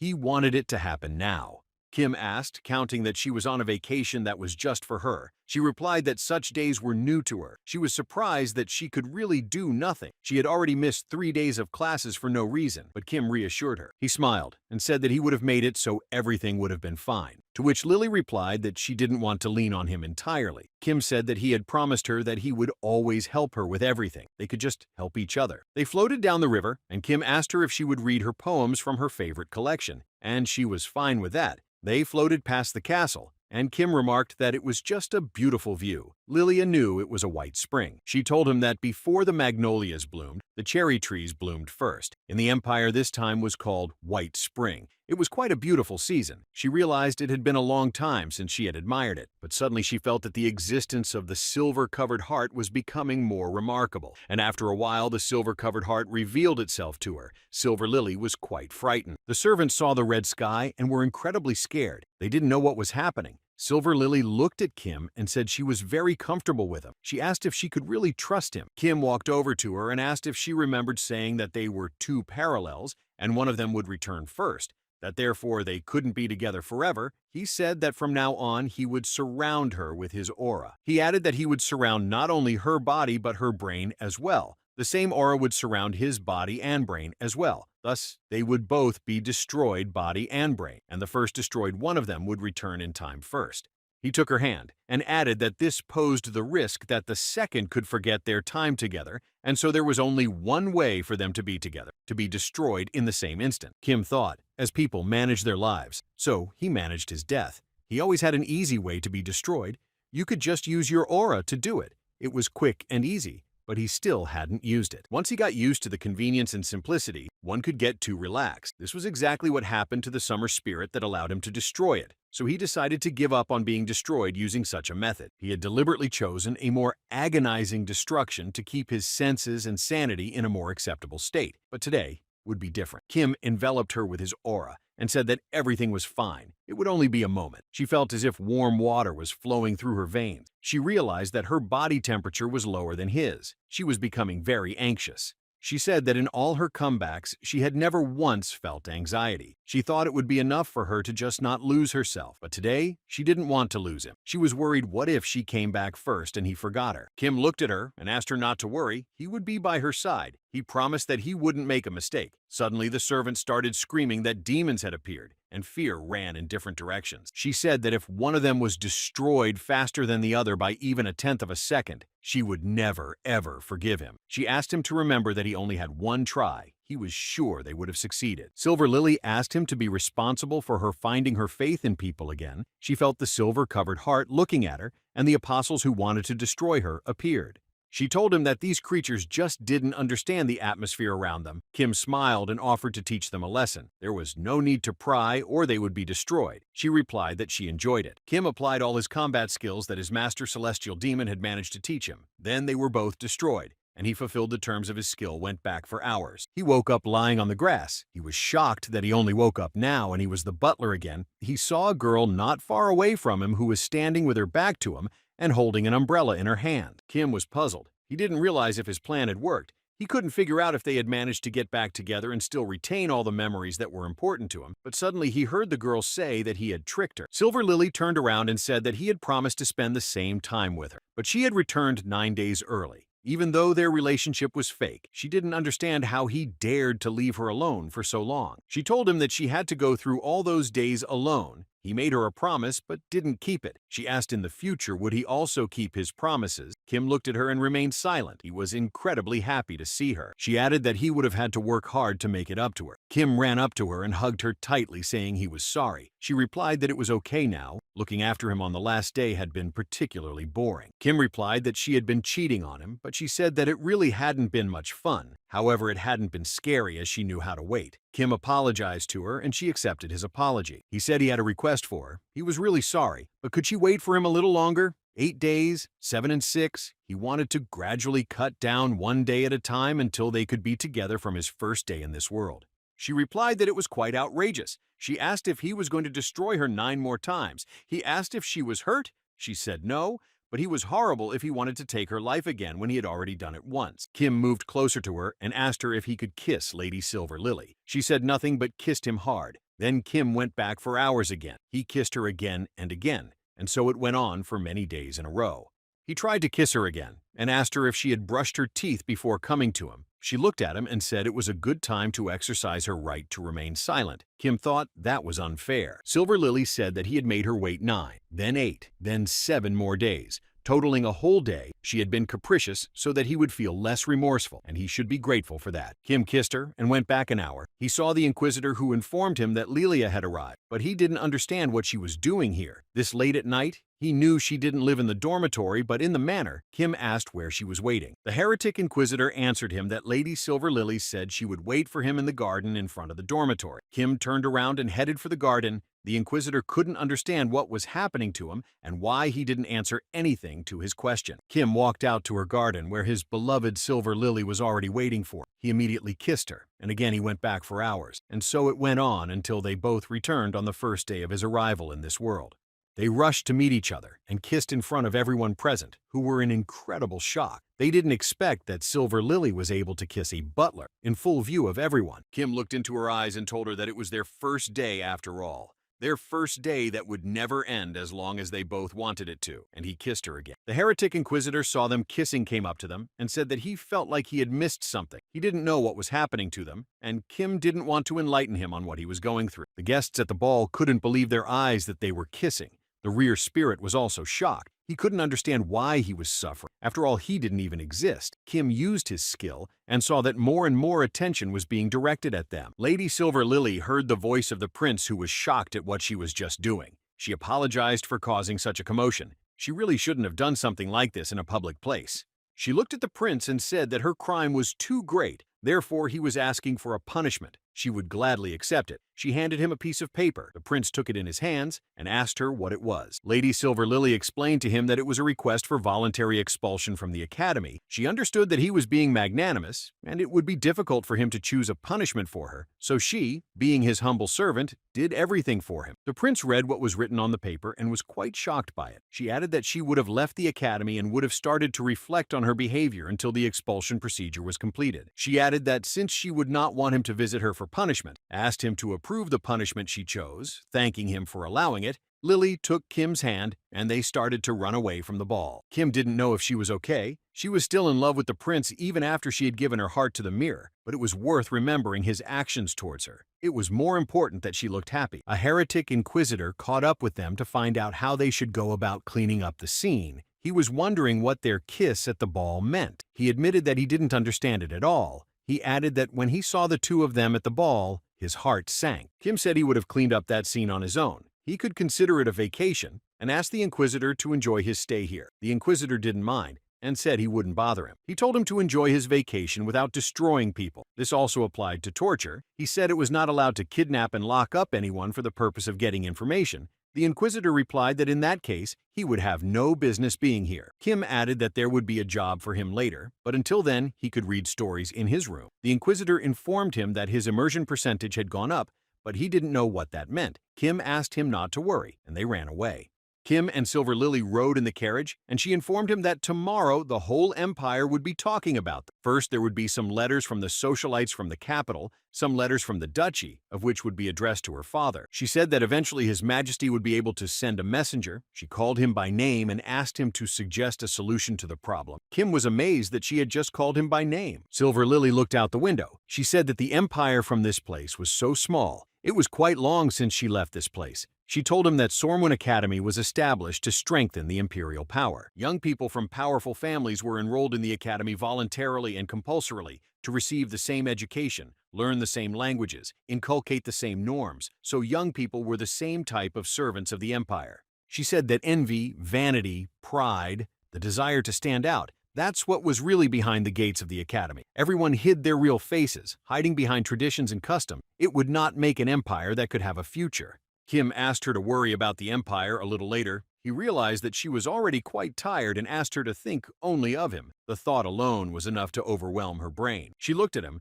and said that if he hurt her heart, she would finish him off. She hoped he understood that. Silver Lily took his hands in hers, and Kai replied that he understood that perfect. Kim said he understood her, and she asked him to tell her exactly what he understood. Kim replied that he would never and should never hurt her. If he had once hurt her, out of his ignorance, he would be sure to beg for forgiveness. Silver Lily thought he should have internalized this more carefully. She said that if he had once decided to betray her, he should have destroyed her with his own hands. She asked him not to use an aura or anything. She asked him to destroy her by his own hand, and to do so until the very fact of their meeting would be erased from this world. She didn't care how long it would take him. Silver Lily added that such would be her sentence to it. For her destruction, she held his hands and asked him to live forever, knowing that she would not forgive him for it. She looked into his eyes and told him that he could live forever if he wanted to. She wanted him to know that the moment he betrayed her, he would be exiled to eternal hell. Kim was agreeable to this. She said that if he had some secret from her, now was the time to reveal it. Kim confessed that he had a skill called reviving evil spirits. He explained to her that with the skill, he could resurrect anyone who was destroyed by his hand. If he wanted to, the resurrected person could keep the appearance and memories from his life, so he could bring her back too. Kim said that if she was destroyed along with him, even all 9 times, he could revive her as many times. But he wouldn't do that. He hid the characteristics of the skill and waited for a response from his beloved. Silver Lily decided that he would then add another condition in case he betrayed her. She asked him to get rid of the skill. He promised her to do so and apologized to her for not telling her about it right away. She replied that she would have forgiven him if he had promised her something else. Kim replied that he was willing to listen to her. She asked him not to destroy himself without discussing it with her. She asked him not to do it without a dire need. He was her favorite, and his life was not to be thrown away anyway. He asked him to fight to the end. Even when it seemed he couldn't escape destruction, he gave her his promise. Silver Lily asked him now to tell her what he desired of her. Kim asked him to trust him. When he asked to trust her, she replied that she would always trust him, and making a promise to each other, they kissed again.